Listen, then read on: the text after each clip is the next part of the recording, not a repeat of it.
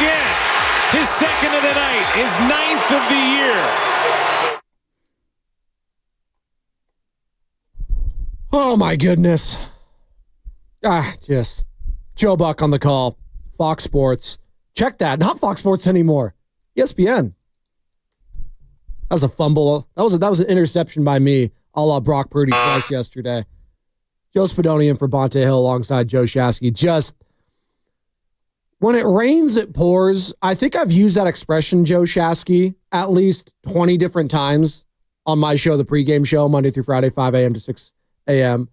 And you just come away from that game. Amazing first half.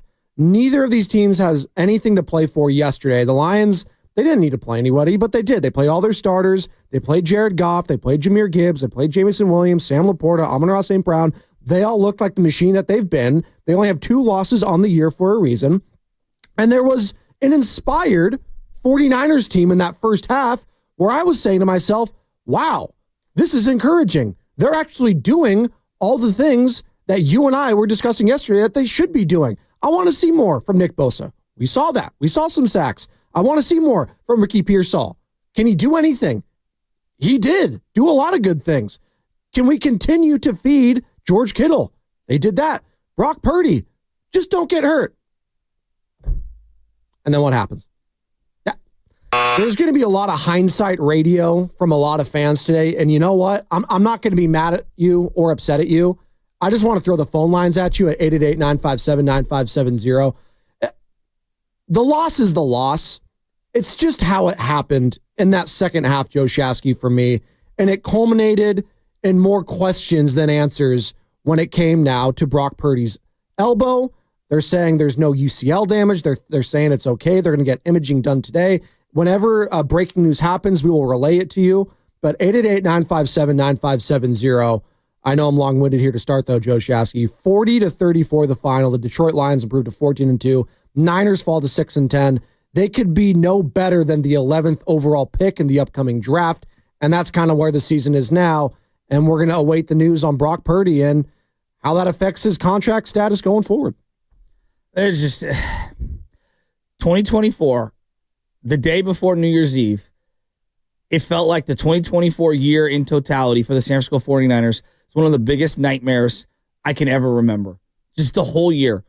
From losing the Super Bowl to losing your superstar running back, losing your brandly minted wide receiver 1, Deebo Samuel falling off a milk carton.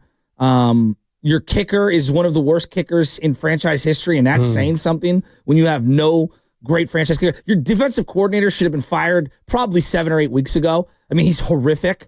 You've got the GM punching air in the press box. I mean, it's a complete unmitigated disaster. And then your quarterback, it was a microcosm. This game was a microcosm of the year Brock's had.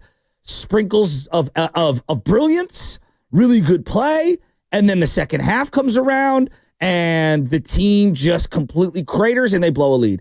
And then, not only do they blow a lead, they have an opportunity to salvage it, and the thing that this guy hangs his hat on, accuracy, boom, let me airmail one. Not one, but 2, back-to-back interceptions, because one gets wiped away because of a defensive penalty, and quite frankly, it was a horrific overthrow.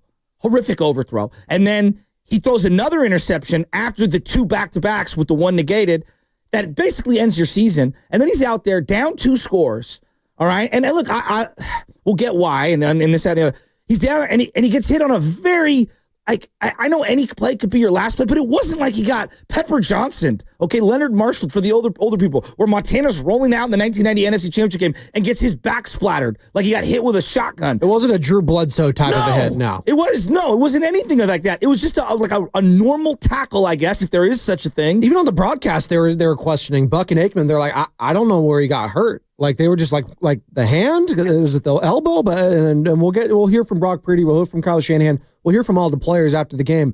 But yeah, you're right, Joe. Like, it didn't look vicious. No, and then which brings its own level of concern. And it's like, look, on this level, I feel really bad for Brock Purdy. I don't know if he's hurt. We'll find out whether the severity of it, everything. It didn't look good, and I certainly didn't like his body reaction on the sidelines. And it's going to mask that he played horrible again in the second half, which sucks. right? It does. And yes, the kicker let him down, and the defense can't stop a freaking nosebleed, and he's playing in front of a patchwork offensive line. All those things are true. But you know what? Part of being a great franchise quarterback is that you're going to go 3, 4, 5 week stretches, and sometimes it's a whole year where you got to eat a poop sandwich. You just do. Like, if you're one of the quarterbacks that's lucky enough to play a decade in this league as a starter, there are years that you can't control. And I thought he was excellent, and Shanahan was excellent until they got a lead, and it was about 5 minutes to go in the third quarter, and it just all fell apart. And it was a total microcosm of 2024. And now we're sitting here on New Year's Eve as the year is about to wrap up. Does it feel like New Year's Eve, by the way? It doesn't after that loss. By the way, this year over so bad. By the way, 2 horrible losses. You think you want this year over? The Niners do. I think the Golden State Warriors do as well. What a tumultuous season this is. I know, but 2 bad losses yesterday in the Bay Area. One of them on our airways. Cavs 113, Warriors 95. Maybe we got to have a Stephen Curry conversation at some point too. But right now, we want to take your calls at 888-957-9570. And shout out to those watching on YouTube. Joe Shasky, brought to you by Golden State, serving the Bay Area for 3 generations. When you succeed, we succeed. Visit goldenstatelumber.com. We are streaming on Twitch, Twitter, and YouTube, all powered by First NorCal Credit Union. For a low-rate auto loan, apply online or just ask for First NorCal financing at the dealer. It's just, for everything last year that went right for the 49ers and last season, I'll say, everything's just gone wrong this year. It's been horrible. For every good luck opportunity, for every healthy player that they were able to have, a healthy season of Christian McCaffrey. I know how it ended with Dre Greenlaw in the final game in the Super Bowl, but for the most part, they were amazingly healthy last year. You had Mr. Irrelevant being an MVP candidate last year. You had the Offensive Player of the Year. You had the best tight end in football. You had second team All-Pro in Brandon Ayuk. You had all these things going for you last year. You get to overtime against the defending champs. You were so damn close.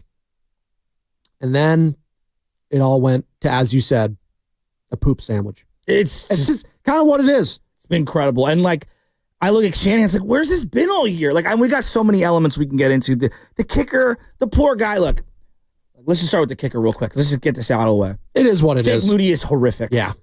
You can't defend it. You can't defend the 3rd-round pick. You can't defend the player anymore. At one point, he was 3 of 15 from 40-plus yards since week 3. 3 of 15. He missed an extra point. He missed 2 field goals. Why is Shanahan even kicking the second one, the 58-yarder? It was I know it was 4th and 10, but what are we doing? On 3rd and 10, you know where you're at on the field. You got to cut that thing down. You can't be throwing a 15-yard pass in that situation. Get 5 or 6. We're going for this. My kicker has 0 faith, and the poor guy, he's a child. He's a young man. I know that you could serve our country and you could die for our country at 21. He's a young man. I feel bad for him. He should not be kicking for the Niners anymore. Both can be true. It's okay. We know what kickers are in the NFL. If people are calling for Justin Tucker, if Ravens fans are calling for the greatest kicker of all time, and he's looked pedestrian at best at times, and he's missing extra points, it's okay to say, Jake Moody, you're not it, dude. That's the nature of the position, and he should understand that. And credit to the real leader of this team throughout all season with his play on and off the field, and what he's had to say is George Kittle. I totally Because he even went to him, put his arm around him. Hey, man, are you feeling confident? Jake's like, yeah, I feel confident. He's like, then I got confidence in you. And that's a good leader, and that's something I want to highlight today because with everything that's gone wrong, and yeah, we want to move past this season and this year as it is New Year's Eve, I want to highlight George freaking Kittle, who's going to be first-team All-Pro, if not second-team. It's going to be either him or Brock Bowers. I look at the stats and what he's been able to do with fewer receptions compared to Brock Bowers is amazing. He has double the touchdowns. So in a season that's gone wrong, George Kittle has at least shown to be the bright light. And if you can, and I know there's rumors and rumblings that he's going to get extended, God, that would be a great little consolation to this season, extending a guy like that and making sure he stays in a Niners uniform for the rest of his career. But that was just kind of it, right?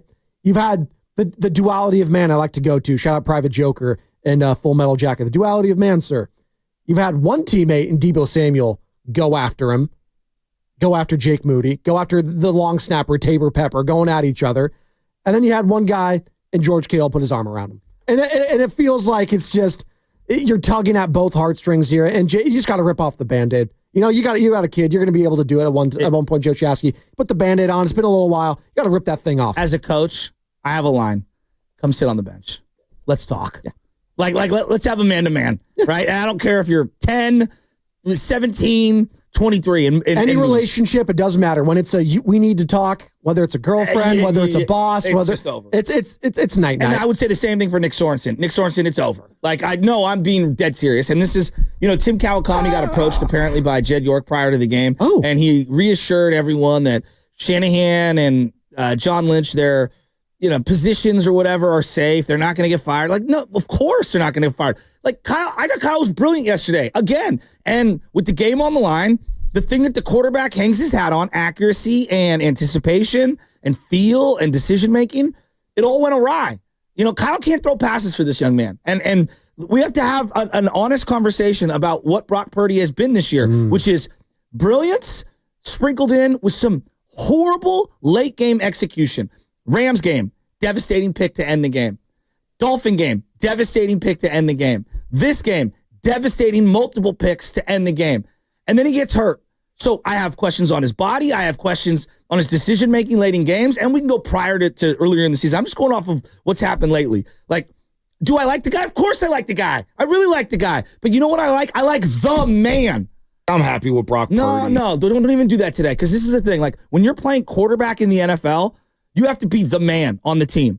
And I understand that there's stages to that, right? When you're in the embryonic stage, you're in that embryonic stage, you're not going to be the man right away. And there are certain teams that you go to where there are other men that are set up in place. Yeah. But like, I'm watching a guy right now in Brock Purdy, the poor guy, the best play he had was that scramble run. And he had a couple of great throws. I want to be real. Great throws in this game. That scramble run was old Brock. It was like, wow, that's the confident Brock in the red zone. He boom, and then ran decisively. And then I don't know what happens in the second half, but the separator from the good quarterbacks to the great quarterbacks is when the whole stadium knows you need to drop back and pass and win the game with your arm, can you do it? And right now, the evidence for this season is that he can't do it. And now I got question marks on the elbow and the shoulder and the arm and all that. It's just, he's not the man right now. Does he deserve a pay raise? Yeah, at some point. But the money can all go to the side. I got way more question marks on this guy right now. Long-term health, decision-making, arm strength, accuracy in the fourth quarter. He's crumbling. And the biggest question mark right now is his elbow. And whatever news comes out, we'll relay the information here. Again, they're saying the UCL checked out. They did some tests. Looks okay. They're going to do some imaging today in regards to Brock Purdy's elbow. But you're right. For a guy that already had limited arm strength coming out of Iowa State, that's why he was drafted in the 7th round. That's why he was the last pick in the draft, size, stature. But also a reason why he was drafted was because he turned the ball over a lot in college. And we're seeing that a little bit here. Again, for everything that was going right last season, it's going wrong this season. Health-wise, everything going right last year. They found ways to win last season. Now they're finding ways to lose constantly. And that's what's concerning to me, finding ways to lose. Because that was a game, I'm not going to say you should have won. I'm not going to give, the Niners aren't in that position where I'm not going to say they should have won this. No, they could have won it, but they didn't.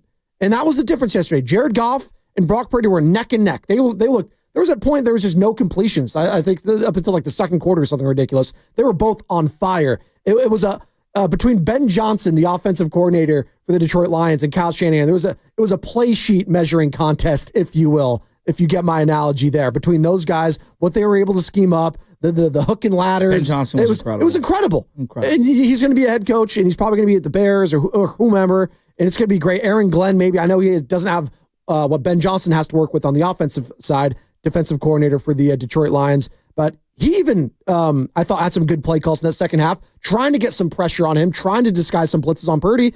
And to Brock, it was just not even the blitzes or pressure. It was just, what were those throws? Well, just the one to Pearsall over the middle, the safety's just sitting there the whole play. And Troy Aikman's like, what are you doing? Real quick, you said that, over the middle. That's where Brock Purdy and this Kyle Shanahan passing offense lives. So it's one thing, because I don't think much of his arm strength. So like when he's throwing outside the numbers and it's a floater and it gets picked, it's like, okay, that's a lack of physicality right there. The Juwan Jennings throw over to the sideline right before the Moody miss. Yes. He just fluttered one out there. Fluttered one out there. Yeah, and Troy Aikman talked about on the broadcast. God, I love when Troy Aikman's on the broadcast. He's so authentic. He's just so good.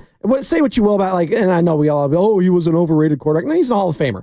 Guy knows what he's talking about. He's very good at talking about it. When I listen to a guy like Tom Brady, who's still learning how to speak on a broadcast and stuff like that, it's so refreshing to hear a Troy Aikman, who's a seasoned pro, both as an actual player of the game and a broadcaster when he's talking about both these quarterbacks and Jared Goff and Brock Purdy, who we both talked about in the game, are very similar with their skill sets. Yeah. Arm strength wise, I think Jared's a little bit stronger.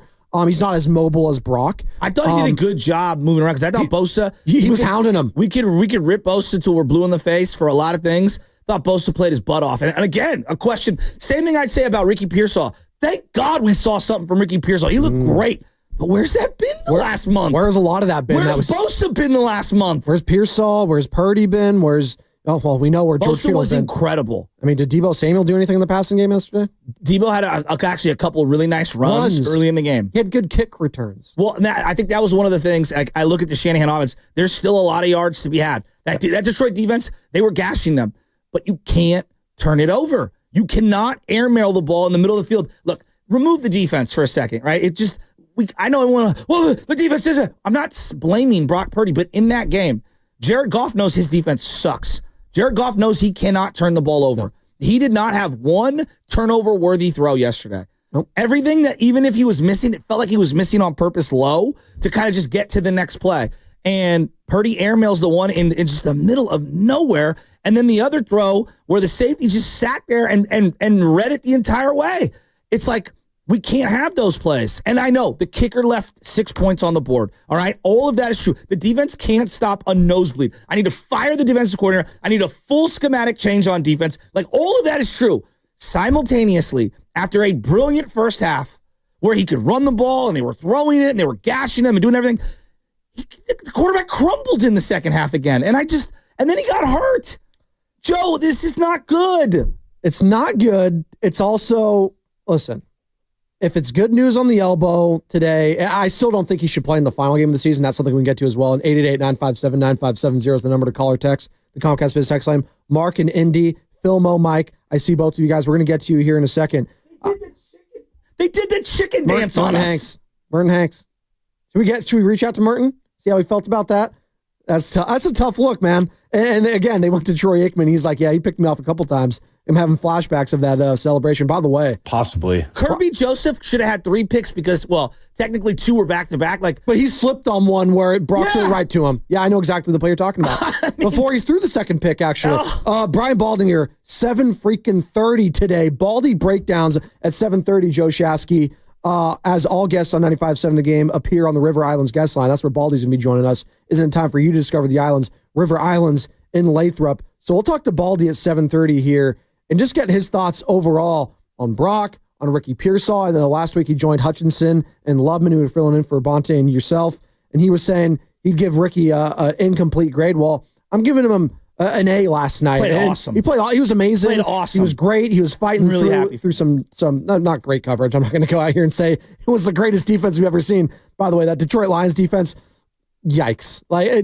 Good luck against Minnesota next week, even though you're at home. Like Jared Goff, he has to be perfect every single week for them. They have to score 50. Yes. They have to, and they almost did. And we saw that against the Buffalo Bills a few weeks ago. Like, it was just a shootout after. It was just, that's the game. And it's amazing they're 14-2, by the way, just given where this defense is, losing all those players. So, yeah, it's this 49ers team, I tell you this, Joe Shasky. This year can't end quick enough. They can't end quick enough. This is going to be the most difficult offseason in the history of the Kyle Shanahan, John Lynch era. It's not even close to Let me react to that. This is going to be the decisions that they are going to have to make on this team, top to bottom, whether it's financial, whether it's the kickers. It seems like the easiest decision to make right now is just to cut Jake Moody. But what do you do with Deebo Samuel? What are we going to be doing with Brandon Ayuk? What are we going to do with this offensive line that looked actually pretty decent yesterday for the most part without Trent Williams in the starting lineup, without some of your starting guys, without Aaron Banks, et cetera, et cetera. So there's so much to get into. And this segment was brought to you by the Inn at the Tides. The Bayview restaurant is delighted to announce the return of their popular winemaker dinner series, 5 evenings of exquisite wines from the best local vintners, expertly paired with a delicious 4-course menu. Reserve your spot today at inatthethides.com. I'm Joe Spadoni filling in for Bonte Hill alongside Joe Shasky. You want more of your calls, more of your text. Reaction on the other side. Mark and Indy, Philmo, Mike, Adrian and Hayward. We'll get to all of you as the 49ers fall to the Detroit Lions 40-34. More of your reactions next, right here on 95.7 The Game.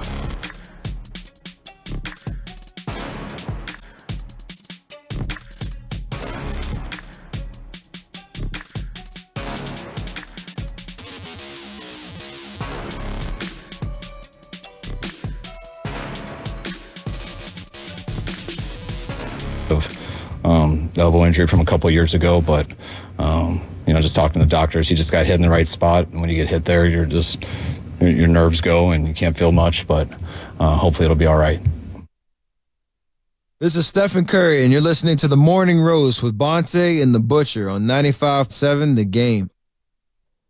Thank you, Steph. Spadonian for Bonte Hill alongside Joe Shasky. You heard from Kyle Shanahan there on the level of concern with Brock's injury.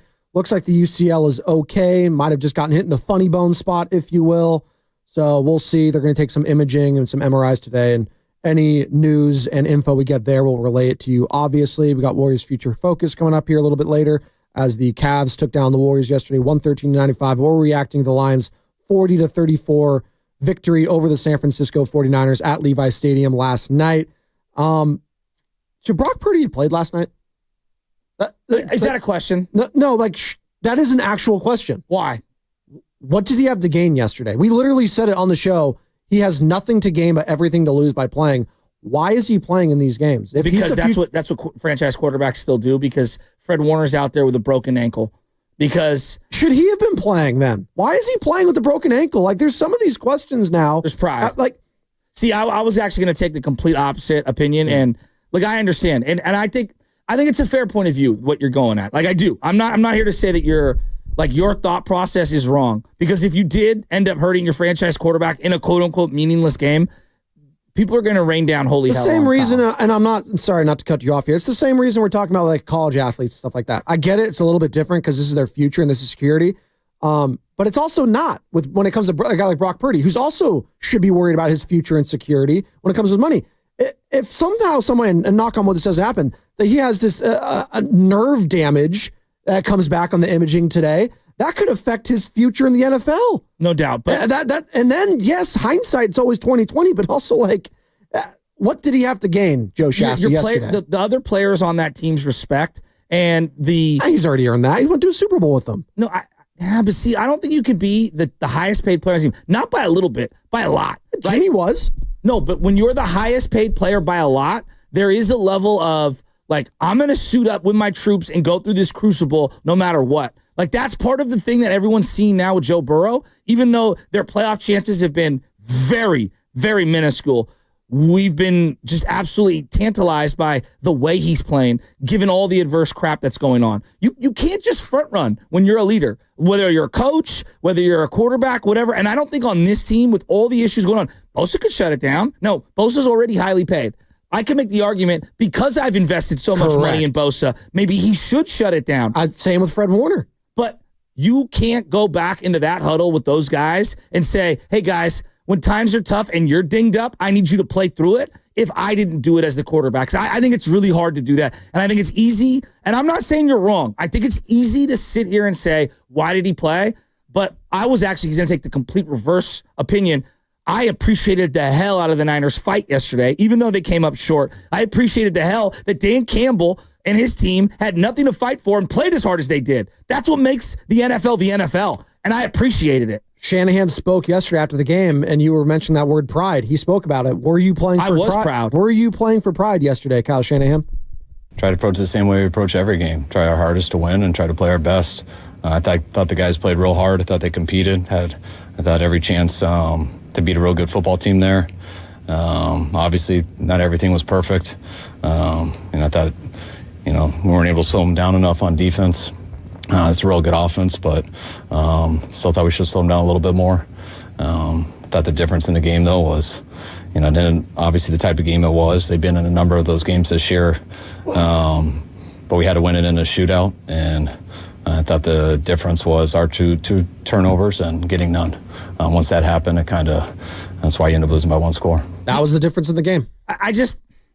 There's a credo I live by. It's called respect the game, right? I tell this to all the kids that I coach. I try to use this as my own kind of barometer. I'm not pretending I'm some high level athlete. That's not what I'm trying to say. But my dad taught me, go out there and respect the game. And if you respect the game will respect you back. And there's times you're going to fall short, and times you're going to get a lip out as a putt that you miss, or you're going to hit a line drive shot to the third baseman and knock it out of the batter's box. That's part of it. But every now and then you're going to hit that blooper. And if you respect the game, you're going to get the benefit of the doubt and the ball's going to start bouncing your way. And I know that sounds so stupid and so superstitious, but I'm a big believer in respecting the game. And if there are games to be played, within reason, you go out there and you play them and you respect the game. And I just, like, would Ronnie Lott have suited up?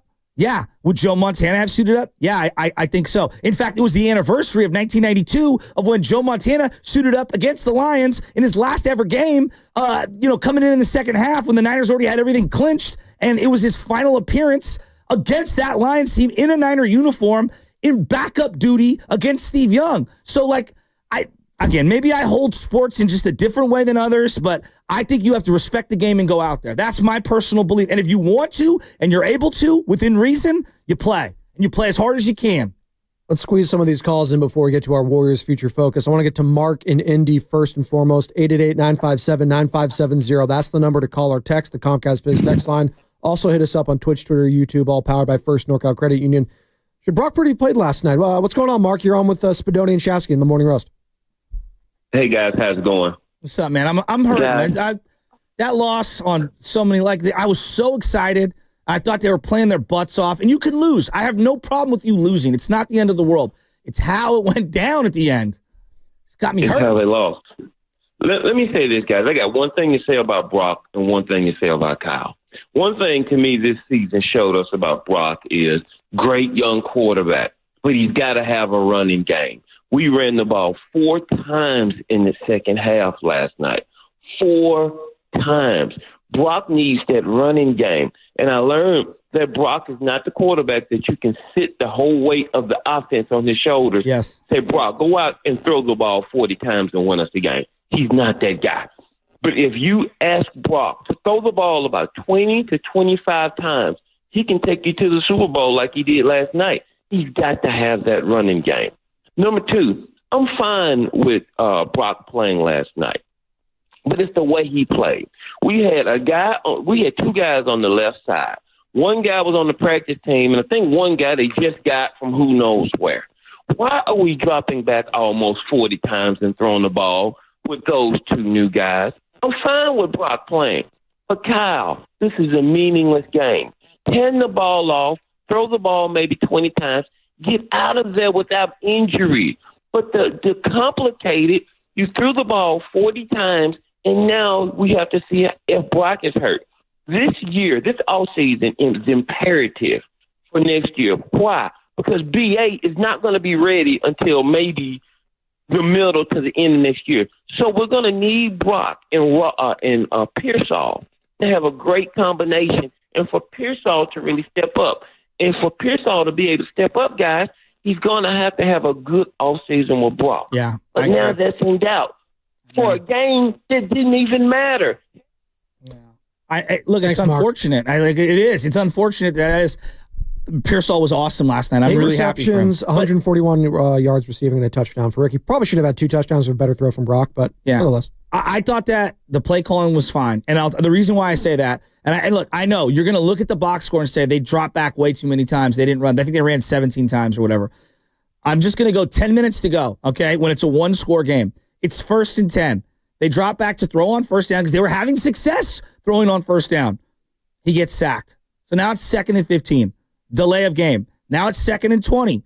Okay? You got to throw again. It's 2nd and 20. All right? You're trying to win the game. You got to throw again. Now it's 3rd and 5. All right? You got to throw again. So, like, all I'm saying is that if you actually go through down and distance and where they were at, it made a lot of sense. And I get you looking at, believe me, I do. I get you look at the box score, quarterback got hurt at the end, and you say to yourself, like, they threw way too many times. What are they doing? But if you watch other quarterbacks around the league, when you're down a score, yeah, you're going to end up probably dropping back and throwing the ball more against a team where they had a graphic where there were 9 guys that were potential starters who weren't available because of injuries. They were a mass unit, Detroit. See, that's why I was concerned for Brock, and if I was Brock's agent, I would sit down. I get it. It's not going to be a great look, as you were saying. Maybe it doesn't go well in the locker room, but you know what? It's going to help my finances going forward. After this team was living for the playoffs, I would have gone to Kyle Shanahan, John Lynch. He's like, you know what? I might have to shut it down this year. I've had some injuries already with my shoulder. Let's get this thing cleaned up potentially if it needs to get cleaned up. Let's start this process now because I can only lose money at this point if I'm Brock Purdy. Like, I can have a great first half like I did yesterday, Joe Shesky, and then I can have a disaster second half, and then I can get hurt on top of it. And now my money and my finances, my future could be in question, could be in doubt heading into this offseason. Yeah, but part of playing on a team, like I hear you, and I get you have to think we about. got Warriors future focus here in a second. So I know you got to think about your family and your money and all that, but you also got to think about your teammates, right? And I'm not trying to turn this into CYO or high school or college or anything, but you got to look in that huddle. And you can't be the signal caller in the huddle if you're the one that's tapping out, and tell other guys, hey, when you're hurting and you're playing with a high ankle sprain, Trent Williams or whatever, and it's December, I need you to suit up, right? Like, I think it's easy to say. I think it's harder to actually go out and do. You got it. If you're healthy enough to play and the doctors don't think you can get hurt, or further injure whatever injury you might currently have, you respect the game and you out and play. We're going to pick up this conversation on the other side. Philmo, Mike, Adrian, hey, we're going to get to you. We got Warriors Future Focus coming up here in just a few seconds as the Cleveland Cavaliers defeated the Golden State Warriors last night, 113-95. Just an ugly, ugly game. That's twice now. They've just gotten absolutely boat raced. One in the first half against Cleveland, in Cleveland, in the second half now at Chase Center. But go ahead and hit it, Sammy. Warriors Future Focus.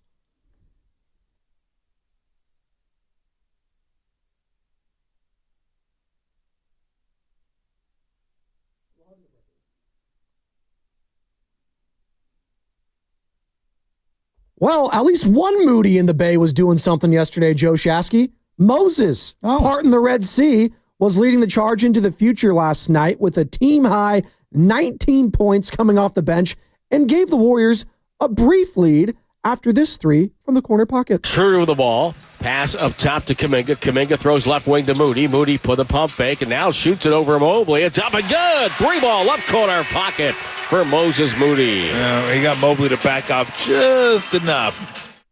Tim Roy and Tom Tolbert on the call right here on 95.7 The Game, your home for Golden State Warriors basketball. And that was Warriors Future Focus. And just like we love the future of the Dubs, Peralta Community College District encourages you to love your future too. Go to peralta.edu and apply today. I am a former Peralta student, so I highly recommend that, and all community colleges in California as well. Big supporter of that. Shout out Monterey Peninsula College as well. Joey. Oh, yep. You're asking about the Brock Purdy thing, and I think it's fair. Like, a lot of people are going to ask, like, well, why did he play?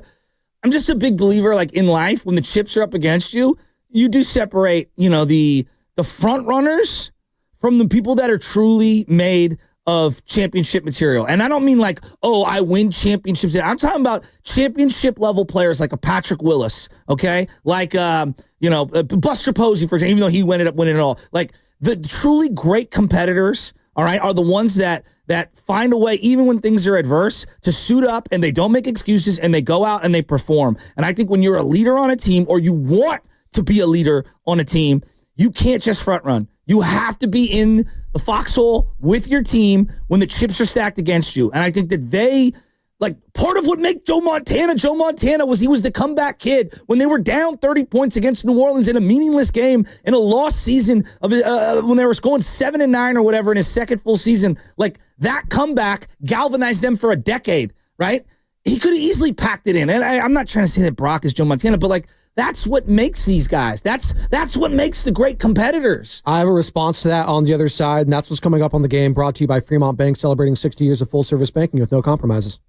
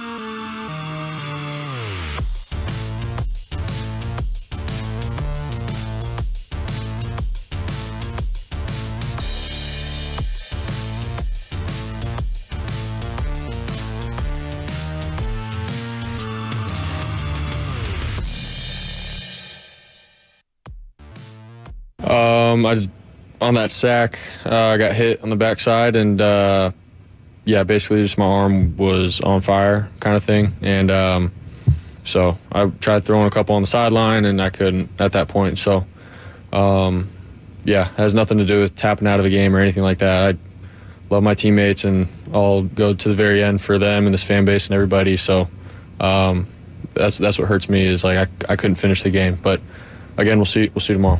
This is Adam in the City, and you're listening to The Morning Roast with Bonte Hill and Joe Shasky on 95.7 The Game. Spadoni in for Bonte Hill alongside Joe Shasky here on The Morning Roast. That was Brock Purdy talking about leaving the game yesterday due to an elbow injury. Again, UCL appears to be okay. They ran some tests yesterday, but they're going to do some more imaging. MRIs being taken today. And again, any information, any and all, we will relay that to you.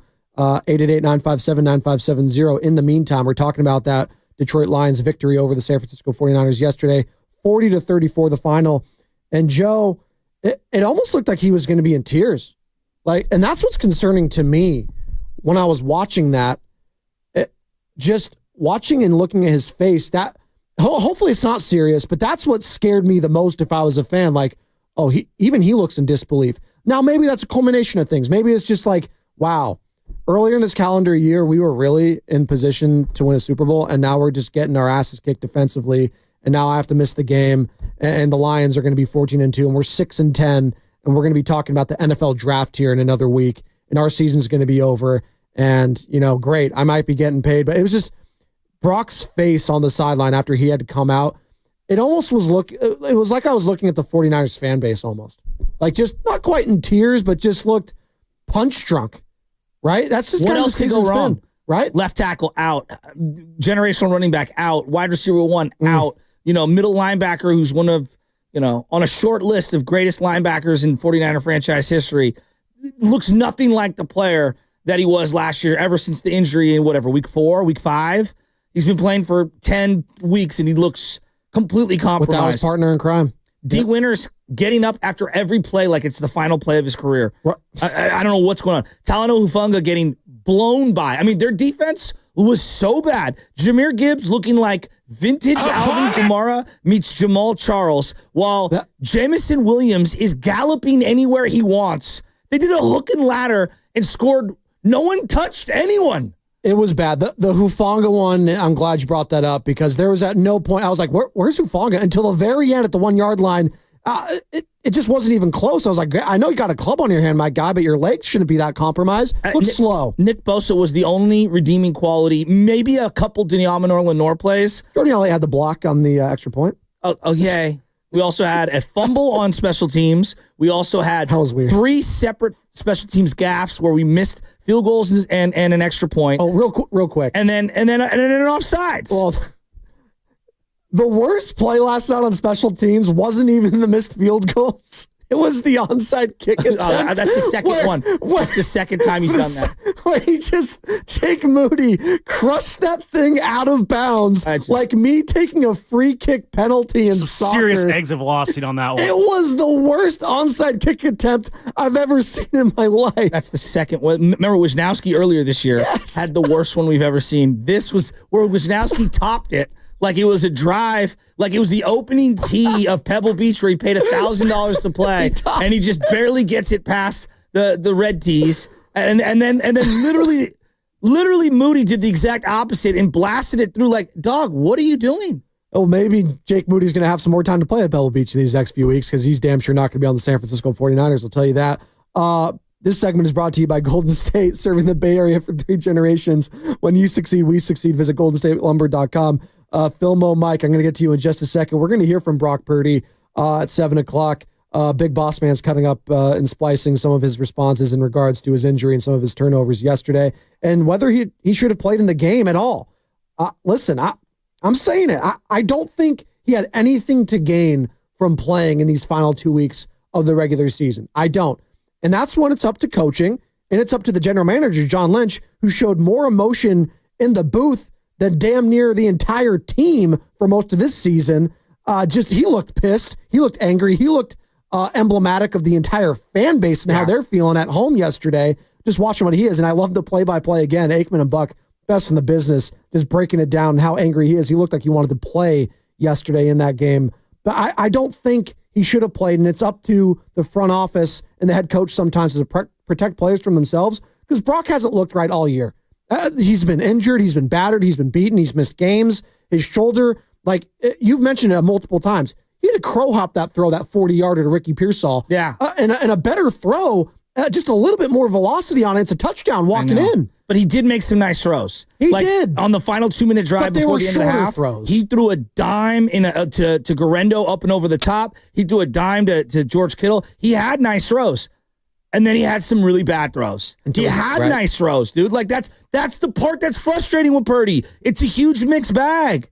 It really is. Now, your point about the organization shutting him down, that's a different conversation. I'm talking about the player. So, like, I think that's a fair point. Like, they said this with Dre Greenlaw. Sometimes we have to protect Dre Greenlaw from himself.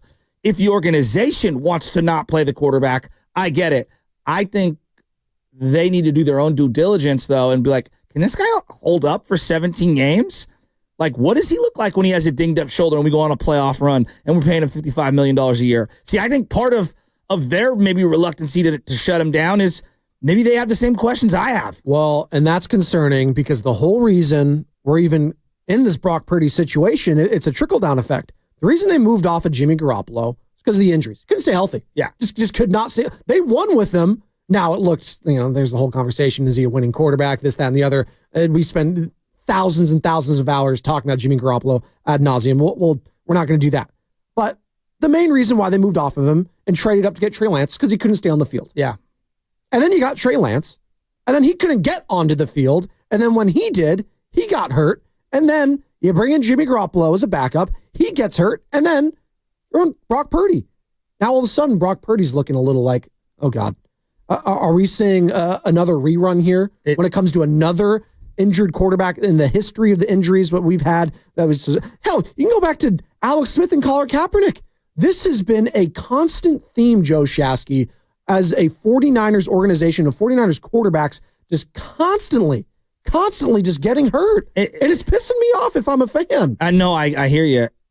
And the part that sucks the most is you thought you were going to marry this guy with a 5+ year contract and he would be your 8 to 10 year solution. Now, I don't know how anyone could feel like this is your 8 to 10. I'm not saying you get rid of him. I'm not saying I'm done with him. I'm not saying this. Jared Goff at one point was at a crossroad in his career.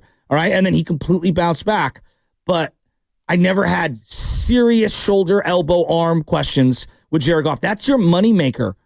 That's your moneymaker. And your confidence, your accuracy, those things can wane at times. Like they can be a moving target, almost like a relief pitcher. You know what I mean? But your moneymaker? This is a big one. Yeah, no, it is. Shout out Chris Moneymaker, and going all in. Filmo Mike, he wants to join the conversation. 888-957-9570 is the number to call or text. Hit us up on Twitch, Twitter, and YouTube. What's up, Filmo? What you got, man? Hey, man, I got a lot to unravel. But first of all, your name is so beautiful. Do not allow anybody to call you Spadone anymore. It's like calling San Francisco San Fran. Hey, you know what I mean? Some people, I appreciate that, man. Real talk. My last name is Fontella. Somebody be like, Font. I'm like, nah, bro, you got to say the whole name, Fontella. Anyway, with that being said, Moody, let's get on him first. Oh my God. I got like 3 things to get on. Moody. So Debo came at you with the tough love. You didn't respond to that. Kittle came with the softer approach. You know what I'm saying? There's 2 ways to lead, for real. Draymond was talking some other stuff. There's 2 ways to lead. Either you're going to get on somebody or you're going to, you feel me, take a softer approach and try to, like, nurture them up. Put your arm around them. Yeah. Yeah. Neither of them worked. I don't know what to do with Moody. I don't know if you do an intense training camp battle with him. I don't know if you just let him go. Hutchinson said, don't just let him go, but that was before the game. Also, the defense. Oh, my God. I don't know if it's a lack of talent, or if it's the scheme. But 7-8 yards off the player, 10 yards off a player when it's 3rd and 6, 3rd and 5. Why? Why not make it tough for him? You don't know what's going to happen. I mean, or switch it up. But to do it every time. Filmo, and then. Filmo, before you move off that, it was 4th and goal from the 4-yard line, okay? Oh my God. And they were 1,000 yards off of Amon-Ra St. Brown, who's one of the great slot players in the game. He turned around and Troy was like, well, it's like a pivot route, but no one was guarding him. And he's just like, I'll just back in. Then later on, at like a 50-yard line on one of the final drives, Laporta's wide open on the exact same soft zone, backed off coverage play. And you could see they panned to John Lynch both times. John Lynch was ready to kill someone, just like I was. It made my head explode. No, seriously. It's like, why are they this open on crucial plays in the down? I understand they like to run zone. But why not when it's 3rd and 5, 4th and 5, 4th and 8, 3rd and 8? Clamp up. Why not place the man? Clamp up. Switch it up. Do a cover shield. Do some Vic Fangio. One side man, one side zone. You feel me? Like, I don't get that. I got to give it up to I got to give it up to Bosa. He played good. Bosa, now he's overpaid. Maybe we could do something. He probably won't do a restructure. I don't want to trade him because he played with heart, man.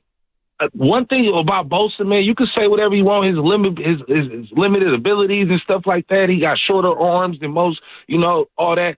But he played hard. He didn't have to come back into the game. He got hit. Did you see when they slowed it down? Yeah. What his head and neck did? I know he's sore today.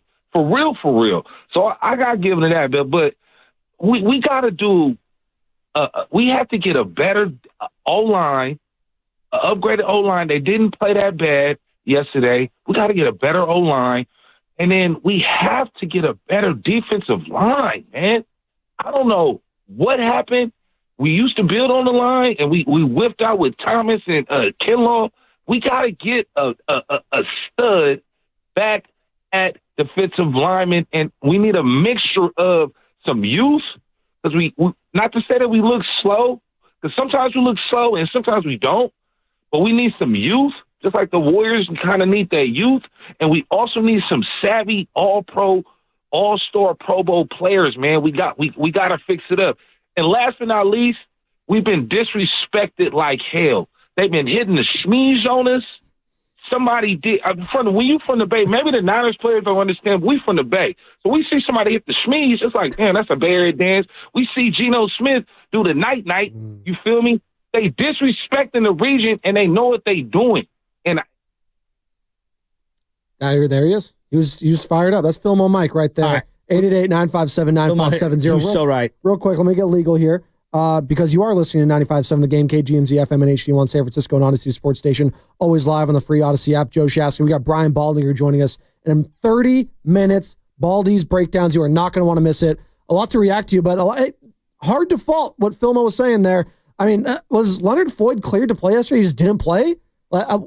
Did we get any, He stinks. It wouldn't have made much of a difference. He's supposed to be your second best player on the defensive line. No one's talking about him. You invested the money in him. What? That play he stinks. Where Nick Bosa. That's how. Real quick. That's why I have a hard time getting on Nick Sorensen, because the team might just stink defensively. No, I know. The players might just suck. It's one thing if guys are getting burnt and left in their dust. It's another thing when I watch and your schematics are like, what are you doing? Clearly John Lynch, who's played at a high level and played secondary, was like, what are we doing with this zone coverage? Am I wrong? No, you're It wrong. wasn't just like, a guy made a great play on another guy who's draped on him, but he's just a better player. That's Kyle Shanahan, though. Isn't the wide nine his baby? Oh, that needs to go complete. Where's a piece of paper here? Let me do the auditory sound. Wide nine, and whatever this Seattle scheme is, throw it in the garbage. Get it out of here. You're like the Warriors last night you missed. A complete reshuffling. Let me read you two stats. Because Nick Bosa got hit yesterday, and in that hit where his shoulders came in, where Okawanu hit him, that looked like a Dennis Byrd type play. You don't know? Do you know Dennis Byrd? Do you remember this? No. Okay. He was a New York Jet defensive lineman or outside linebacker, and he got hit by his own teammate going around a quarterback, and he got paralyzed. Oh. Yeah, and it was the same thing where his head went in and it broke his neck in the back. That was that kind of a scary hit. No, again, that's stuff like that. You have that much money invested in a guy like Nick Bosa. Again, he played great yesterday. I would be okay with guys like that. Maybe if Kittle wants to win the, again, like I said, the tight end, the yardage leader at the end of the season, play him. If he can get it, great. If not, just shut it down. Some of these players next week. Last night was a meaningless game. Next week is for sure a meaningless game in Arizona. Real quick, Joe Shasky, because we've been teasing it all, and I want to get your thoughts on it. Brock Purdy, after the game, his injury status, how he is feeling, the turnovers, all of that. Shout out Big Boss Man for cutting this up, splicing up real quick. Here's Brock Purdy. I'll play it, Sammy. After the game last night, talking to the media. Indication about the status of your elbow? Nothing right now. We're going to get an MRI tomorrow and see. So, concern to you at this point? I mean, it doesn't feel the best, but just leave it at that. So we'll see tomorrow. Can you describe what happened? On that sack, I got hit on the backside, and basically just my arm was on fire kind of thing. And I tried throwing a couple on the sideline, and I couldn't at that point. So, yeah, it has nothing to do with tapping out of a game or anything like that. I love my teammates, and I'll go to the very end for them and this fan base and everybody. So that's what hurts me is like I couldn't finish the game. But again, we'll see tomorrow. The arm's on fire. Is that similar pain to what you had in Philly? A little bit, but we did some tests with like UCL stuff, and I'm good in that regard. But we just got to go get imaging on it tomorrow and see the whole thing. So Coach Caution had mentioned that it was more of a nerve thing, kind of like loose feeling, which puts me in the mind of like hitting your funny bone. Or are you saying being that it was on fire, it was like a sharp pain shooting up and down your arm? No, it was in the moment. Like I said, it just felt, I don't know, heavy in a sense. So tomorrow we'll have an answer. So I'll leave it at that. Now, obviously, health is going to dictate, but do you really want to, push to play on something? 100%. If we got a game, regular season game that we have an opportunity to suit up and we're healthy, man, yes. For my guys, for this organization, I want to finish the season with our guys. Relate to some of the outside noise that players should sit out a game to retain their health going into the next season. That's something you can even comprehend. I don't even know if that's really a thing. I don't know for sure if that's even a thing in the NFL. Obviously college with going into the draft and stuff, but with, we're here, we're in the professional level and this is as good as it gets. So for me, it's like, why wouldn't I play for my team and try to get some momentum going for the next year with our guys and make a statement to everybody here and that's going to be here next year that, I'm a competitor and I want to be out in the field any chance I get. So that's my mindset. He's the future of the team, and that was Brock Purdy after last night's game, talking about everything. You are the future of this team. We are going to invest maybe $50 to $60 million in you. Yes, that has to come into the equation, whether or not to play you in these last few games. If I'm investing that much and I'm playing in meaningless football games, like you mentioned Joe Burrow. Joe Burrow's still technically playing for something. If the Niners were technically still in the playoff picture, it's one thing, but they're not. They've been out. They're cooked. They're done. There's no point in playing a guy who's already missed a game this year, who's already had multiple arm injuries, who may be dealing with off-season surgery. There was no point in playing last night or playing in next week for sure. If he plays next week, that is organizational malpractice if he plays next week. Okay, I just want to make sure that I'm clear on this. Makes no sense. So only when your interests are completely aligned. It's the organization's interests. They're paying him. They're going to be paying him and potentially resetting the quarterback market. But they can't control that kind of like. No, they can't control. Don't play him. Well, I would say that take the other point of view. The season's cooked. No, like the great players of all time still play when there's nothing to play for. You still, if you can. It's one thing if you have like a broken leg and you can't physically play. It's another thing if like, hey, I'm requiring off-season shoulder surgery for sure. And I need to, like Dak, for example. Dak was going to have a surgery and he needed to get shut down so that he can be ready for all the OTAs and then make him, like, that's a different conversation. If they believe that the doctors that he's healthy enough and he's not going to ruin his offseason and all that, no, you play. You play. I'm sorry, you play. That's my personal belief. And the other part is like, because of the tackle that hurt him, like, it gives me even more caution on wanting to pay you. Like, I don't just pay anyone $60 million a year because you played good 2 years ago. I play you based off what I think you can do moving forward. And then also, like, when I pay you $60 million, and let's say we start off 1-6. Oh, do I shut you down again? I'm paying you $60 million a year. Like, I already did it once. Should I do it again? Like, no, I'm sorry. I disagree on that. Should Brock Purdy have played last night or not? And should he make the decision, or Kyle Shanahan and John Lynch make the decision? Like that's the one for me right now, is the decision and all that. That's one thing for Brock to want. He clearly wants to play. But and you're a father now, so we'll go to this. Part of being a parent or being in charge of someone or being a coach, being a boss. We got Big Boss Man helping Sam Lumman in the back. Like, you got to protect your assets, protect your children, protect your employees from themselves at times.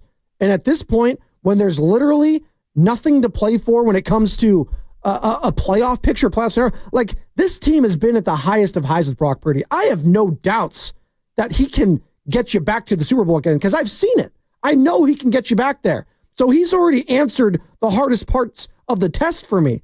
Right now, the only question marks I have are health related when it comes to Brock Purdy. Which is why I want to see him play and finish the season out. No, that's why you don't want him to play right now, is to protect him from himself, because clearly he has issues staying healthy. But he was playing brilliant in that game. Until he wasn't. I know. And so, like, had he never went down, would this even be a conversation? And it was one of the final plays of the game. No, but he did go down. That's the problem. Well, I would say that I'm more concerned by the nature of a very innocuous sack getting him injured that much. Like, that gives me way more pause than the actual event of him getting injured. Like, how he got injured is way more dramatic than them choosing whether or not to play him. You're healthy enough, you play. Like, quarterbacks lead. You have to lead by example. You have to go out there and play. You can't just play when you're front running and everything's going well and you have a playoff spot.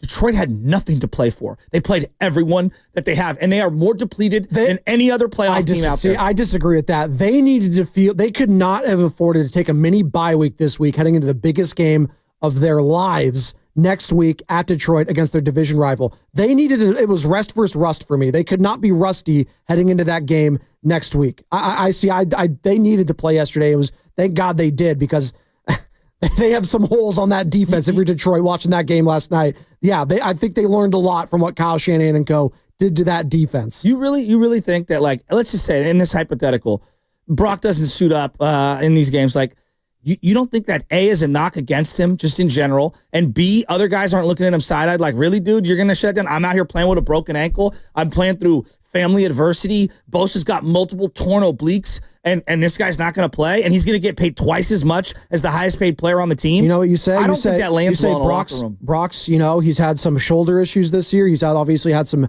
health issues with that elbow. We're going to, shut him down right now to conserve him. We look forward to having him in training camp next year.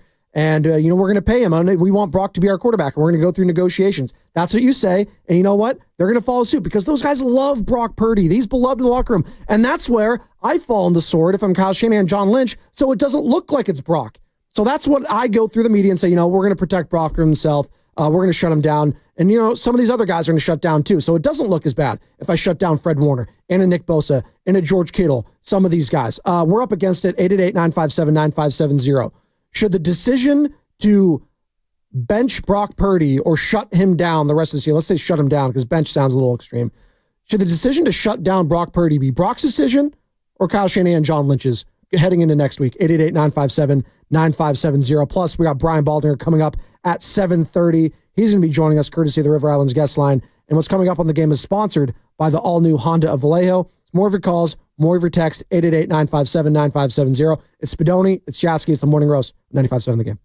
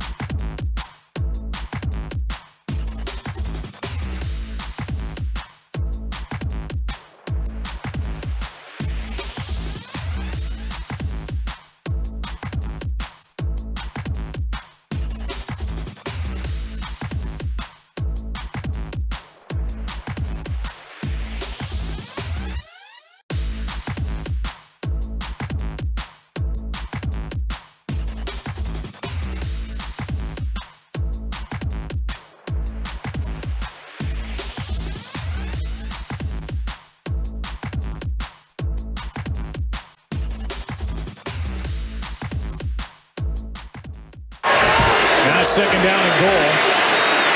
Purdy fakes the throw into the end zone. Touchdown 49ers. What's going on, Roasters? It's Brian Baldinger with the NFL Network, and you're listening to The Morning Roast with Bonte and Shasky on 95.7 The Game. Spadoni in for Bonte Hill alongside Joe Shasky. That's Brian Baldinger. You're going to hear him in about 12 minutes right here on 95.7 The Game when he joins us, courtesy of the River Islands guest line.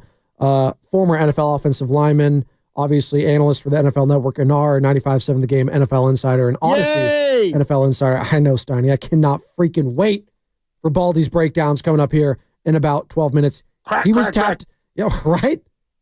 He was tapped in last night. Everyone was tapped in. It was the national game. Like, in a game, again, no one had anything to play for yesterday.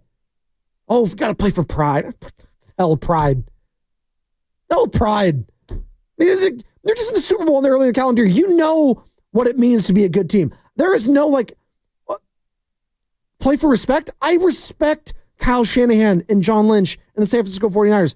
Their respect is at an all-time high for me as far as I'm concerned. Yes, they had a bad season. They've had 4 losing seasons, and they haven't made the playoffs in, obviously, those 4 losing seasons.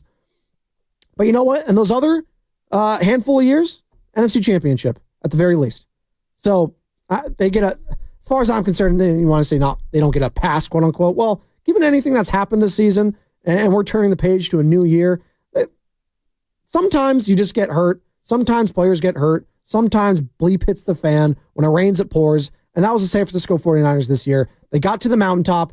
They got so damn close to planting that flag on Everest, but they slipped, fell on their face, stood on their butts all the way down the mountain, and had to start from scratch, and they couldn't do it. And they got a third of the way through and then slipped and found their way back to the bottom of the mountain. Joe Shasky. It happens. It happens. Also, be sure to download the Odyssey app. 95.7 The Game, thousands of other stations, and millions of podcasts are free on the Odyssey app. Sports talk, music, news, and great podcasts like Garlic Fries and Baseball Guys are all available with Sam Lubman and Joe Shasky there. We didn't even get into Corbin Burns yesterday, but we're not even getting into that because there's just so much other stuff in regards to the San Francisco 49ers, the Golden State Warriors, the Giants and the hot stove. They'll be there all winter long. But we got Baldy coming up in 10 minutes. What are you most looking forward to ask him, Joe Shasky? Man, there's so many things like this. I think this defense, it's personnel and scheme. It's both. Complete revamping. There's a handful of guys. Renardo, Mustafa, I thought flashed a little. Fred Warner just needs to get healthy. Lenore. I like Lenore, yes. Bosa. Everything else needs to be upgraded. And I think scheme is a big part of that as well. And obviously the defensive coordinator, he's got to go. I mean, it's just, I need a complete refreshing of the whole situation. Even if it's not his fault, like, you need to signify to the entire organization, like, Kyle, we're going in a different direction. We're done doing this defense that you're obsessed with. Everyone in the league is running press man or some variation of man with scheme designed blitzes and disguised blitzes. Everyone except you. You're running in this modern NFL, an archaic defense that's getting completely diced, and it's so undisciplined, and they look so slow, right? So that's personnel and scheme to me. It's both. Simultaneously, I look at some of the adjustments he made on offense. The play to get Pearsall open on the big chunk play down the field where I jokingly said Brock Purdy had to crow hop into it. It was a brilliantly designed play. It was a mesh crisscrosser, and Pearsall's wide open, and you had multiple guys wide open on that. That was a McVay, Kevin O'Connell style passing concept. I have yet to see a lot of those from Kyle Shanahan, and we saw that. So that's some growth in that area.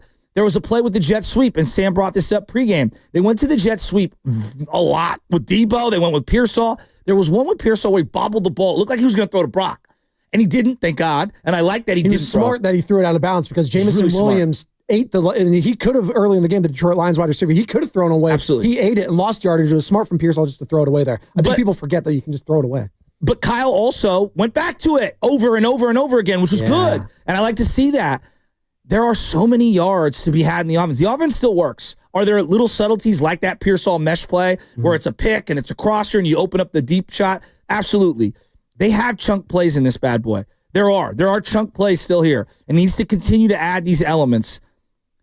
You have to execute flawlessly, though. And there's something about being behind that both Kyle and this quarterback now, they have a problem with. And I don't know what it is. Like, I really don't know what it is. And I want to read you a couple of stats here because they almost feel impossible. Number one, point differential. The Niners are plus 50 in the first half.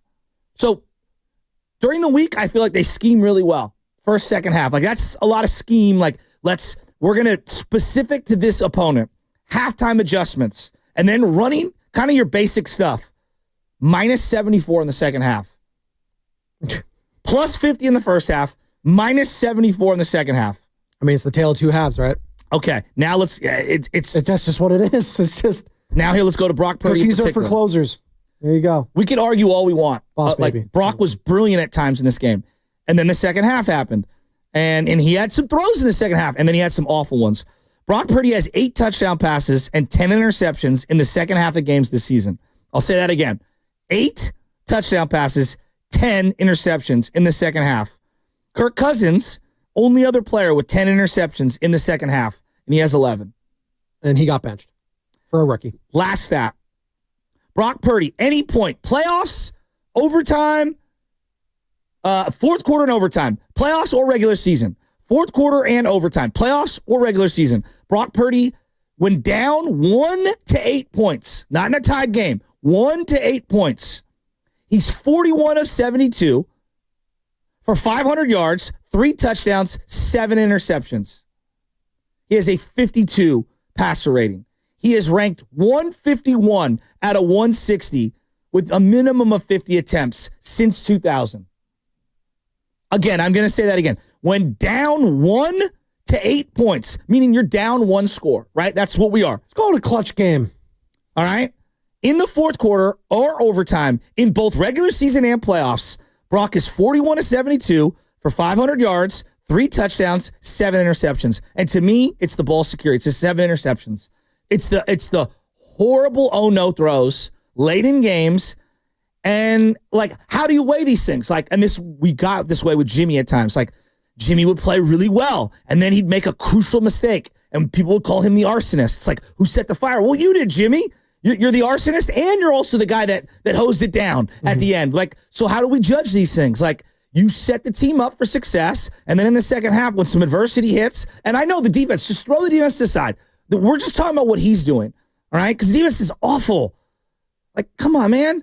You can't throw back-to-back picks in 3 straight weeks in the fourth quarter. That Lions defense wasn't stopping a nosebleed. It wasn't beating a drum. If it was in a boat, they weren't hitting any water if they fell out of it. Like, that's how bad that Detroit Lions defense was yesterday. And you gave them out twice. They weren't stopping anyone unless you gave them a reason to. And credit Kirby Joseph, who him and Jennings were getting into it a couple times, and he backed up, he talked the talk, and he walked the walk. He got 2 picks. He had 2 receptions. He had 1 more than Debo had the entire game, by the way. By the way, was that Debo Samuel's final regular season home game?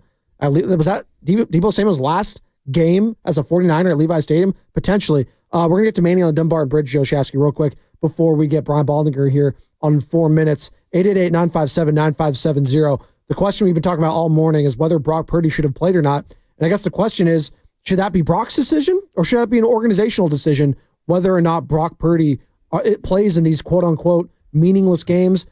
Are they meaningless? I seem to think they are in these last 2 weeks. Shasky says no. What say you? So was it meaningless for Ricky Pearsall? No, but for Brock Purdy, he couldn't have gotten anything. He couldn't have helped his value. He could only have hurt it, and I think he might have hurt it. But what if he had, okay, let me play the other side of this. He, loses a unbelievable back and forth matchup to Goff in that fourth quarter. Let's say he doesn't throw the interceptions and they just lose and he doesn't end up getting hurt or anything. Like, you don't feel better about Brock Purdy even in a quote unquote meaningless game? Every game matters.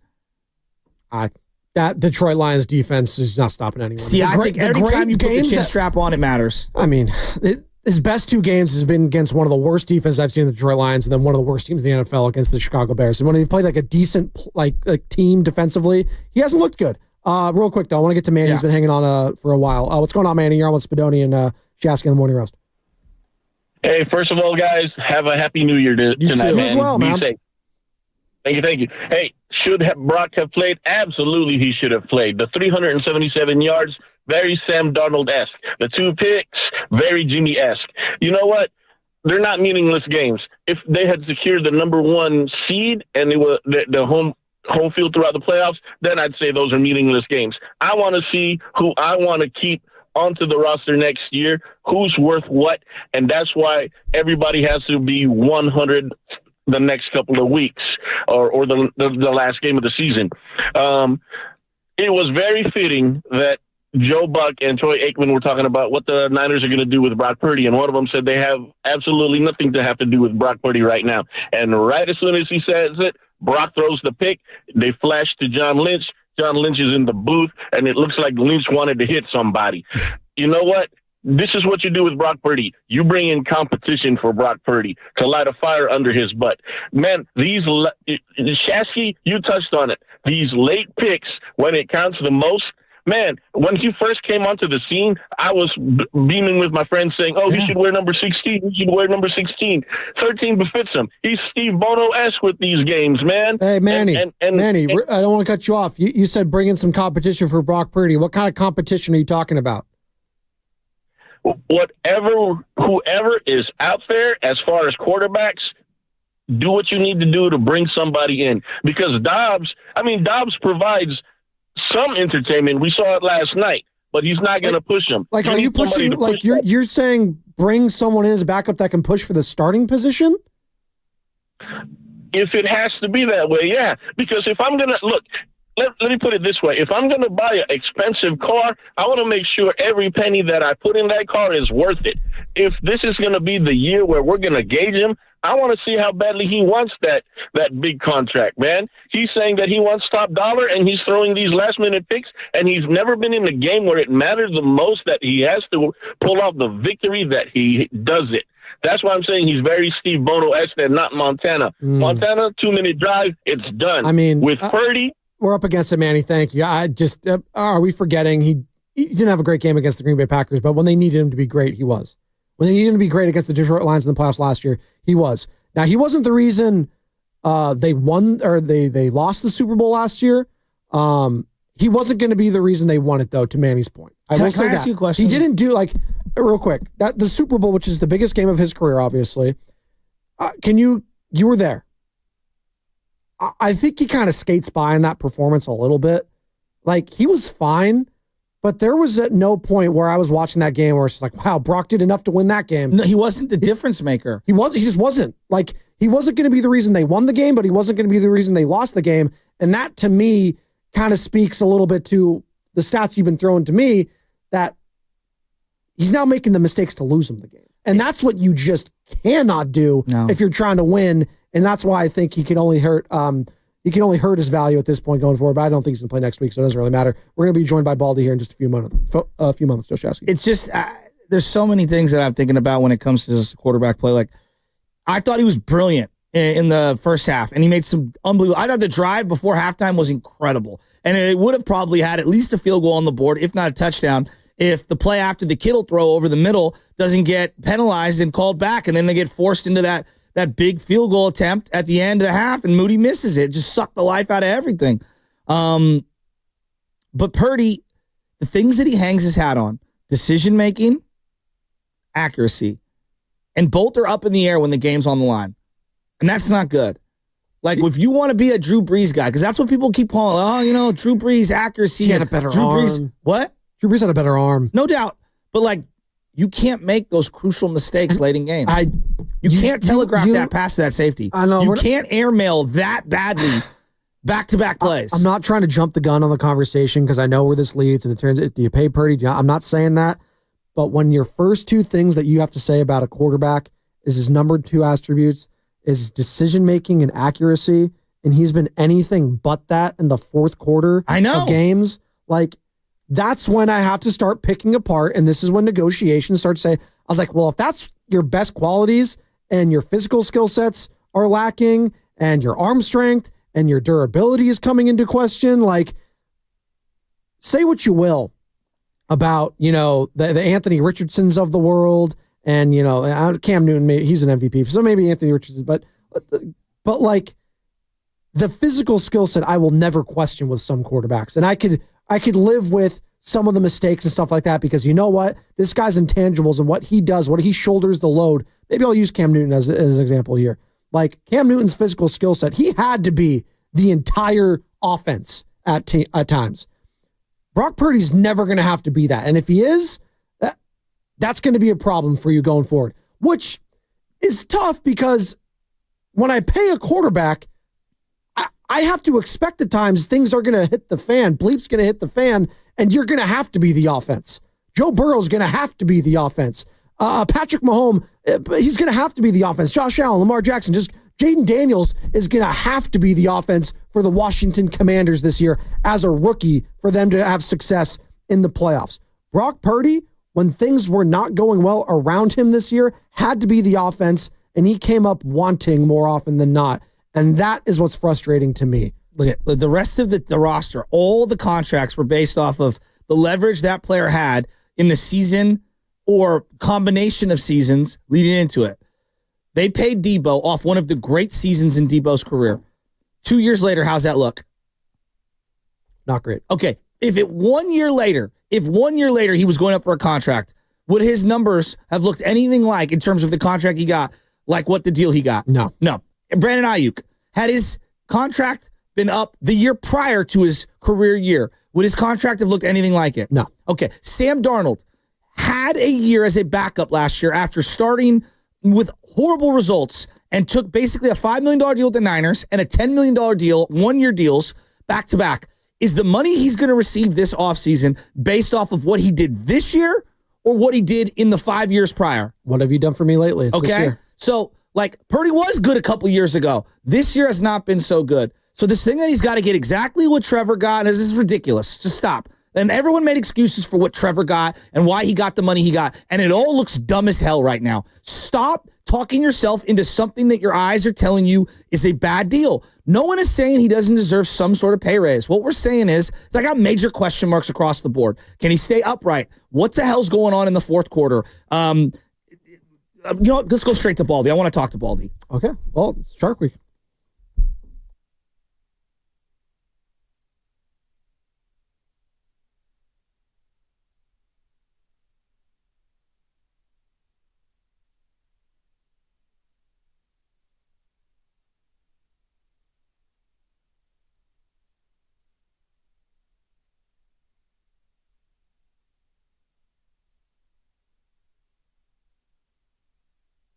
Joining us here on the River Islands Guest Line, Brian Baldinger, presented by our proud partner, Golden State, serving the Bay Area for 3 generations, building better stats with Golden State. When you succeed, we succeed. Visit goldenstatelumber.com. We're reacting all morning, Baldy, to just what took place last night, Monday Night Football, a game in which neither team really had anything to play for, and yet we're here today, this morning, talking about Brock Purdy, his arm, his elbow, the imaging, all that we're waiting to see there. As we're looking at you, real quick, you're on Zoom right now, and we're looking at you on YouTube. You in Florida? I'm in Florida, right in Fort Lauderdale, man. It's New Year's Eve. Right, it's New Year's Eve. It looks beautiful. Yeah, I'll be banging my pots and pans out here at midnight, doing something. I don't know. Well, but it's a day to get in the water today. Well, that's well, I think a lot of Niners fans want to do that. They want to take a cold plunge after this season. Is what they want to do here and cleanse themselves from this season. And we've been talking about all morning. Just your thoughts on the game last night, Baldy, and Brock Purdy. You know, we've been talking about it all morning. Should he have played? Should he not have played? I guess what we've been talking about more is, should the decision to play a quarterback, the final 2 games, a guy that's going to get paid heavily, should that be an organizational thing? Should Kyle Shanahan, John Lynch sit down and say, listen, we're going to pay this guy a lot of money to play for us for the next 2, 3, 4 years, whatever it is? Should they have maybe sat down and talked about whether or not he should have played in this game? Because now there's going to be real questions depending on this imaging of his elbow that, could he be out? Could he get another surgery? It could affect their long-term plans at quarterback. Or are we looking too much into it and saying, no, he needed to play. It's the second to last game of the year. It's Monday Night Football. Nothing to see here. Just, bleep happens. It's football. Well, here's how I would answer that question, Sam. What are you going to do? Not play Brock, but play Fred, play Nick? Like you're going to play everybody else, but you're going to sit your quarterback because you got to worry about the contract next year? You can't do that. You just can't. And you can't. And I'm not here to, the question's a good question, Sam. And I'm sure people are asking it. But honestly, you can't legislate against injuries. Like we all saw Brock take that fall. I mean, safety blitz, Brian Branch. Honestly, we all watch on the sideline. We saw him throw the 2 passes. It reminded me of the NFC Championship game when nobody knew what happened. But it's weird because no doctor is examining him. No, like he's not shaking his arm. He doesn't get up looking like he's hurt. He throws 2 passes on the sideline. Troy kind of comments on it. He can't put anything on it. You can't tell watching his face what's wrong. It's weird. Like everybody else, Nick Bosa gets hurt against Seattle, and I'm like, Nick's hurt. Like he's hopping off the field on one leg. Like he's not shaking his wrist, his arm. Like you really have no idea. And you watch the replay 100 times, you can't tell what happened, but something happened. And he knew as soon as it happened, it did, but he doesn't let you on to what might be the injury. You know, there's so many elements with the arm and the elbow and just everything. Gosh, we don't know. We're going to find out. But yeah, how do you evaluate his performances? Like there was a play in the game where like he threw the deep ball to Ricky Pearsall. It's like he was crow hopping from center field to make the throw, and it's a wobbly duck. And he got there, and it was a pass to Pearsall. Maybe a better throw. It's a 6-point touchdown. He looked decisive on the quarterback run. I was like, wow, that's old Brock. The way that he scanned the field, ran and dove in. He had energy. That 2-minute drive was brilliant. He hit Garendo over the top, and he hit Kittle, and he was making throws. He was. And then the airmail to Kittle on the play where it was a defensive penalty gets wiped away. The very next play just airmails the interception. And then the other one, he's staring down on the single high safety, and the guy steps right into it. How do you evaluate these performances, and what do you make of the second half interceptions? The first interception, Joe, it's an airmail, and you saw the reaction of John Lynch. But it's weird because he's not obstructed. You know, sometimes these throws, you're obstructed. You can't see it. You're thrown to a place on timing. The guy isn't there. Like, there could be a lot of reasons why a ball. But, I mean, Kirby Joseph's the free safety. He's as good as anybody in football. That's his position. That's what he plays. I mean, he's got the interceptions to prove it. But he literally is in center field just looking right at Brock Purdy. And he can't believe that it's thrown literally over Kittle's, arms and right into it. He's just literally not even moving. The second one, you can't really. I mean, it's just unfortunate, I mean, Joseph makes a great break on the ball.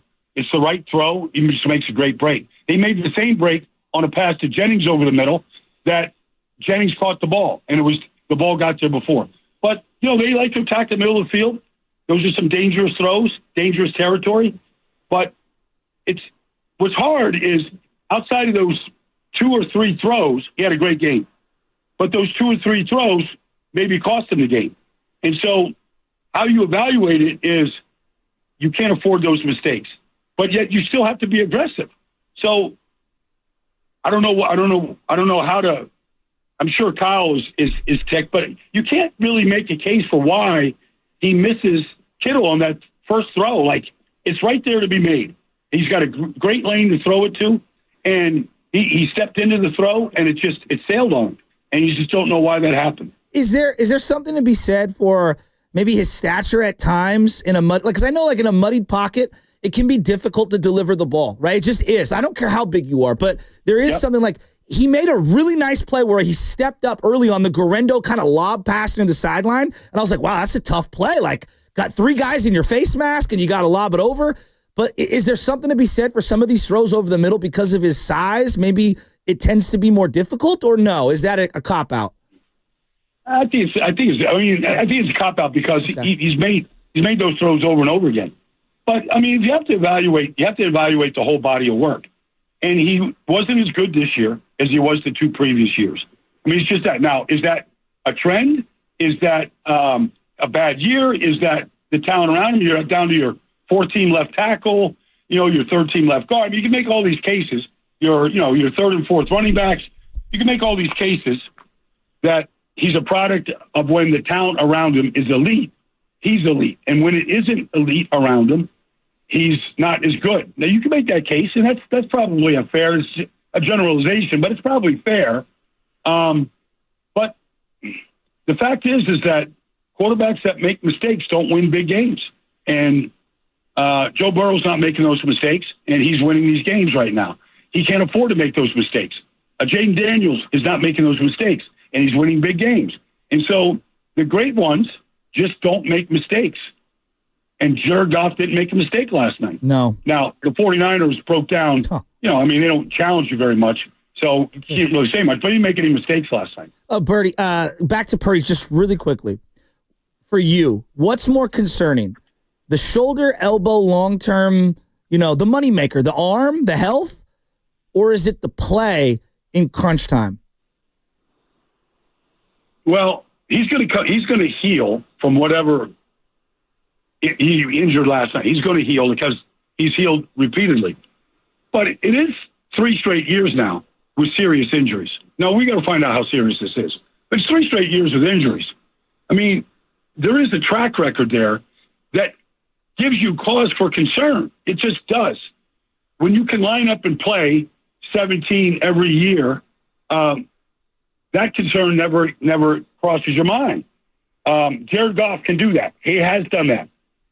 But it is a cause for concern. I would be more concerned about the injury history right now than I would be about late-game mistakes.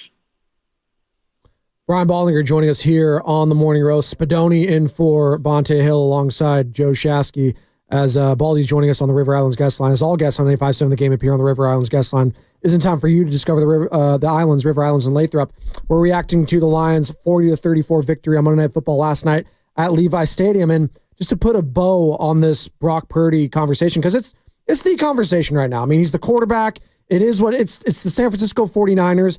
And this has been a theme, Baldy, and we kind of stumbled into this. Just the injuries for 49ers quarterbacks has just not ended well. Whether it was Kaepernick in his shoulder, he just dwindled. And there was coaching mistakes there. There were the wrong hires, all of that baked into it. But it started with the injuries there. And then you go to Jimmy Garoppolo. Why'd they move and they get Trey Lance? Jimmy couldn't stay on the field. Then Trey Lance, he gets injured. As Jimmy's the backup, Jimmy comes in, he gets injured, and now you get Brock Purdy. And now he's been injured multiple games. He had to miss a game this year. He had to miss the NFC Championship game. Like, I'm just sensing a theme here. And listen, I'm not blaming John Lynch and Kyle Shanahan. It's just it's bad luck at this point, just to have all these injuries happen to the quarterbacks. Well, Joe, but Sam, listen. This is the position. Joe Burrow's missed 2 out of 5 years, major injuries, right? Dak Prescott. How many? You just go. You look at Jalen Hurts. You just go through the list of these guys. How many actually stay healthy? Stafford has been in and out. But when he's on, when he can stand up and move, like he still can throw it elite. But the fact is, it's the position. Jared Goff is the aberration right now. But you can go through the list of all these guys, and I don't care what the name of the back of the jersey is. Baker Mayfield, the injuries he had in Cleveland. All right, he stayed healthy now, but it's the nature of the position right now. It'd be good if on that play that Brian Branch hit him on, that they would have known that the safety was blitzing. Now, I saw it. He's up at the line of scrimmage. What else is Brian Branch doing there? You would think that should have a little bit of awareness that he's there, and they didn't, and he got hit. But it's the nature of the position. These guys are getting hit by monsters and getting crushed. I honestly don't know how some of them survive a season with some of the hits that they take. So true. You were talking about what the Detroit was doing. They showed a graphic. There's 1,000 guys on their defense that are injured. And at one point they had 3 linemen down in the dirt, and then the 2 guys on the side, and all the other linebackers and safeties in the box. And they were basically daring the Niners to win one-on-one. And that's a whole nother conversation. But I thought in this one, Ricky Pearsall was getting used the way they used Debo on a lot of the in-breaking stuff and the short stuff. I thought he looked great. This was a big revelation. Where's this been for the last couple of weeks? I was so encouraged with what I saw from Ricky Pearsall. What about you, Baldy? I was too. The sideline catch, the toe tap, the one-handed catch. Put that on his resume reel, whatever, how many catches there are. The touchdown catch, against Branch right there, just a toe tap to be able to get that foot in. The camera angle was unbelievable. That's a sprint left option. That play's been around in San Francisco for 45 years. It's great, but that's great concentration. But we saw the athletic ability. We saw the hands. We saw the separation. It was truly if there was one good thing that happened last night to the 49ers, I think you could feel better about Ricky going into the offseason than maybe we did a month ago. What about the kicker? What do you do with the kicker situation? I mean, this is like Baldy. I mean, we had Jose Cortez, Mike Kofor. I mean, it's just special teams is a nightmare for Niner fans. Kyle Williams, like, just go down the list.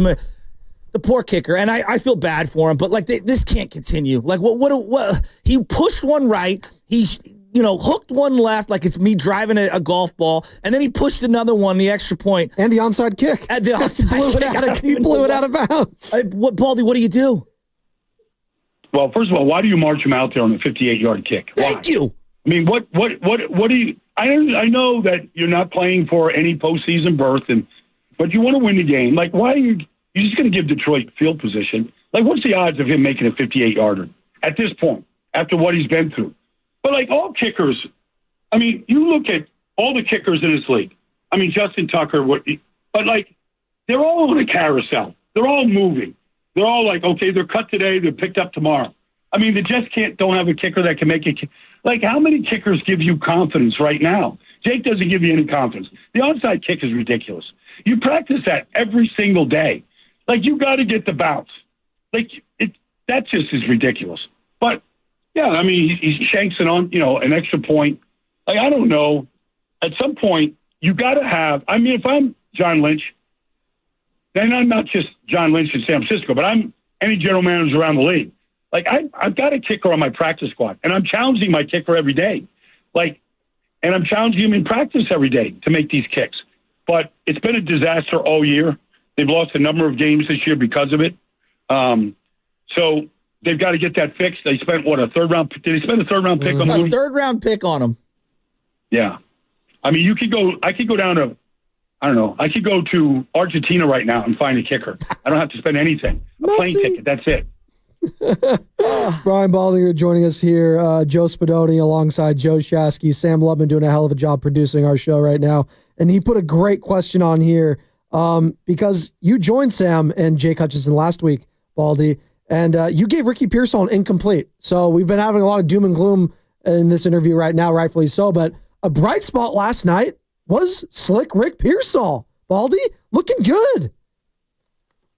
It was actually good to see him smiling. Yes. Like, he was contributing. He made some plays. He didn't look like he had for much of the season where he was either invisible or not making anything happen. Last night, you could see, it was a good night for Ricky. And, you feel a lot better about him because, could he, Troy talked about it throughout the night. Like, your guys have to beat man coverage. You got to be able to separate. You just can't throw jump balls to these players and think you're going to have a good passing game. And so to see him separate on whether it's a dig route or whether it's in cut or to see him make that catch on the sideline, it was good. It was a good night for Ricky. And I gave him an incomplete because I thought it was incomplete. Last night can kind of turn your impressions around of what he could be in this offense.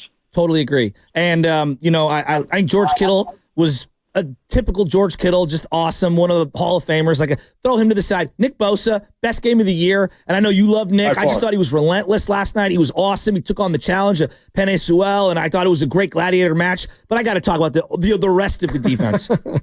They're so slow. Now, Jahmyr Gibbs is a dynamic player. He reminds me, and Baldy, you be more versed, he's like a hybrid Kamara meets Jamal Charles. He reminds me of Jamal Charles. I love watching him play.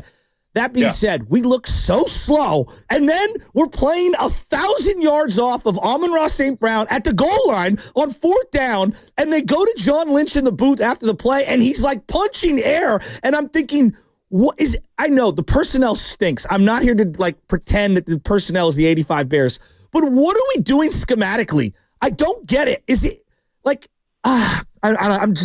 Baldy, I'm losing my mind. There's an old saying, Joe.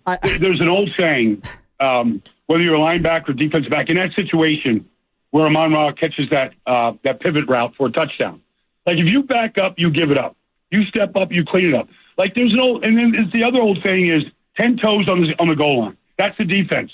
We're not backing up, we're defending the goal line. We're not giving you the goal line. Put your toes on the goal line and keep it all in front of you. Even if you look at the play by Brian Branch where Pearsall scored, I mean, he's attacking the play.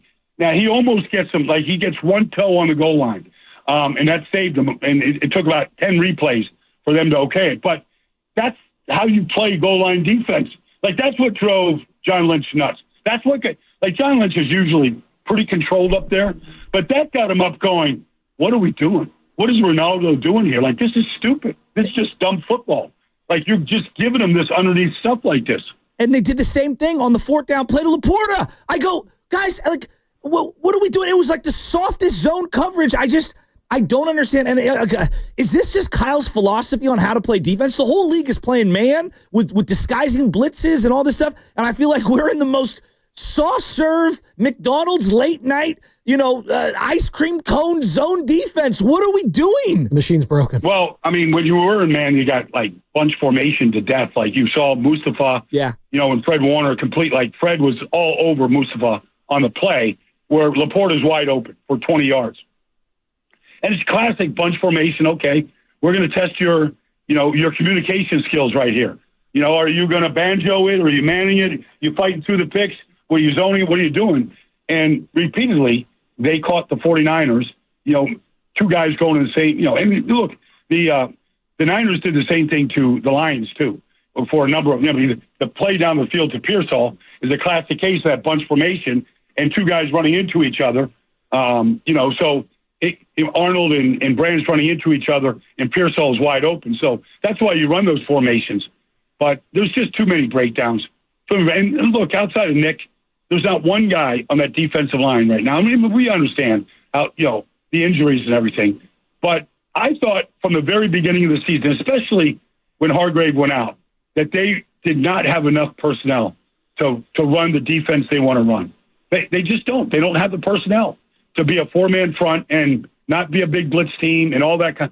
Like, they don't have the personnel to do it. Well, we were talking about this morning. Did Leonard Poole even play last night? Like, he was brought in here to be the number 2, and it might be the quietest. He might finish. I don't even know if he played last night. He has 8.5 sacks. Might be the quietest 8.5 sack season I've ever seen. It's unfortunate, Baldy, because I know you were high on him coming in here because he's been so damn consistent throughout his career. It's just, it feels like they've been trying to find a number 2 alongside Nick Bosa. They brought in his friend Chase Young last year. Chase Young played well in the Super Bowl. I'll give him credit there. But for the most part, it wasn't a lot. Randy Gregory didn't do much. I think he had a sack in his first game as a Niner. Yep. Didn't hear from him the rest of the way. Eric Armstead, defensive tackle, obviously. He did some nice things, but he wasn't on the field. Javon Hargrave, the last year. It's just, when I look at everything, the totality of this team right now, we have all offseason for draft talk, and we'll talk to you about it. But they just need someone, whether it's his brother, Joey, I don't know, bringing in someone here to help Nick out is got to be priority number 1. Well, you need 3. You need an inside push, and you need 2 on the edge. You just do. You look at any team in this league right now that's playing great defense, they're going to present that to you. You're going to see that.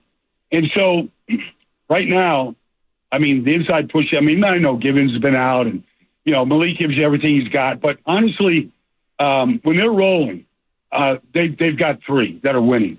And the quarterback can't step up. I mean, Goff, outside of Nick getting there last night a couple of times, I mean, Goff wasn't basically touched. And so, but that's been the story. That's been the story all year. And you have to, honestly, when you're building a team right now, outside of your quarterback and what Detroit's built on their offense line, what the Eagles have built, what the great teams in this league have right now, you have to put your resources into your defensive front. You just do. You have to affect the quarterback. And if you don't, I don't care if you got Deion Sanders out there, you got Ronnie Lott out there, like, you're going to get beat down the field in this league because the rules are made for it. It's impossible to hold up past 4 seconds. You got to put your resources in your defense line and resources in good players and in depth positions too. Baldy, hey, good stuff, man. Obviously, we'll do it again next week. Got one more to go. I'd be surprised if you see a lot of the starters next week. I'd be surprised if Brock Purdy plays next week. But, man, you've been good to us all season long, and I hope you have a happy new year. I hope everything goes well tonight. Looks lovely out there in Florida. I'm bundled up, and so is Joe Shasky. It's cold out here in the Bay Area, and it's been cold for the 49ers fans. But mercifully, it's going to be coming to an end next week. Thanks, man. Happy New Year, Sam. Joe, all the best. We got a good football, though. We got a lot of good college games this weekend coming up, or this week. We'll find out who makes it. Does Joe Burrow get in the playoffs? Like, if Joe Burrow gets in the playoffs, I'm like, watch out, because they can put up 30 on anybody at any time. So, anyways, all right, guys. All right, Happy New Year to you. I'll talk to you soon. Hey, that's Brian Baldinger, courtesy of the River Islands guest line. As you all know, all guests on 95.7 The Game appear on the River Islands guest line. Isn't it time for you to discover the islands, River Islands and Lathrop? Time for the injury report.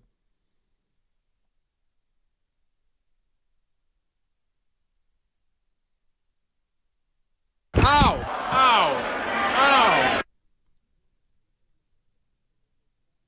I mean, my ego, I think, is the most thing injured right now. I got called Sam at least 5 times in that interview, but we're not going to talk about that. Right there. Yeah, that was a tough scene. I even tried to correct him as I said my name, said your name and how good of a job you're doing, and it still didn't register with Balti. Just how good I'm doing, man. I'm producing and hosting. Yeah, another Brock Purdy elbow injury? Question mark? I'm Ron Burgundy. 49ers head coach Kyle Shanahan said after last night's loss that Brock Purdy is dealing with a nerve issue in his throwing elbow after suffering a hit late in the game. He is expected to undergo more testing today, but his status for Week 18 is very much up in the air. Shanahan expected to speak with the media at 11 o'clock on his weekly media conference call, so we'll get more information there. The injury report was brought to you by Boxer & Gerson, Northern California's premier workers' compensation law firm, helping injured workers get their lives back for over 40 years. What's coming up on the game is brought to you by Fremont Bank, celebrating 60 years of full-service banking with no compromises. We're going to react to what Brian Baldinger had to say. Brock Purdy, the injury, the defense, everything. We're reacting to that Lions victory over the 49ers, 40-34 on Monday Night Football. It's Spadoni, it's Jasky, it's the Morning Roast. Come on back, 95.7 The Game.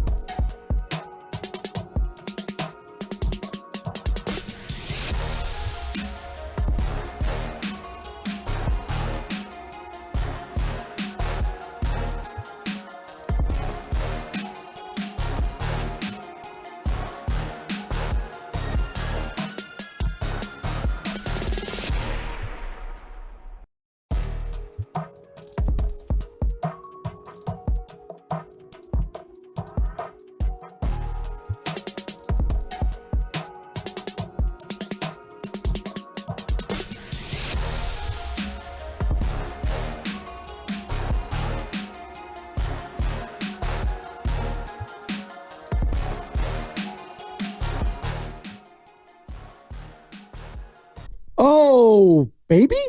No, it's not Bonte Hill. It's Joe Spadoni. Some call me Sam Spadoni. That's actually my brother. Alongside Joe Shasky here. It's the morning roast. Halfway home here. And I'm sorry. We just had Brian Baldinger on and he called me Sam like 5 times. My ego's a little hurt. All right. I don't have that beautiful mane that Sam Lubman has, but I get it because Sam is the producer of the show today and he's the producer of the morning roast. And he's the one that actually talks to Baldy down the line and is communicating him more than anyone else here at the station. So you know what? It's okay. We're doing a hell of a job. Sam's doing a hell of a job. I see you, Dave. I see you, TC. We're going to get to you guys on the phone lines, but we just had Brian Baldinger on, courtesy of the River Islands guest line. He was amazing, as he always is, each and every week. And if you missed any of that interview, download the Odyssey app. It is free. You can find it there. You could also hit us up and find that on YouTube, Twitch, and Twitter, powered by First NorCal Credit Union. For a low-rate auto loan, apply online or just ask for First NorCal financing at the dealer. And before I get to that sound, I want to hear your thoughts, Joe Shasky, because that's something that Dan Dibley has always hammered into me and others. It's bros before phones or cuts. So we need to hear from you before I go to a phone call or a cut. I know it's been in rare form in the last few months. I don't care what whatever. Here's what I would say is that it was me being polite, and I want to hear you speak before I just dismiss you. Baldy said a bunch of things that were very fascinating, and we're efforting kind of like chopping up the sound right now, and I want to hear from the audience. But the poor play in the second half is alarming. He played brilliant at stretches, and then Baldy said it very perfectly. One interception cost him the game. The second one sealed the game. You know what I mean? Like, that's what happens. And yes, your kicker's going to miss kicks. You watched the Cincinnati game over the weekend. I did. Okay. That team outside of Burrow was trying to actively lose that game a variety of ways. Joe Burrow had to win the game 3 different times. Yes. He put them in position to win the game 3 different times, and they fumbled the first 2. I mean, fumbled in the and forget money.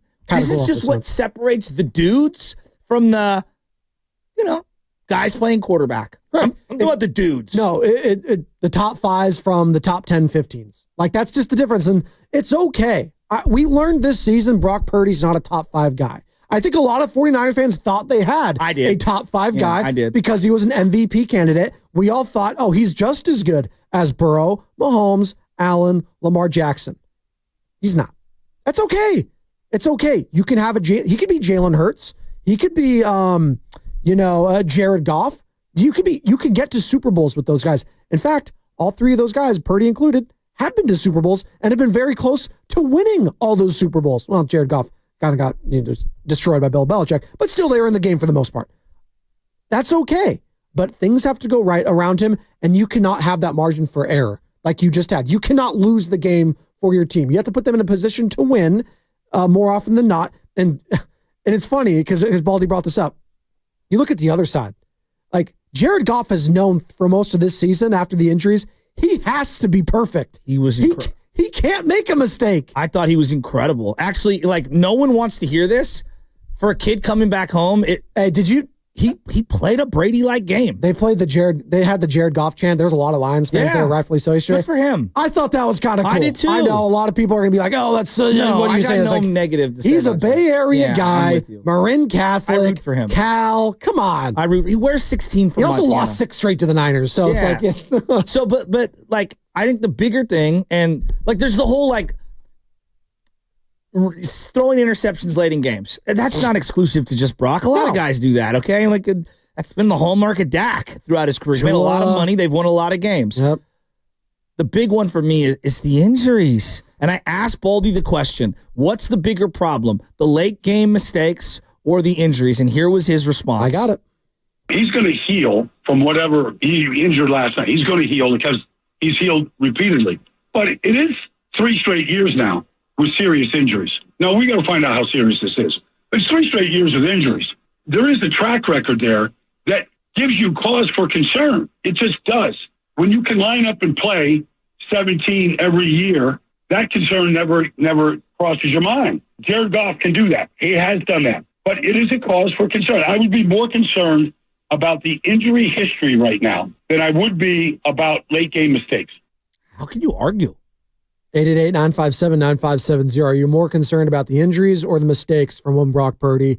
And, should he have played last night? That was a conversation we were having before the show, during the show. Should it be up to the quarterback in this situation when you're going to be paying him all the money you're going to be paying him? They're out of the playoff picture. Should John Lynch and Kyle Shanahan stepped in? There's a lot of different layers, kind of like ogres are like onions. There's a lot of layers to this conversation. Shout out Shrek. A lot of layers to this Brock Purdy talk. But, like, you buy certain products and there's like a buyer beware sticker on it, Like mattresses is a great example. No, use as is the sticker. So they sell it usually, because I used to work in retail. Okay. So you'd slap, it's 75% off, but it's as is, you top on there. So there's a defect with it. But you're paying 75% off. So I'm only, paying a couple bucks here for, I don't know, a makeup case, but there's a big crack in it, right? I'm just using that example. Yeah, no, I like this. So there's a buyer beware sticker slapped on Brock Purdy right now. Doesn't mean I don't want him. It doesn't mean I'm throwing him out. It doesn't mean I'm trading him. But the price has shifted. Not only has the price shifted, my whole opinion on where this is going long term has shifted. But here's the other thing. It can shift back. There was a time when I didn't believe in Jared Goff long term. I still have some similar questions about Jared Goff that I had a couple years ago. Like, can this guy down 8 points in a playoff game on the road, will his team do a victory? I don't know. Like, we'll see. And I think really highly of Jared Goff right now, right? So I have a lot of questions on him, but I really like Jared Goff right now. Baker Mayfield, a year and a half ago, I was like, no, this guy's not a franchise quarterback. He's not good. Today, I'm like, dude, Baker's a baller. Like, I don't know where I stack him up right now, but I really like him. Brock today feels like a depreciated asset. That doesn't mean I'm throwing him away, and it doesn't mean that I'm ready to bid adieu to him. Simultaneously, I want to see where this goes. And I'm in no rush to slap an expensive premium price tag on him. I'm putting the buyer beware label on him. I'll buy, but I also understand I got to put some clauses in there that protect me, and I need to put some stuff around him in that quarterback room that protect me. Another veteran or a young player you're taking a flyer on, and you got to draft somebody. And what I don't want is what I saw on the opposing team yesterday, for my offense to have to be Brock heavy and try to throw every single time just to keep pace because my defense can't stop a nosebleed. That's a whole other team building conversation. Correct. And that's just last night highlighted just all the deficiencies around this team and just why, they need a close to a top 10 draft pick is what they're going to get, because they need to shore up the defensive line, the offensive line, the linebacking core, is Dre Greenlaw, kicker, the kicker. Like, there's everything that's on the table right now. Punter, like, everything is up to question right now. Even Devo at kick returner has been nice, and then he fumbled. the ball, exactly. We got Dave in Fresno, TC in Sac, Dave in South San Francisco. We got a lot of calls we want to get to. Let's start at the top. Dave, rapid fire. He's out in Fresno. What's up, Dave? You're on with Dave? Spadoni and Shasky on the Morning Roast. Yeah, I'm just tired of this QB carousel in San Francisco. I hate hearing this argument that, there's only 5 quarterbacks, they don't grow on trees. Let's just stop admitting and stop settling at the most important position. I mean, we are the San Francisco 49ers, and we ain't had a franchise quarterback since Steve Young. Stop making excuses. Stop trying to sell people something that's not there. I get it. You keep looking till you find one. Don't say, well, there's only one Josh Allen, only one Lamar. I stopped saying that. You keep looking until you find one. Because if you have that mindset, you'll never find one. And Brock, he's okay, but why just have okay? Why are we okay with just okay? That's to me, that's unacceptable, especially for this franchise. Dave. He's a great guy. That's fine. But stop settling. I can't stand listening to that. That makes no sense. Who do you want, Dave? No. It's a great question. But before you forget who he wants, he just wants options. But it's a great point. There's no options. No, but like no one's saying you have to get rid of him right now. We're saying that they need to continue to search for the next best thing simultaneously, and then hope that Brock bounces back. Both can be true. But Dave, there is something to be said when you step on a field. As great as Chris Jones is, everybody knows the best player on the Chiefs is Patrick Mahomes. When the Bills step on the field, everyone knows their best player, their dude, is Josh Allen. Everybody knows when the Baltimore Ravens step on the field, as great as Derrick Henry is, one of the greatest running backs of all time, Lamar Jackson is their best player. Yep. Joe Burrow is as great as Jamar Chase is, as great as Hendrickson is. The best player on that team is Burrow. There is something to be said when your best player is the dude and he plays quarterback. it just elevates everything and makes everything easier. It's inarguable. Who's the best player on the 49ers right now? George Kittle? Kittle, Bosa. Yeah. I think there was an argument for Fred at one point, but he's hurt right now. Yep. And I think a year ago, if the season ended, you pulled it. CMC. It would have been CMC and Brock, surprisingly. I think it would have been CMC. Brock was Brock finished 4th in the MVP voting. I know, but I think CMC. Yes. CMC was so He was. No, he was Offensive Player of the Year. I'm saying CMC, and then it was probably Purdy because of the year he had. Maybe, but I just don't think the defense, quarterbacks hit different. No, I hear you. But no, you know what? Maybe I'm diminishing his. You know what? Brock was. I walk it back. Maybe I am diminishing his season. I apologize. The Q rating of Brock Purdy last year was at an all-time high. Fast forward to now, it's at an all-time low. It's okay to say that. And he could still salvage some things, but how is it going to look when he gets back? And listen, the payday conversation is going to be there.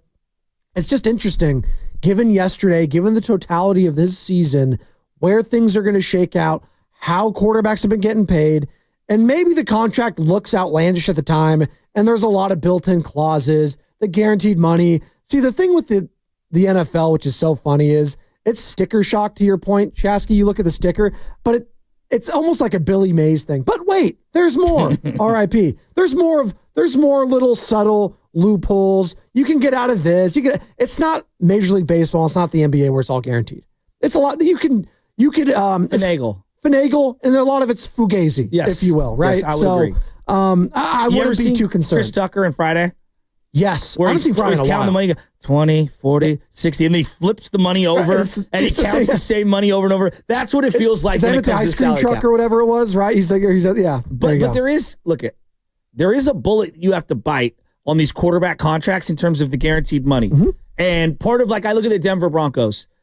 Ask them today, would it be better if they had the $75 million in dead money that they're eating on Russell Wilson's contract to spread around that roster for this year, given the year they've had? Yeah, it would be a little nicer. Yes. But they've overcome it. And you know what? They're having a great year. So no matter how big the money, you can overcome it. This is incumbent on the front office to have one hell of a draft.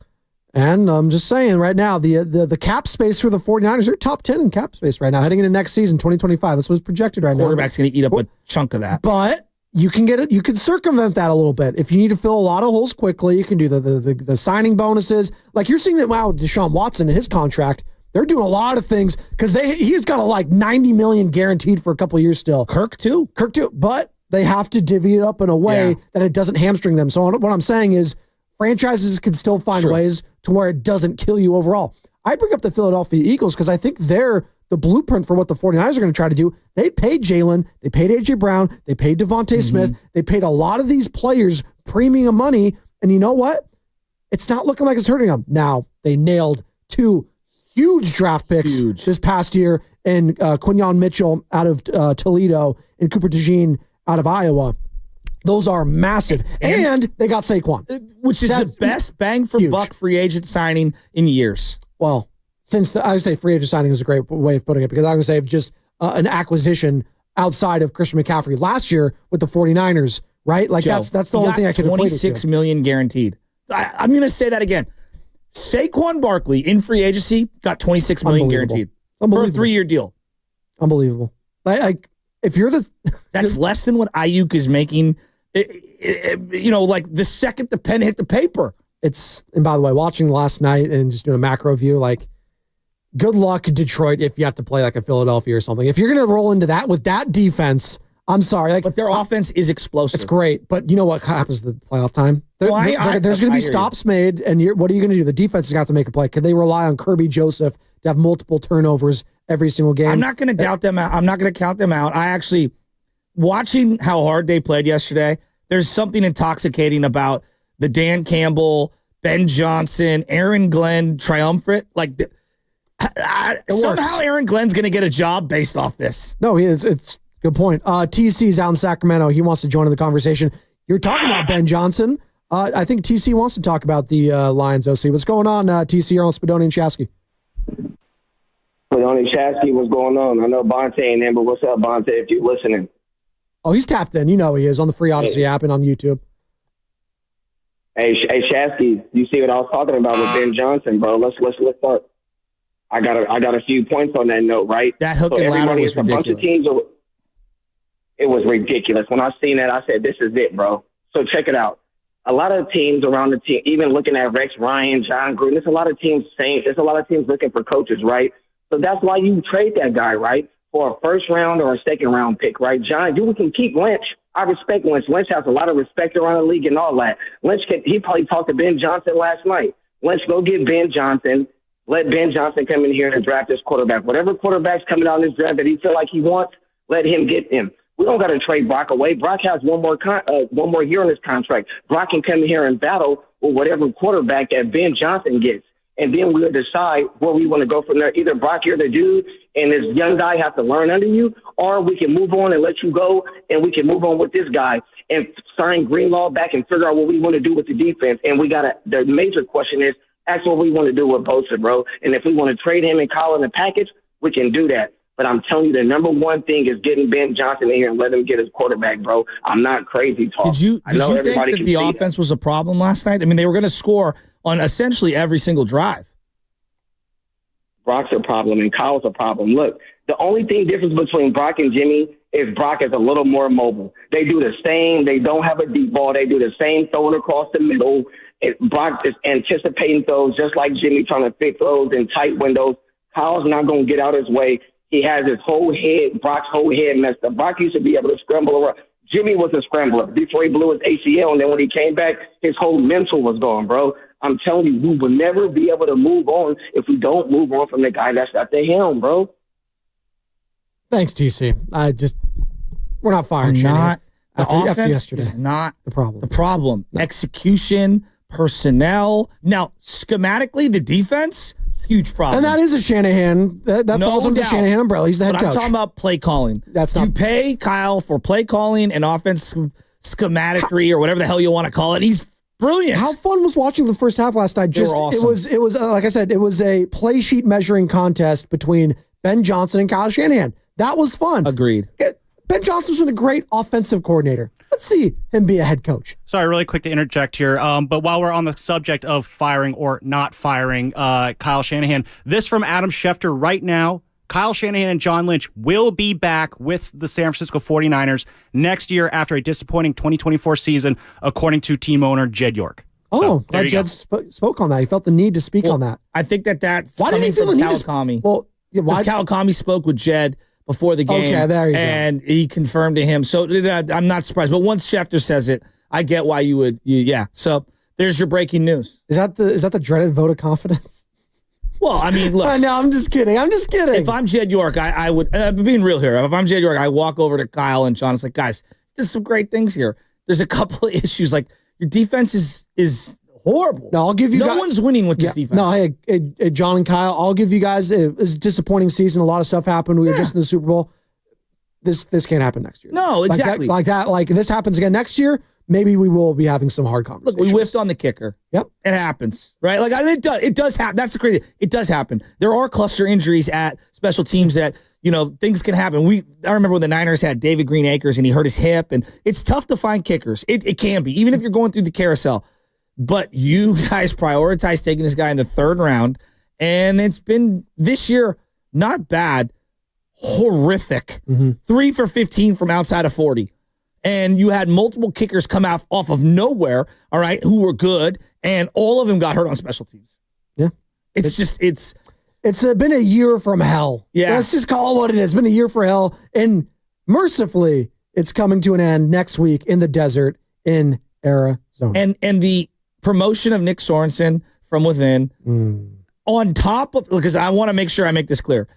I don't think Bill Parcells and Bill Belichick designing this defense in the 1980s, I don't think that this defense with this personnel was going to be a good defense.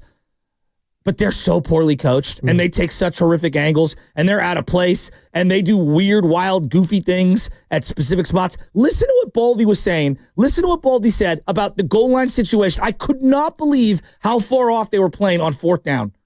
There's an old saying, whether you're a linebacker or defensive back, in that situation where Amon-Ra catches that pivot route for a touchdown. Like, if you back up, you give it up. You step up, you clean it up. Like, there's an old, and then the other old saying is 10 toes on the goal line. That's the defense. We're not backing up, and we're defending the goal line. We're not giving you the goal line. Like, put your toes on the goal line and keep it all in front of you. You know, even if you look at the play by Brian Branch where Pearsall scored, I mean, he's attacking the play. Now, he almost gets him, like he gets one toe on the goal line, and that saved him. And it took about 10 replays for them to okay it. But that's how you play goal line defense.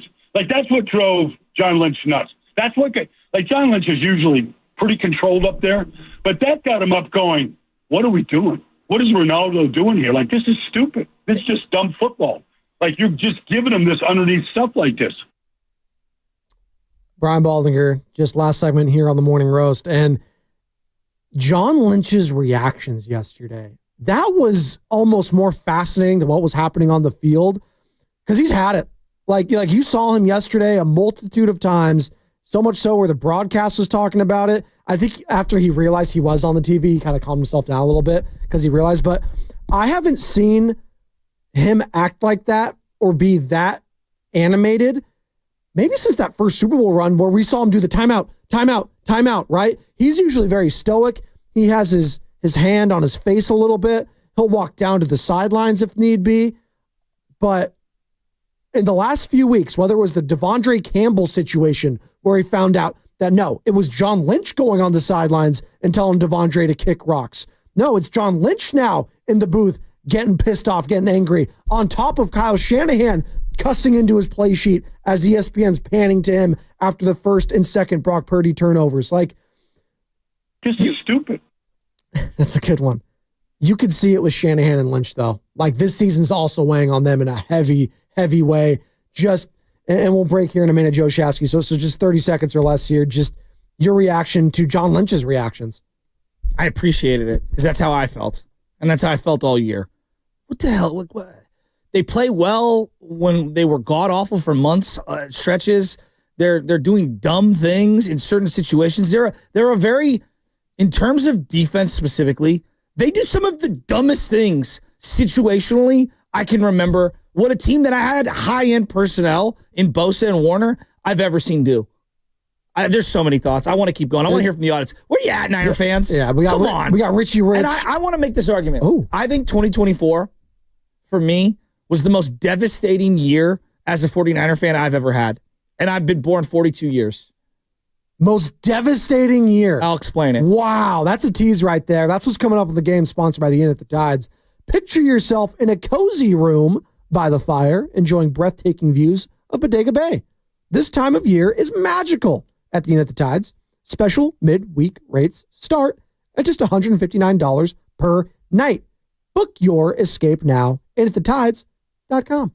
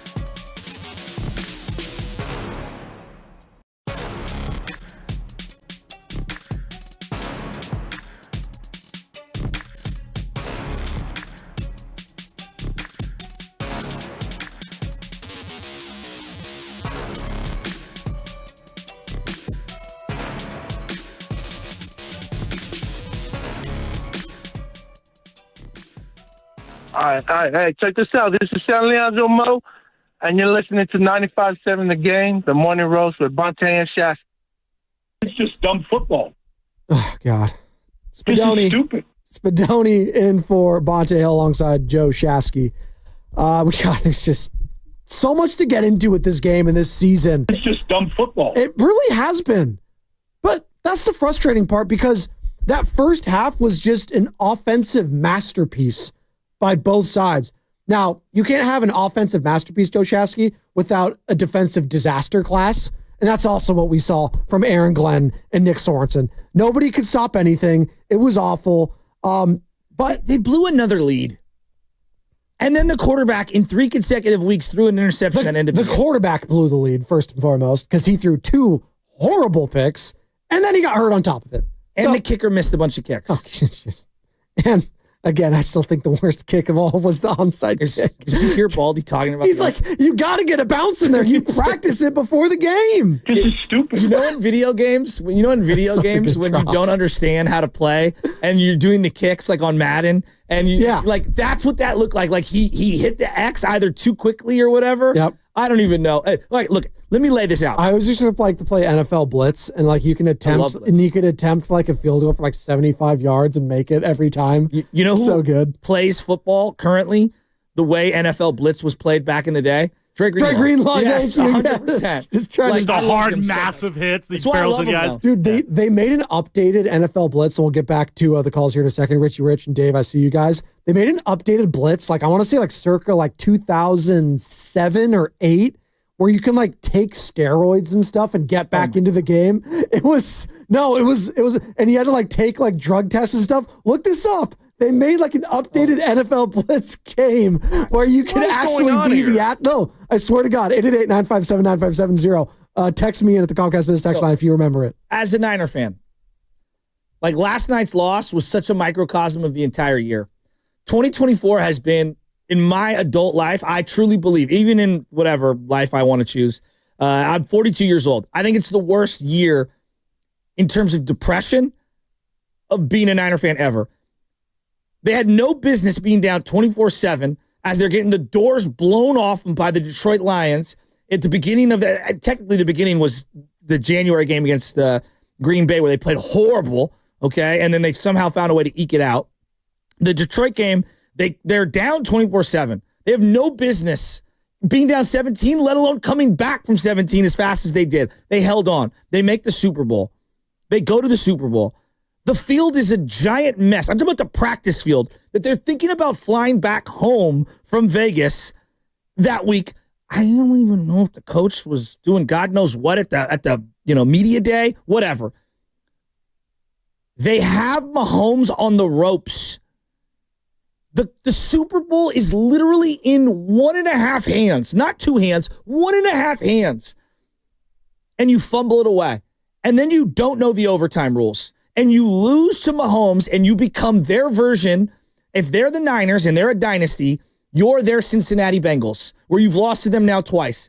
And you're a part of Patrick Mahomes' highlight package and Andy Reid's highlight package going into the Hall of Fame. You're watching their great tight end, who's now married up essentially with one of the pop queens of all time, and your tight end, who's awesome, is a footnote to that guy's history. And I feel he's just as good. Maybe not as a pass catcher, but as a player, I feel like he's just as good. Then I look at losing Dre Greenlaw, one of the heart and souls of the team. And I don't know if he'll ever be the same. Christian McCaffrey hasn't looked the same in 2024 at all to what he was in 2023. You give him a contract extension, he plays a handful of games, doesn't score a touchdown. Deebo Samuel dangled in 2024, dangled in trade rumors, best shape of his life, one of the worst seasons of his career. And basically is a glorified kick returner. We might have saw the last of Deebo Samuel as a 49er at Levi Stadium. And still one of my favorite players. Sure. And it hurts my soul what he's devolved into. They drafted a wide receiver to maybe be his replacement, and he got shot at Union Square. He did. He's lucky to be alive. Hey, Joe Buck saying that so nonchalantly on the broadcast yesterday about it. He was like, Ricky Pearsall, he got shot before the season. He gets a reception there. I was like, what? You don't just say that. And but it became so, because that's just it. We just say it flippantly. I got shot. And for him to have the game he had last night was incredible. But his 2024 has been horrible. It's been not been good. Horrible for the kid. It's not been good. It's not been good. Brandon Ayuk, are they going to trade him? Are they going to keep him? Are they going to trade him? Are they going to keep him? They end up signing him late to the party. And he had a disappointing start to the season and almost blew his whole leg off. Destroyed his knee. It's so unfortunate. Horrible 2024 for him. Mm-hmm. After the offseason saga of all of the Instagramming and family and friends and just everything. Trent Williams off the field. I mean, Jesus, I can't imagine what him and his wife are going through. Yeah. Charvarius Ward. Yeah, Charvarius Ward. This team had championship aspirations. You kind of had, quote unquote, the whole band back in uniform. Did you think, not to cut you off there, and it was a great tangent and great point. Deep down, you knew this team wasn't going back, though, right? Joe, on paper, like, it made sense. But yeah, knowing the league and all that stuff, I was skeptical. It's hard to do what they did. It's so hard. But Joe, everything went wrong. Not one thing. Everything went wrong. The quarterback got hurt again. The quarterback missed some time. Like, he hasn't played as good in the fourth quarter. I thought we had a guy way better than Jimmy. I don't even know. I don't know where he is right now. I don't know. The coach had to fire the DC. I would have fired the DC too. I was right with him. He made a worse hire. I don't know how he did. And it's one of the worst hires they've ever had. The kicker is one of the worst kickers in Niner history. Jose Cortez, Mike Kofor, they've had horrible ones. Their backup running back was running like an absolute stud. Hurt his shoulder, never was the same, Jordan Mason. Their triple backup or whatever, Elijah Mitchell didn't play at all. Nothing has gone well. Nothing has gone well. Nick Bosa has been a shell of himself until last night. Finally looked good last night.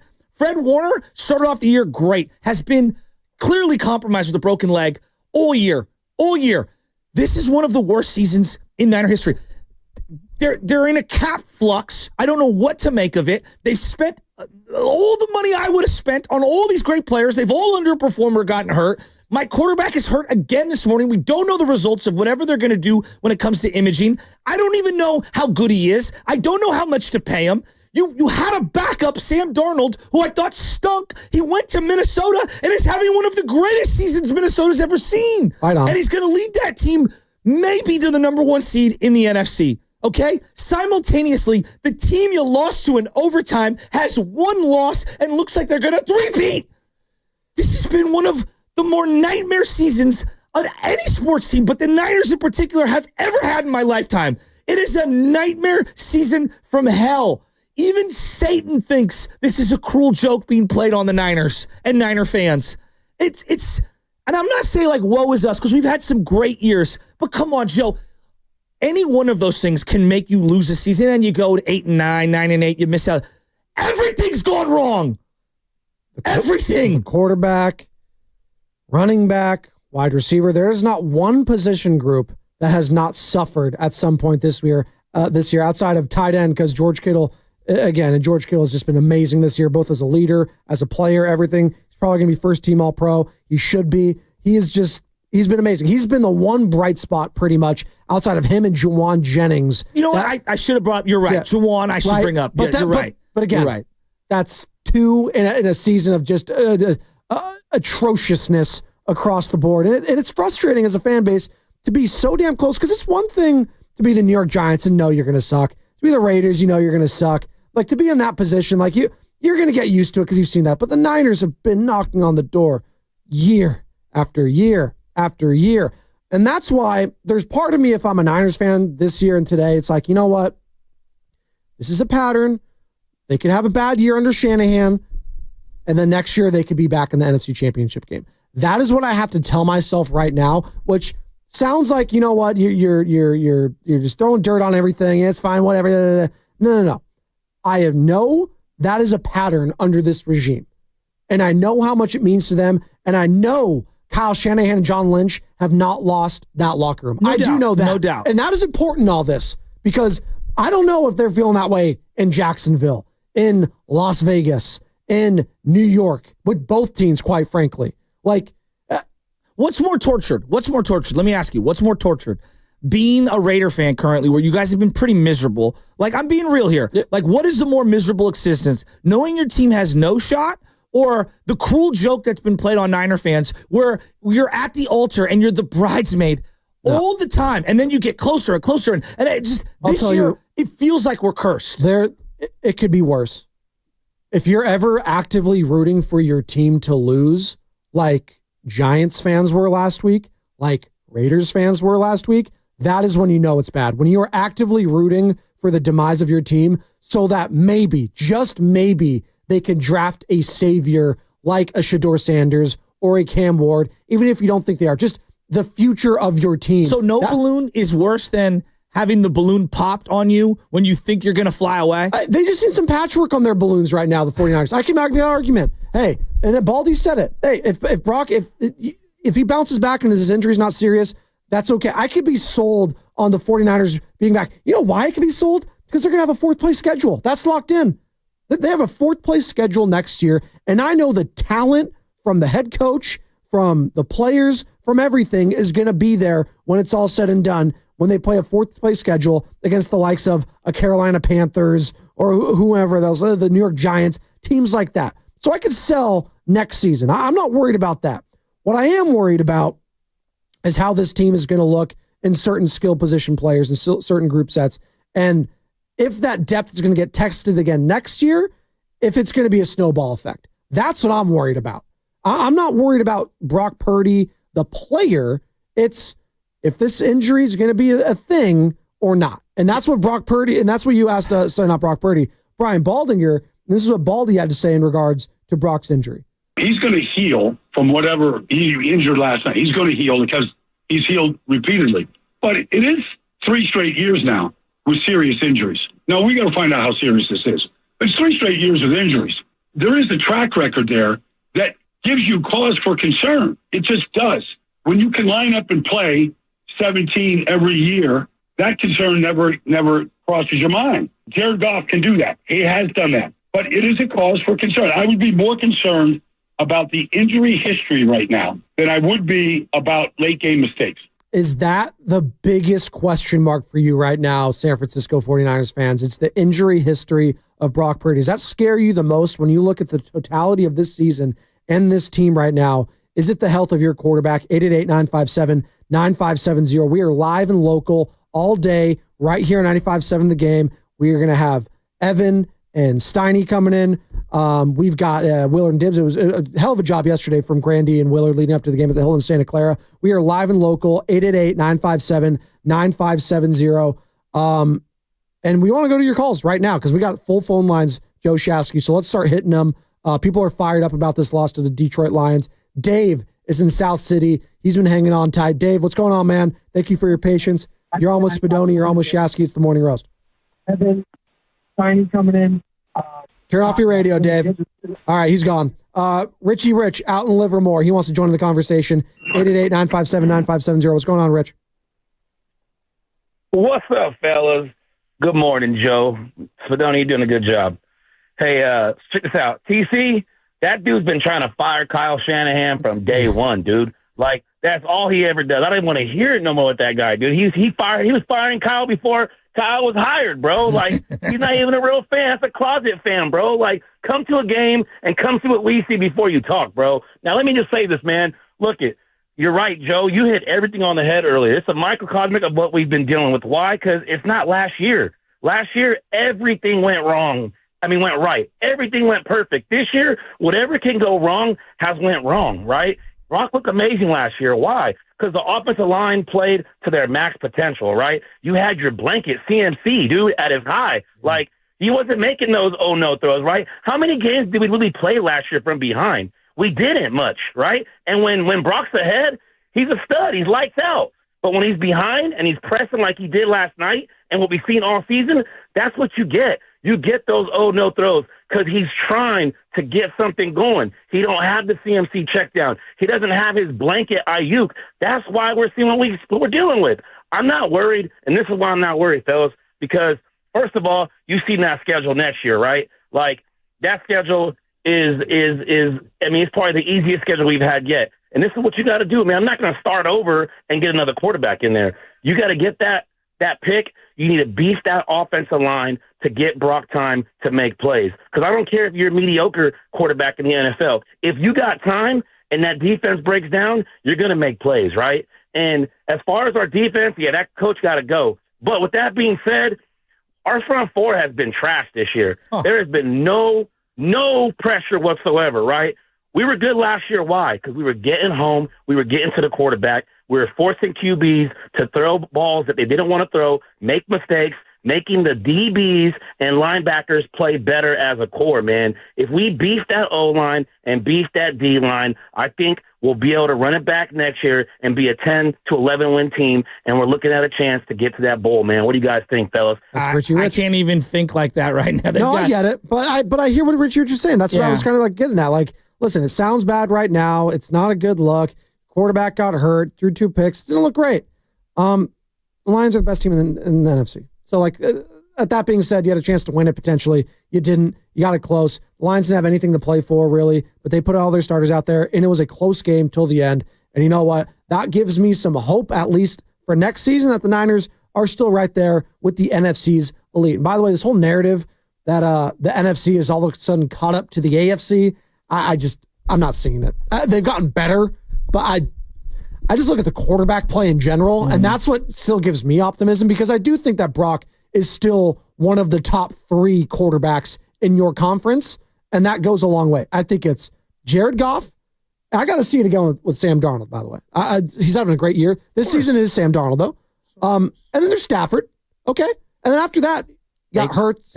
Baker, sure. Goff. Yeah, I still think I'm taking Brock Purdy in the top 3 if I was going into next season. Even given after everything. Yeah, no, Love has been disappointing a little bit this year. I think Jordan Love is. He's been. Did you watch last week? Oh yeah, no, he's kind of got a lot of Brock, but in reverse. So he looks really good late. He doesn't look good early. He's been a mixed bag. He's got the physical He gives me a lot of wow plays. Like, see, that's the difference between what happens with Brock. He has to be so precise. But because of some of the physical limitations, that he has to be so precise. And I'm okay with a high turnover guy if you're throwing 36, 37, 38, 40 touchdowns. But if you're only throwing 20 touchdowns, you can't be a 15 interception, 7 fumble guy. You just can't. You can't. Here's Kyle Shanahan talking about if there's promise for next season. This was after the game last night. I think everything's connected, good or bad. I think it can lead to good things the next year. I mean, we're going through this. By no means are we happy with what we're going through, but I fully expect us to get better for going through this. I mean, even if it could have gone worse today, I expect us to learn a lot here going through this stuff, and I expect it to make us a better team next year. And when the season is over, I can't wait to get started figuring out how to do that. It's Kyle Shanahan yesterday after the game. Let's get some more of your calls in. Schlepp, not Schlepp Rock, but Schlepp is out in Danville. He wants to join in the conversation. What's going on, Schlepp? Hey, actually, it is Schlepp Rock. Oh. But hey, Shasky, really? You're okay with a high turnover guy, even if that guy might be $60 million a year? No, what I'm saying is that hear me out. I want to make sure I clarify. I get what you're saying. If you're throwing 60 touchdowns, I'm okay with 20 picks. Who's throwing 60 though? I mean, I don't know, but that's not why I called. I called another reason, Shasky, is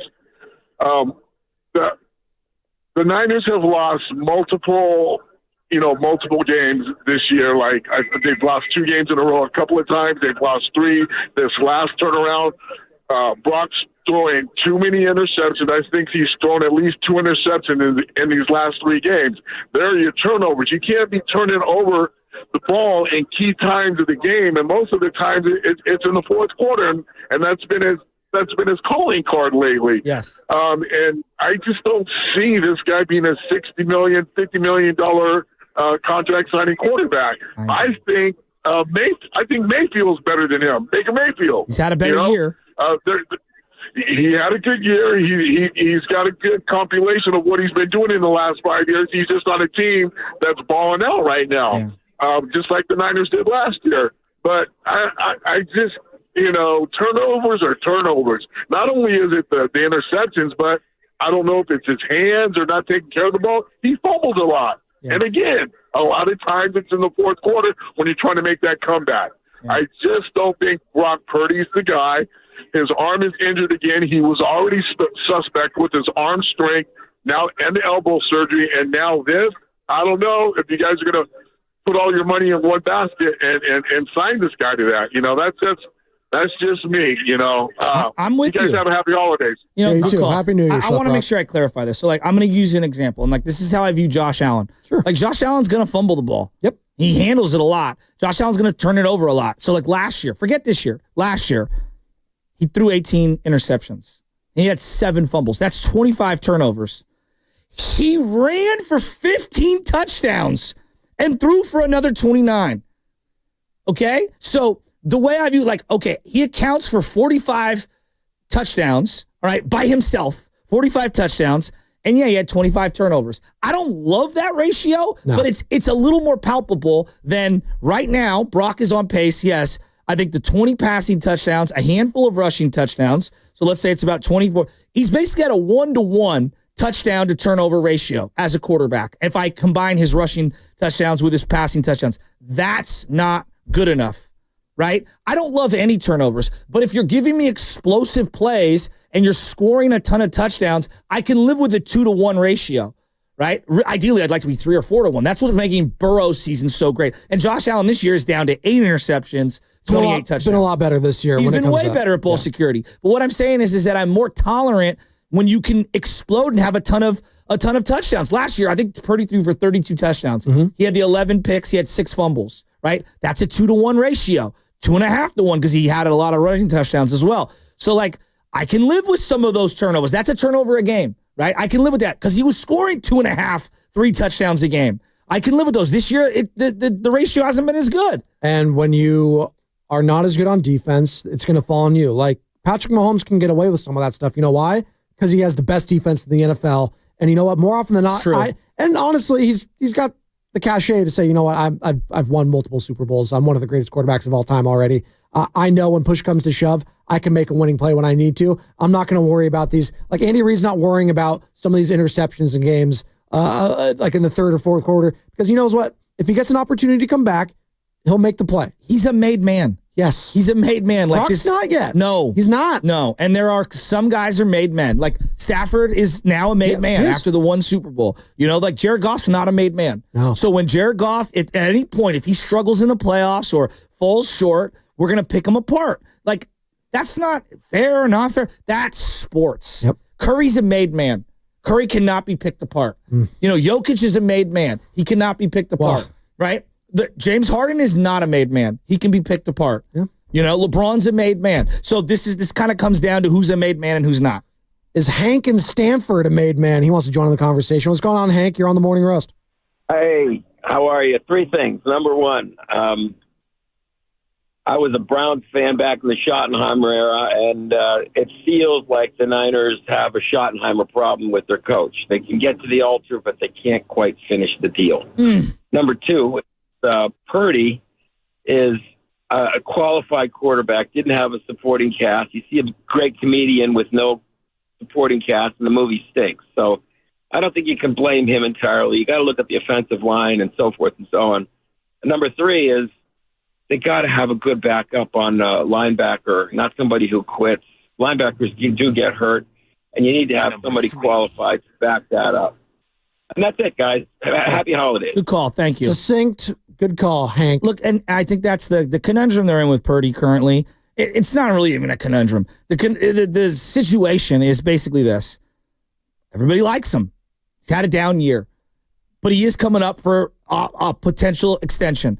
How much? How little? And then what do you surround him with? These are all the questions moving forward. And the more he makes, a little more difficult it is to build the team around him. And as we're learning now, just be careful how much you pay him. Buyer beware. The bigger issue isn't just the play. It's also the injuries. The injuries to me, they better hope this is just a stinger. And they better hope it's just a stinger. This is what Brock had to say in regards to his injury. And if the pain was similar to what he felt in Philadelphia, where you were, Joe Shasky and Bonta Hill, when you witnessed his elbow get shredded. A little bit, but we did some tests with UCL stuff, and I'm good in that regard. But we just got to go get imaging on it tomorrow and see the whole thing. So hopefully it was a stinger there from Brock Purdy. Nothing to see here going forward, hopefully. But even if things end up being clean today, I don't play him next week. At this point, shut him down. What are you playing for next week in Arizona? Really nothing. You weren't playing anything really for yesterday as far as I'm concerned. If Ricky Pearsall, sure. Get some Josh Dobbs, some run, sure. So he can audition for some other teams as backup next year? Absolutely. But other than that, real quick, since I brought him up, how the hell is Josh Dobbs not playing over Brandon Allen? Like, no, seriously, come on. Like, the guy won games last year for the Minnesota Vikings.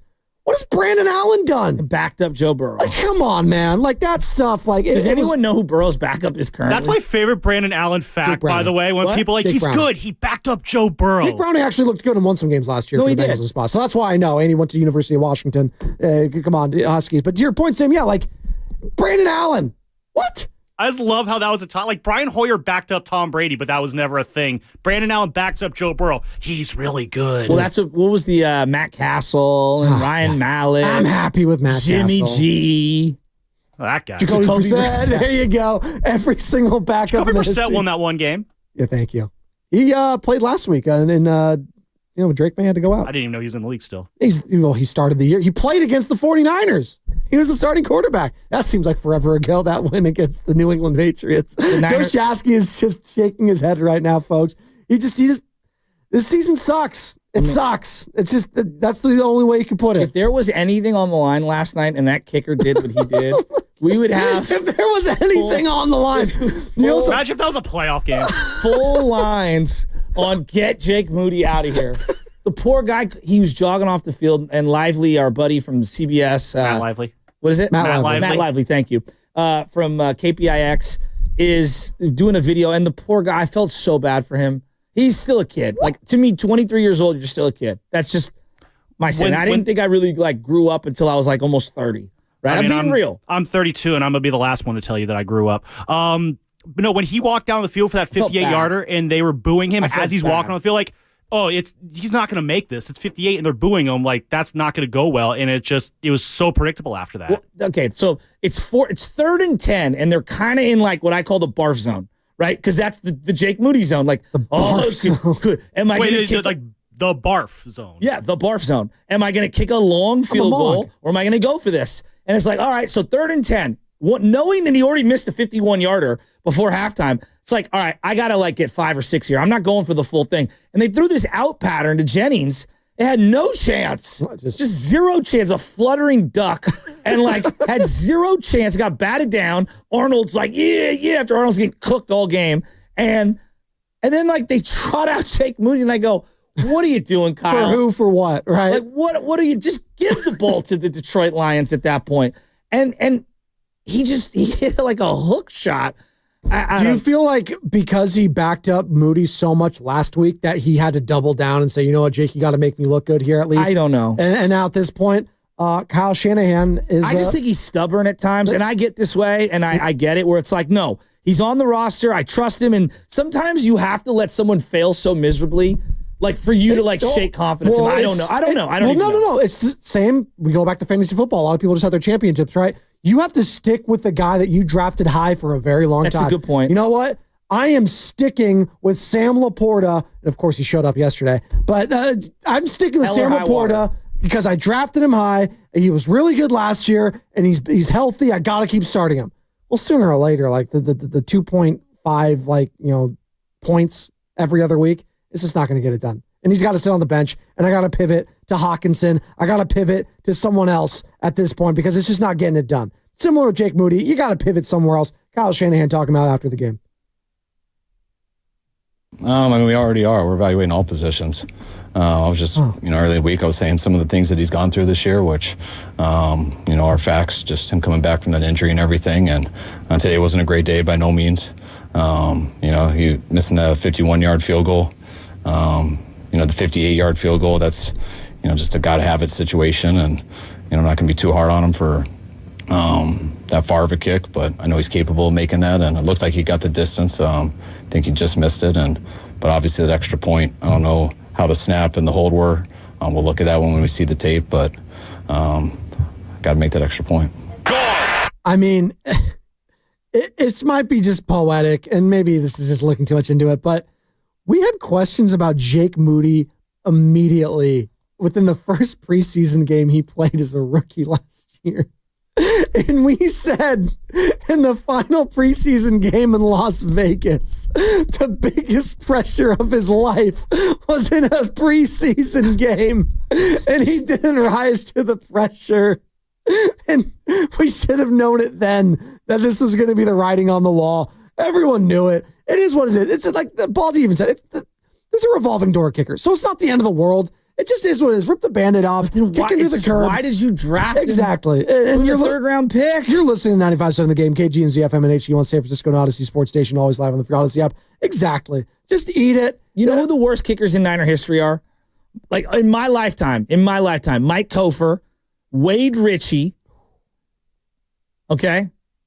Doug Bryan, who ended up actually having a decent little run. Sure. This is early on. Yeah, sure. Owen Poochman. That's not a name. Yes, it is. That can't be real. Poochman? They called him Poochman because of the way he kicked. It's Pochman, I believe. Okay, thank you. Look it up. Owen Poochman. All right. And Jose Cortez. Throw Jake Moody in there. I don't know where, but he's in there. It's not even arguable. Now, Jose Cortez, XFL guy, bounced around a few times. But if you say to Niner fans, Jose Cortez, we all laugh. Like, Niner fans have a tortured existence when it comes to kicking. We really do. We've had some great ones. We've had some horrific ones. And they've cost us dearly. And right now, Jake Moody is on a short list of guys. I mean, he's on the Poochman, Cortez, Doug Bryan, Wade Ritchie level. Well, and Sam Lubman, producer extraordinaire, who I get mistaken for sometimes occasionally during interviews, he mentioned this in the break. You know, special teams right now for Kyle Shanahan has just been abysmal. His entire really tenure as head coach has not been good. It's held them back multiple to the point where in the biggest game of your career, you didn't know the rules. You didn't know the rules. After the last 30 years of Belichick running the entire league by being obsessed with special teams. He literally, we know who Austin Slater was because of all the championships he was a part of with New England and because he was a glorified special teams guy. They went Vinatieri Gostkowski for 20 years. Right. Vinatieri Gostkowski. Yep. We went, what did we go? We went with the guy a couple years ago. Come on. Robbie Gold. Robbie Gold. There's David Akers for a minute. David Akers for a hot second. Okay, I'm talking about under Shanahan. We went Robbie Gold into Jake Moody. Yeah. It's a big downgrade. And Robbie Gold, for what I know, a lot of people like. Yeah, he wasn't great for 50 plus. Right? But you know what? In a way, that kind of forced Kyle Shanahan to be more aggressive at times. That's true. And I didn't hate that. There was clarity. Right? Shout out Troy. David in Denver. What's going on, man? That's Spadoni and Shasky. Inside pull. Hi, I'm here doing Stanford baseball. What's up, Dave? What you got, brother? Hey, man, just wanted to, so I wanted to try to have a little bit of a nuanced conversation with you guys real quick, because all year long, as the season has progressed, we've heard the ongoing conversation. We got the extreme fire Shanahan group, and then we got the other people who are like, that's ludicrous, you know, and so I want to kind of come in the middle on this, okay, because I think it is kind of nuanced. I don't think he should be fired. I don't think he's a horrible coach. The dude's accomplished stuff. But I want to put out there a real question and a real thing. Like, do you guys think, given the fact that there's been multiple NFC championship games, multiple Super Bowls, that we have not done well in, we have not pulled through, he has not gotten over the hump, he has lost leads, and I think, except for the Eagles game, lost leads in all of those games. Okay? So it's not about, is he a horrible coach? I don't think that. But I think, has this guy missed his window? It's been multiple years. He's going to be coming up on almost a decade as our coach. And that's my thing going forward. So let me ask you this. No, it's a great point. Get him out of here. No, it's a great point. But don't go anywhere. It's a great point. I view coaches similar to the way I view players. Right, and because I'm not pretending to be Shanahan, but I'm a coach myself. Some people bring different things to the table, right? What Belichick brought was totally different than what Dan Campbell's bringing to the table. Guys have blind spots. I don't think Dan Campbell is the greatest X's and O's whiteboard schematic genius who ever lived. Clearly, he's charismatic and a rah-rah guy, and he does a good job hiring assistants, and his players believe in him. Belichick, I do believe, is cerebral and next level on when it comes to X's and O's and on the whiteboard on the defensive side. I think Andy brings a lot of that. Kyle has blind spots. Yeah. One of his blind spots, I think, is stubbornness for what he believes are core principles to how to play the game. And I would disagree with him on his defense currently. And I think that needs to evolve. Simultaneously, he does have a problem losing leads. I don't know what it is. He runs when he should pass. He passes when he should run. His quarterbacks throw it up late in games. They can't throw from behind, it feels like. Like, he has some blind spots. I'm with you on this. And the special teams thing is a blind spot as well. Do you think he can evolve as time goes on? I think Andy Reid is a better coach today than he was 20 years ago. I don't know if Pete Carroll's a great coach today that he was 20 years ago. What do you think? That's a great point. I have all season long going into the season, I thought, okay, Kyle has blind spots. You're exactly right. And my point was, can he adapt and evolve? And honestly, I know this may sound kind of weird, but when I see him in the press conferences after how he talks about the games, I don't get the sense that he can. He has difficulty even kind of being accountable in a sense. Like, whereas I just want to hear a coach come up there and say, hey, guys, we stink. We suck. We got to get better at this. I hear him trying to kind of sidestep or like give some false, like, I don't know, man, how he strikes me. Maybe it's the whole stubbornness thing. There's something there where I'm like, man, I really question if he can evolve to get us over the hump. And that's what it comes down to, because many people say, oh, look at his record. He's a play calling genius, what or not. And I say this to you, Shaq, I know you're a longtime Niner fan, but for me, dude, you lose multiple Super Bowls. I don't roll with that, dude. I know. I just don't. Maybe I'm biased. I'm a Niner fan, dude. No, I don't roll with that, dude. If you have multiple chances, I'm like, dude, man, something's got to give now, dude. And again, I get the player aspect of it. Players come, players go, but I'm just saying, the dude has had a window multiple years. I know. Thanks, David. It's a great call. Here's what I would say. As I survey the whole landscape of the league, I trust him to kind of dig his way out of whatever blind spots he's got right now. And I think he's earned the opportunity to do so. That being said, he's bringing up a lot of points. And look, I get frustrated. I like Shanahan. I've always liked Shanahan. Yeah. But I do think that there are some stubbornness to him. Here's what I would say. I've learned not everything about a person can be judged by what they say at podiums. I think Belichick comes off as petulant and stubborn and all those things. And I actually think he's one of the most versatile people behind the scenes, but not at a podium, you'll ever find. What was his defense? Depending on who they were playing.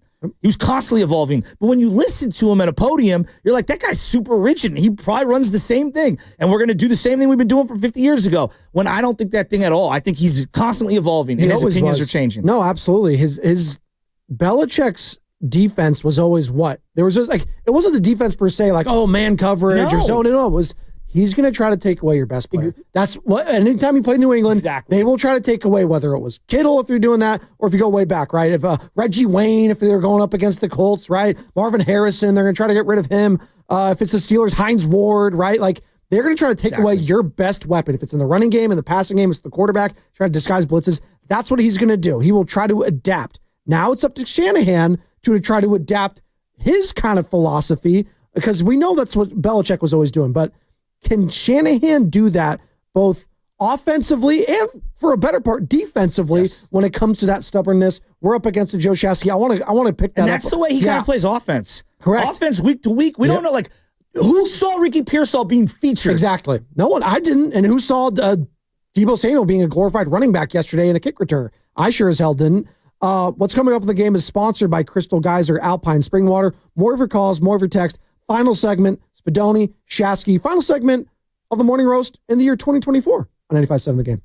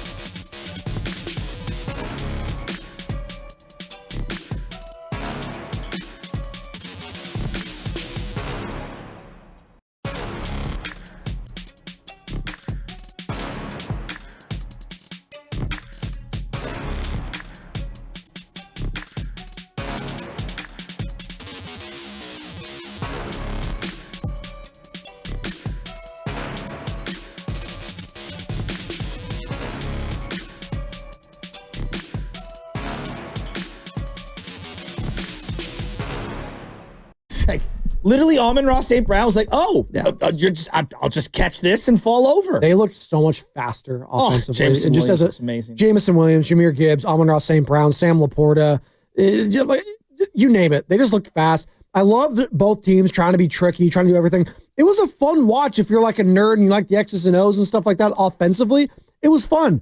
Defensively, if you like defense, you did not like that game. It was gross. It was gross. All I kept thinking watching that game was, I need 3 new linebackers like to compete for the 2 spots, and I need probably 5 defensive linemen. At least. You probably still need a legitimate free safety. Do you need a quarterback? That's the question right now as well. 888-957-9570. Dave in San Francisco. I'll get to you here in a second. This is what Ryan Clark, former NFL DB, played for the Steelers, currently an analyst for ESPN and the NFL side. Does a lot of good things. Ryan Clark, I respect his opinion when it comes to certain things. When it comes to NFL and the quarterbacks, well, let's see. This is what he has to say about Brock Purdy. Sometimes it's not just about the wins and losses. It's about what's happening on the field. Sort of how you said, it's not about how many are injured, but who is injured. Yeah. You're looking at Brock Purdy this year. You're watching him play without Brandon Ayuk, without Juwan Jennings at time, with Deebo Samuel hurt, with Christian McCaffrey on injured reserve. And so you're seeing Brock Purdy have to do things you never saw him do before. And so you do envision that if we have to restructure this roster, can he do some of those things without the top tier or top end talent that he had in that Super Bowl run year? And to me, he's shown you that he could. And I believe that was important for a Kyle Shanahan and a Lynch to see, because now you do have to pay him. But I agree with you too. It doesn't have to be $62 million, or it doesn't have to be the most guaranteed. What's the number going to be? That's going to be the next domino. We got one more game to go. They pay him $62 million. That's franchise suicide. I mean, what are we doing? Like, I'm talking about per year. Like an AAV, that's ridiculous. If he resets, this is stupid. No, I'm like, if he resets the quarterback market, he deserves a pay raise. I'm telling you, dude, if they come close to that Trevor contract, that is really hitting the danger zone. That's a bad. The Trevor Lawrence contract is a bad contract. No, it is, but I understood why Jacksonville had to do it. They had a first-round pick in him. No, Jacksonville has to, because they're not getting anyone to come over. They have the franchise tag in their back pocket.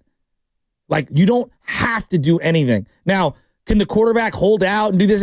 Like, what leg did Trevor Lawrence? Trevor Lawrence had a handful of good games. He had their only playoff win in God knows how long, right? Sure. He's also gone through how many coaches? And I know but it's that's not just the his argument, fault. though. That's not his fault. I mean, like, I think Kyle Shanahan would love to have an opportunity right now for Trevor Lawrence. And I think, surprisingly, a lot of the fan base wouldn't mind going after a guy like Trevor Lawrence over Brock Purdy. Why? Size, strength, athleticism, his build, his touch at times. He can hit the deep balls. There are things you can question now when it comes to Brock Purdy that you couldn't after last season. And he's shown some really good things. He has. But he's also shown the inability to stay healthy at times and the inability to hoist a team and put them on the shoulders. And listen, you brought up Trevor Lawrence. It's one of the greatest comebacks in the history of the NFL. He put the team on his back, Joe Shasky. I only saw that from Trevor Lawrence. I don't know if Brock Purdy's not in the same position, if he could have done that. So, but you can say, well, Brock Purdy got to a Super Bowl and stuff. Didn't he come back in the NFC title game last year? Not to the extent of what Trevor Lawrence had. Okay, but still a big comeback, though. And he also had way more help than what Trevor Lawrence had. So that's what I'm saying. Trevor's had a couple of games. That's what I'm saying. Let's not act like he's some Scrabini. I think the Jacksonville Jaguars. No, but it's a horrible deal. It's a horrible situation he's also in. They stink. Doug Peterson's going to be gone. He's going to be fired. I hate that contract. That's it's the fine. same way I hate the Tua contract. And so people could tell me, well, that's the comp. But they can get out of Tua. I don't think there's any more guaranteed money on Tua's deal. So that's what I'm saying. That was a quick deal. They can get out of Tua's contract if they want the Dolphins. There's a 3-year void or whatever. Yeah. I was looking at all these contracts. There's a void after 3 years. Same with Jared Goff. His new money starts next year. But that's what I'm saying. You could bake this into these contracts. It's not cut and dry where you're going to see the language of it and then you're going to realize, oh, actually, it's not that bad. That's what I think is going to happen with the Brock Purdy deal when and if it gets done this season. Look, I like Brock. I'm not moving him. He deserves some sort of a pay raise. I'm not giving him top of the market. And they need to still insulate themselves with a young drafted quarterback to be behind him, pushing him. I think that all those things are fair. When the Packers drafted Jordan Love and Aaron Rodgers went completely Buck Louie internally, it did push him to multiple MVPs. Do you think, let's say hypothetically, I don't think competition's a bad thing. Okay, let's say hypothetically, let's pick a guy because you're not going to get Cam Ward, you're not going to get Shedeur Sanders. You need to invest something else. Let's say who's the third quarterback and maybe he slides and there's a big drop off. Jalen Milroe, Alabama. Oh, that's a huge project. But what is he? He gives you everything that Brock Purdy really doesn't, right? He's big, strong. Jalen Milroe would be, to me, like similar to a Justin Fields. That's a non-starter for Kyle Shanahan. He just fumbled a ball in the rain right now too, Jalen Milroe. That's fine. It's the rain. He's just like Brock we Purdy. love to talk about He's quarterbacks just like in Brock rain. Purdy then. All right, so there you go. But I'm Let's giving say you an this one. example. Quinn I'll give you an Ewers. example. Quinn Ewers. Stop. So yeah, I'm trying to give you someone with upside. No, I know, but I'm just Quinn saying, Ewers just gives me nothing. He gives me Brock Purdy. Shanahan, knowing Shanahan's who Shanahan likes, he would like a Quinn Ewers. I know him. I feel like I know him. Listen, but this is the problem. Now I'm getting upset. Then what are we doing here? You're just going to be drafting or getting players you need to. They try to go out of their comfort zone with Trey Lance a little bit, which I appreciated. You can find some common ground in between that. You don't have to get the guy that's not super athletic, super big, but he does all the other little things great. And you don't have to get the guy that's super big and athletic, but he can't do the little things great. You can find a happy medium somewhere in there. I would agree. I don't think Jalen Milroe is a huge project. I think he does some nice things. I with his like arm. Jalen, but I don't think that's a great fit. It's an example. I'm saying if he falls to the third round and they draft him, would you be mad at that? If he falls? No, I wouldn't be. I want them to take another swing on a quarterback. And to me, that's what Andy would do. That's what Bill Walsh would do. I think that's what Belichick proved he did year after year after year. Just because you got your guy doesn't mean you stop looking. Here's one. A lot of people are going to find it weird. Carson Beck. He's a guy that can fall. Look, I'm open-minded to a lot of different people. Now, should their first and second pick be the no? Third, fourth, though? Maybe. Then I'm open-minded to it. But it's also am I keeping Trent? Do I have 5 picks in the top 4 rounds? Or do I have only 3? I think that they need to invest heavily into another running back and the offensive and defensive lines. Those would be my first 4-round priorities before I get to quarterback. But quarterback's in there. And we heard it from Baldy, who joined us at 7:30, courtesy of the River Islands guest line. You can find that entire interview. Download the Odyssey app. It's free. Find us on YouTube, 957thename.com, everything. Find that Baldy interview. He was great. And he echoed the same sentiments. He said, you know what? Outside of Nick Bosa, it's just not good enough right now for the San Francisco 49ers. You need at least 3 guys on the defensive line, he said. 2 on the edge and 1 defensive on the interior. So right now they have 1. They won. They have Nick Bosa. I know. It's just not good enough. You thought, Drake Jackson maybe. You thought Javon Kinlaw, right? You thought Leonard Floyd this year. Yetur Gross-Matos. We showed him some stuff, but not enough. You didn't show me anything yesterday. You need more. Now, it's intriguing, also scary, the proposition, and there's been rumblings, and people have been rumbling for the last few years. Maybe go after his brother, Joey. Well, no, see, to me, I go the opposite. Okay, so you don't even, that's a non-starter. So I look at the Rams, right? The Rams are offensively top-heavy financially. Defense, they went all young. And they're one of the fastest, most powerful defenses right now. And they're actually really different than what they were a couple of years ago. And what did they hit on? Those draft picks. No doubt. Yep. No doubt. But Fisk and Verse. And Byron Young's a solid young player, or younger player. Yeah, Verse has been an absolute monster, and so is Fisk. And then they got a bunch of random guys that most people have never heard of. And then they took a swing on a guy who's bounced around, and Okella Wilson, who's been really good for them. I know. It's crazy. He's been really good for them. So made plays against the Niners. I was shocked by that. But look, I always thought the guy had talent. He just was a knucklehead. Yeah, exactly. I always thought he had talent. He was a knucklehead. So I think the Niners need to go young and cheap on defense and stop going via free agency that route. If there are some offensive linemen via free agency that are available, so this is where the financial conversation with Purdy does matter. Let's say there is a guard out there who's better than Aaron Banks, who's going to be a free agent. And let's say instead of, I'm just going hypotheticals, $80 million guaranteed, I'm only giving $60 million guaranteed over 2 years to Brock Purdy. I doubt it. These are imaginary numbers. Well, now I got $20 million guaranteed that maybe I can roll into a guard or a tackle or a center who might be available. And then I could draft another center or a guard or a tackle. And to me, it's not just on the trenches. Defensively, I'm drafting. I'm not going free agency in the trenches defensively. Offensively, I want a combination of a veteran and some drafted guys. They need some veteran depth on that offensive line. Well, there's going to be a future Hall of Famer that's going to be available. We'll see if the team down in Texas retains him. Zach Martin's going to be a free agent. See, like, to me, that's I would bring him in yesterday. No brainer, right?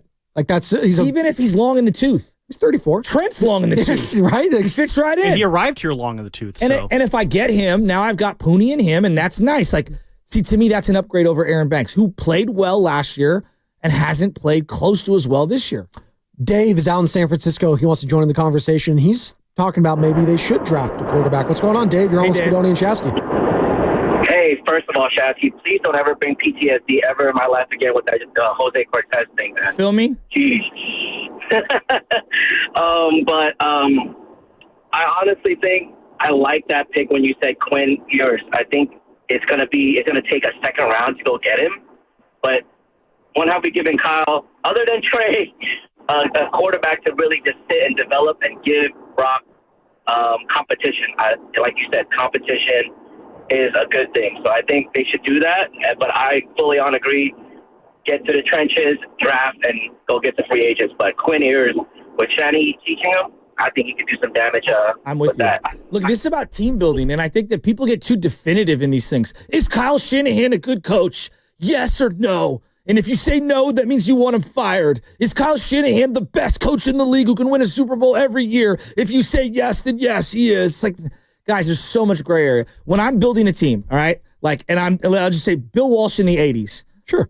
He was like, yeah, like, I love Joe Montana. He's won a lot of games for me. He won multiple Super Bowls. He also has this back injury, okay? And he's played poorly the last 2 years by my standards for him as a quarterback. So I'm going to go take a swing and I'm going to trade for broke my back.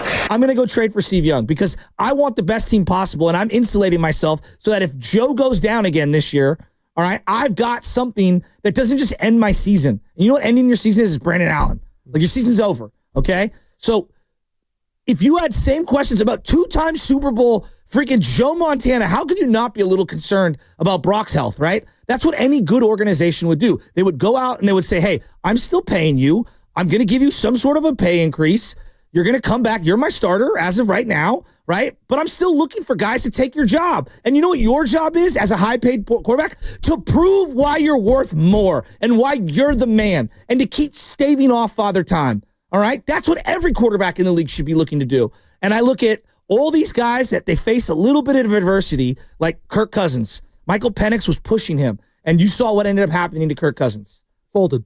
Completely folded, right? And we all didn't think highly of Kirk Cousins. Yeah, and a lot of that's the injury he had. He's old. Like, it was just time. Kirk's a done. lot of like, things. He's done. Yeah, he's done. A lot of things. But, like, future backup for San Francisco, by the way, next year. The greatest things that have ever happened in Niner history, most of them are born out of some sort of a quarterback competition. Whether it's John Brody, Y.A. Tittle, whether we're talking about Joe versus DeBerg, Joe versus Steve Young, you know, like, most of these come with some sort of quarterback controversy. At some point, it was Alex and Cap, and you got the best out of Kaepernick. I thought it brought the best out of Alex, too, the very next year in 2012. Iron sharpens iron. You know, by just drafting Kaepernick. And then, obviously, think about what happened with the Jimmy Garoppolo, Trey Lance. Jimmy had a nice bounce back in 2021. Well, I think of what Jimmy did for Tom Brady when Jimmy pushed Brady a little bit. 100%. And Brady's always been on edge kind of a guy. He doesn't like, and I heard Bill Belichick, I think he was on McAfee, and they were talking about, like, how does he, Belichick, because he had these situations like,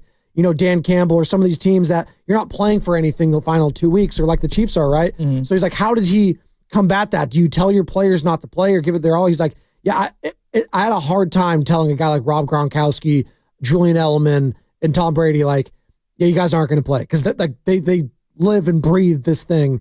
And Tom would be pissed if a backup or even a third string would take any of his reps in any situation, because that's how he is wired. I think Brock is wired a little bit like that as well, which I appreciate.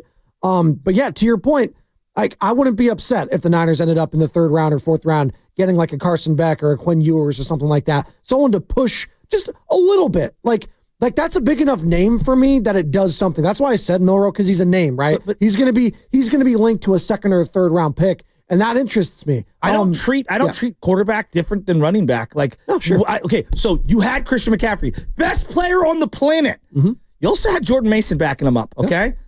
And you had Elijah Mitchell. What did you do? You drafted another running back. That's, I don't care what position it is. I'm trying to have like a competition across the board. That's a Bill Walsh and it's an Al Davis special. Think of Marcus Allen. Who they bring in? Bo Jackson. Oh, Bo Jackson. Yeah. Sorry, Marcus. You're going to be a fullback. Now you're going to block for Bo. Credit to Marcus. He's a Hall of Famer, and he's like, all right, sure. You know what? Fine. I'll do it. But here's where it gets tough. Yeah.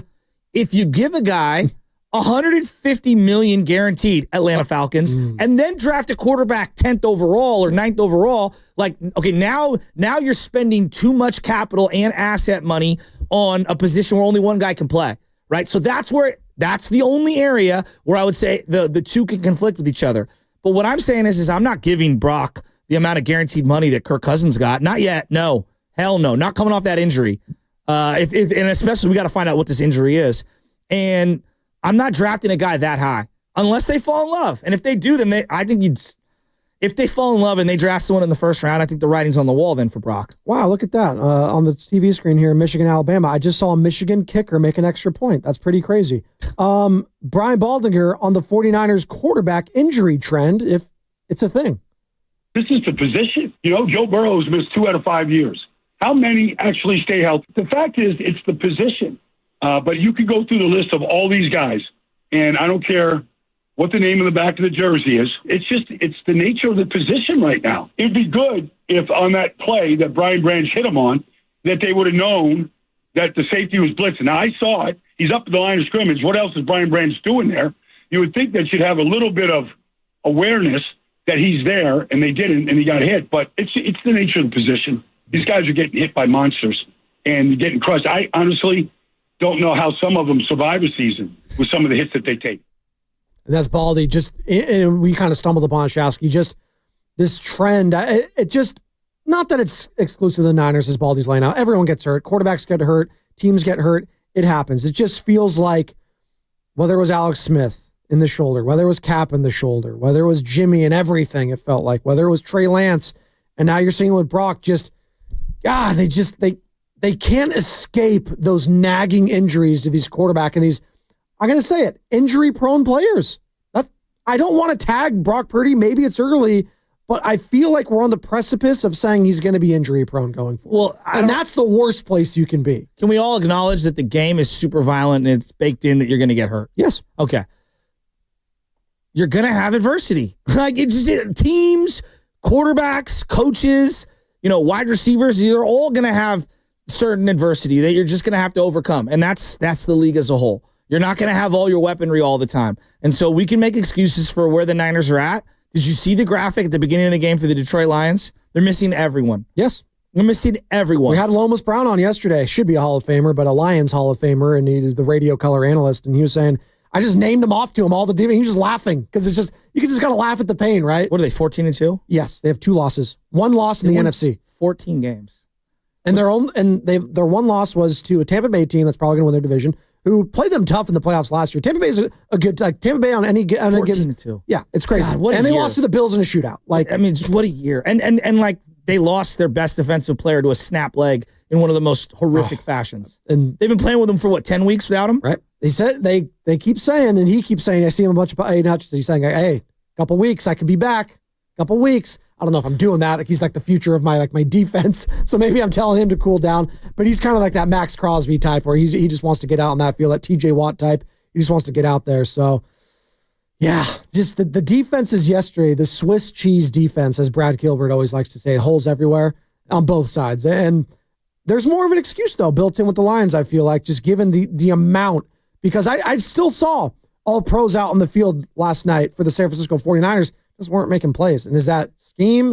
Is that the players getting older? Is that players taking bad angles like Hufanga on line 1? And that's the guy right there. Like, we start having questions, and the season's not over yet, but we're going to start having a lot of these conversations. And you and Bonte, you're going to start going through this depth chart and saying, in or out. And it's going to be, hey, like guys like Hufanga, in or out. Am I paying that guy a lot of money? The quarterback conversation is be built into that because I'm going to be paying. I have to set aside all the stuff for Brock, right? Which sucks because you'd like to keep everyone. You'd like Hufanga was such a dynamic player just 2 years ago, right? And now he's running around with a club. I mean, it's just a club on his hand. I know. And to the caller's point from, I don't know, maybe 25, 30 minutes ago, this is where you have to cash in championships.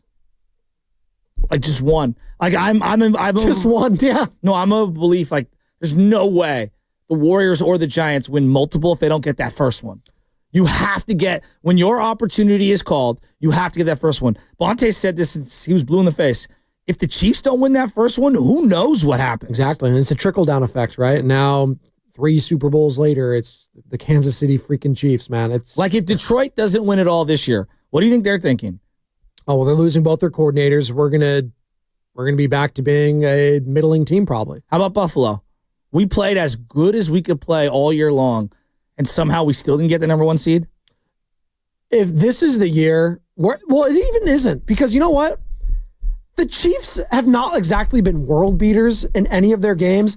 They should have lost to the Chargers. They should have lost to every single AFC West opponent they played this year at one point. They should have lost to the Raiders, the Broncos, and the Chargers. And by some miracle, we all watched it like, how does that happen? A blocked field goal for the Broncos. Aiden O'Connell, after just dicing up the defense, they fumble the ball, right? The Chargers, always something happens. And is this going to be the year where the Chiefs finally, the bubble bursts for them? I have a hard time thinking that because I know better. I know better. And it's going to be more demoralizing than ever, Joe Shasky, being a Niners fan sitting back this year. And if the Chiefs do three-peat, just knowing you had leads on them in both Super Bowls in the fourth quarter. I hate them. I think the Chiefs have been down in every Super Bowl in the fourth quarter, haven't they? Yeah. That makes it even more frustrating. I hate them. The Eagles Jalen Hurts played the game of his life in the one mistake he made, the fumble that Nick Bolton picked up for a touchdown. That was it. That was the difference. Spadoni, it's crazy. I know. I hate to be beating a dead horse, and it's New Year's, and I hate them so much. Yeah, I hate them so much. I just of all the things that took place this year, the Super Bowl loss takes the cake. We have 10 minutes here before we get to Fast Five. Get over it. The year in review that was Bay Area sports, if you will. Like, I could sell the Giants maybe heading into next year. You know what? Buster Posey made a big move getting Willie Adames. You re-signed Matt Chapman. You missed out on Corbin Burns. That sucks. I think we would have been a little more greedy if you got both those guys. Wow, you did that. But you know what? The vision so far, it's early. I'm seeing a little with Buster. No nonsense approach. Yeah. Sell the fan base on some hope. Okay. I don't know what to make of the Golden State Warriors, to be quite honest with you. They're an average team. I had Steve Kerr yesterday after the game saying, he was quoting Bill Parcells. Anytime you're quoting Bill Parcells in another sport, it's not good. Anytime you have to go out and say you are what your record says you are. Notice, Shasky, you never say that when you have a good record, right? You never bring that up where you're saying, oh, we're 14. Well, you are what your record says you are. No one was saying that about the Minnesota Vikings a few years ago when they kept having to have immaculate comebacks with Kirk Cousins. No. You are what your record says you are, and what your record says you are is you're mid. As Steph said that yesterday, they're a mid team. I don't know what the hope is on there. Steph doesn't look like Steph anymore. Jonathan Kuminga, that's great. He looks great, but what does that mean? I don't know what that means. Great. I got a young player I can believe in. And then you got the 49ers. They're at a crossroads right now, too. This has just been a sports talk radio-wise, it's been great for the talking points. But if you're a fan of the team, it's been just a head-scratcher of a year. What was the high water mark? Detroit last year, NFC Championship. Winning the NFC Championship, probably. So basically a quarter and a half. Yeah.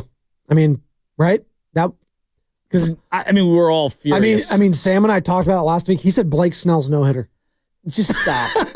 I forgot it was that it was up there. It was up there. A very paltry year of Bears. No, actually, no. Sam had a good one because it was more bittersweet and it was sad, if anything. It was the final game at the Oakland Coliseum. Oh, not Willie Mays? The Willie Mays. Well, I'm saying a moment, like a in-game moment. Oh, Sorry. Okay. No, that was Willie really Mays special. and Ricky Henderson. I mean, losing two Bay Area legends like that. Are you kidding me? 2 of the top 10 players in the history of the sport. Bay Area icons. I know.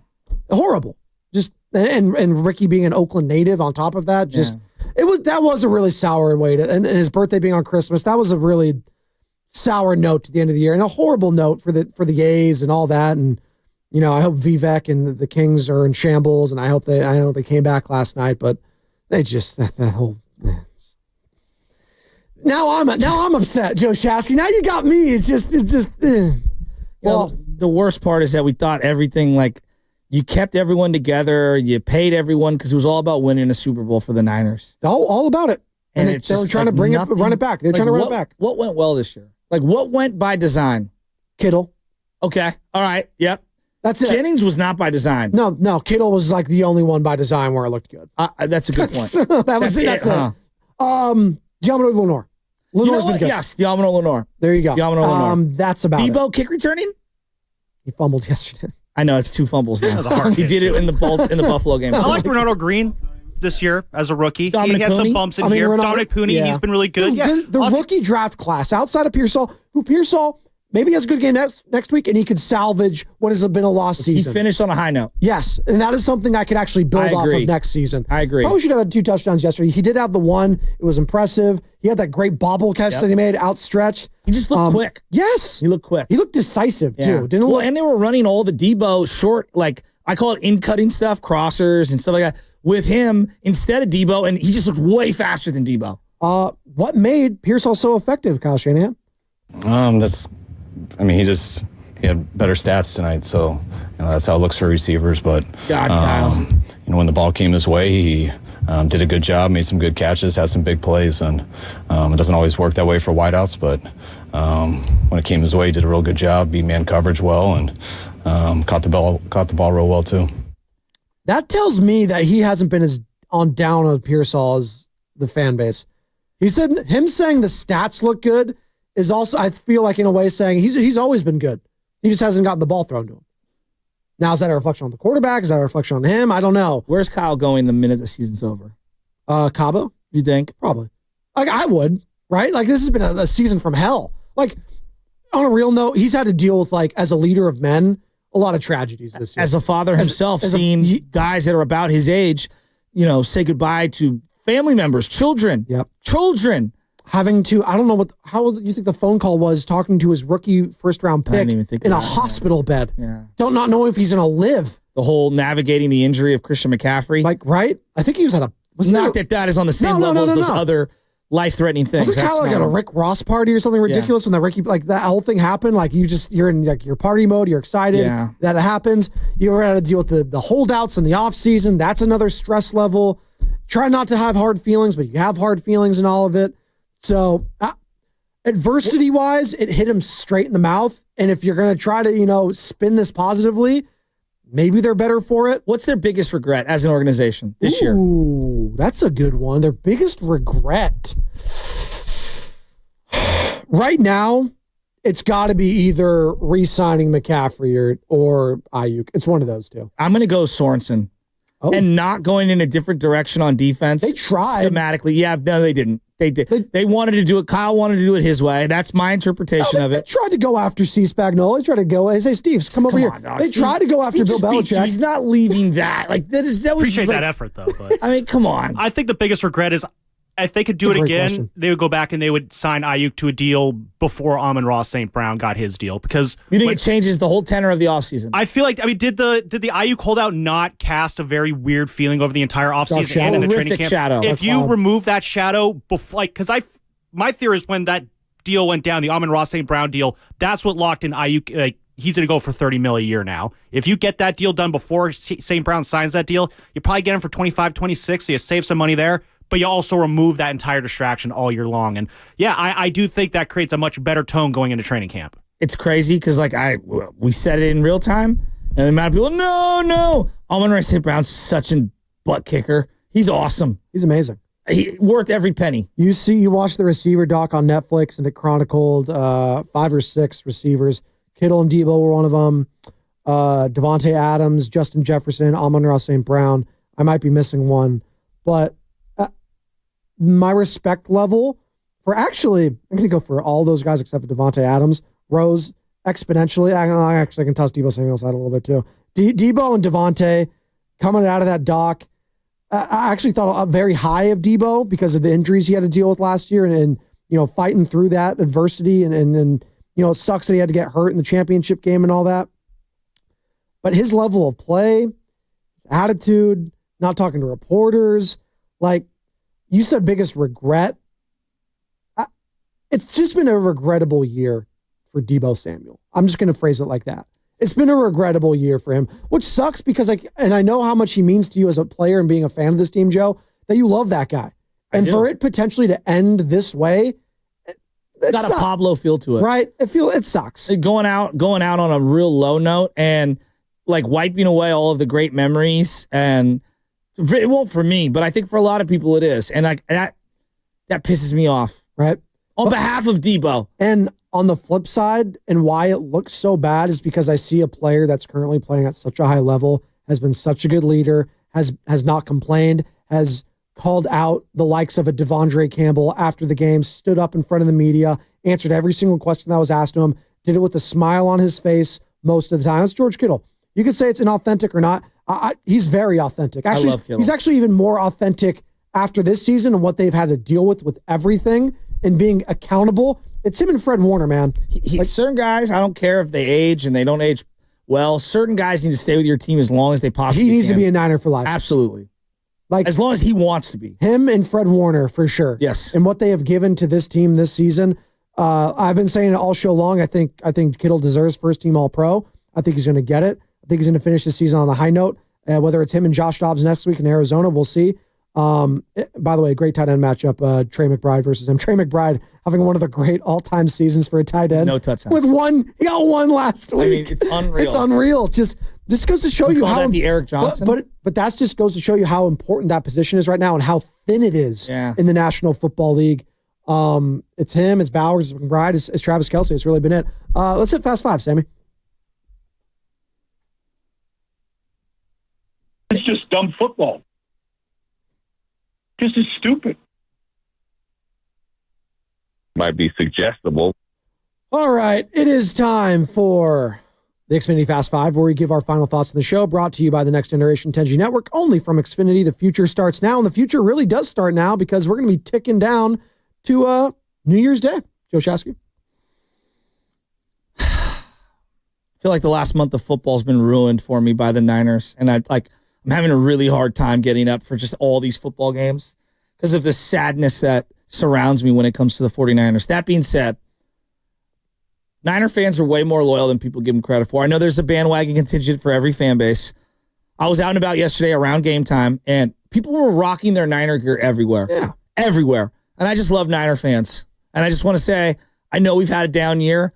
Y'all were championship level and have been for a long time. We have won a Super Bowl as fans, although the team hasn't. As a fan base, we've supported this team, and I love y'all. It just sucks what we're going through. I'll be back. back. Heavy sigh there too. I know that might be honestly the Niners sucking hurts my soul more than any of the other teams sucking for weeks on end. Yeah. My final thought is, as down as I was about the first round of the college football playoff, I am really liking how this second round could shape up. Starting tonight with Boise State versus Penn State. I feel I look at these four games here, and I kind of could see a way where all four of the lower seeds could pull off upsets over these next 2 days. So works up. We'll see how it goes. I mean, Penn State boys, that'll be a fun, but man, I have no reason to leave the couch tomorrow with that slate we got. So very excited for this second round of the college football playoff, and definitely no other college football teams. I'm leaving the couch. Where are you going? Golfing. Ooh, where are you golfing at? Jealous. Club. Just the club that I just. Oh, club. Oh, there you go. Okay. Sorry, one last Miami. I just don't know the club. I mean, just there's lots of clubs out there. You're talking about the driver, the pitching wedge. Oh, the club. So sorry. You got to know someone. The big news though: Beach. Miami Hurricanes firing their defensive coordinator Lance Guidry. Oh man, did we need that? Maybe they can pick up Nick Sorensen when he gets let go. Oh man, maybe. Hey, we can switch. Bring Guidry over here, send Sorensen down there. Let's all be miserable next year. My final thought is: have a safe night, everybody. Don't start off the new year with knucklehead behavior. Be smart. I don't think I've stayed up till midnight, Joe Shasky, in like a decade. This holiday is it does nothing for me. I know it's like a big one. I get up at 3 a.m. You know what my homie said to me the other day, and I'll leave his name unsaid. We're not a nighttime New Year's Eve family anymore. We're a day drinking New Year's Day family. I go, great. The kids too? And he's like, no, the parents, but that means the kids as well. Yeah. We're a daytime New Year's Day drinking family. I respect that. Shout out Jimbo. I do. Shout out Jimbo. 888-957-9570 is the number. Start lining them up. Evan Giddings filling in for Daryl DeGru Johnson coming up next. They're going to be he's going to be joined by Matt Steinmetz. Obviously, they're going to get you locked and loaded. They're going to react to not only the Lions' 40-34 victory of the 49ers because Kyle Shanahan, speaking to the media at 11 o'clock, will know more about Brock Purdy's injury and that status going on. And also, the Cleveland Cavaliers whipped the Golden State Warriors' butts again yesterday. Just the Warriors. Just when you thought you were being excited and talking about Jonathan Kuminga, they have that, as Shasky called it, a poop sandwich yesterday. Big old poop sandwich in the Bay Area when it comes to the sports right now. And I guess that's our parting imagery and parting words on the Morning Roast. Have a good day, everybody. This is stupid. It's just dumb football.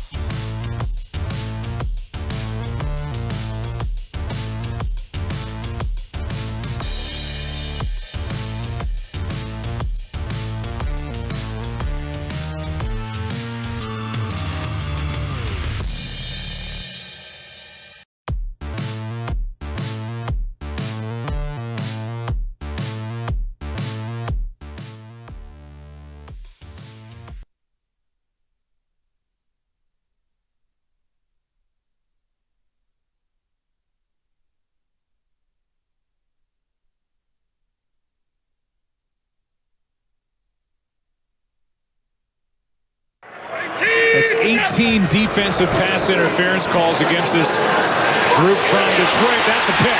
Bad throw from Purdy, and it's Kirby Joseph with his 8th interception of the year, and that was a gift. Purdy threw it right to him. Joe Buck, ESPN. Joe Buck, ESPN. Good morning, everybody. Matt Steinmetz and Evan Giddings with you. What's going on? You didn't catch the game last night? What do you mean? Yes. Oh, well, you sounded surprised to hear Joe's voice. No, I'm just terrible with the networks. I don't know what network, if it's Amazon Prime or ABC or NBC. Well, Monday Night Football has been on ESPN for about 3 decades. I think ABC it used to be on. Which is under the Disney company. Dandy Don Meredith. Let's get to the point. How you feeling, Steiny? I'm dynamite. How are you? Well, I'm great. It's almost 2025. Yeah, it is. And time to turn a new leaf. Yay! What a disastrous season for the Niners. In case you're just joining us, they lost 40-34. Brock Purdy gets hurt with 1:40 left in the game. Shoulder, elbow, nerves and stuff, according to Kyle Shanahan. And they're now 6-10 with 1 week left. And now we wait to see how serious the injury is to Brock Purdy. Kyle Shanahan will be talking a little later this morning. And we'll have all that for you. But what do you think? That was a brutal way to go out. If it is Brock Purdy's final game, and we're going to find out, look, he said he was going to get an MRI. Only 1 week of the season left. I mean, they're 6-10. I believe that's where they finished 2020. And I know that there's another game that they have to play, but this is a failed season. In fact, it might be the most disappointing season from a Barriers sports team based on the expectations of that team in what? A decade? I mean, the only other season that's felt this down might have been the pandemic year, but that obviously is for a different host of reasons. I can't recall a sports team that was expected to be back where it was last year, which was playing for a championship, bring back pretty much everyone. I mean, even the Warriors off their championship season won a playoff series. Like, the Niners are not going to make the playoffs, and they might have a chance at a top 10 pick. Like, they have done a 180. And last night, we could get into it. I thought that there were some good things. There was obviously some bad things. But the Niners, John Lynch said it all with his face. It looked like he wanted to pull his hair out. He looked like a fan, one of the 50,000 at Levi's Stadium. And they've gone from the top to the bottom.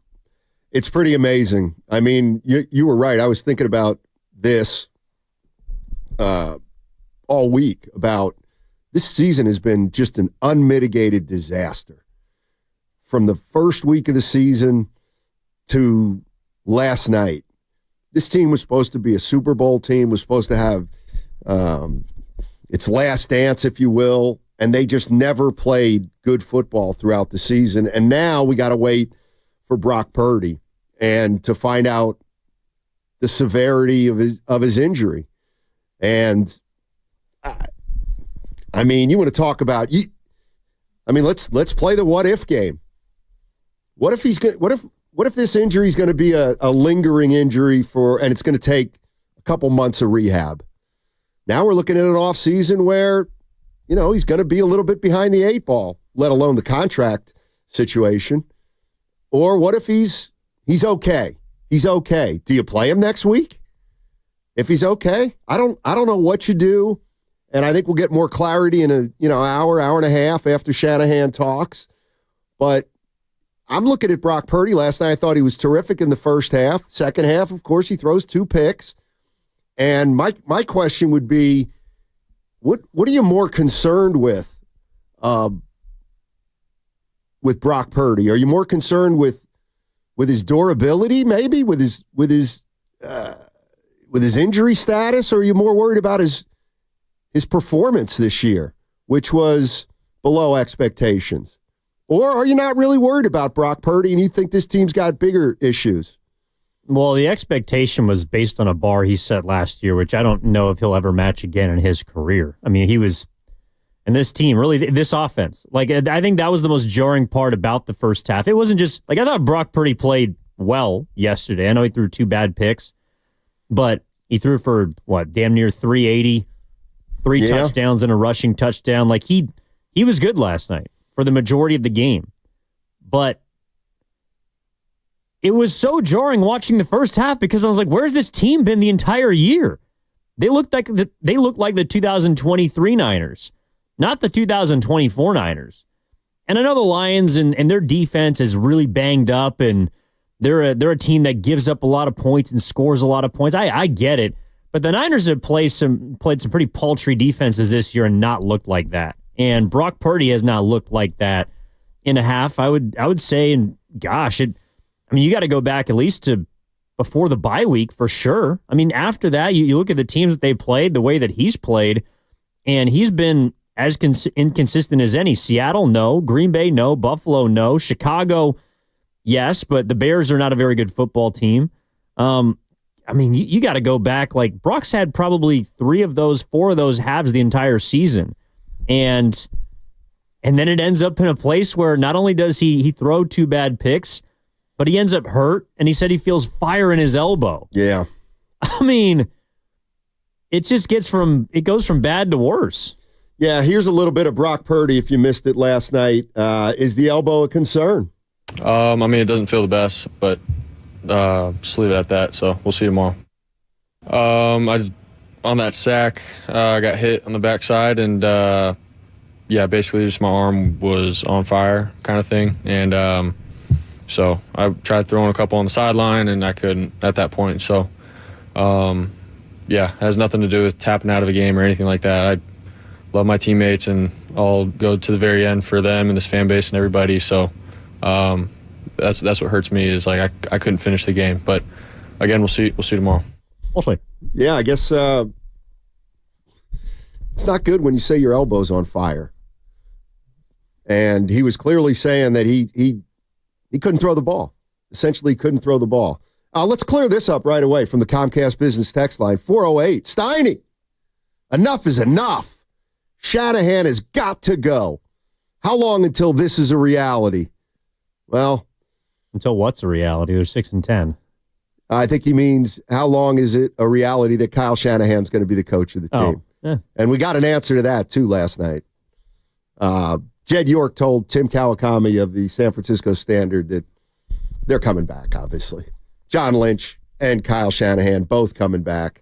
And he said, you can write that. Nothing's happening to them. Yeah. They're not going anywhere. Nor should they. No, not yet. Not yet. Well, Guru now can officially be correct on that schedule that he sent us yesterday. Oh, that's right. A little bit premature. I'll he ended up being right. I'll get next year's schedule around. We'll get around to that later. But 888-957-9570 is the number. It's a tricky one to talk about because why? I'll tell you why. It's because it didn't mean anything, but it meant a lot because Purdy ended up getting banged up. So it did mean something. Something. Not everything. Well, so it didn't just mean a little. Well, let's see. I mean, if he's got a sore elbow. No, how are you feeling about the quarterback after what you saw last night? I don't feel not even about the injury, just what you saw. Like, what were you left feeling after that football game?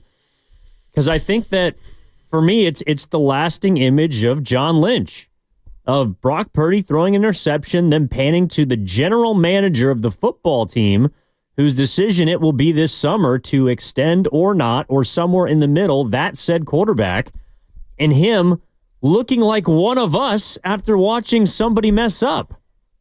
I cannot recall a single time where John Lynch has lost his cool outside of maybe the Super Bowl, but that was, to your point, Steiny, a game that didn't matter. They were already eliminated. And you could tell that they wanted to win that game. And when Purdy threw that pick, John Lynch could not contain himself. Right. So what do you think that all meant? It means they're having second thoughts. Now, that's a bold statement. How can you not? Well, are you having second thoughts because of the way he's playing or fear of injury or worried about his durability? All of it. For me, what stands out the most is the fact that he is a smaller quarterback that is now, depending on what we hear from Shanahan, and in about an hour, we'll play that for you, multiple arm injuries.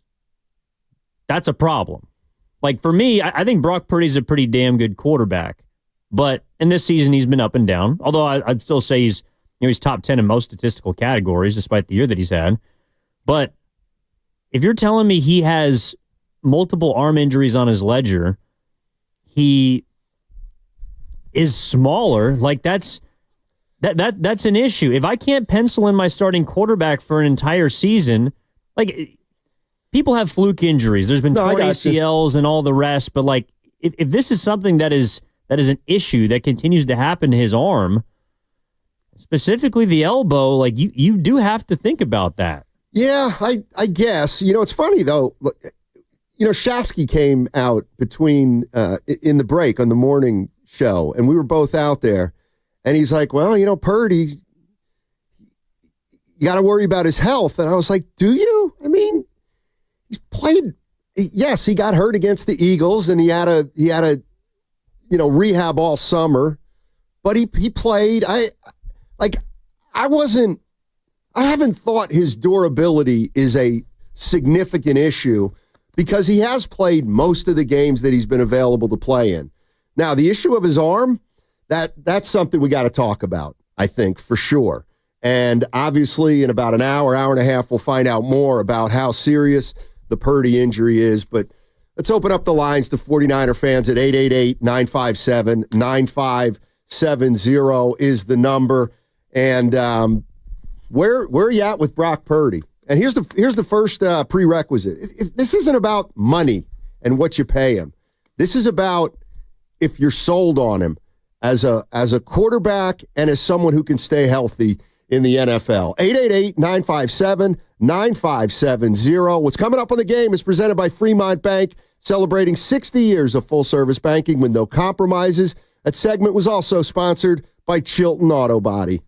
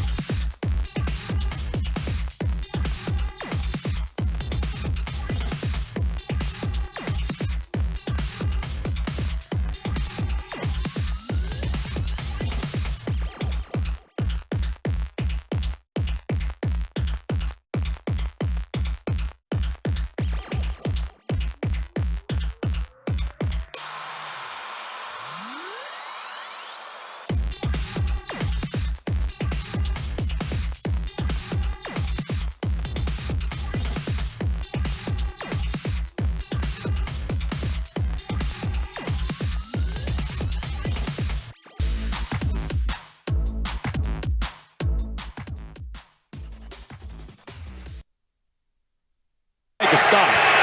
Foxy Melifonwu made that hit. His second game back off IR. Here's Purdy. Protected, airs it out. Looking for Pearsall's. Got him. Catch made inside the 10. Now, back to Steiny and Guru on 95.7 The Game.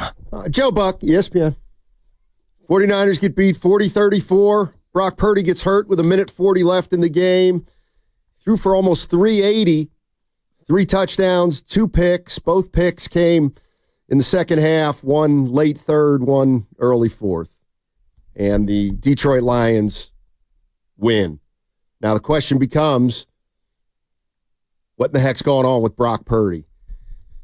Looks like it was an elbow, shoulder. We'll learn more from Kyle Shanahan later this morning. But he said the elbow felt like fire, felt like there was a fire in his elbow.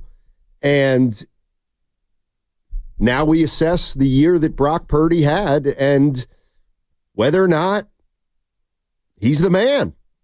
And John Lynch was beside himself when he threw that second pick. And Evan said he thinks maybe the 49ers are having second thoughts about Brock Purdy. How can you not? How can you not? Seriously. And if someone believes I'm wrong, please call us at 888-957-9570. But if you still feel today, after watching Purdy quarterback 15 games this year and doing it at a pretty good level, and say the Niners have no doubt that Brock Purdy should be their quarterback in the year 2027, let me know why. Here's what I'm thinking about Brock Purdy. When the 49ers had Jimmy Garoppolo, he was here for a few years, and they moved off of Garoppolo, and they used his durability as a big reason why. Well, it was a big reason why. All right. I don't think we're there with Brock Purdy in terms of durability. And I get it. You can be worried about him because he's, by the way, did you say he's 5'10"? He's listed at 6'1". I've stood next to the guy. We see eye to eye. I got you. I think it's natural to be worried about a smaller quarterback, but, I mean, he's played most of the games he's been available for. So I think it's a little premature to worry about his physical health. Now, I guess I am making a little distinction between his physical health and the arm, elbow, and shoulder.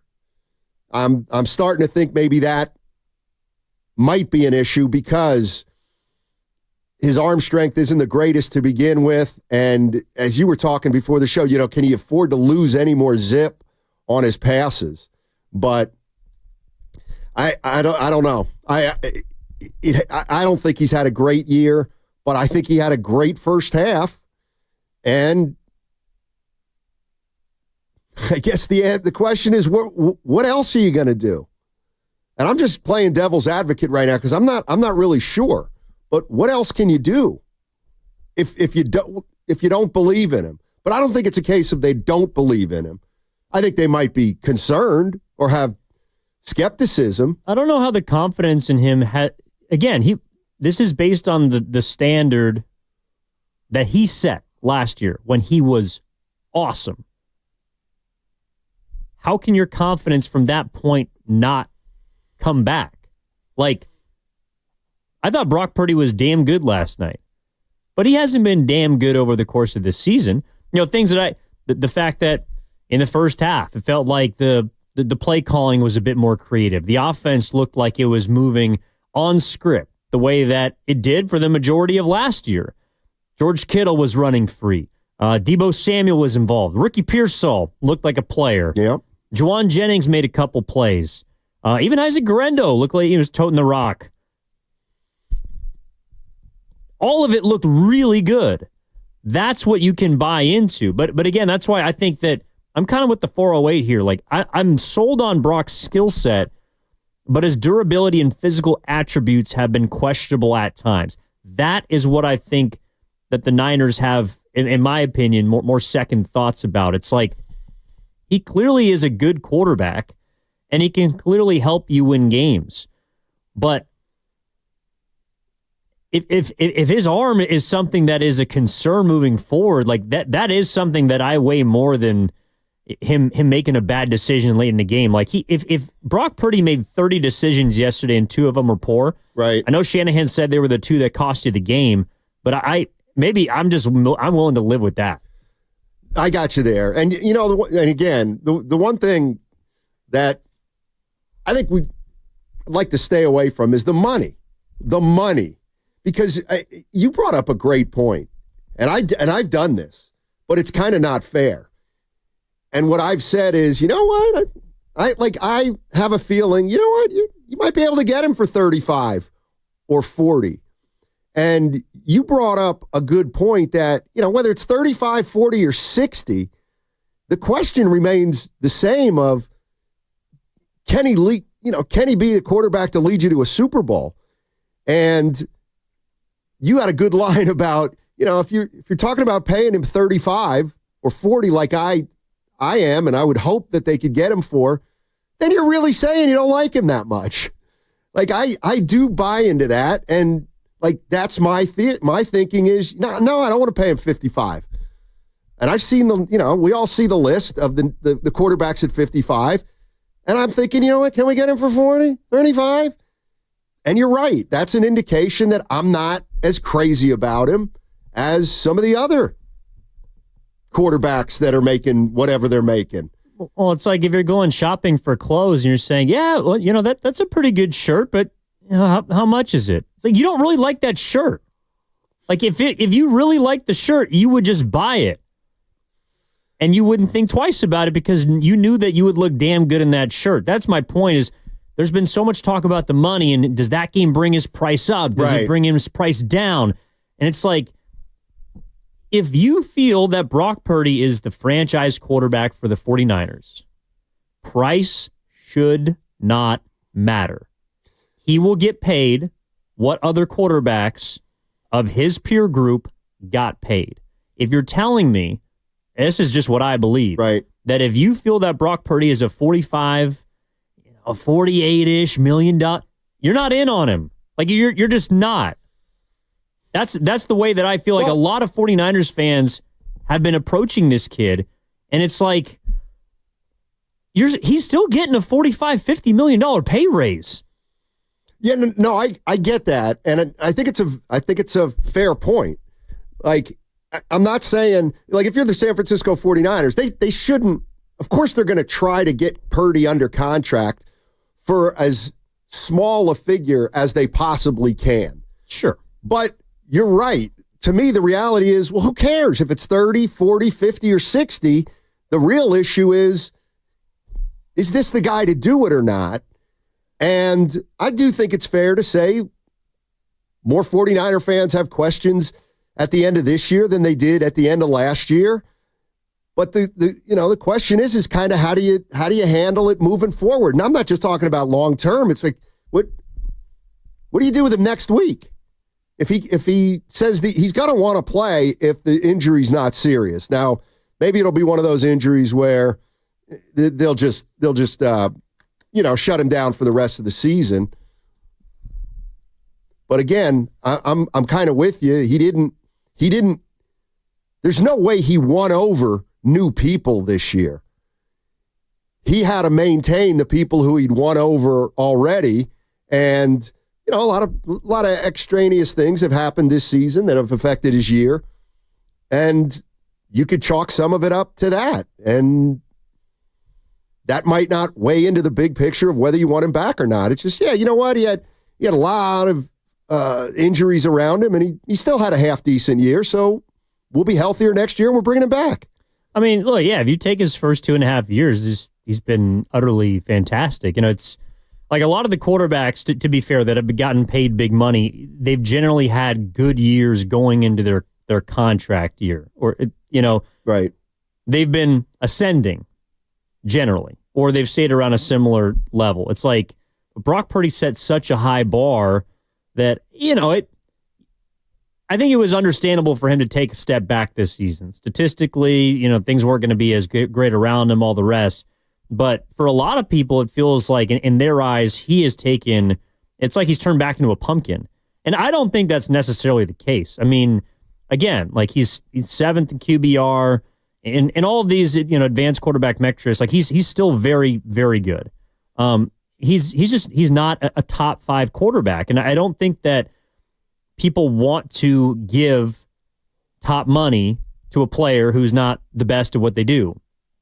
But with Brock, it's like, has he sold you? I think that's the question that the Niners have to answer going into this summer. Has he sold them? Because, and look, it could have just been heat of the moment and John Lynch grabbing his hair like, oh my gosh, I can't believe he did that. We're going to lose the game. He's a competitor. He's a former player. He's been in those battles before. But gosh, I mean, I just, it's like that game was irrelevant. And John Lynch was still as invested as he was in seemingly a Super Bowl. Right. And his quarterback made a boneheaded play. And this year, Brock Purdy hasn't made enough of those plays to get the Niners to where they need to go. I think he's made, and I would take it a step further and say I think he's made too many mistakes like he made last night. I think it's because he's had to. Right. Think of how many times he's been in a position where he's had to lead him down the field for a go-ahead score. And, he didn't come through a lot of times this year. And I'll always say, well, the team didn't come through a lot of times this past year. But I mean, Jake Moody, another poor game. I mean, what do you do with him? Jake Moody? Yeah. I'll say this, if he wasn't a third-round pick, I don't think he'd be on the team next year. Yeah. I think you're right. Let's go to Mike in Santa Clara. What's going on, Mike? Get us started here, buddy. How you doing? Good morning, guys, and Happy New Year coming up to you guys as well. Just wanted to, with the Brock Purdy situation, first off, we need to know the full extent of the injury. Yeah, that's like a guaranteed fact.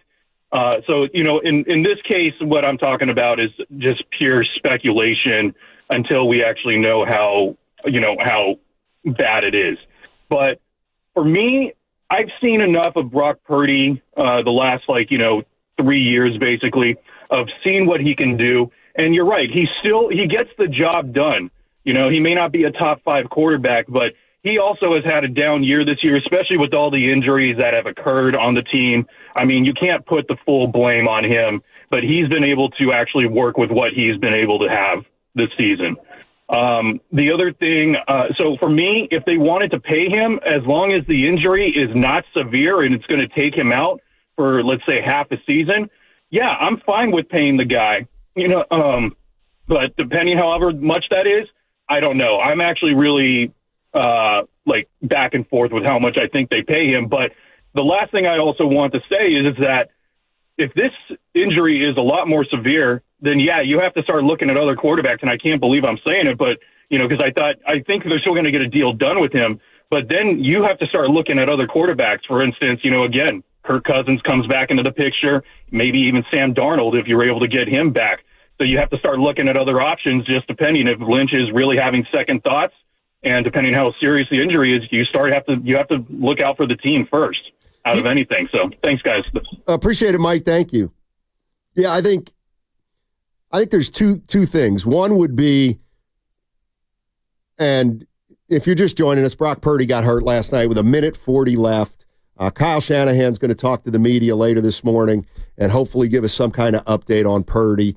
But, we're just throwing around the what-if scenarios right now because until we know, we don't know. What if this is something similar in terms of time frame, Evan, to the Philadelphia Eagles injury in the NFC Championship? And that was the last game of the year or late January, but then he didn't have an off season to really work on his on his throwing shoulder, but he came back and played week 1 and the team ended up going to the Super Bowl last year. Would that impact though the way you go into next season? If it's another off season of, well, he'll probably be back for the start of camp, or he may miss a little bit of camp. Like, how big of a factor would that be in all of this? Or would that, in your mind, just be a short-term thing to overcome. It has to be something you factor in. Like, it has to be. And the Niners already told us that it was something that factored in. Who was the backup quarterback last year? I forget. He currently quarterbacks for the Vikings. Oh, Sam Darnold, right. Yeah, that's called a contingency plan. That's somebody that is obviously a starting caliber quarterback. That's probably an MVP candidate this year. So the Niners protected themselves from Brock Purdy's elbow by bringing in a contingency plan. True. That's what they have to do this offseason if this elbow thing turns into something more serious. But I would argue that there's a lot of people out there that would consider having a contingency plan even if he doesn't have a serious elbow injury. And it's because there are questions about him moving forward. You know, to me, it's completely fair to think about protecting yourself from another Jimmy Garoppolo type situation. Not that he's the same quarterback. I know people get triggered when that name is brought up. But the whole point is that if Brock Purdy, if you don't believe that he's going to be your starting quarterback for sure in 2027, that's 3 years from now, be in the midst of a big contract that you give him this summer, then you have to protect yourself. And I don't know if the Niners will. I don't know if they're considering it. But to me, it's like it does feel a little similar to 2020. And I brought this up. I don't know what people think about it, but it's like, you want to do this? Sure. You really want to do this? Why not? The Niners, it's almost exactly the same spot. The difference is just quarterbacks. All right, go ahead. So in 2019, the Niners made the Super Bowl. They lost, right? Okay. 2020, injuries, all this different crap happened. They ended up with around the 10th-ish pick. Right. Traded a bunch of picks up. They got Trey Lance. I don't know if people thought that was the right decision or poor decision. This year, if they lose Week 18, they'll be 6-11, and they'll be around a 10th-ish pick. You could do the same thing if you really wanted to, and try and get a quarterback. Like, if Brock, all right, how out of bounds is this if it's actually a serious elbow injury? Because I don't think it's that crazy. If we're talking about a serious elbow injury, that's a different ball game entirely. Now, to me, if his elbow is fine, and let's say he's able to go next week, then that's something you leave off the table. Of course. Yeah. But this is kind of what I'm wondering. If it's an elbow injury where they're going to hold him out next week, but you know what? If it was a playoff game, he would have played. I'm not concerned about it. But if it's one of those things where they give an indication that, if they were still playing games, he'd probably miss the next 2 months of games. Well, then that is something I think you've got to factor in. Let's go to Mark. Mark's in American Canyon. Hey, Mark, how you doing? Mark. Marky Mark. All right, let's dump him. I said he was in a canyon. Let's go to Duffy in Palo Alto. What's up, Duffy? How you doing? Hey, good. I'm just wondering, we keep talking about different things, but what do you think the league thinks of Brock? Because what if we do offer him 40 and he says no, which I guess 40 is sort of the number you say a starting quarterback in the NFL makes. So we're just giving him whatever it is, the average. You look at the teams that gave their quarterback a lot more, they're not winners. Right. And second, does Brock want to play on a team that's going to go 7-8? That doesn't seem good. And if he says, no, I want my 55, is there anybody out there that's going to give him 55? So I don't know if it's all, I don't know if this is all this complex. I just think he's probably worth what he's worth. And do you want to overpay him and perhaps be a 500 team? Because that's kind of what happens most of the time. Or do you say, well, we're willing to give you 40, and if you're not willing to take 40, good luck? I mean, where does Brock go? Hey, Duffy, I mean, that's the dilemma. I mean, that is the dilemma. And it's funny when Duffy was saying, I don't think it's that complicated. Do you want to pay him 55 or 60 and you won't be able to put as many good players around him? And the teams that have done that a lot of them aren't having success, or do you try to get them for 30, for 40? Like that's essentially what we're talking about right now. But the other thing is just the practicality of it, that no matter what happens, he's playing next year for $1 million. That's happening no matter what. He's under contract for $1 million. He does not have to play. Right. But he will. You're right. But essentially he's going to make $1 million next year. So what I'm getting at is the idea that, well, what's another team going to pay him? Well, he's not a free agent. It would have to be some other avenue that another team would pay him. You know what I mean? Yeah, I mean, this isn't the NBA. Like, you can't, restricted free agency it's not a thing. You can't just go out and figure out what your price is and then your team pays it for you. Right. Like, the market is what the market is. And yes, there's a lot of quarterbacks that make an exorbitant amount of money, and some of their teams have suffered for it. But if you just take the $50 million quarterbacks, we'll start at the bottom and let's go up. Okay. Is Jalen Hurts' team good? Yes. Is Lamar Jackson's team good? Yes. Is Justin Herbert's team good? Yes. Is Jared Goff's team good? Yep. Is Jordan Love's team good? Yep. Joe Burrow? Yeah. Okay, so Tua, Dak, and Trevor Lawrence are the three quarterbacks that make a ton of money whose teams will not be in the playoffs. I mean, Burrow, I guess, had, Sure. But, so you can still win with a high-paid quarterback. Yeah, you can. Like, a few of those probably have good chances to win a Super Bowl. I would say Hurts and Jackson to me, on their teams. But, my point is, just because you pay a quarterback a ton of money doesn't mean your team is sunk.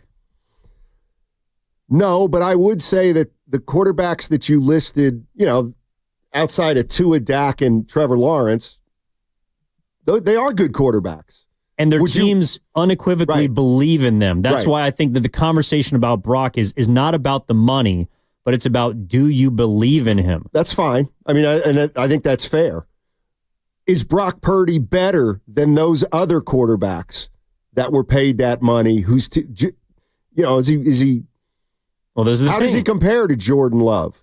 Last year, he was better than everyone except for the guy who won MVP, who was Lamar Jackson. I mean, but he had a better season. So did Dak Prescott.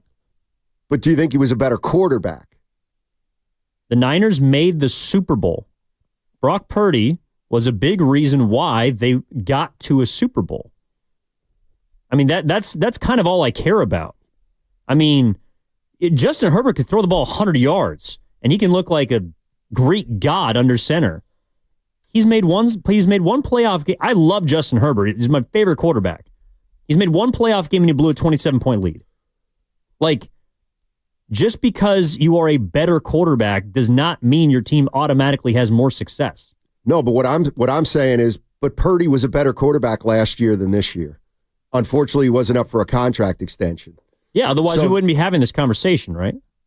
Like, if he was due to get paid last year, you would have, he'd be a 60 guy. Sure, he'd probably be at least 50. Or high. Yeah, at least 50. He'd be top of the market. Right. But how would we be feeling about him right now? Right now. A lot of people would probably be killing him. Because he wouldn't be making the money. It'd be coming in next year. That's the other thing, too. It's like... But, you know what I mean. I mean, the Niners, I think, have built their team, for better or for worse, with the assumption that Brock Purdy is their franchise quarterback. And that's what scares me a little bit about John Lynch's reaction last night, is they have done everything, really, I would say, maybe the last two off seasons, because I think they were sold on him after the first year where he filled in and got him to an NFC Championship game. I definitely felt like they were sold after he helped them get to a Super Bowl and was a big reason why. And it feels like everything they've done as a franchise is geared towards making him their franchise quarterback. I would agree. Last night was the first time that I felt like there is an inkling that they might not feel that way anymore. Gotcha. All right, so, yeah, I kind of feel like that's been building a little bit, but I see where you're coming from, especially after John Lynch's reaction. All right, listen. Kyle Shanahan's. What's that? Or Kyle Shanahan's. No, you're right.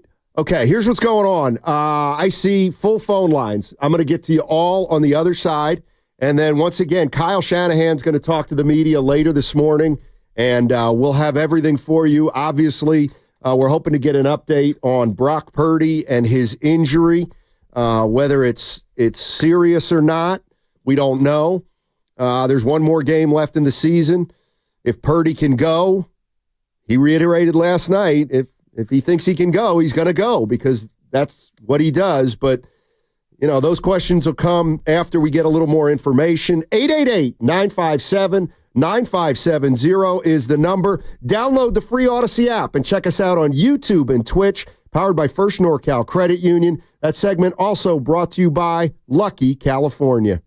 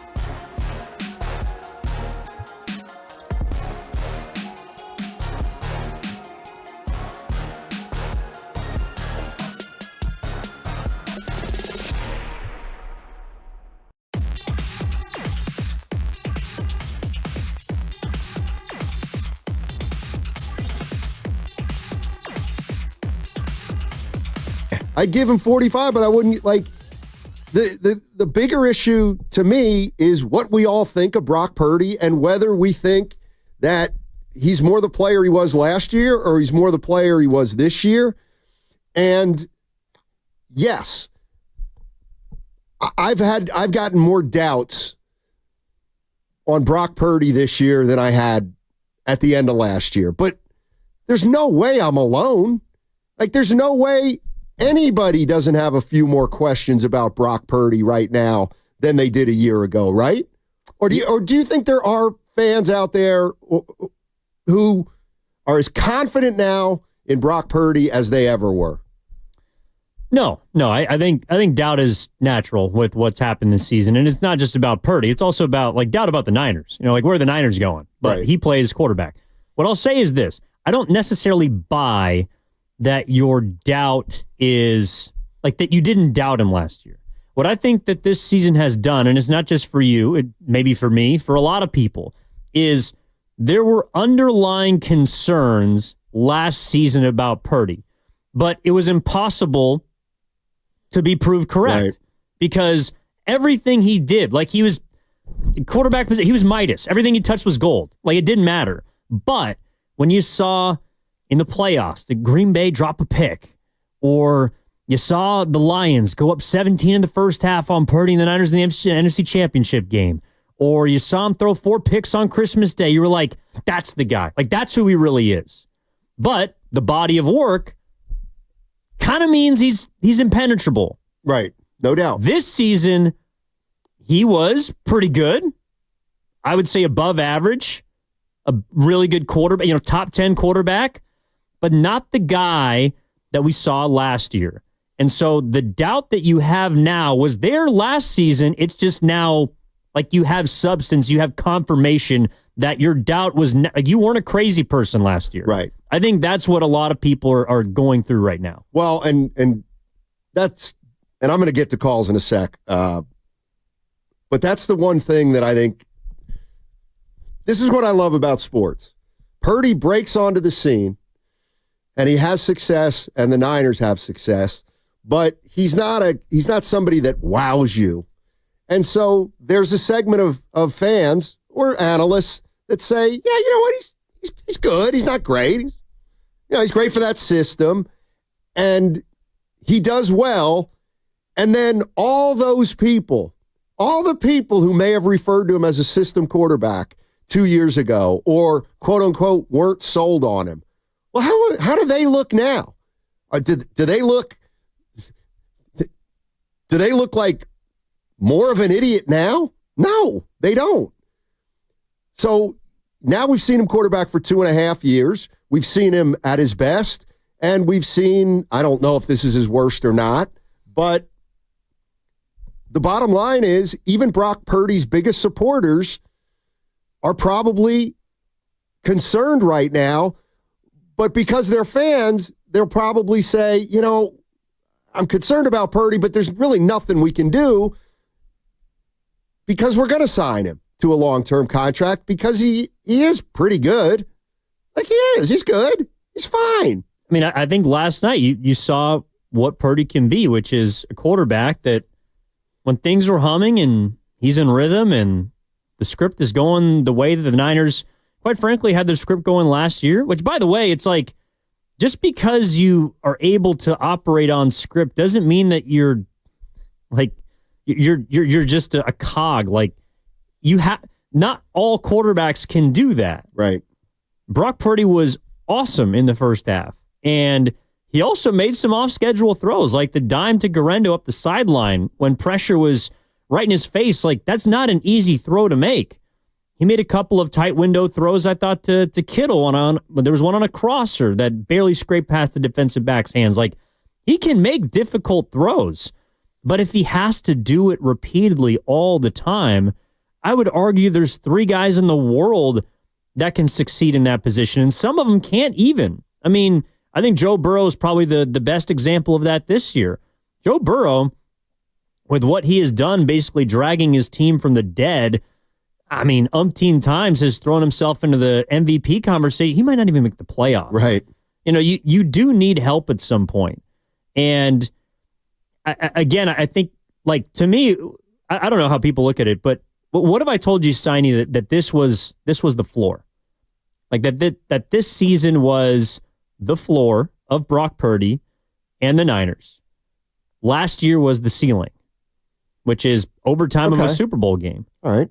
Odds are you're probably going to be somewhere in the middle. Does that change how much confidence you have in this player? No, because it's about what I kind of think. Like, you think that he's closer to what he was this season than what he was? I think he's kind of right in the middle. Season. If there's a place like that. I mean, but to me, that's a playoff team. Like, if you're right in the middle of that, I wouldn't necessarily disagree with you. Like, he might not be as good as he was last year, but I think he's better than he's been this year. Let's go out to let's take some calls here. Let's go to Leroy. Leroy's been waiting the longest in Oakland. What's up, Leroy? How you doing? Hey, what's up, Steiny? Hey. Happy New Year's Eve. What's up, Evan?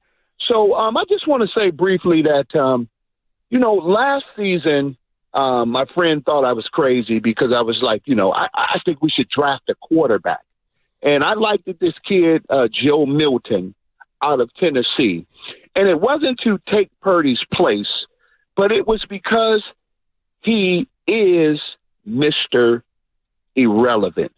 And I was like, man, we're kind of anointing this guy too fast. We're kind of giving him the keys to the car too fast. Let's put some fire under him. Let's put somebody behind him and keep him honest, right? And so I was like, we need to take a quarterback just to keep him honest. And the problem for the 49ers is this. Do we take the time to see if Purdy is the right guy? Because I know in football, it's like dog years, man. These years go by and we think more years have went by than they have. But he's Mr. Irrelevant, and he is going to take more time, I'd say, than someone who was drafted high. He's going to take more time to develop. So their problem is, do we wait? Do we see because he's Mr. Irrelevant? And you guys picked him, so you should give him a little more time, right? Give him a little more time. He's Mr. Irrelevant. I mean, Mr. Irrelevants don't even make the league. Most of them don't even make the league. And it's even rare that any of them come in and have success. And one more thing, guys. We really got to start looking at the Chris Forsters of the world, the Brian Snyders, the Nick Sorensens, the Brian Greaseys, the Brian Flurries, the Joe Graves, the Robert Turners, Kyle Shanahan's assistants. They suck, guys. They just suck. And no one looks at them. And they suck, man. We got to really overhaul that thing. So I just wanted to throw that in there. Happy New Year's to 95.7 the game. Thank you, Leroy. Appreciate it, man. Appreciate it. I mean, all right, I will say it is funny because now he's got me thinking. What about Bobby Slowick?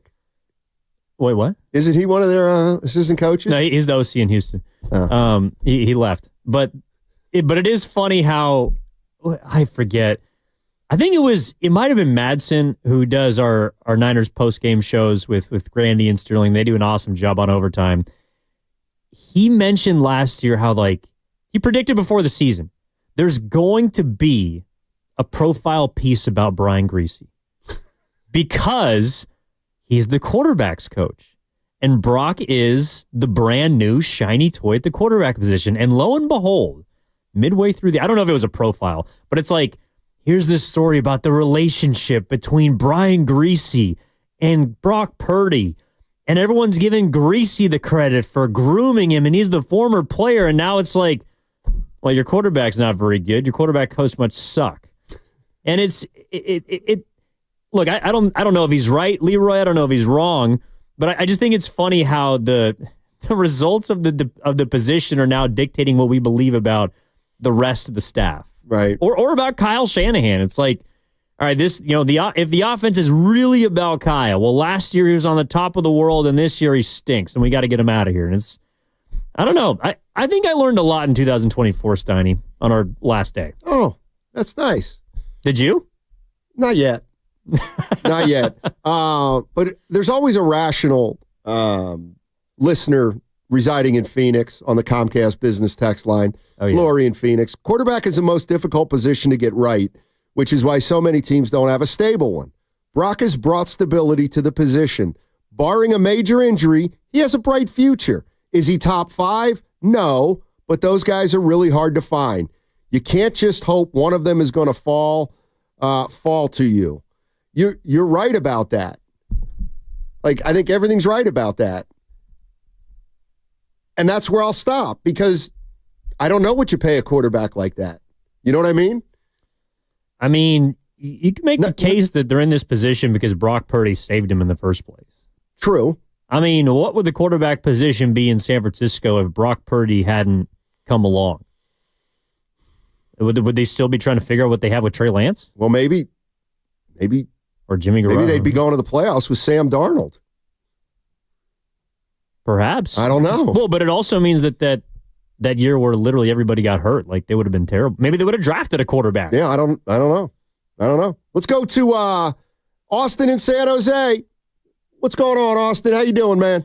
Hey, Happy New Year, guys. Same to you. Man, it's been a great year, and looking forward to talking to you guys next year. Listen, a lot of nuance, as you would say, Donnie, to the whole discussion around Brock. And as a non-Niner fan, I think I can speak objectively about Brock. I've said before, he's a very good quarterback. There's nothing wrong with that. I think Niner fans, take offense to people saying, oh, Brock's just a good quarterback, very good. They want to hear that Brock's elite, and he's great, and he's super, and he's top 5. I think it bothers Niner fans more than people outside of Niner land, if that makes sense. I think for me, a good quarterback's fine, especially if you have the pieces around him the Niners have. I think that we start getting into the money part of it and what's he worth. To me, objectively, across the whole league, I would say I've said this before, between $25 and $30 million, I think is what he's worth. Now, he's probably worth more to the Niners than he's obviously would be worth outside of Niner land. I don't think his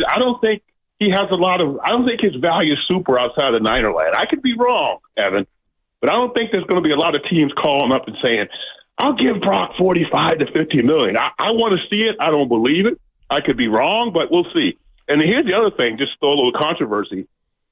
I would take some of the young guys that just came out over him. I think that's one of the problems that Brock's going to have.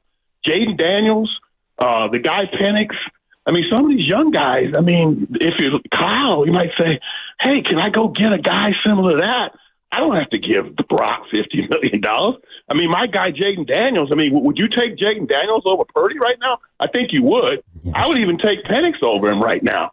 What I think the Niners should do is they should save the money, go try to get Darnold, which I don't think you can get now because Darnold's kind of priced out of it. I don't think you're going to get Darnold. I don't either. But I would take a chance on Justin Fields. How about Justin Fields? Could Justin Fields do, with a good Niner team, could Justin Fields run that offense, for instance? I think they got to look at that before they write that check for $50 million, guys. Hey, Austin, real fast for you. Oh, dropped him. Tough. Well, what were you going to ask him? I was going to ask him about, because I think this player has skated this year at the quarterback position primarily because of Brock Purdy. You want to do the legal first? Yes. You're listening to 95.7 The Game, KGMZ FM, and HD1 San Francisco. Always live on the free Odyssey app, Twitch, and YouTube, powered by First NorCal Credit Union. Okay, what were you getting? It's C.J. Stroud. What? I didn't. I wanted to know the question. I didn't. I was going to ask him what he thought about C.J. Stroud. I got you. Because to me, he's had a similar dip in production to a Brock Purdy, and no one seems to be talking about it. They talk about the Texans being a team that everybody wants to play in the playoffs, right? Right. But it's like they don't say that because you want to play C.J. Stroud. C.J. Stroud this year has an 86 quarterback rating. He's below 50 in his QBR. He's below 63% completion, 12 picks, which I believe is what Purdy has. Like, his numbers are damn near identical. But his team's 9-7. Right. Because he has a better structure. His system might be a little bit better. He's got better weapons that have been healthy this year. Better culture? Well, no, but now as those weapons have started to erode, he missed Nico Collins for a significant amount of time. Tank Dell just got hurt. Everyone, like, C.J. Stroud gets the benefit of the doubt. And I think C.J. Stroud's a more physically gifted quarterback, but I think that's also why people talk about the Texans being susceptible to upset in the postseason. But it's not because of the quarterback. If the Niners were 9-7 and they were, barely getting in, right. They were the Rams. It's like, well, how come the Niners, how come you can go in and beat them? Well, look at their quarterback. So I think that Brock Purdy gets dinged because of, again, my biggest concern, which is like the physical capability and the limitations due to potentially injury. Is it draftism? Maybe. But I just think Brock Purdy hasn't passed the eye test for people since he stepped into the league. So the thing I'm curious about is, so Brock Purdy took over halfway through a season, played the rest of that season, and got hurt in the last game. Yeah. Then he played virtually every game last year. I think he missed the last game of the year, but they were resting him, right? Yeah. Then this year, Sam Darnold took an L. Yeah, then that's true. Then this year he's been healthy. Missed one game, I think, because of a concussion, and he might miss the last game. So can I assume you're still worried about his durability more than are you worried more about Brock Purdy getting hurt than the run-of-the-mill average NFL quarterback? I mean, if you're telling me the run-of-the-mill average quarterback is 6'4", 220, then yes. Okay, so the size thing matters. Yeah, I mean, well, because also, you're right, Brock Purdy hasn't missed that many games, but you also have to factor in how good you can play when you're hurt. Like, there are quarterbacks that play hurt all the time, and I think we consider them durable because they don't show their injuries as much, or they're able to do different things. If Brock Purdy has a shoulder injury one week, he can play through that, but if his arm already isn't a howitzer, right, then how does it look when he's compromised, when he's not 100%? That's another thing that I factor into this too. I got you. Let's bring Ken in. He's got an update. Kenny. Yeah, this is from Shanahan just now. He's in the media press conference. On Brock Purdy, he's got a right elbow contusion, no long-term issues. His UCL looks fine, and he's iffy for this Sunday. And again, we'll have that audio for you guys later, and you guys can listen in and see what happens. But yeah. Good stuff. Thanks, Ken. Thanks, Ken. So there it is. There's your Brock Purdy update. So we've got some more certainty to talk about this situation. It's a right elbow contusion. With nerve inflammation. Nerve inflammation. And there doesn't seem to be a long-term issue. And he's listed as iffy. He's iffy for Sunday. And here we go. Oh, you can't play him.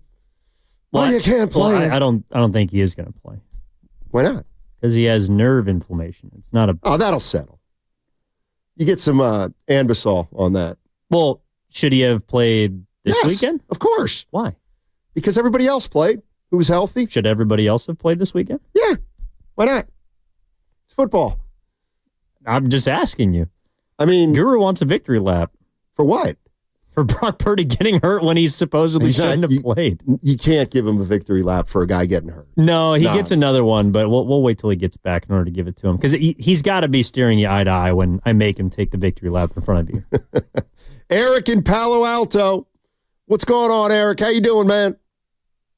Hey, guys. Are you Happy New Year, okay? Yeah, Happy New Year to you, too. Back at you. I just want to quickly just put the rat on the table on Brock Purdy. Can we just franchise can we just franchise tag him on his extension for next year? Give him $45 million and let him earn more if he can show us he is consistent. And worst come to worst, tag him one more year. You know what? I don't know what the deal is. Well, you can't tag him this offseason because he's under contract for $1 million. I mean, in theory, you could all right. You could have him play for $1 million, which he may not do. But if he does, then you could franchise him, I guess, the next year. But yeah, they can't franchise him right now, or for this offseason, I should say. Okay, that's fine. And then one more point on kicker Jake Moody. Can we just try out some kickers for the 4 preseasons coming up next year, please? I think we can. don't have time. We We don't really have time to nurture this guy, and we should be done with him. You know, we had that Carlson guy that Green Bay kicked out. Oh, Anders. We got him, and he kicked 4 for 4, bro. He kicked 4 for 4. He didn't miss. And then someone else picked him up this year. I don't know. I forgot which team. And he's not missing. You know, we lost out on that guy. And lastly, we need Sorensen to go. We need a defensive coach that will keep the points down low. And, you know, for example, Kansas City has been squeaking by the wins because of a solid defense. Yeah. Simple as that. Thank you, guys. I appreciate you guys. All right, you take care. Thanks, Eric. Appreciate you, too. Appreciate you. In case you're just joining us, Kyle Shanahan told the media that Brock Purdy has a right elbow contusion. He's got nerve inflammation, and he will likely not play on Sunday, and the decision is between Brandon Allen and Josh Dobbs. Okay, you're not correcting me. You just have more information. That's from Matt Mayoko. Okay, then he's got more information. Yeah. So, calling him iffy, but where'd the word iffy come from? Yeah, he's done. He's done. His season's over. Okay. Last night was his final game. All right. That's probably for the best, right? I mean, if he can't go. Of course. The question, of course, now always is, well, if they were what if it were a playoff game? He would play. Of course. He would play. What if it had playoff implications? I think he would play. I do too. I think he would play. I do too. 888-957-9570 is the number. 707. Calm down. Oh. Yeah. By the way, well, no, Purdy should have played because everybody who was healthy was playing. Yeah, I'm talking about last night. Yeah.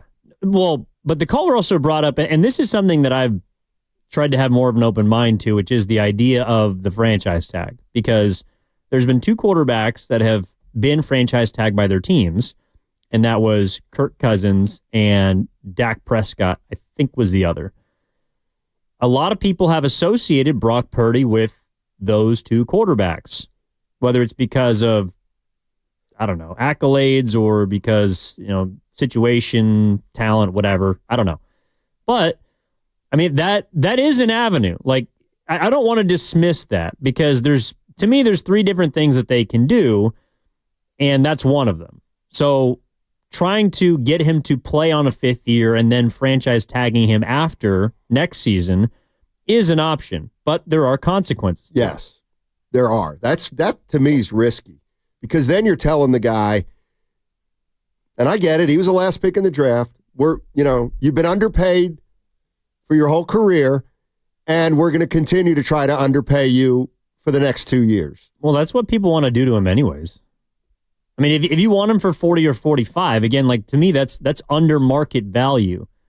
For the quarterback that he's been, the quarterbacks that are getting paid what they get, $45 million is an under market contract.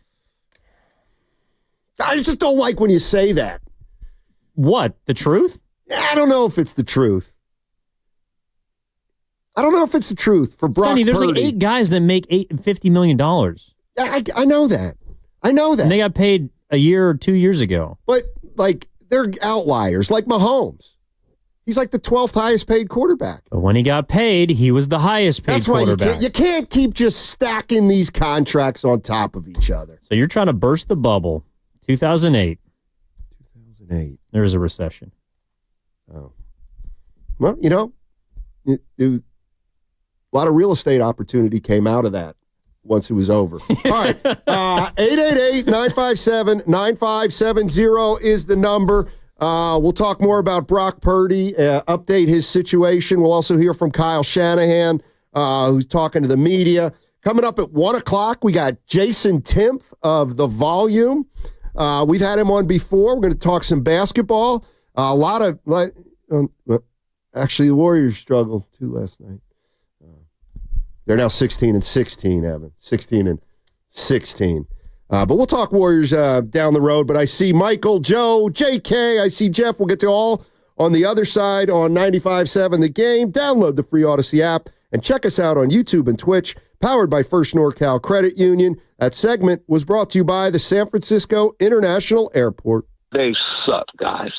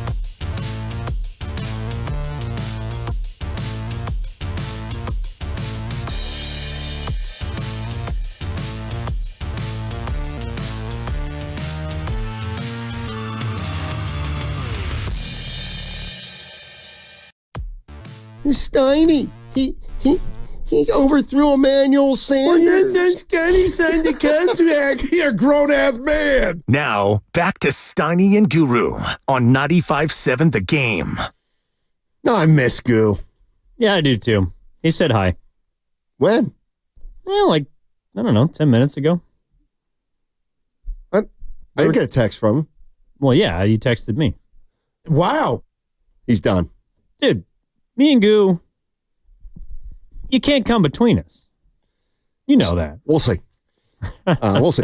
All right, Steiny and Evan in for Guru today. And if you're just joining us, Kyle Shanahan told the media just a few minutes ago that Brock Purdy has a right elbow contusion. He's got some nerve inflammation, and it doesn't look like he's going to play next week. Unlikely to play against the Cardinals. Unlikely against the Cardinals. So Brock Purdy's season is over. How sold are you after? Boy, how would you describe one word to describe Brock Purdy's year? One word to describe Brock Purdy's year. Brock Purdy. One word? Yes. To describe his year. Well, I wish you'd told me this before the break so I don't have to just do it off the top of my head. Well, we can take a call. That'd be great. Yeah. Actually, yeah. Let's go to Mike. Michael is in Lemoore. Michael's in Lemoore, and this is interesting. He actually agrees with Evan on something. Oh, thanks, Michael. Hey, Michael. Yeah, Happy New Year, Evan. Happy New Year, Steiny. Same to you. Yeah, I agree with Evan. I agree with Evan that I think Kyle and John are having second thoughts on Brock Purdy after seeing their reactions last night. If you actually go back and watch the game, Kyle Shanahan actually, John Middlecoff pointed this out, Kyle Shanahan actually covered his mouth on the sidelines screaming at Brock Purdy. And I do think they're having second doubts about him. I quite honestly, if I were Kyle Shanahan, I would try to see if I could flip Brock Purdy from the 7th round draft pick into possibly maybe getting a couple of seconds for him, because a lot of our guys are aging. They're getting up there in years and on their last leg. I would feel more comfortable of paying Brock Purdy if the team was a little bit younger and looking like they did in their prime. But we're going to be having a lot of missing holes next season, and I would continue to recycle the quarterback position until we find the one. I would be more comfortable with Kyle Shanahan in drafting Will Howard or Riley Leonard in the 3rd or 4th round. And what about Hennigan? What about my guy from Memphis? Do you like him? Stop. I haven't looked at him yet. Well, get him on tape. You don't need to, Michael. I'm pretty sure I won't look at him,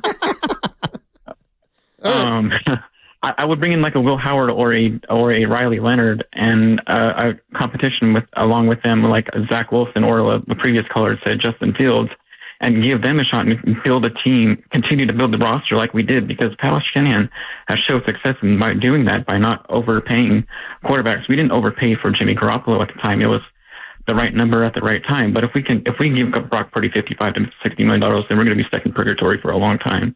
Good stuff, Michael. Appreciate the call. And before you, let me tell you a little bit about Seth Hennigan. Who? Seth Hennigan, Memphis State. What? Memphis or Memphis State? Memphis. Okay. It's now the Penny Hardaway Memphis Tigers? Yes. Okay. They suck, guys. They just suck. Well, they're better than thrown Tulane. for over 3,000 yards each of his 4 years. 25 touchdowns, 6 picks. 32 touchdowns, 9 picks. He's tall, 6'3", can stand in the pocket. Nice touch. I swear to God, I texted my buddy Dan Daly, Lawton Skilled Nursing. Mm-hmm. And I said, you put Hennigan on the 49ers, he can win 10 games with the Niners.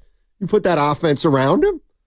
I'm what serious. about this year's offense? Well, that doesn't count. that doesn't count this Dude, year. they literally, I don't know if this has happened in the Shanahan era. They signed a guy off another team's practice squad. Heck. I think his name is Charlie. Okay. He started. That's essentially just signing someone off the street. And he started on offensive line for them yesterday against the Lions. Are you still buying time because you don't want to come up with one word I for have Brock my word. Purdy? Okay, what's your word? Disconcerting. That's how I would describe his season. Okay. Which is, I believe disconcerting is unsettled. Well, which is it? Well, I don't know. Get your thesaurus out and pick one. Disconcerting. That's how I would describe his season. Now, that's a good word. I was going to use subpar, but after you use that word, I think your word is more descriptive, so I'm going to try to come up with another one. Well, you can take the other word I said, which I forget. Unsettled? Unsettled. Yeah. I'll come up with something for Brock Purdy. But the reason is, like, I believe that Brock Purdy is a good quarterback and the Niners can win a lot of games with him. Like, I don't necessarily buy, and I appreciate Michael agreeing with me, but I don't buy that just because you pay Brock Purdy means that you're all of a sudden in purgatory. What it means is that you have to be, there's less margin for error for the other decisions you make, like to surround him. But this is the thing, though. I think the Niners have made the majority of those choices already.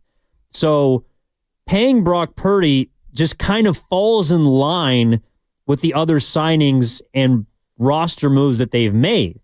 Like, it isn't like they need to go out and draft a ton of people because Brock Purdy is the only player that they have. Like next year, Christian McCaffrey will be back. Trent Williams will be back. Javon Hargrave might be back. He'll have Juwan Jennings. Deebo Samuel might be back. Ayuk will be back at some point. Fred Warner will be around. Nick Bosa. They might pay Hufanga, but they just paid Diamador Lenore. Renardo Green's. Like, they have a lot of players that are good on this team. So the question to me is not necessarily about how you build around Purdy. It's if you already think the structure in place is good enough for him to succeed. And I think last year should give you a reason to be confident that if he comes back and they don't have a first-round pick get shot and a couple of their players don't lose their children and all of these things that don't have to do with football, then you're probably going to be a pretty... and by the way, you're going to play the easiest schedule in the NFL. That's true. You might be pretty damn good next year. You might be. But the way I look at it is, of the players who will be on next year's team... Unfulfilled. I like that from the 5.62. I'd like that too, from the 5.62. Unfulfilled. What about unfulfilling? He's been unfulfilling. The same thing? Yeah. Okay. I'm just asking. Well, it's just a different tense. Yeah, exactly. You're making me tense right now. Okay. Quite frankly. What was I going to say about Purdy? He's gutless? No. Can't remember what I was going to say. Well, we're talking about the situation. Like, do you believe that the situation that he has and will step into next year is good enough for him? I mean, I look at it like people look at the Warriors the same way. Who's going to be on next year's team that can realistically have a better year than they had when they went to the Super Bowl last year? Ooh, that's a good question. And that's what I'm worried about, because I go down the list and say no to a lot of the players, whether it's Trent Williams, whether it's Ayuk, just because of the injury, whether it's Deebo, whether it's McCaffrey.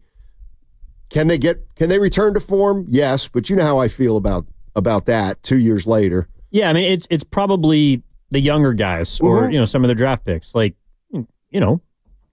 I think last night was... Right, Mustafa will be playing, and Green will be playing, and Ricky Pearsall had $140 and a touchdown. Like, Ricky Pearsall played really damn well last night. Yeah, he was good. He was really good. He looked like someone that can be a dude for them, whether they have Deebo and Ayuk or not, or if they choose to get rid of one of them. Speaking of Ricky Pearsall, he was Shanahan last night on what made Ricky Pearsall so effective. He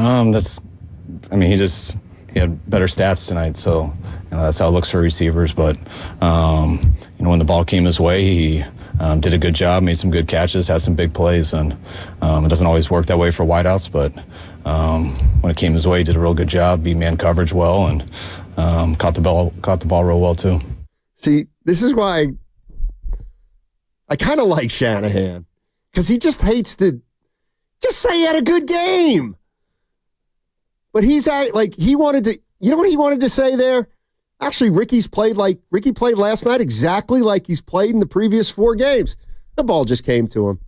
Well, he did say that. I mean, that's why I also like Shannon. I think, look, he's a big process guy, and he believes his process works. This year it hasn't. Does that make you think, though, that he's gonna adjust the way that people want him to this summer? Like, if that's really a thing that the league is caught up with Shanahan, I don't know if it is or isn't, but like, it didn't sound like a guy that really believes that his system's broke. Like, no, he's probably just down here. Yeah, exactly. We'll see. Let's go through some of the Shanahan. This is on the picks. What about Brock's 2 picks? What'd you see? Wait, is this from last night? This is from last night. Okay, from last night. Yeah, we're gonna have today shortly. Okay. What about the picks? Just the ball sailed on him. I sailed on the first one, the one versus man coverage, and I think he thought the free safety was playing deeper than he was, and free safety just read his eyes and teed off on it. looked like cover 3, but I think it was a Tampa 2 player. All right. This is where I'm different, but all right. So the guy who made the pick for the Lions, do you remember his name? I don't. Okay. All I know about this guy is he is the league leader in interceptions. Oh. I'm inclined to believe that. Yeah, Brock probably shouldn't have thrown the ball, but like that dude's a ball hawk. Now the first pick was. So it wasn't on Purdy. Yeah, it wasn't on Purdy. Go ahead, say it. You want to be one of those guys? Defense made a great play. The first pick, inexcusable. I mean, he just threw the ball over his head, missed him, went right to the defense. But the second play, it's sure, bad decision, but that guy's clearly done something right this year. No? Well, you don't like to hold the players accountable. I'm not goo. No, I hear what you're saying. Still goes down as a turnover in the interception. Jake Moody. Well, he stinks. One Moody broke out last night. Jake? Moses. 7 for 8 from the field. Warriors lose a nail biter. Is Kyle evaluating the kicker situation? I mean, we already are. We're evaluating all positions. I was just, early in the week, I was saying some of the things that he's gone through this year, which, are facts, just him coming back from that injury and everything. And today wasn't a great day by no means. He missing the 51-yard field goal. The 58-yard field goal, that's, just a gotta-have-it situation. And, not going to be too hard on him for that far of a kick, but I know he's capable of making that. And it looked like he got the distance. I think he just missed it. But obviously that extra point, I don't know how the snap and the hold were. We'll look at that when we see the tape, but got to make that extra point. They're evaluating every position. You ever fought a fish, Steiny? Fought a fish? Yeah, like a fish big enough that you really have to wrestle it, and you're not exactly sure, and you're kind of like, I'm not strong, and it's been 15 minutes, and I'm battling this bass, and it's just eating at my arms, and I'm tired, and you got to cut bait. I mean, you got to cut bait. I'm sorry. Jake Moody should not be the kicker for this team next year. He just shouldn't. I don't have a strong opinion. No, I don't know what they're going to do with Moody. Do you give him the first crack at it next year, or do you? I don't like the way he looked after the missed extra point at the very end. I mean, I don't like the way he's looked since he's came back from the IR. That's true. I mean, that's true. And this isn't the first time or first season where he's cost you games. Like I know that they spent draft capital on this player, but that shouldn't prevent them from making the correct choice for the franchise, which is you need a better kicker. Some would say you need a better quarterback. Well, yeah, but you can't go get one of those. Oh.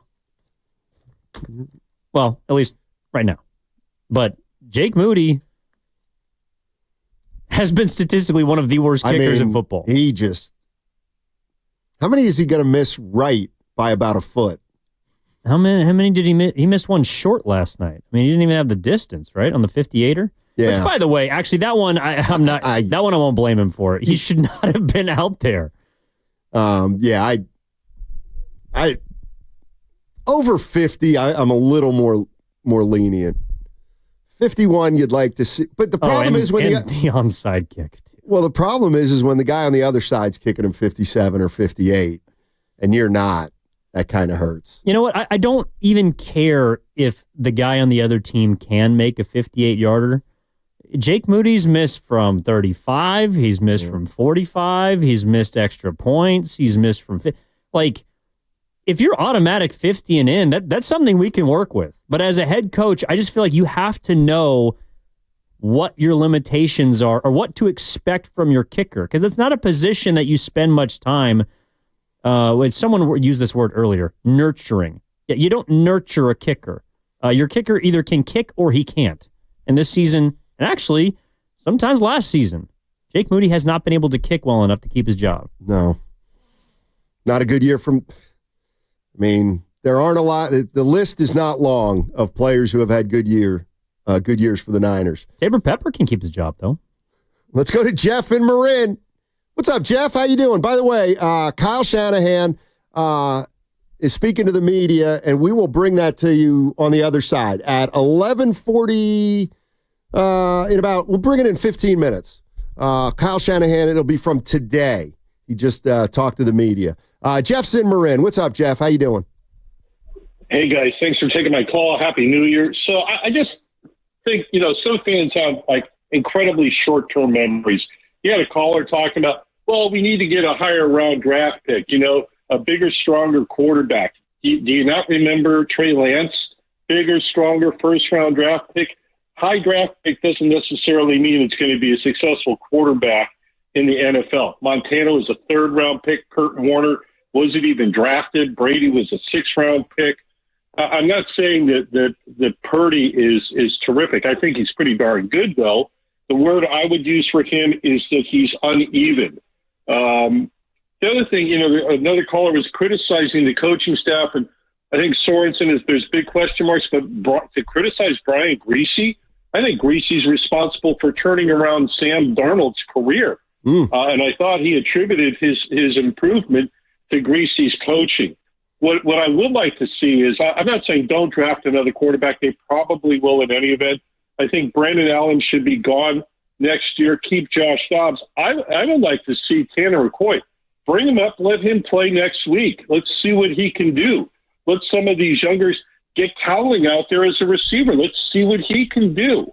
The other thing that I think, I've talked to you guys about this before. We do not spend draft capital on the offensive line.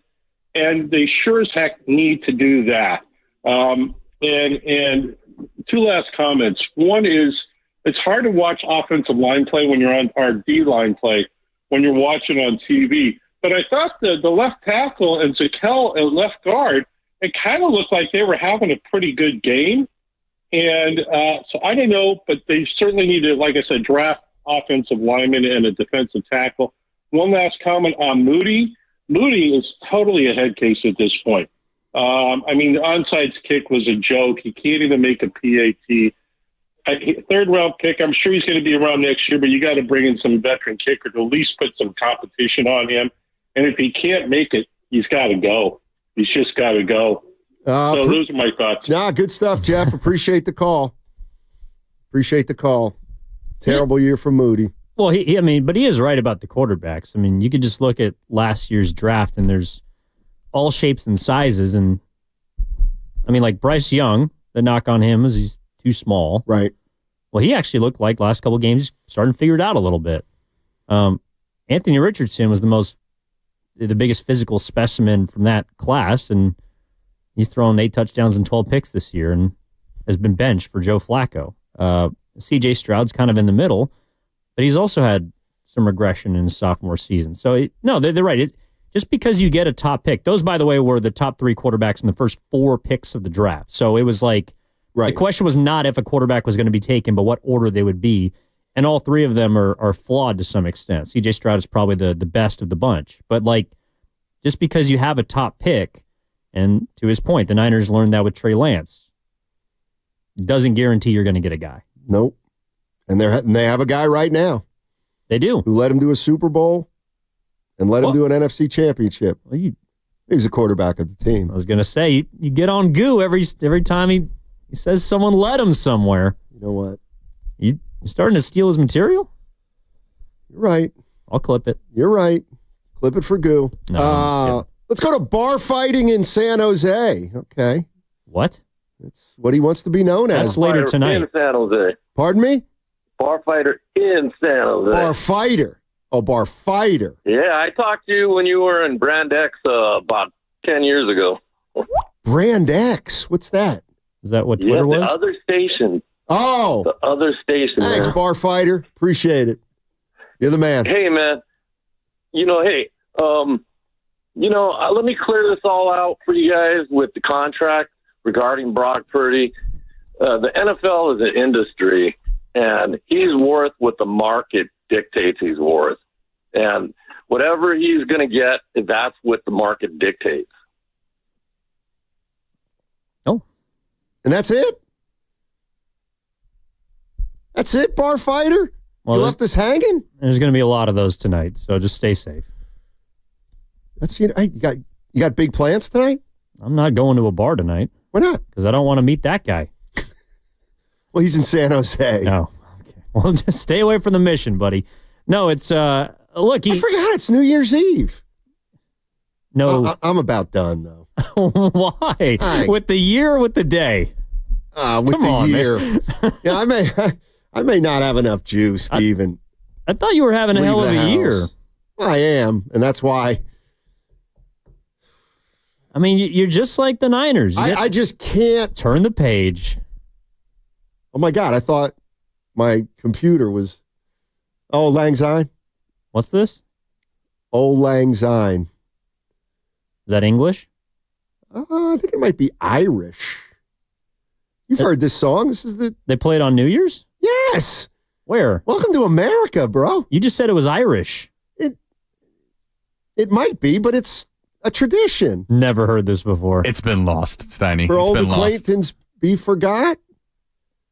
Come on. I'm too young. You're 30.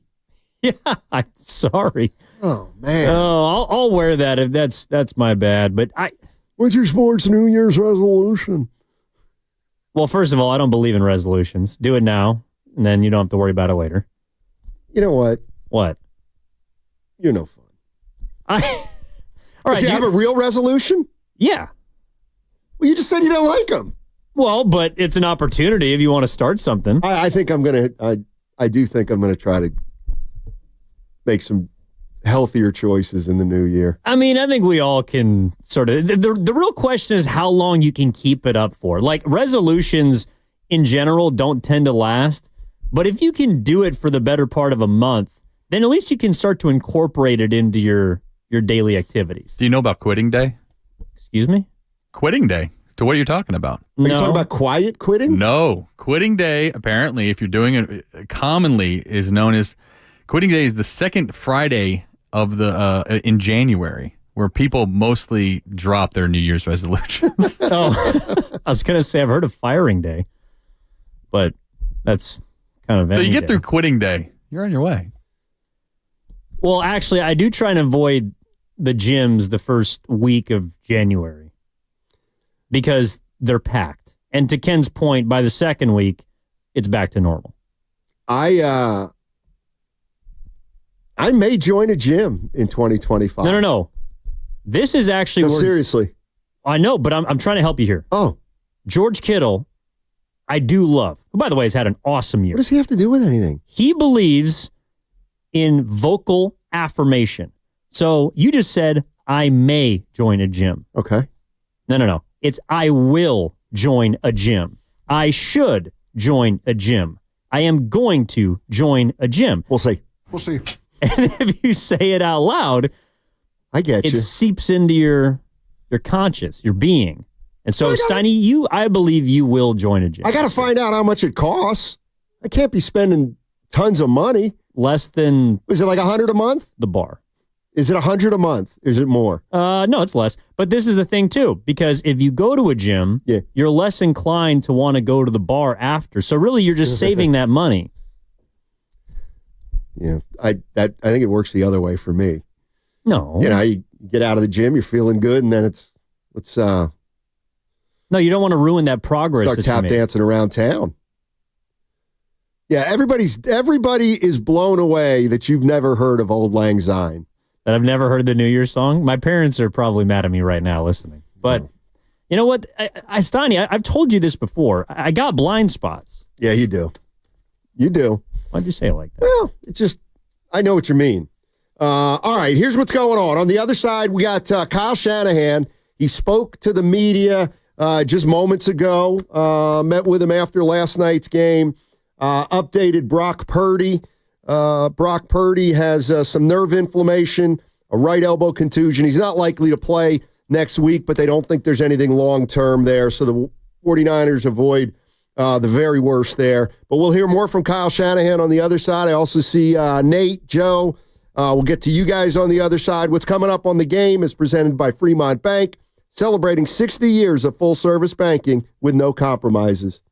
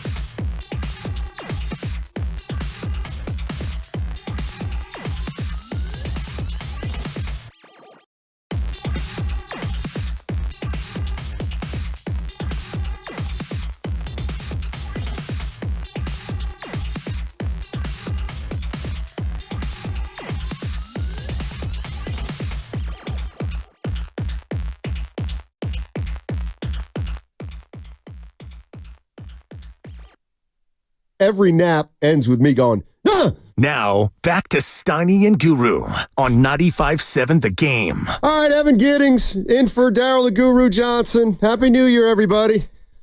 Not yet. Oh, you can say it. A couple things. 49ers, they lose to Detroit, 40-34.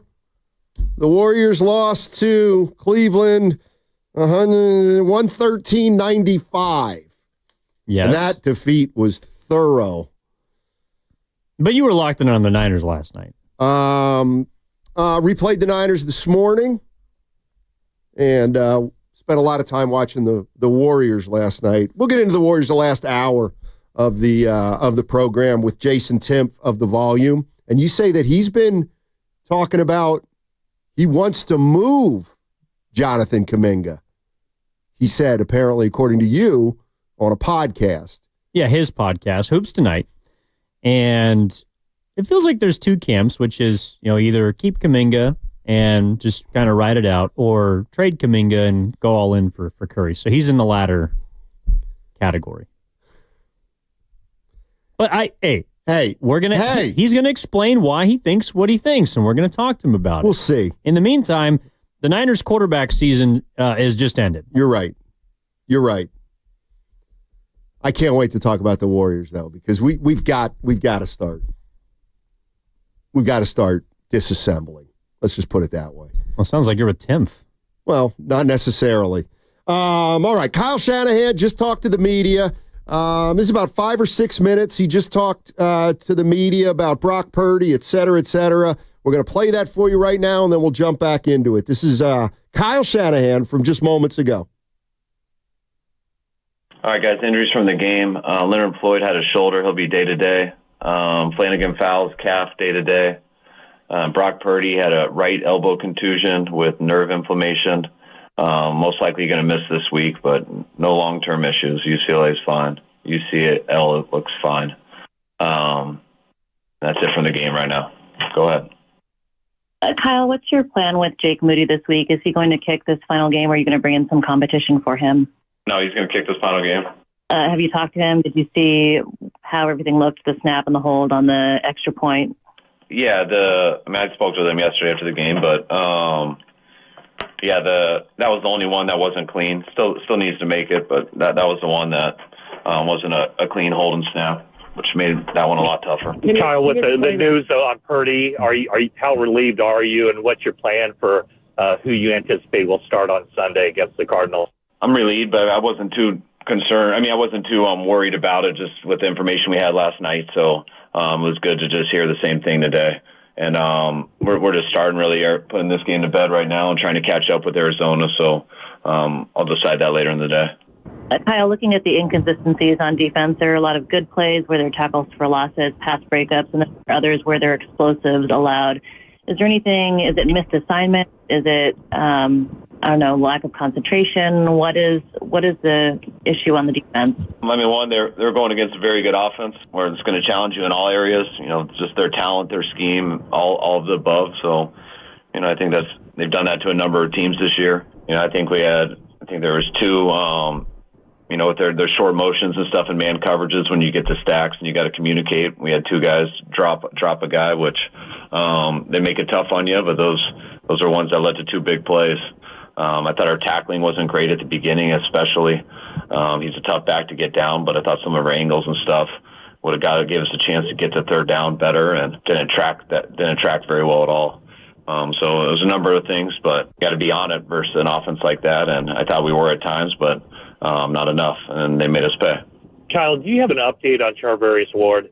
Yeah, he should be coming back here later today. And can you reveal the personal reason? Since he hasn't yet, I should let him do that. But it's positive stuff. I'd like to, but I just haven't talked to him, so I'll let him do that. Kyle, did you get a chance to talk to Brock today? No, I haven't seen him today yet. No, just talked to him last night. What were his spirits last night? And I don't want to know if you want to do a season-long summary, but how has he handled this year? I think he's handled this year head on. He hasn't ran from anything. He's attacked everything. Plays as hard as he can and works as hard as he can and comes in always on Mondays and Tuesdays. And, faces the truth of everything and comes back and grinds and tries to get better each week. So, I mean, I guess I can talk about him more at the end of the year, but I thought last night, he was disappointed in the turnovers. He was disappointed in the loss, but just, kind of how he always is. Kyle, did you look at the Pearsall's game last night as sort of a breakout game for him, or just sort of a culmination of what you've been seeing throughout the year? More of a culmination. I mean, I think that's the hardest thing with wide receivers in this day and age, that everyone's judged off of their stats, which, can tell a lot sometimes, but that's just when they get the ball or not. And that's not always based off of what they do. That's based off of circumstances that happen with the other 21 players on the field. Because there's a lot. I mean, you can play a really good game and have no numbers, and there's nothing you did wrong about it. But people act like you didn't because you need to see those numbers from guys when they touch the ball. So I was happy that he got more opportunities, that it worked out that way, and when he did, he came through with them and showed the stuff that we like about him, so everyone could see it. Kyle, did you have some of those games at Texas when you had a really good game but just didn't put up the stats? I feel that's how all of mine were. If I could have just got the ball more, I'd still be playing. Just joking. Please don't take that seriously. Kyle, yesterday, Jed York said to Tim Kawakami that you and John Lynch are not going anywhere. I assume that that's been the feeling between you and the organization for a while, but just hearing that, does that make you feel more confident in your future with the 49ers? Not really. I feel confident. I've got a good relationship with Jed, and we speak almost every day. So hearing stuff in the media doesn't really change much for me. It's more what I have between him and myself. And that relationship has always been open and consistent. Yeah, definitely. No, Jed is very easy to talk to. We've known each other here for now 8 years, and we feel very fortunate for how he is through the good and the bad, and the communication really never changes regardless of what's going on. All right, that was Kyle Shanahan talking to the media just about a half hour ago or so.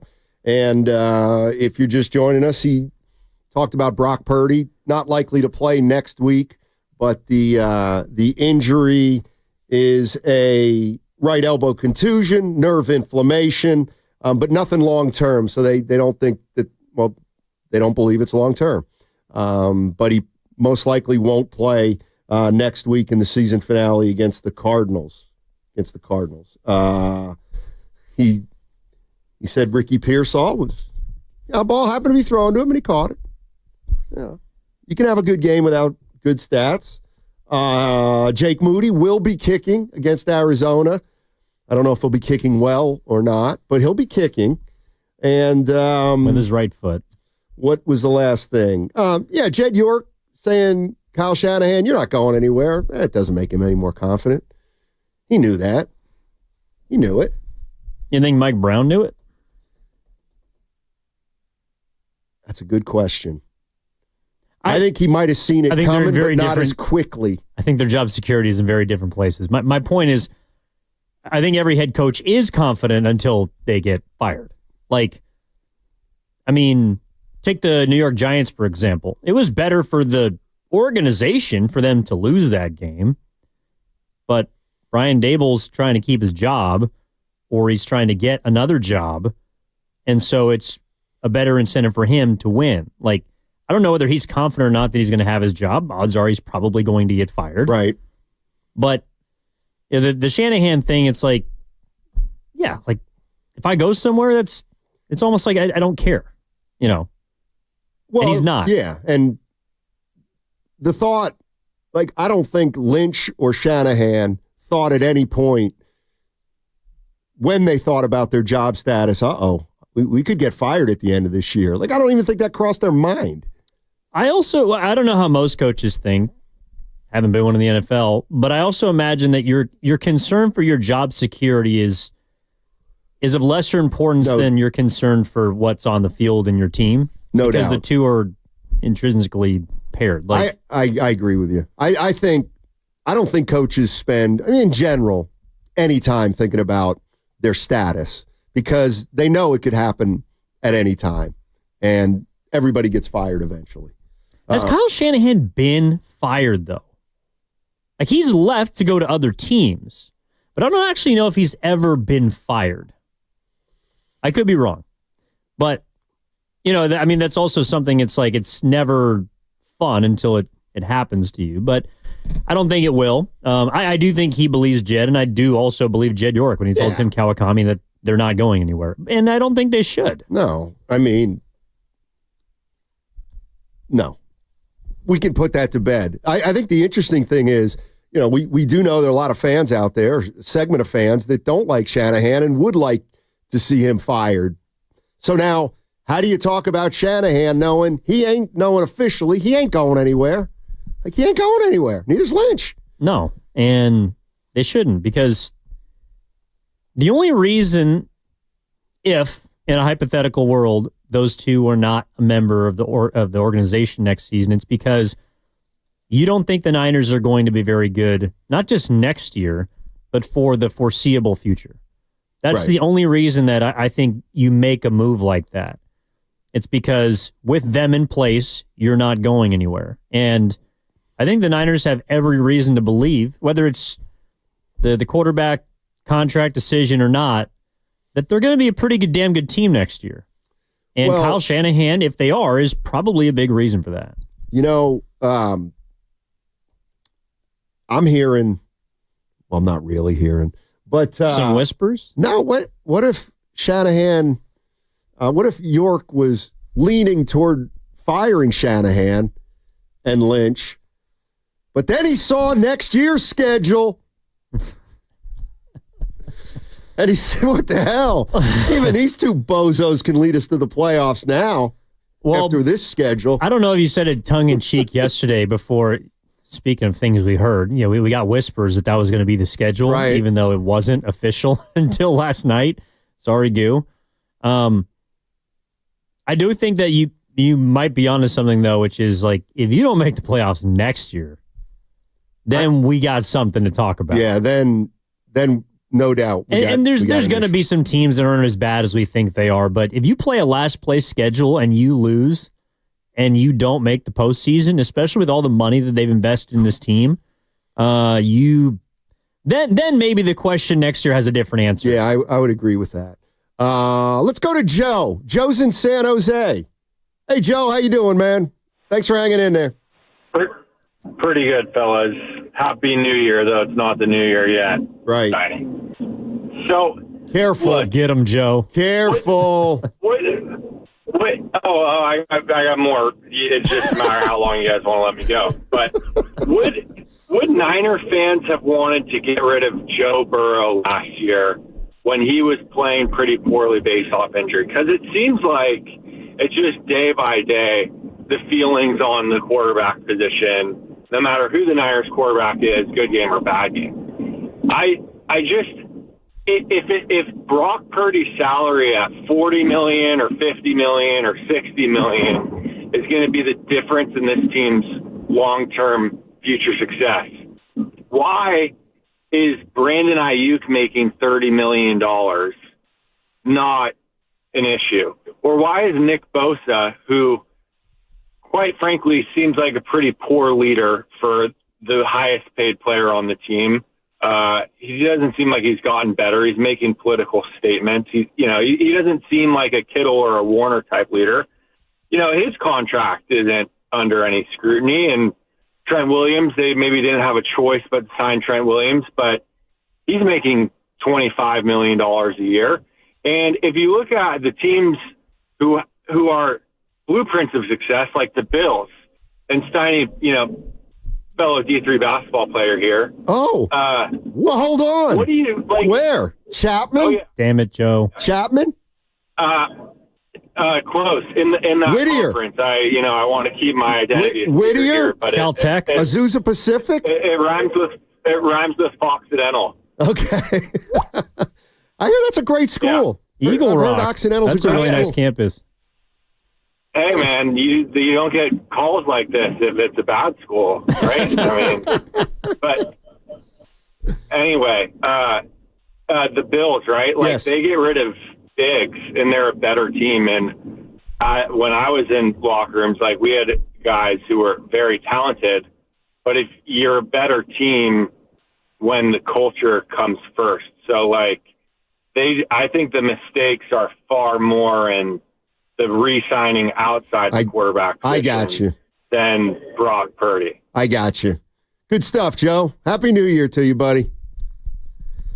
You're listening to 95.7 The Game, KGMZ FM and HD1 San Francisco. Always live on the free Odyssey app, Twitch and YouTube, powered by First NorCal Credit Union. I mean, I get his major point is, okay, so you pay Brock Purdy a number, and it's a little bit too much. Well, he can just join the club with everybody else who's been paid too much, at least recently, and hasn't delivered. I mean, who knows? Maybe you pay Purdy $50, and he has a season like he did 2 years ago. I understand what he's saying about. It feels to me like what Joe was saying was, you know, whether we pay Purdy 30, 40, 50, or 60, the inherent contracts that have been doled out has too many underachievers, and that will be difficult to overcome. Well, but he also said that just because you're a max player doesn't mean you're exempt from having a down season. Like Joe Burrow didn't have a great season last year because he was hurt. You could draw the same connection to Brandon Ayuk. Like just because Brandon Ayuk got paid, and I know last week when we were on, I talked about how that might be the contract decision that they regret. You know, in the immediate, yes, but I also think a big reason why they signed him to that deal is because you want him here for a long time. Because in football, you're not going to get a great season, odds are, every single year. Like you don't, the Mike Evanses that have 10 straight 1,000-yard seasons and double-digit touchdowns every year, those don't come along all that often, and they're quite rare. You know, do the Bengals regret paying Joe Burrow max money because he went 5-5 and they missed the playoffs last year? No, because he's their guy. You know, and I think that's what Joe's saying. It's like, you know, the decision about Purdy, in my opinion, it's already been made. The second thoughts that I was talking about are more about the decision that they're about to make, which is paying him. Right. And I think they're going to pay him because they believe in him, but because that's been the plan. That's been the plan, I think, pretty much since he got them or helped get them to the NFC Championship game the year that he took over in an emergency situation. He came out of nowhere. He took the NFC by storm, and he kind of saved.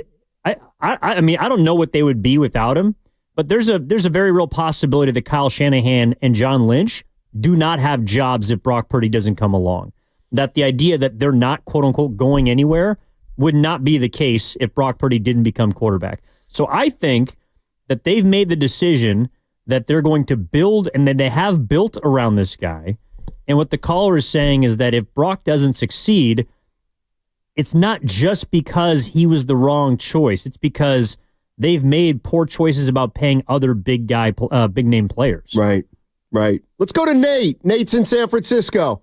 What's going on, Nate? How you doing, man? Hey, boys.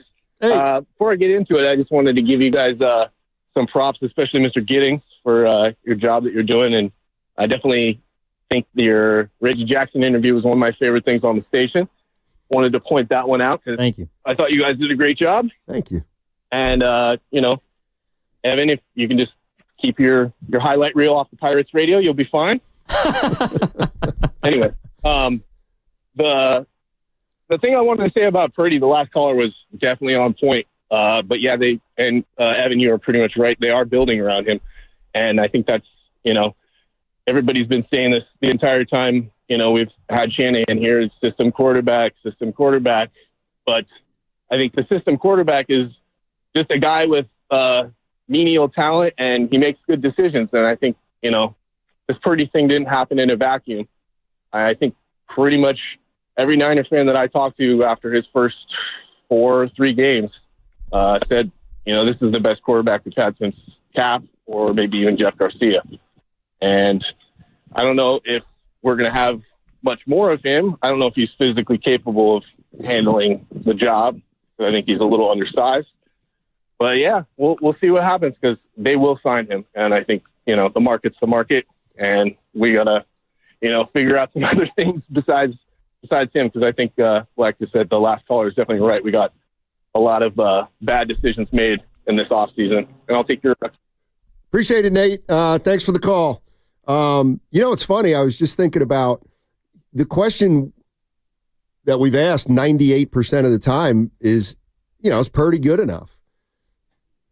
Maybe the question is, does he even have enough around him, whether he's good enough or not? You know what I mean? Especially now after the way the year went down. I think he does. Yeah. Do you? I do. I mean, a lot of it was on the shelf or unproductive. But I do look at this team, and I get they had a bad year. I mean, if he doesn't have enough, I'm just looking around at other rosters in the NFL. Like, who does have enough? Well, what I'm saying is now that we watched the whole season, what do we know about the Niners? Their offensive line needs upgrading. Yes. Their defensive line probably needs a little upgrading. Yeah. We got a kicking issue. Yeah, but you don't have to spend a third-round pick on a kicker. That's true. But let's say theoretically it's not going to be as bad again the next year. Let's just call it like it is. Like, special teams needs to be better. That's also a big reason that they were in a position to not make the postseason. Running back needs to be better. Yeah, but ideally you're fixed. And again, you are depending on a 29-year-old running back that was hurt most of this year, but yeah, Isaac Guerrero looks pretty good. Jordan Mason is fine. Is there a Saquon out there like the Eagles got? Probably not. Right. But maybe there's a Josh Jacobs out there. I mean, that's a big reason why the Packers offense is as good as it is this year, is because they were able to pluck a pretty damn good running back from a team that didn't want him anymore. You got to go get. Who? Genty. Oh, you like him. I've never seen him play. I just know he's run for 5,000 yards. But he did text me, Ken. He texted me the other day, and he's like, what do you got on Genty? I was like, I don't know. He plays on New Year's Day, and you're going to see, I don't know what bowl he's playing. And he's like, where's he projected? Like, I don't know. Probably the first round. I mean, he's a Heisman candidate. I'll tell you one thing. Those Boise State, they know how to draft. I mean, they know how to put out the running backs. I don't know if you guys remember Jay Ajayi. Oh, I do. Drafted former, out of Boise State. Dolphin, I believe. Yeah, former Dolphin. Went to the Eagles. I think they won a Super Bowl that year he went there. But, Boise State. So they have two running backs in the history of their games. When was the first running back taken in the past NFL draft? I think Jonathan Brooks was taken by the Panthers.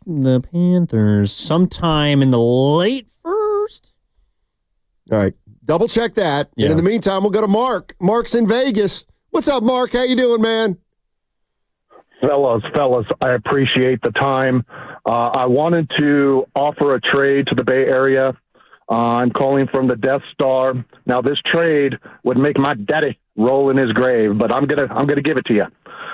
First off, it's Brock for Brock. I will give you Brock Bowers. You will give me Brock Purdy. Second part of this trade is I will receive one Mr. Bosa. You will receive my draft pick for this year. What do you think, fellas? He's talking about the Raiders. This is where I usually go. Thanks, Mark. This is where I usually go. Evan? Well, first, Jonathan Brooks was a second-round pick. Okay. But Bijan Robinson, who was, I would say, as closely touted as maybe Genty is, like he was taken 8th overall 2 years ago. So it's not out of bounds to jump for a running back. Jahmyr Gibbs, who you saw run all over the Niners last night, he was the 12th overall pick by the Lions that year. So as for that trade, we'll leave it there.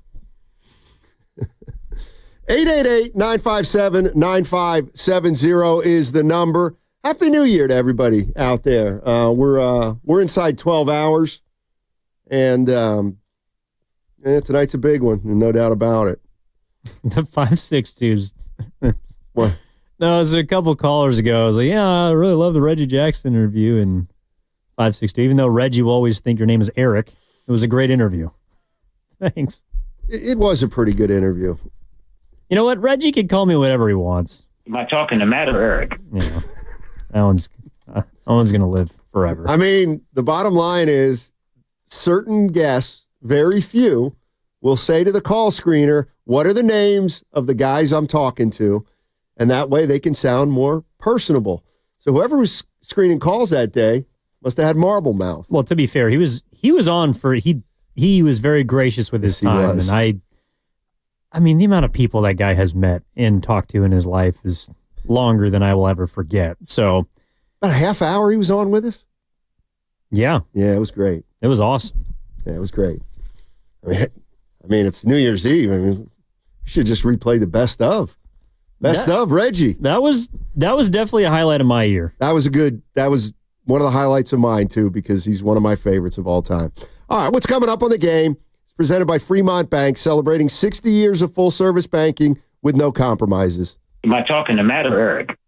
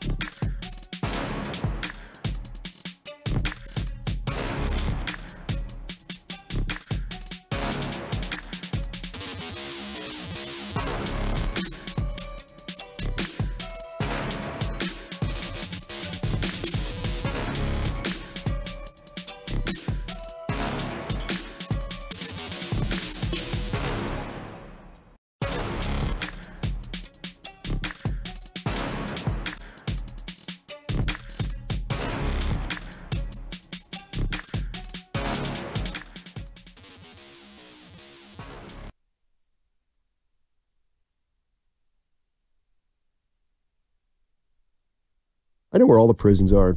Now, back to Steiny and Guru on 95.7 The Game. All right, Evan Giddings in for Daryl the Guru Johnson. I'm Matt Steinmetz. A brand new Steiny. How so? Well, it's almost the new year. So, new year, new me. Or you. Yeah, I got some things to take care of on the home front first. What? Yeah. That sounds ominous. Yeah. Yeah. No, I'll be all right, though. I'll be all right. Is that the word for Purdy's season? Ominous? That's not a bad word to use for it. Not a bad word to use for it. All right, let me reset for those of us, those of you just joining us. Coming up at 1 o'clock, we've got Jason Timpf of The Volume, covers the NBA. We've had him on a few times, and he takes a significant interest in the Golden State Warriors, likes them a lot, and has been a proponent of possibly wanting to trade Jonathan Kuminga.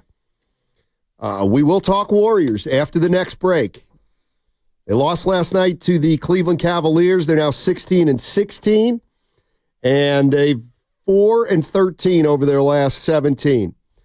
Kyle Shanahan, the head coach of the San Francisco 49ers, he met the media about an hour ago, gave an update on Brock Purdy, and the story is as follows. Purdy's got a right elbow contusion. He's got some nerve inflammation. They do not, there's nothing long-term here, nothing structural, and he's unlikely to play, though, next week against the Cardinals, which is Game 17, Week 18. So that's where we're at with Brock Purdy. Not going to quarterback for all intent and purpose next week. So his season is pretty much over, and we all know what possibly lies ahead in the offseason, and that is making Brock Purdy your long-term quarterback, right? I think that's what Jed York also said or told Tim Kawakami. He didn't he didn't double down on the comments he made last year during the Super Bowl when he said he's going to reset the market and that's just what we expect, which is also a little telling. Right. You know, I don't take it for what you will, but he did say also that Shanahan and Lynch aren't going anywhere. So I don't know. It just had me thinking, like, because I honestly I do think that there's a parallel universe where Shanahan and Lynch are not here, but to me that what prevented that is the guy that they're thinking about paying, and that's Brock Purdy. I mean, most front office and head coach combos do not survive a draft day or trade blunder that the Niners made when they traded essentially 3 first-round picks for Trey Lance. And I know there's, the 3 for 1, you get 2 back. Well, you actually didn't get 1 back because the guy that you used to take the pick is no longer on the team. So you basically forfeited 3 first-round picks. And most people get fired for decisions like that. Yeah, and you brought up something interesting as we were going to break about, do I think Lynch and Shanahan owe Purdy anything because he might have saved their hide, so to speak. And because he stepped into the breach and performed so well, do they almost have to make him the long-term quarterback, if for no other reason than to continue selling their vision of the team at this point, that maybe it's come out of necessity, but it looks like it's playing out that way with Brock Purdy. Yeah, I mean, they're not, I don't know, like, no one's indebted to anyone in sports. You do your job, they do their job. It's Lynch's role to make the choices about his roster and Shanahan's, but I do think that there's a different connection that Kyle Shanahan has with Brock Purdy than he's had with any of his other quarterbacks. And it's because he's technically homegrown. I think it's because he's the best of the bunch that Shanahan's had in San Francisco.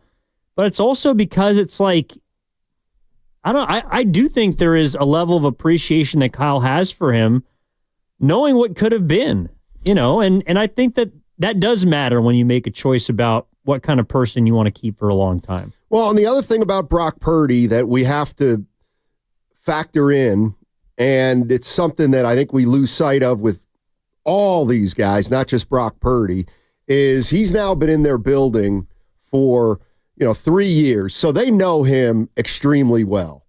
But we know him extremely well, and we know the kid's a class act.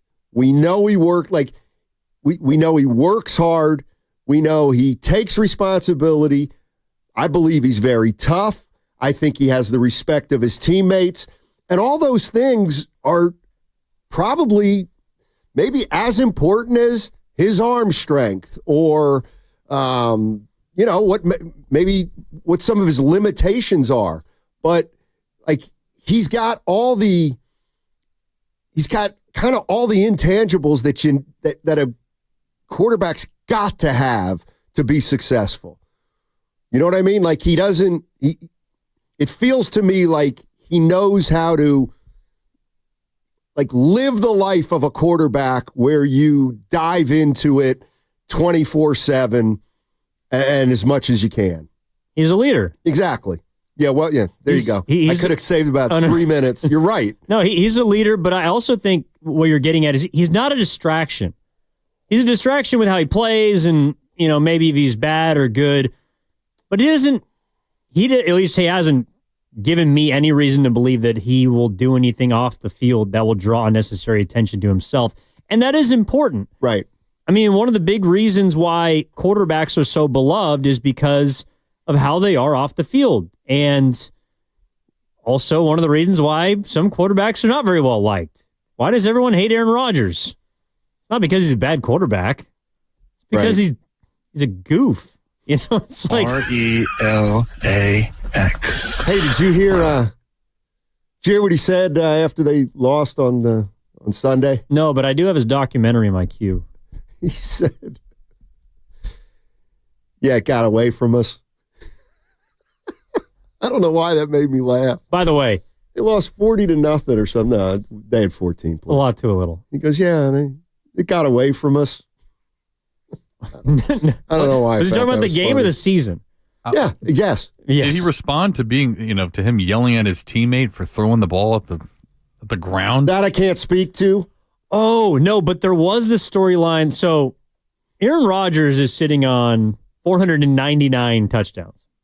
So the big story going into the week was he's going to throw his 500 touchdown pass. And Devontae Adams was questionable. And so he wants to play because he's his boy and he's got 1 million of his touchdowns and he wants to be the one to get 500. And Devontae Adams suits up and he plays. And Aaron Rodgers goes 12 of 18 with no touchdowns and 2 picks. And it's like, you hate to see it. I mean, talk about a goose egg. I guess he's got one more week to do it, but at this point, it's like, just go on to next. No one cares. Who cares about a 500 touchdown when your team is 4-11? Who's he quarterbacking for next year? Probably the Jets. But, again, this is like... Ask Woody. We'll see. Who's... Guthrie? Woody Johnson. Oh, the owner, yeah. That's what he said. That's another thing. Ask Woody. Let's go to Trevor. He's in Rohnert Park. It's part of the Redwood Empire outside Santa Rosa. What's up, Trevor? How you doing? Hey, good, guys. How are you guys doing? Doing well, thank you. Happy pre-New Year. Sure. Yeah.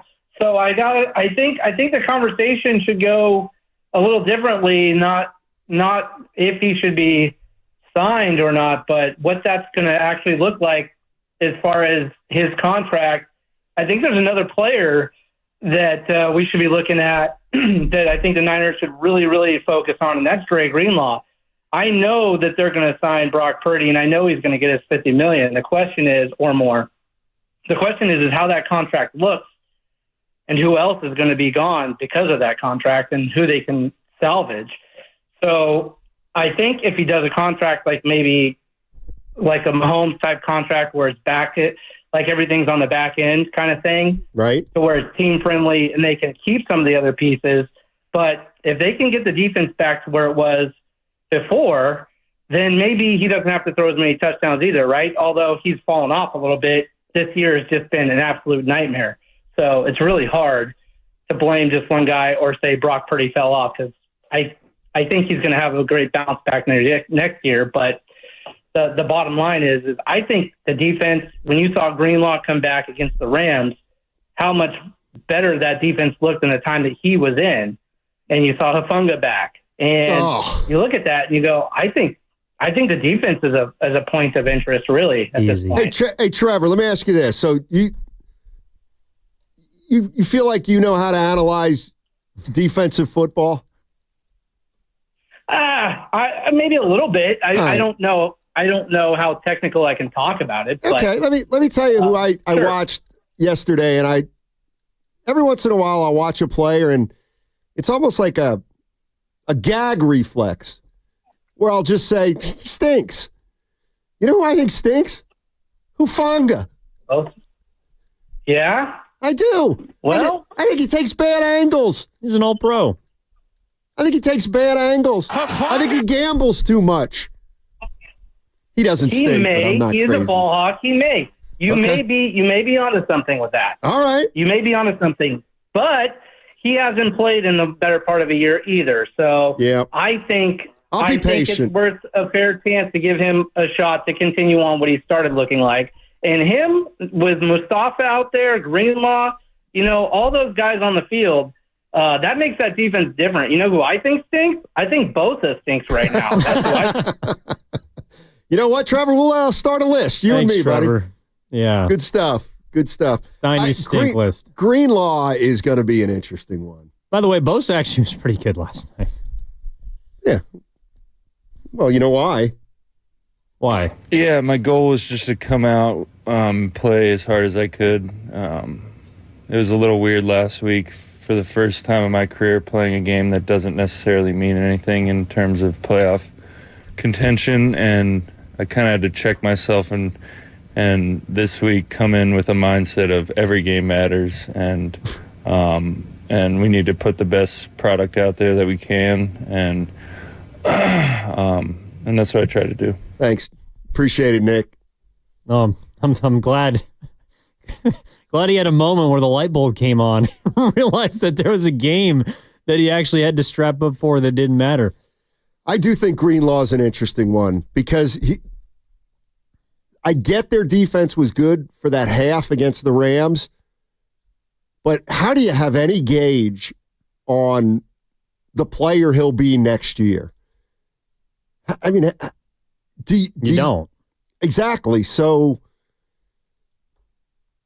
here's one thing I know. Guru will absolutely want him back. Why do you even say if they that? make him the highest paid linebacker in football. Because that's the way Guru is. He doesn't like anybody to leave.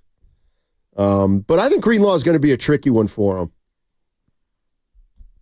That's just me. You look very focused on something I'm trying that to has find nothing to do with the show? No, it does have to do with the show. What I'm trying to find out is when I was trying to figure out if there was a game in college.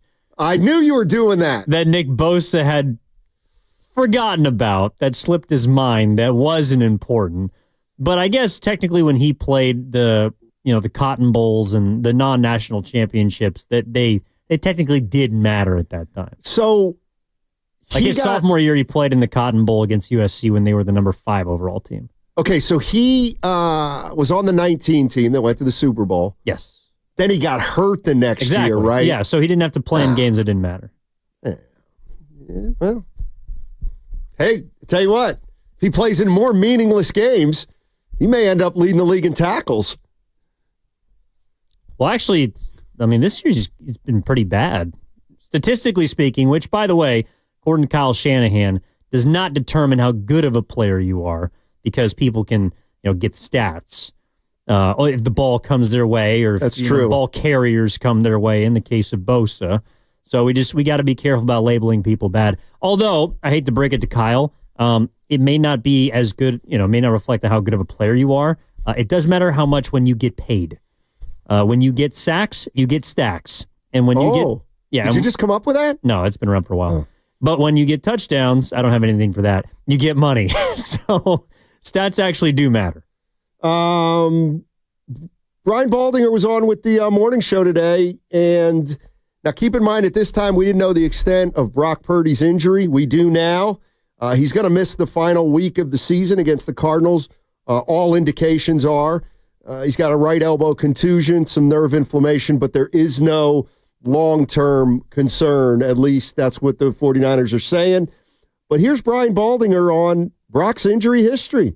He's going to heal from whatever he injured last night. He's going to heal because he's healed repeatedly. But it is 3 straight years now with serious injuries. Now, we got to find out how serious this is. It's 3 straight years with injuries.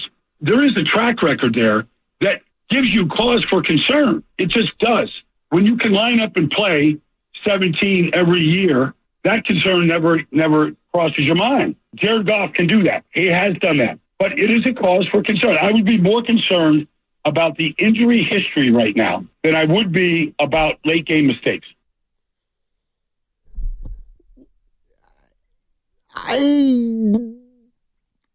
You wouldn't.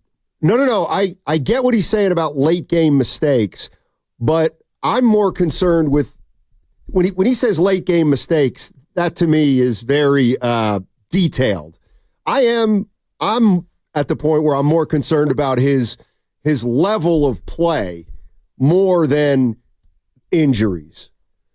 I'm not ready to say he makes late game mistakes or not. I think he didn't make many great plays this year in the fourth quarter of games where they were down. Well, let me ask you that. Like I was gonna bring this up. Do you think Brock Purdy's clutch? You think he's clutch? Not particularly, but I don't think a lot of quarterbacks are clutch. Like the clutch gene is some guys have it, some guys don't, but I don't really know how you measure it. Like, is Brock Purdy clutch? He has been. Right. But is he?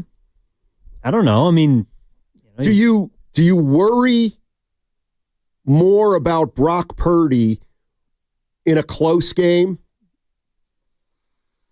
than, let's say, Jared Goff? Another run-of-the-mill not run-of-the-mill, but, as other quarterbacks. Let's take Jared Goff. I think they're pretty similar. Right. I trust Brock Purdy just as much as I trust Jared Goff. In fact, I might trust him more because he's more mobile. Okay. Would I trust him more than Josh Allen? No. Or Joe Burrow? No. About Lamar Jackson? Well, Lamar's an interesting one because I think that Lamar is one of the league's best, but in the biggest games, he's made some mistakes. And I would still take Lamar Jackson, but that's kind of the thing. Like, sometimes even the best quarterbacks have dull moments. Like, gosh, I mean, the whole clutch thing or the big game thing is how someone like Eli Manning made his career. I mean, right. Eli Manning's regular season numbers are not any more impressive than Phillip Rivers or Matt Ryan, but what differentiates him is his postseasons because he was awesome during a couple of runs for the Giants. I want to hear what Baldy said about Jake Moody. Jake Moody missed 2 kicks yesterday, 51 and 58 yards, and hasn't had a great year. Well, first of all, why do you march him out there on a 58-yard kick? I know that you're not playing for any postseason berth, but you want to win the game. Like, why are you're just going to give Detroit field position? Like, what's the odds of him making a 58-yarder at this point after what he's been through? I mean, you look at all the kickers in this league. They're all on a carousel. They're all moving. They're all like, okay, they're cut today, they're picked up tomorrow. Like, how many kickers give you confidence right now? Jake doesn't give you any confidence. He doesn't. Well, I couldn't tell. I was listening to this live, and Shasky and Spadone did a great job with Baldy. But I couldn't really tell if he was saying that he doesn't trust him because Moody's not very good, or because it's like how many kickers can you actually trust in the league? I think there's more than you think. I mean, someone like Justin Tucker looks kind of washed. Well, that's true. And he's maybe been the best kicker ever. This is from the 650. Have a great day, Steiny and Giddings. We're riding with Boise State, plus 12 against Penn State. I'm with you. 650. You like Genty, so you're gonna roll with them. And I can't stand Penn State. Why? Various. They're from your home state. That's one of the reasons.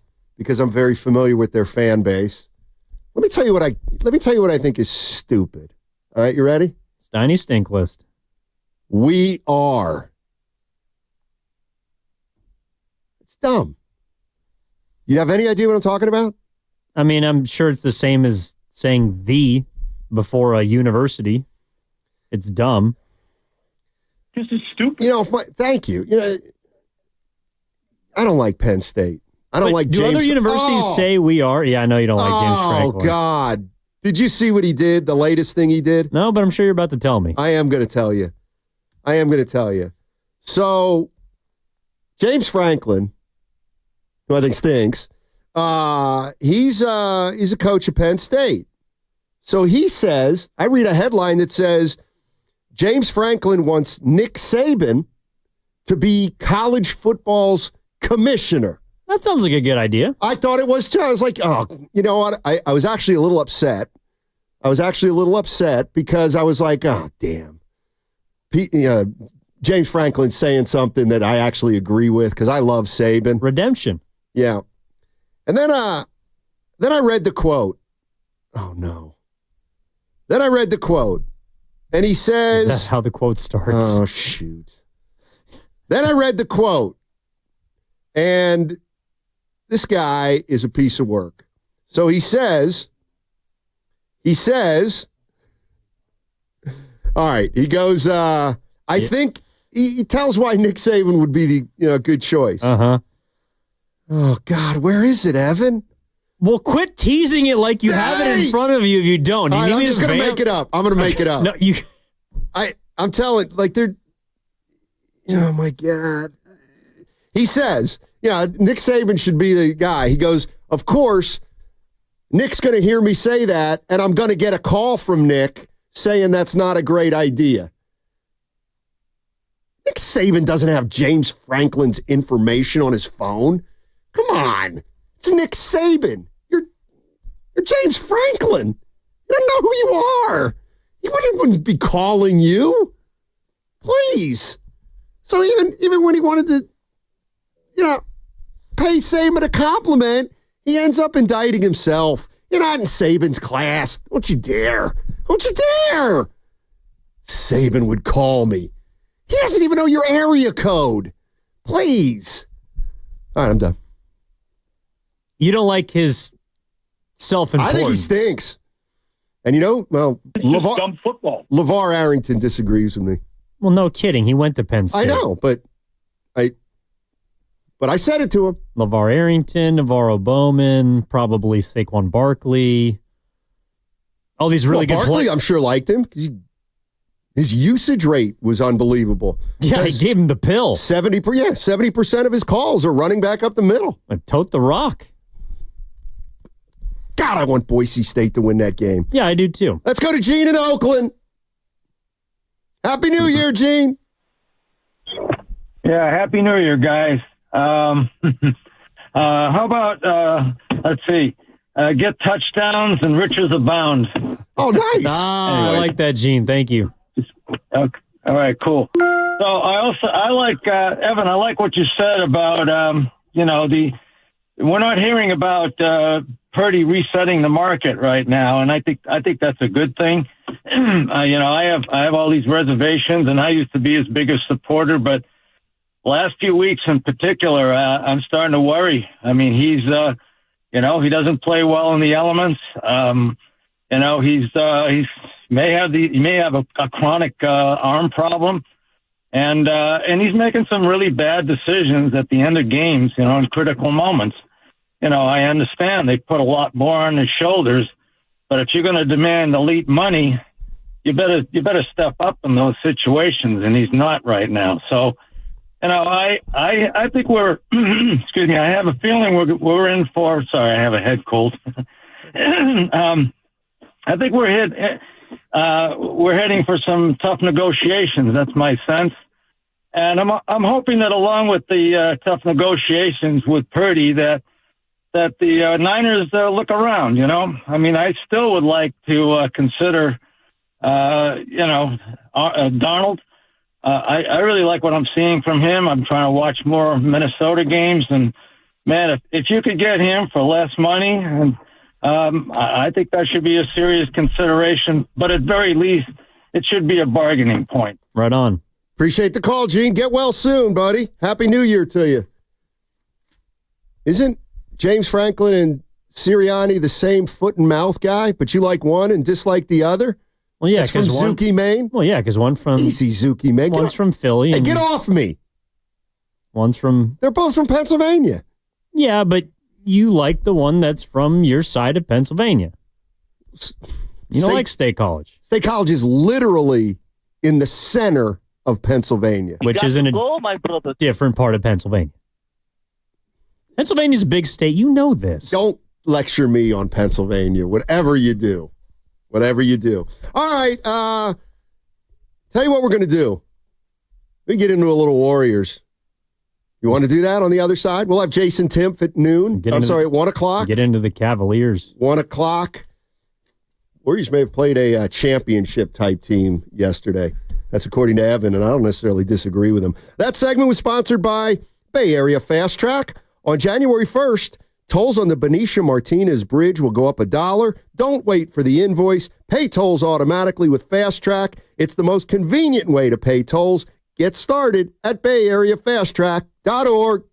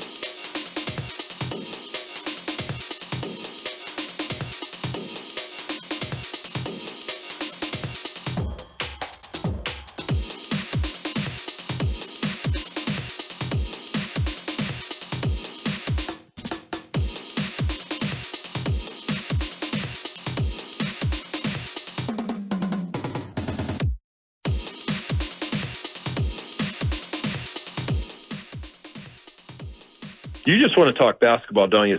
Now, back to Steiny and Guru on 95.7 The Game. All right. Happy New Year. No, seriously, Happy New Year, everybody. It's going to be the best one yet. Yeah, have a great one.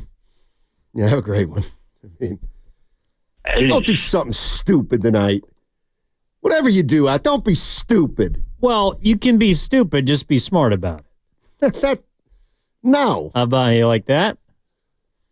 Listen. I plan on making some... Don't be a dumbass tonight. Some borderline poor decisions. I'll see you on Thursday. Are you... Do we know when Goo's coming back? No. Honestly, I don't. I'd be shocked if it's on a Thursday. We'll see. Well, now it's a Tuesday. He's already made it past then, so... We love you, Goo. Yeah, I hope he's having a nice New Year's Eve. All right. In 10 minutes, we got Jason Timpf of The Volume. We're going to talk some Warriors. They got shellacked last night by the Cavs. They're 16-16. And producer Ken came in and said, hey, I think you got to play these two pieces of sound. And I said, okay, well, might help if you put them on my board. And then he said, I said I'd put them on your board, and I'm looking, and now they're on the board. So Curry was asked, and he also indicated, Ken did, that he let the question in this first soundbite for a reason, for effect.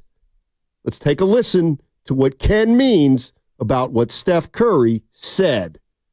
Independent of just making shots, what do you think is like the not necessarily biggest issue with the offense, but the most easily addressable issue?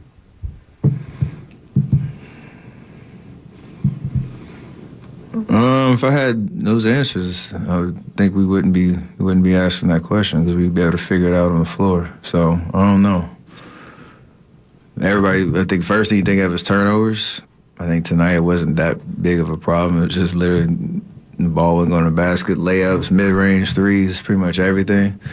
Last game against Phoenix, there was that stretch in the second quarter where I had turnovers. Like, that's something you can address. Each game's a little different, but the solution, I'd have no idea. That's not good. Great sound to bring to my attention, Ken, and the listeners of the Bay Area. He had no clue. He didn't. Well, does it look like they do? Where are the Warriors right now, Steph? How did kids say it? We're very mid right now. We're just very average. I think we understand that better days can be ahead if, you're not in that big of a hole in the Western Conference. If you look at the standings, you go on a 5-6 game run. To us, that sounds like a lot, but it is like the numbers. You can make up a lot of ground pretty quickly. It's a tough task, but that fine line between losing hope and confidence and understanding, one good week, you're kind of back in it. That's where we are. So the Warriors get beat last night by the Cavaliers, 113-95, and Warriors shot 33% from the field. Remind me again, it was the lowest in the Steve Kerr era at home? Yes. I mean, I feel like the Warriors are, you know how they say Kuminga's turning a corner?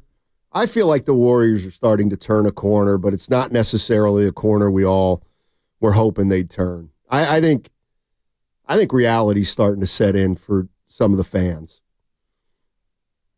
About how good this team can be and about where Steph and Draymond Green are.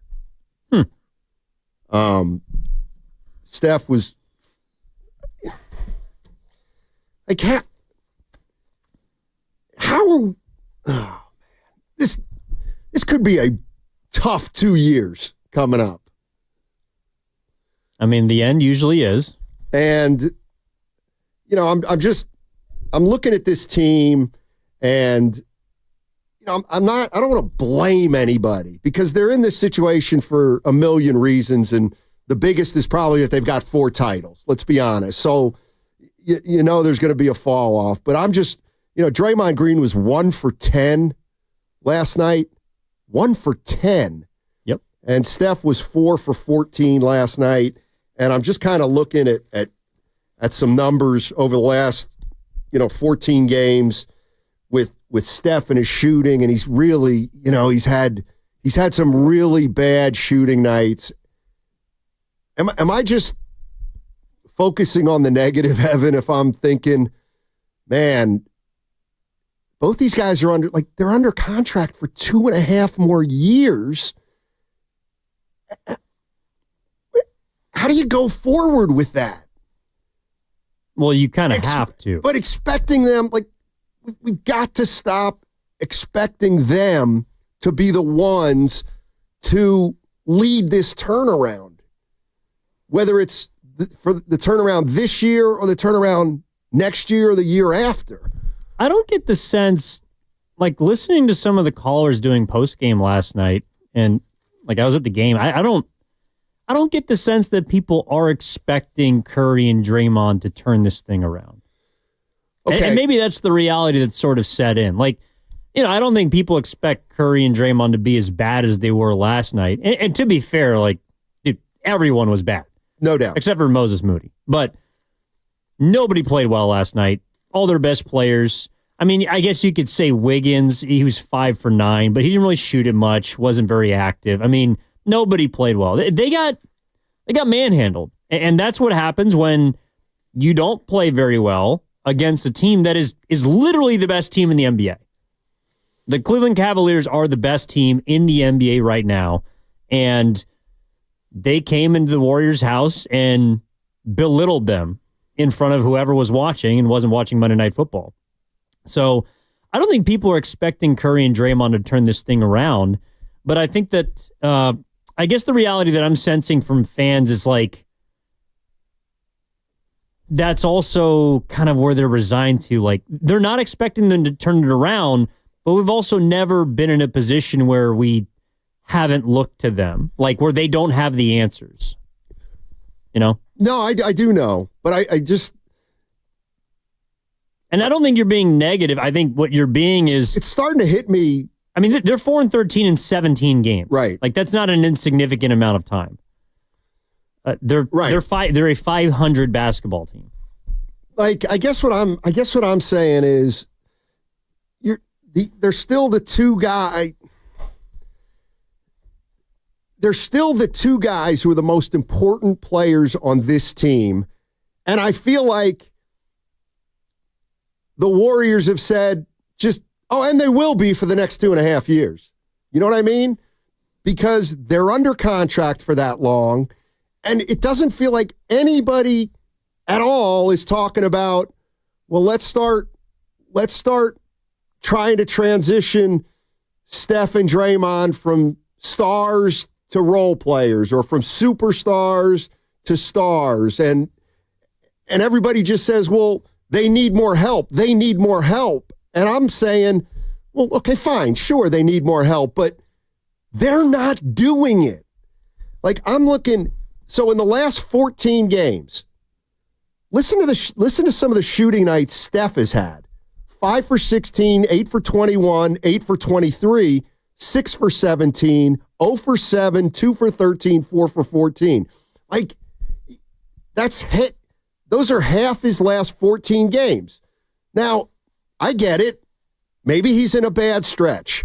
We've seen this throughout his career. But I just don't know how you can continue to watch Steph and Draymond struggle every game or 2 or 3 and not start to think about, well, what's the plan for the rest of this year, next year, and the year after? You got to get somebody in here better than Steph, I feel like, almost at this point, for his sake. Not because he doesn't have, some great games left in him, but he's a 6'3" guard who's going to be 37 years old. How do you move forward? How do you move forward with this is the question that keeps coming to me. Well, you can't fix it overnight. And the reason why they're in this position is they didn't anticipate that happening. And maybe that's... And it hasn't happened yet. I mean, they're in a bad stretch. No, they are. But I think it's fair to look at Steph and say, at his age and his productivity, like he's not winning a title with this team. I don't think that's that far out of bounds. But if he is, if the goal really is to get him a 5th championship, then you're right. You have to figure out how to get a better player in here with him. And that was something that I think and maybe Paul George is not a better player. Lauri Markkanen is not a better player. But again, like I think they kind of tried to do that this summer. And for whatever reason, they swung and missed, or they didn't want to go all in, or I don't know, whatever the case may be. Maybe they decided that those players weren't the ones that they were willing to cash all the chips in for. And, you know, I'm starting to look at this season as more of a transition season. All right. And it's a transition to this summer, figuring out if you can use what assets you have to go out and get a player that is at the same level or ideally better than Steph, or whether you need to figure out if you're transitioning away from those guys. Right. And, you know, to me, the thing that is, I guess, been kind of like, I don't know, I've been struggling with is this idea that the Warriors they're in a more flexible position, right? They have more optionality, and they're under the apron, and they're avoiding these rules, and, you know, they're in a good spot. Is that because they know what they're doing, or because they have no plan at all? Like, they're just kind of waiting for things to reveal themselves, and then they'll make a move when and if it's possible. You're listening to 95.7 The Game, KGMZ FM and HD1 San Francisco. Always live on the free Odyssey app, Twitch and YouTube, powered by First NorCal Credit Union. I mean, I would say that they did have a plan in the offseason, and that was to try to go get Paul George and or Lauri Markkanen. And when that did not pan out, they said, well, let's move forward, try to get better around the edges and keep our flexibility, which you could argue they have. The one, and I want to make this clear about Curry and Draymond. It's like I'm not dancing on their graves. What I'm wondering is, I just can't believe that the organization hasn't talked about taking more off their plate, because they should have seen this kind of coming. I don't know. I just feel like, we'll go into the year and Steph will start at 1 and he'll play 32 minutes a night, and Draymond will be our 4 and he'll play 30 minutes a night. But what that means is everything revolves around them still. But one's almost 37 and one's almost 35. And maybe it's irresponsible, but I think they've been biding their time to find a player that can do that. And for whatever reason, they haven't deemed a player of a good enough level to help Curry and Draymond yet. All right. Let's go out to the River Islands guest line. All guests on 95.7 The Game appear on the River Islands guest line. Isn't it time for you to discover the islands? River Islands in Lathrop. Let's welcome in Jason Timpf of The Volume. We've had him on before. He knows his Warriors inside and out.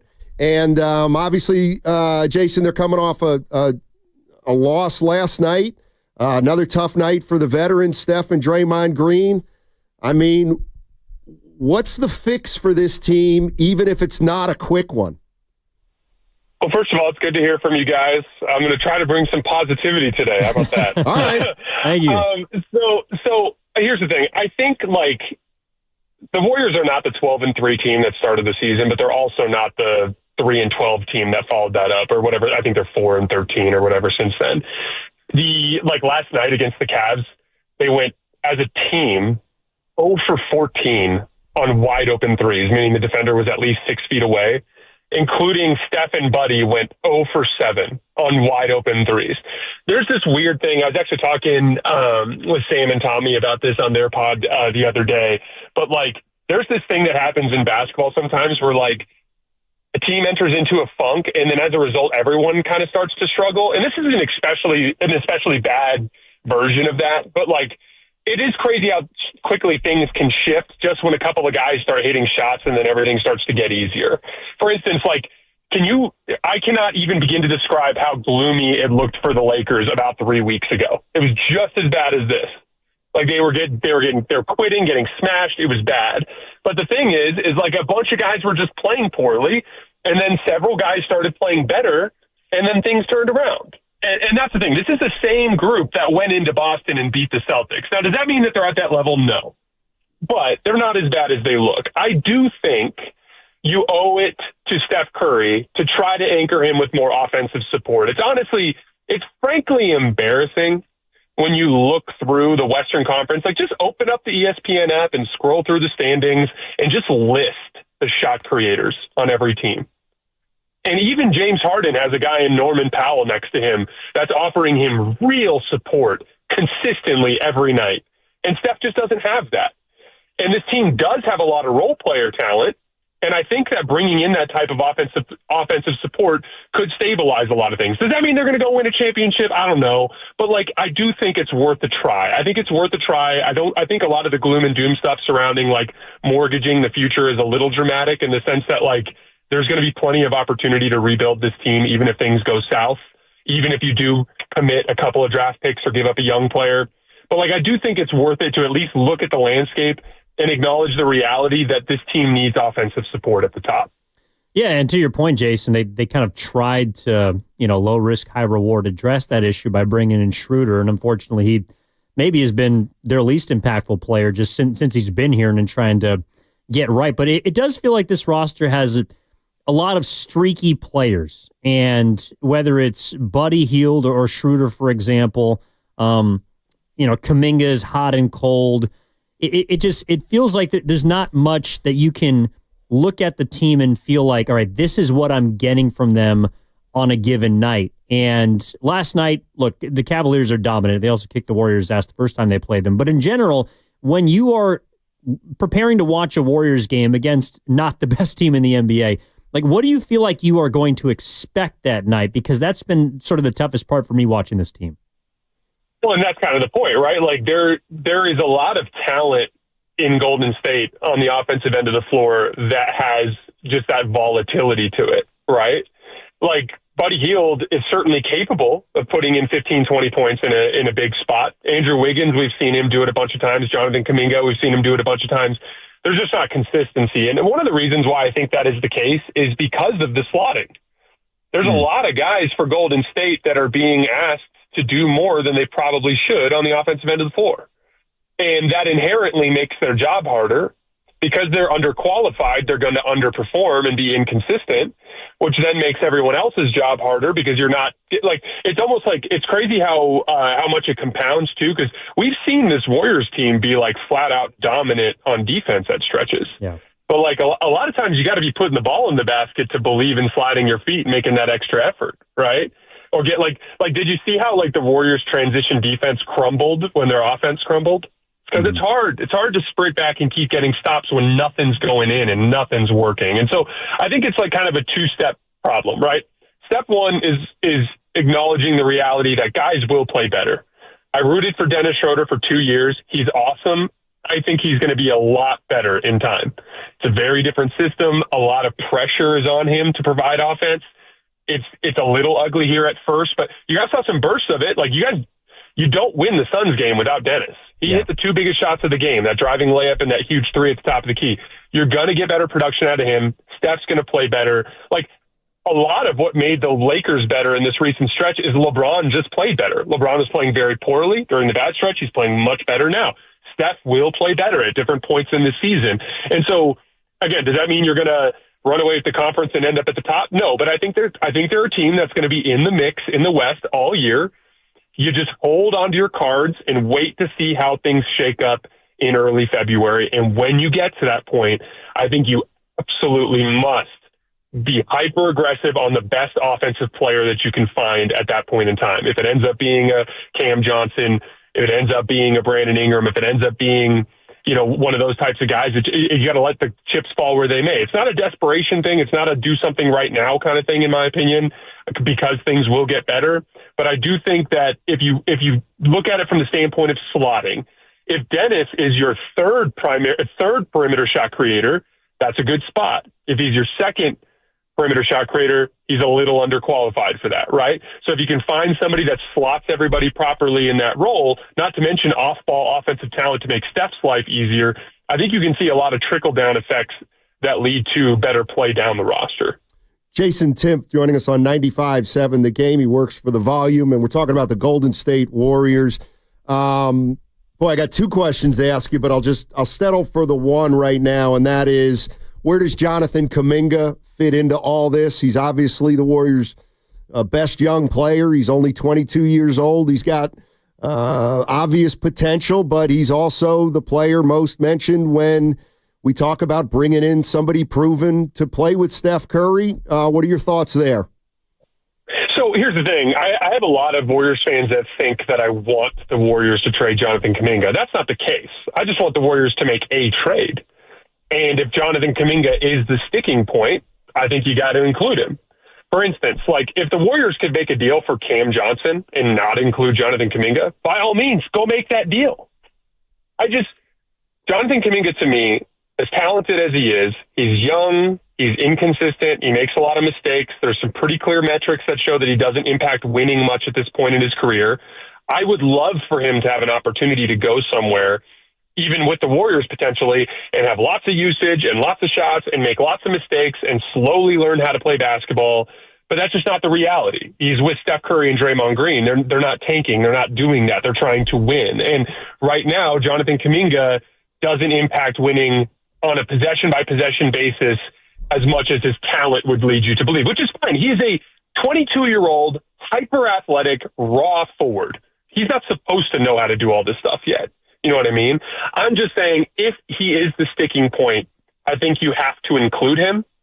Because at the end of the day, I think if he's one of those core five guys that you're relying on in a playoff series, he makes so many mistakes in off-ball defense. He makes so many mistakes in the flow of offense as a decision maker. He's not a guy you can trust to knock down an open shot. Those are the core things you need him to do with your best lineups when the chips are down, when Steph and Draymond and everyone's on the floor. And so all I'm saying is I don't view him as indispensable. I view him as a guy that if you're in a deal and Brooklyn goes, we want Jonathan, you got to include Jonathan.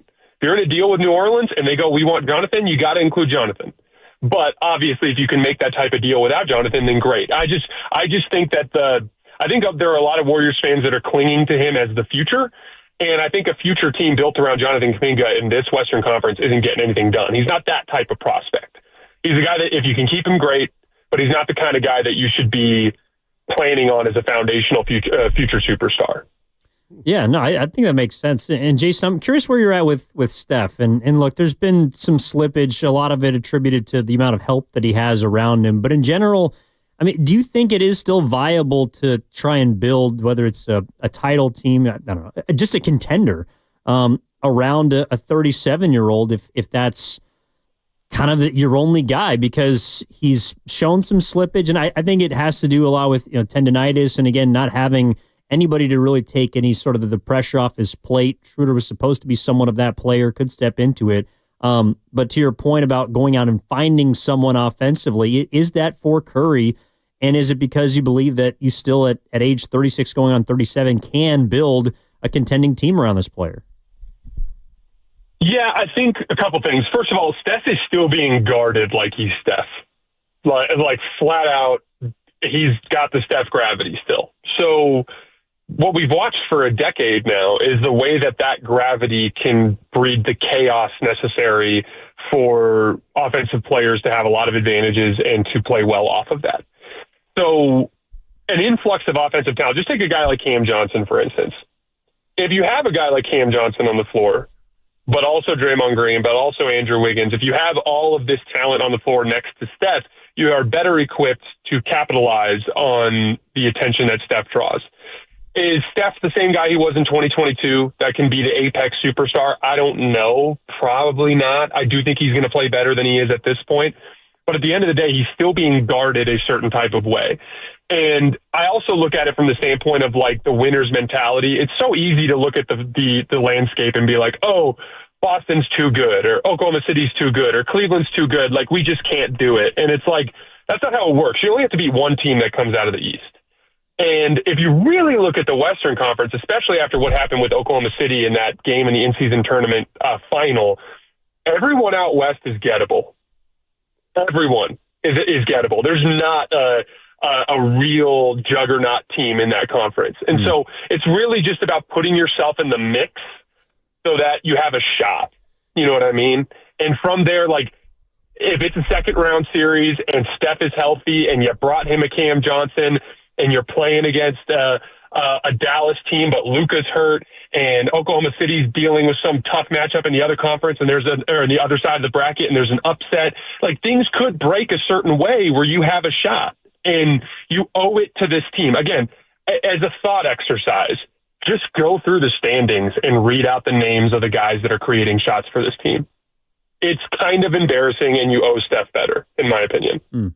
When is well, you said you were going to keep it positive, so you absolutely have done that. Oh man, you have the Warriors like getting to the second round, and like I guess my question is where do you think this team's headed this year? Because right now they're 500 and they're 9 or 10. Again, like I said at the beginning, remember how bad things looked for the Lakers just 2.5, 3 weeks ago? Like, things in this league turn so fast, especially in the Western Conference. Everybody in the West is like 2 bad weeks from the bottom of the play-in and 2 good weeks from the 5 seed. Literally. You know, that's how this thing works. And again, let's look at the Western Conference. It's like Dallas. Luka can't seem to get healthy, right? That's an issue. There's a version of this where Luka just never manages to get back out on the court and to be healthy. Houston, that team's shot creation is garbage. I think they're like seriously flawed. Memphis, they have a similar issue where they think teams can really pack the paint on them and cause some problems for their offense. The Lakers, they have very little in the way of athleticism or perimeter scoring. The Clippers, it's James Harden and an injured Kawhi Leonard. The Nuggets, you've seen how bad they can be at stretches this year. Every team out west is like pulling their hair out and thinking they're bad. Literally. If you talk to these fan bases, they all also think they're bad. There's a couple of them that feel really good. Like Memphis feels good, Oklahoma City feels good, Dallas feels good. But if you really think about it, are those teams unbeatable? I don't think so. And so again, it's more just like it's not going to get any worse than what it is right now for the Warriors. Like, no one's playing well. No one is playing well. You know what I mean? Like, it's actually kind of crazy how much of a rock bottom this is. Like, things will be better than this. Yeah. And there will be a point this season where you rack together 3 or 4 in a row and you get up to the 6 or 7 seed and you're like, hey, things look a little better now. You know what I mean? Like, I think it's one of those things where, like, in this bloodbath of a Western Conference, it's easy to get too low and too high sometimes. And the reality is all of these teams are pretty flawed. You know, like Denver, who the hell knows what you're getting every single night? It's a lot of Russell Westbrook. It's a lot of creaky knees Jamal Murray. You know what I mean? Like, all of these teams have their issues. And I think sometimes there's a tendency for some of us to be like, we're the only bad team, when all of these teams have their issues, if that makes sense. Yeah, Jason, I just really want to throw a quick one at you before we get out of here. It's, I know you mentioned going to get an offensive-driven player for the Warriors, or some more help, and not necessarily that I'm asking if that player's going to take them to the top, but if you were to, based on the trade market and the names that are out there, is it Cam Johnson? Is it Brandon Ingram? Which player do you think would fit best for the Warriors, and one that you think that they would be willing to or should be willing to give up someone like Jonathan Kuminga for? So, to me, Cam Johnson is just the most realistic. There are talent plays out there. Like, the reporting is that New Orleans would like to get rid of Brandon Ingram, and Brandon Ingram would be an interesting talent play just because I think he's a really good player when the ball's in his hands. He can struggle sometimes with like read and reacts playing with a bunch of other players, but he's still one of the better spread pick and roll forward ball handlers that we have in the league when he's healthy and in rhythm. Those talent plays would be interesting. Cam Johnson, to me, it's a fit play. He's a lot closer to young Klay Thompson than what old Klay Thompson was like. And he's a guy that can fly off of screens and hit shots. He's shown the ability with Brooklyn this year to pretty consistently rescue possessions with like off the dribble shot making, which has been fascinating. I thought this was fascinating when I was doing my film prep for the Dorian Finney-Smith trade, but Dorian Finney-Smith was getting the second best perimeter player on most instances, sometimes even the third when Dennis was out there. Cam Johnson was getting more high leverage perimeter assignments, and he moves his feet well and he guards on the perimeter. So like, to me, Cam Johnson is like the obvious, like lower salary point. Don't need to send out as many players.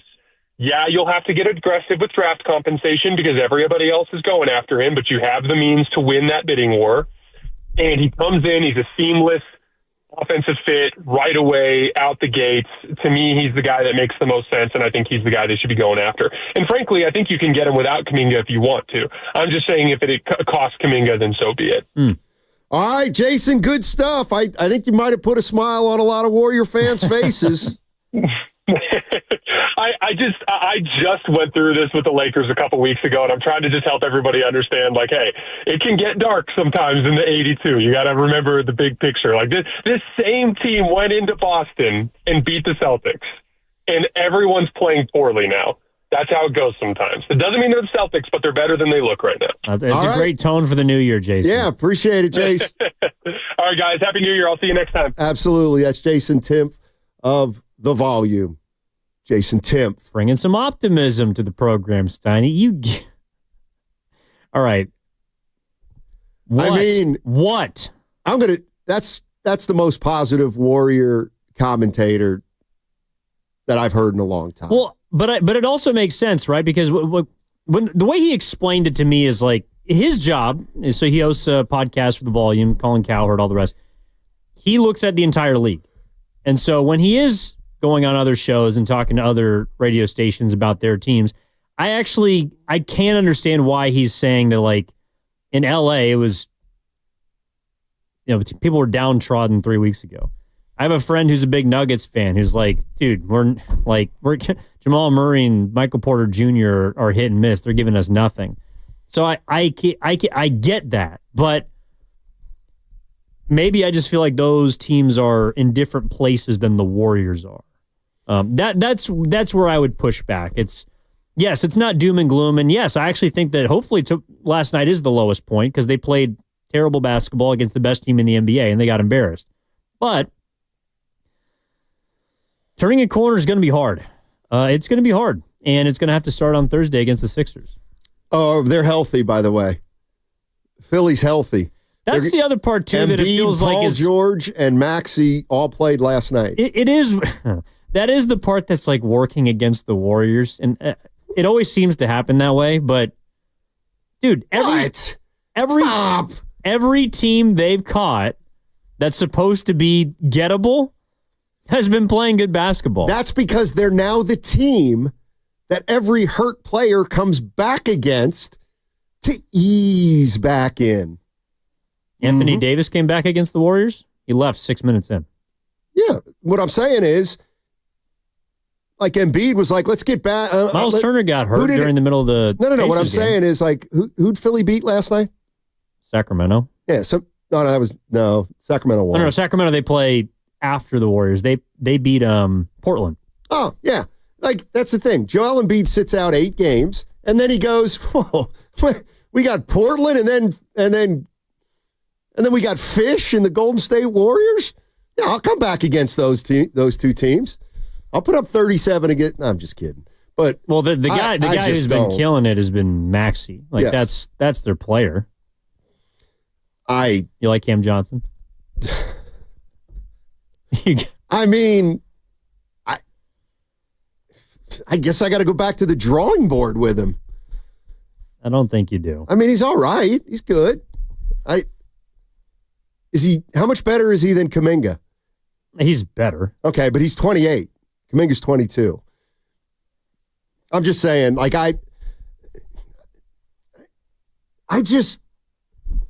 what continues to get me is, like, what's the plan? Like, tell me what the plan is for the next 2.5 years. Do you think they have one? Give me at least a rough plan of How are you going to handle Steph and Draymond as Steph goes from 37 to 39 and Draymond goes from 34 to 72? I mean, like, there's no indication that anybody wants to significantly limit their playing time the only answer I hear is that's all we can do. That's all we can do. And I just don't. It feels like they're going to continue to count on Steph and Dre as much now and in the next year as they have in the past year or two. And I just don't feel like there's any acknowledgement that, it might not work this way anymore with these two particular guys. Well, I think that's why there's some tug and pull between the roster and the roster, like the decision makers of the roster. It's like, okay, I'm with you. Yeah, depending on Steph and Dre for 82 games is not, it's been proven last year, it's not a sound plan that's going to get you anywhere successful. In fact, you might miss the playoffs because of it. What are they supposed to do with this team? I mean, they got younger, yes. They got cheaper. They didn't get better. I don't think anybody this offseason was saying that they got more talented. What they did was strip themselves of some older players and, a person in Clay who people believed, was not helping the locker room.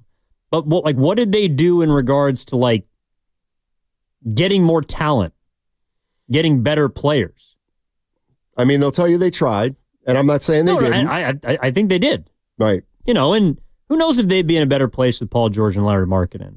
They might be in a similar place, but strapped for cash. I just think last night they got rolled, and they looked like the team that they used to beat 10 years ago when they were beginning their dynasty in 2015.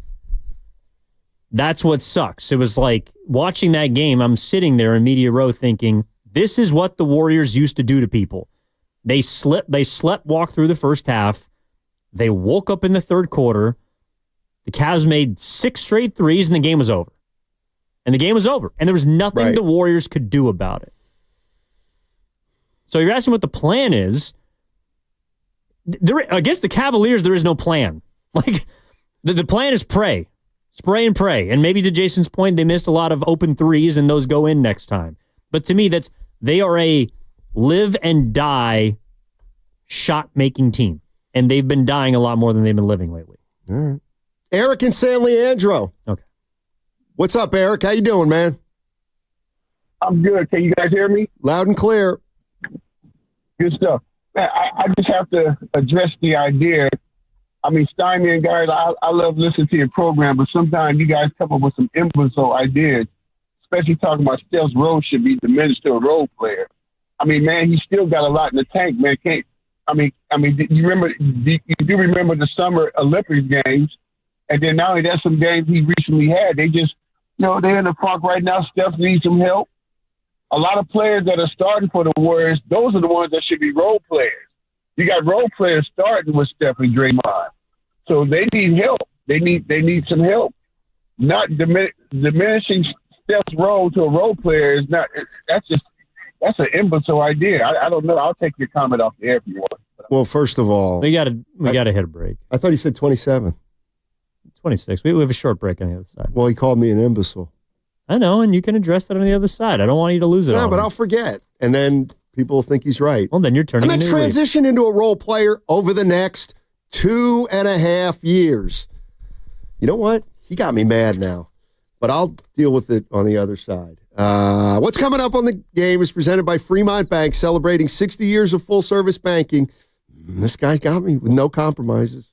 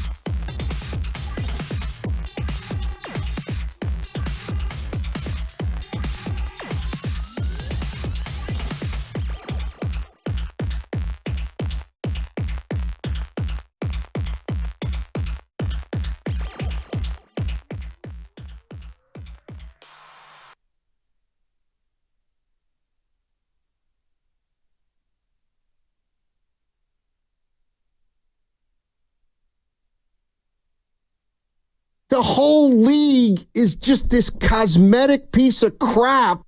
Now, back to Steiny and Guru on 95.7 The Game. Oh, boy. Not anymore. Fighting. Back in the league. What's going on, man? You all right? You know, between Timp's Pollyannishness. Hey, we love Jason Timpf. And dude calling me an imbecile. Us. Yeah, no, you guys, they're going to get hot. They're going to get hot. Hey, you see the schedule coming up? I didn't. Is it like the 49ers schedule next year? Yeah, actually, well, somewhere in the middle. 925, Evan. What? On the they're going to rock it till the wheels come off. Wheels are off. They're off already. Gosh, they're paying the price. Jimmy Butler's available. Is he playing? He's non-committal. About playing or about basketball? I think about the Heat. They said he was supposed to be due back tomorrow, but he's, quote, non-committal. What is I didn't know you're allowed to do that. Oh, that's really funny. Yeah, they play January. They get Detroit. They get Indiana, Toronto. Minnesota's a gimme. Washington, Miami, Sacramento. I mean, those are all beatable teams. I don't know. This is Steph Curry.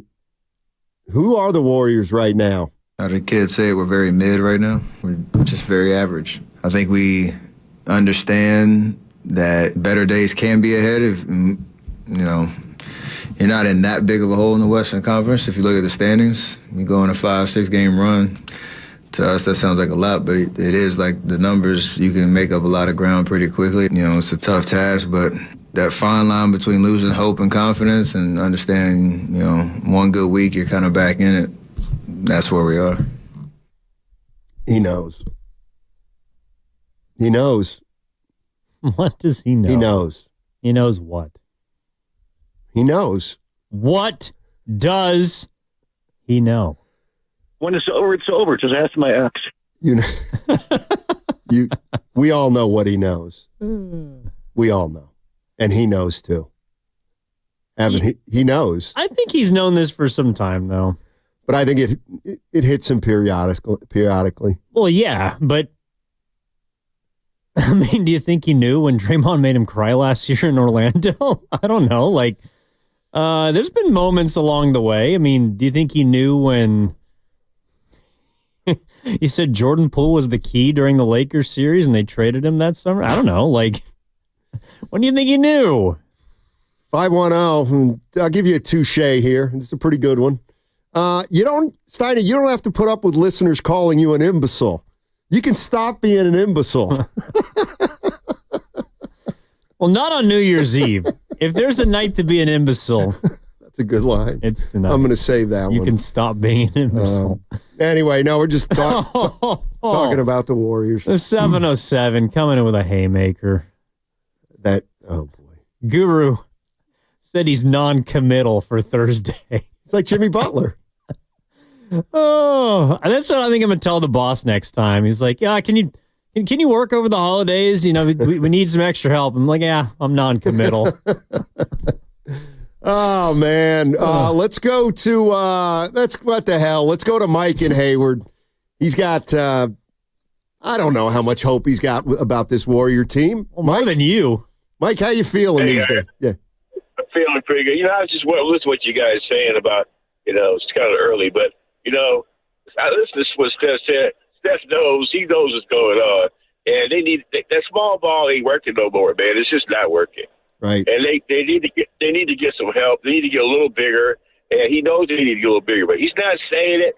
He doesn't have a place to say it because he's not going against the owners and stuff like that. They're holding on to these young guys, and he knows that them young guys ain't gonna really help him. Maybe come in, get Moody, whatever. And that's why they keep that rotation so screwed up because they need to play bigger. Because the other teams, the Thunder, they're all bigger and they're younger and they're better. So they have to match up a little bit better. So I think if they go a little bit bigger, right, they'd be okay. It takes a lot of pressure to spread the floor out, and that gives Curry goes out too much pressure on him to score and make all the shots all the time. Too much pressure, man.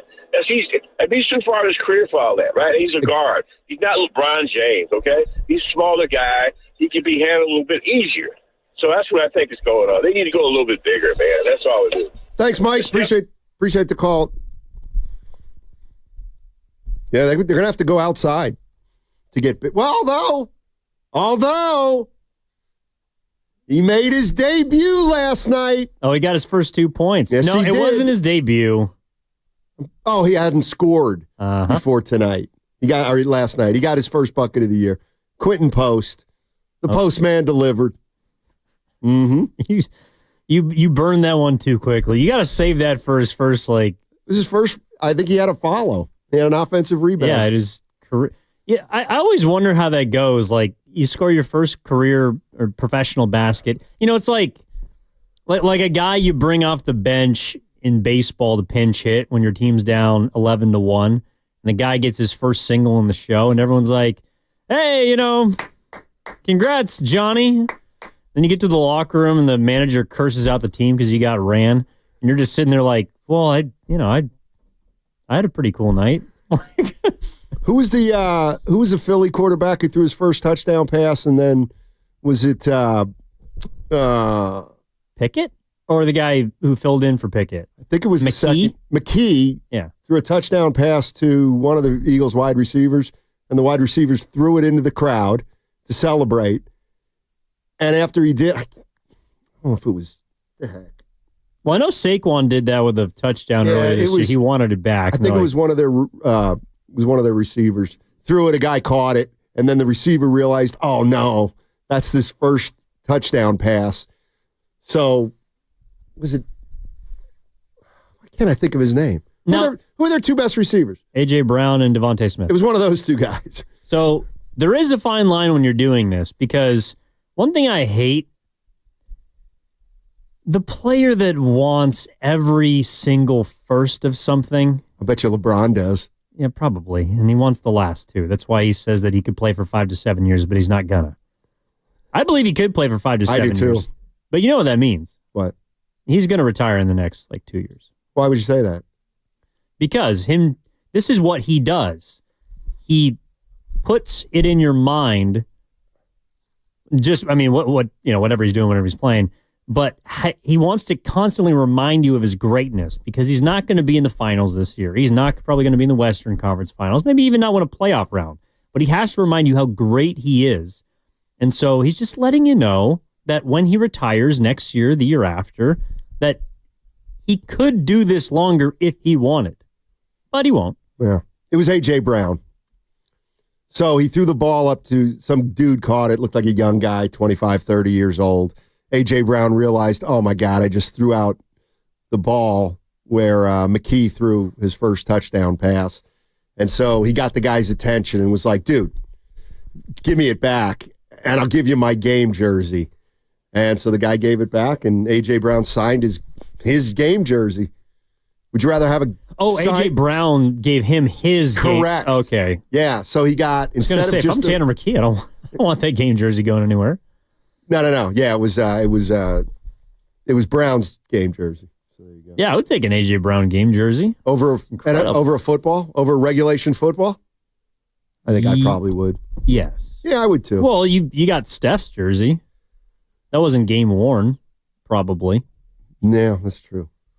And still I'd rather have that than a regulation basketball, that's for sure. Who we got today? We got Devone and... Oh, Sterling Bennett. Sterling Bennett. Yep.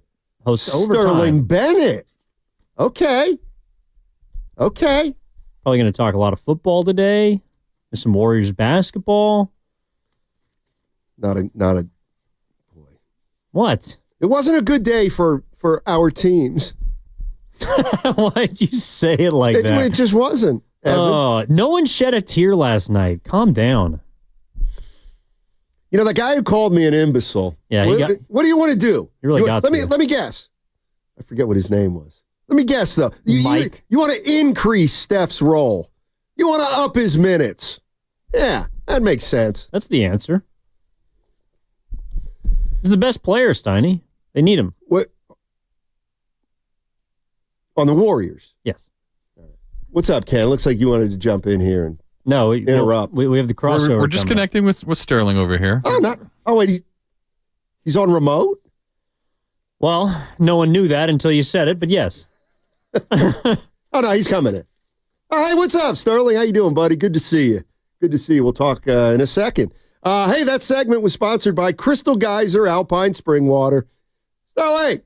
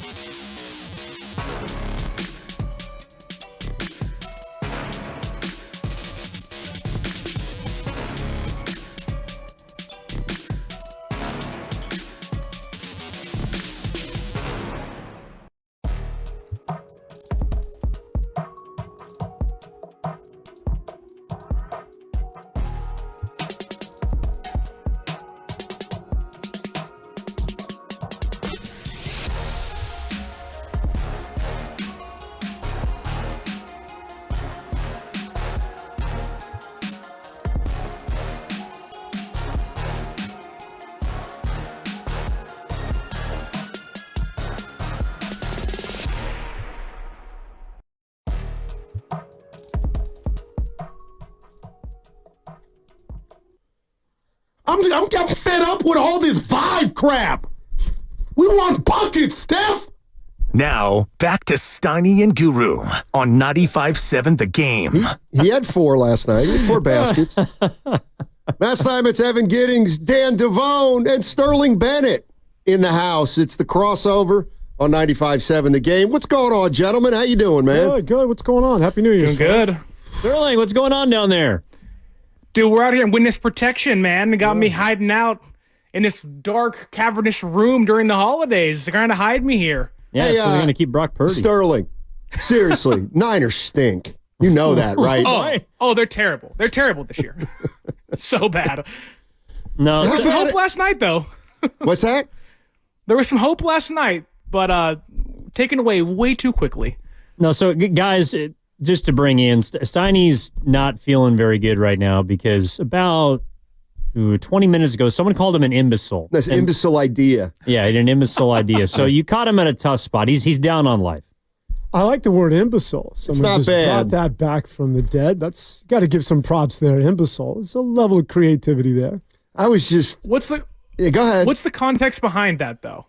I had the audacity to wonder aloud what the plan is with the Golden State Warriors, knowing that their 2 champions are playing like this. They have 2.5 more years left on their contract. And how do we move forward and start thinking about transitioning Steph into more of a role player? And he just went nuts when I said Steph is a role player. And I said, no, you're right. Let's give him more responsibility at 37. I don't know. I think we're seeing the downside of kind of all in for Steph. But I think it started a couple years ago with Draymond Green, honestly. I don't how do you move forward with these 2 guys right now, knowing that their best basketball's behind them? Well, that's my question. I mean, can we just all say it together, maybe in unison? I mean, it's a rebuild. I mean, no one wants. It's a 4-letter word. I get it, but yeah. I mean, come on. You can dress this thing up as much as you want. Rebuild isn't 4 letters. But it's a lack of talent. Oh. A lack of talent is a lack of talent at the end of the day. I mean, what is it that you really want to sort of rinse out of this team? I mean, just from a roster standpoint, and it's been a transition for a while now. You look at that game, it's true. We could sit here and you could nitpick of Jonathan Kuminga should do this, and Steph Curry didn't have a good night. Where's Draymond Green? But at the end of the day, it's just you don't have the horses, man. Every game, whether you get blown out or you lose by a few, you're just not as good as the rest of the teams in the Western Conference. So let's all just embrace this thing for whatever. Hopefully, a year, 2, 3. But the sooner you do it, the quicker you can get back to relevancy. Yeah, what do you think, Sterling? Look, are the Warriors good enough to contend in the Western Conference? No. But what do? Do you trade Kuminga? Do you trade Moses Moody? Do you move off the guys you either want to pay or are going to pay? Is that going to be enough to get you where you want to be to maximize Stephen Curry and Draymond Green? I don't really think that's an option either. They're kind of stuck in between of we want to rebuild. We want to build around Steph and Dre, but also we want to give these young guys the reps they have to take and the steps they have to take to help us take on the next step in the Golden State Warriors era. But, I don't think Steiny is off saying that maybe Steph should, in some form, maybe not be a role player, but take a back seat at times to Kuminga, to some of the younger guys around him. He's 30, he's late 30s. He can't do this forever, and we're seeing this year he can't carry this team anymore. Yeah, it's just they're kind of stuck. And look, everything looks terrible when I think the only player that's shooting above 40% from 3 or did in the month of December was Wiggins. Everyone else. And it's they were the worst shooting 3-point team, or from the field in the month of December. They're 27th at 3-point percentage. You're just not going to win games when you don't make shots, and that's the way that the NBA is built. So, they have look. I don't think that they are a team that's all of a sudden going to go on another 12-3 stretch over 15 games and get themselves back into a place where we're thinking about them as a top, 4 seed. But at the same time, I do agree. We were talking to Jason Timpf of the Volume, and I do agree that Pride of Tucson. Oh, really? Oh, really? Oh, yeah. Shout out University of Arizona. Okay. I didn't know that. Not a lot of guys doing remotes from Tucson, Arizona. What? Oh, is That's that where he was Sterling coming is? from? Yeah. Oh. I didn't. I thought it was in L.A. Haven't you seen the beginning of Officer and a Gentleman? He's talking about Timpf, not Bennett. I'm talking about Jason Timpf. Right. Yeah. Timpf. The guy from the volume? He's from he's from Tucson. Oh, yeah. Who'd you think I was talking about? You were talking about Bennett. You thought Devone No, I thought said Bennett was from Tucson, and he said Timpf was. Who's on second? And that's Oh, boy. and I don't know that they're from those areas. That's just where they happen to be right now. Anyway, so the point I was trying to get to before we got into witness protection locations is basically that it can't get worse. Like they can lose games, but the fact that they have just been unable, and it seems like everybody, to hit a shot. Like last night to me was just the culmination of what happens when you have a bunch of streaky players going up against a team that knows exactly what it's doing and has done that to damn near perfection this season. So, 2025 is, I don't see how it can get worse for them. Unless, of course, they compound their mistakes, I think, by mortgaging something that they shouldn't, or trying to go all in for an unattainable goal. Like, to me, trying to quick fix this roster into a championship team or even just a contender, like, I don't think that's going to happen, and I think you could do yourself some serious damage if you even try. You got to stop with the can't do this to Steph. It's being done. There's no quick fix. No, I'd love for Steph to get another one or to get back to the Western Conference Finals, but it's not plausible. I'm curious to what was your suggestion for him how do you envision that? Well, I don't know because I do think it started like I wouldn't have re-signed Draymond 2 years ago. I just wouldn't have. Yeah. And Steph got an extension that he was eligible for in the offseason, and you can't not give it to him. The Draymond thing I thought was a bad move. They talked themselves into thinking that if he weren't here, everything would fall apart. And I don't believe that. As for Curry, I feel like the organization is still fixated that he can be in the same role. And if they get a great team around him, like everything will turn back to the way it was. And like he's just had too many games this year where he's really struggled. And I think those are going to become a little more frequent or less infrequent, let's say. And I don't know how you say you're going to continue to build around a 37 and 35-year-old who clearly are on the decline. Like you have to take more off their plate somehow, some way. Yeah, it's not plausible. You know what it reminds me of when I see him play? Did I give you this analogy? I know you appreciate the baseball analogies. I think it was Nolan Ryan who said that as he got older, people said, well, can you still throw as hard as you once did now that you're in your 40s? And for guys that throw hard, they can. It's just you can't do it as frequently. And that's Steph now.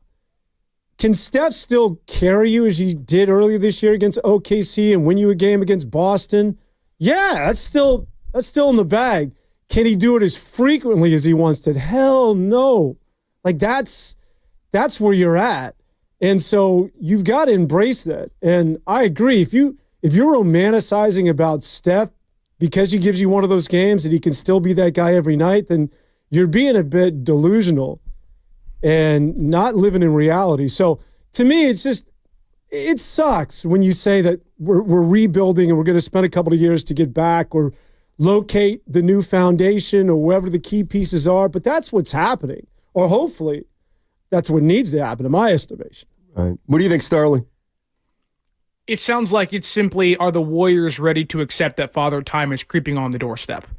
And if they are, then they'll be smart enough to understand that, hey, Steph can be great at times, like Dan's saying. There'll be, 10, 20 games this year where he is the leader and he's great and he gets 45 and he carries you and he makes, these half-court three-pointers to win you a basketball game. But, do you have what it takes to be honest with yourself? And the worst thing you can do in any sport is let the past dictate your future when you have 37-year-old, 35-year-old players that aren't the same anymore. And whether it's the NFL, the NBA, MLB, like guys are going to inevitably fall to whether it is a 25-point player to a 20-point player. And that's where Steph is currently. He's getting you 28 a couple years ago. Now he's getting you 20. Like, that's just not who he once was. And so for the Warriors, it's a pivotal year in offseason. Obviously, it hasn't come yet, but, you know, they have chips that they can move around, but are you willing to really go all the way in with Curry? And if they are, like Evan said earlier, you can really set your team back for years to come if you make the wrong move. Yeah, I feel like with Steph Curry, they're in a no-win situation. Yeah. Or what they're hoping to do is unrealistic. Get him his 5th ring. And as long as that's still the topic of conversation, which they're the ones saying it, not me, that everything for Steph's window, I think if they continue to operate with that philosophy, then there's only one way they're going to get bailed out. And that's if and when Steph goes, hey, let's do this for your sake and for mine. And maybe we're closer to that than people think. Let's do what? Move me. And it's not the craziest thing to have a great player end his career somewhere else, especially if he can help you rebuild what's certainly going to be a big, big task after he leaves. Like, I'm just not for this.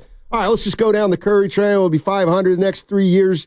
We'll go get Jimmy Butler. And like you cannot not have Steph Curry and not have draft picks. Like, you can't.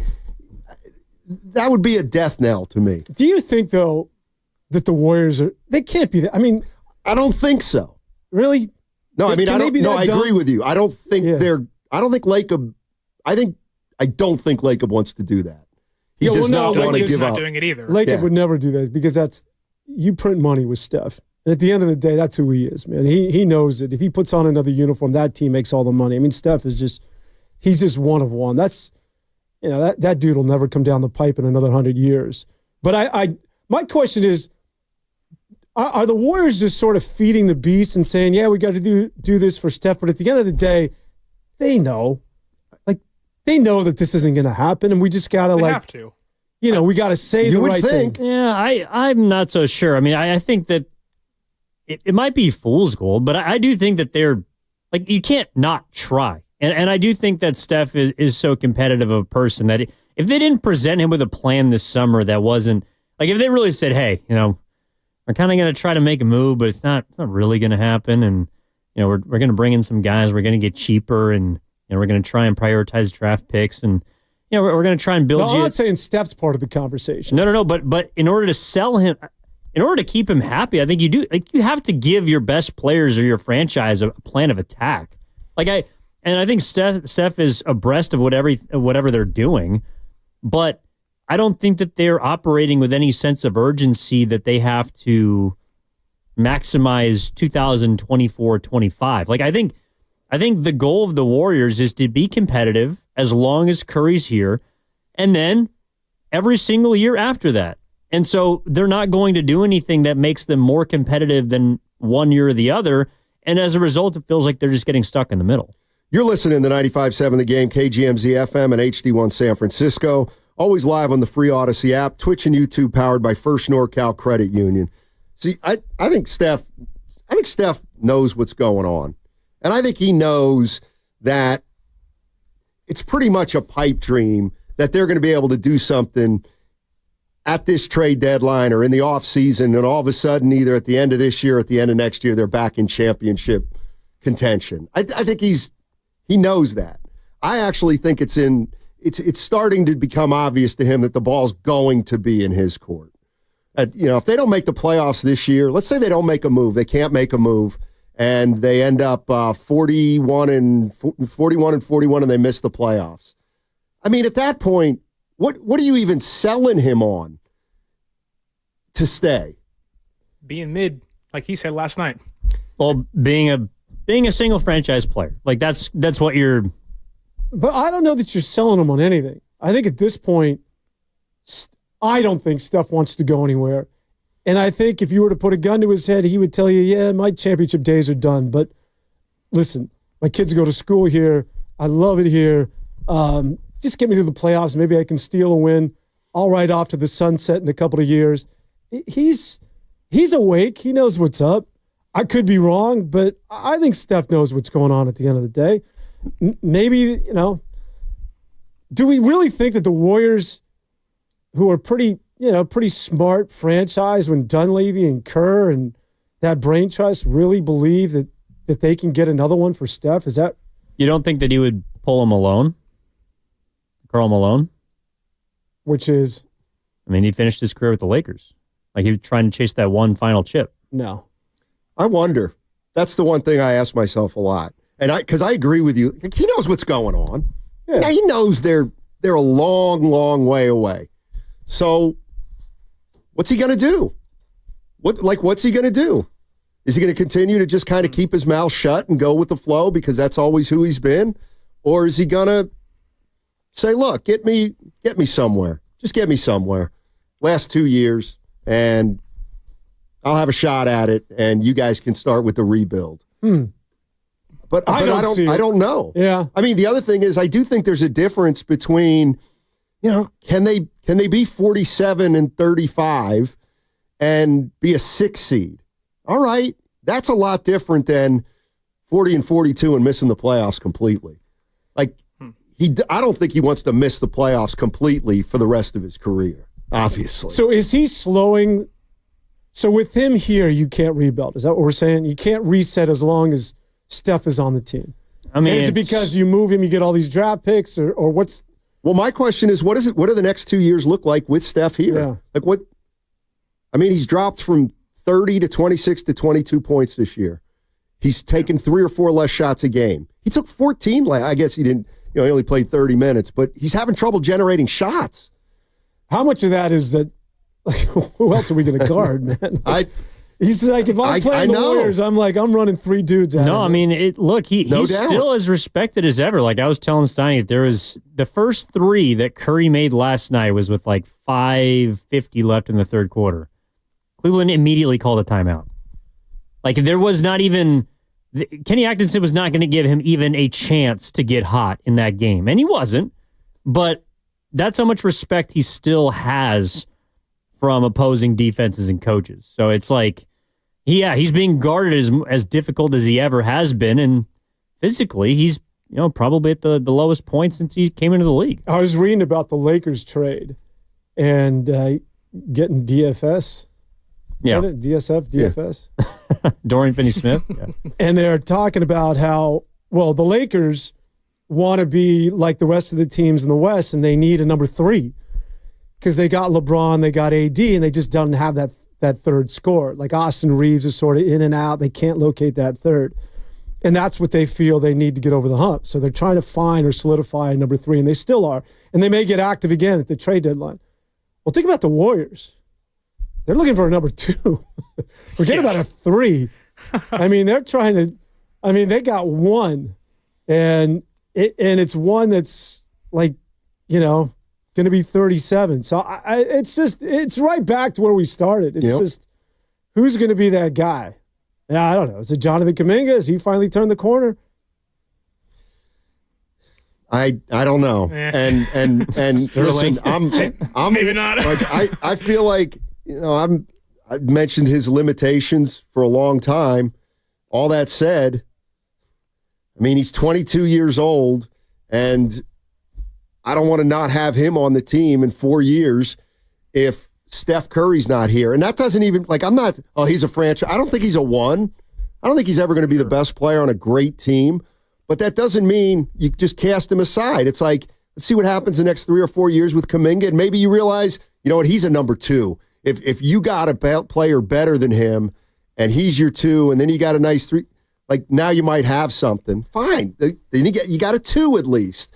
And maybe in free agency, you go try to get the one that would play best with Kuminga.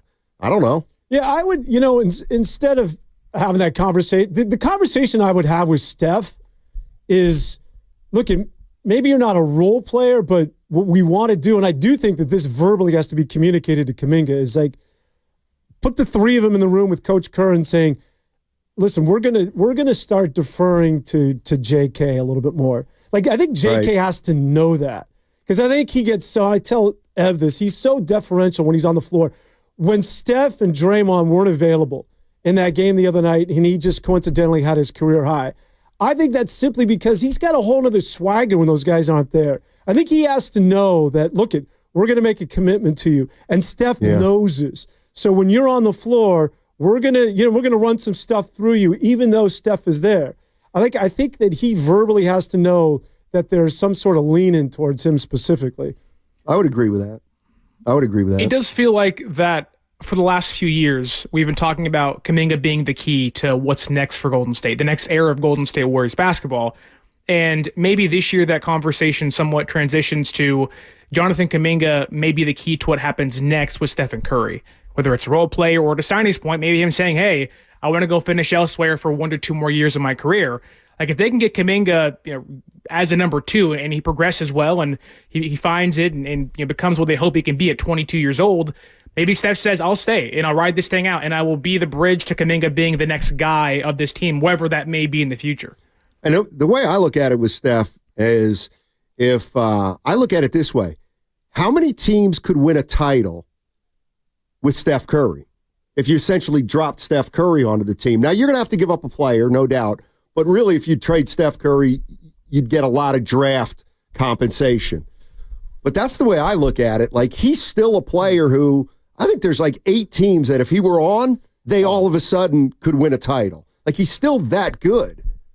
Yeah, I mean, if he has help, and, it reminds me of the Lakers' last championship where LeBron is still an incredible player. I know Curry's a little bit older. I think LeBron was like 35. And he could play till he's 45, apparently. But Anthony Davis was the guy who carried them in the finals. And they also had, they had a good team around him, but it was like LeBron didn't have to be 2017-18 LeBron every single night for them to win.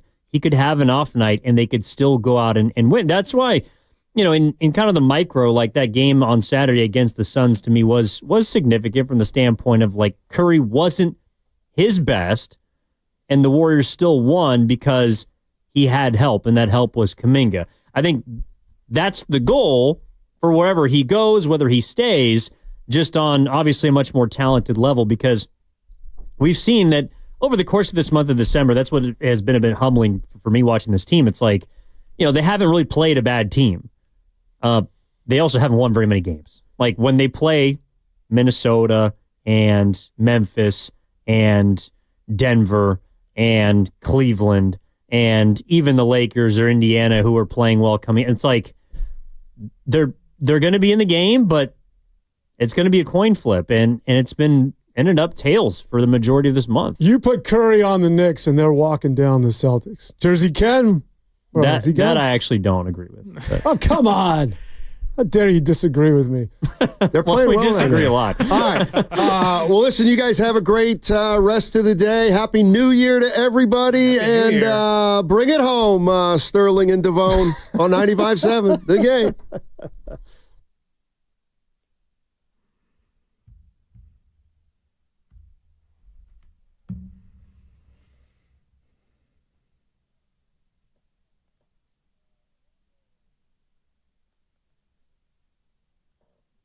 Hey, Ken.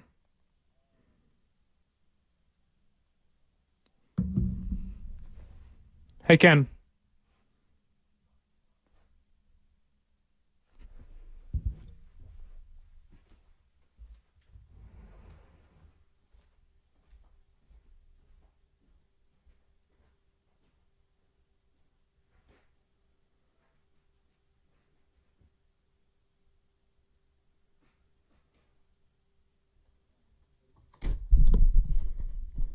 Hi again, everybody.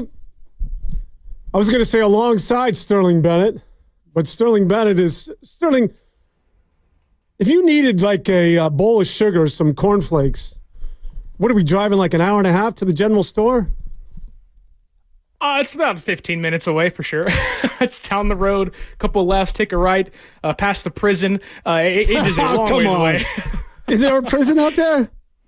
Oh, there's like 3 or 4 of them, yeah. They got to make sure everyone that's in witness protection is safe from all the criminals out here.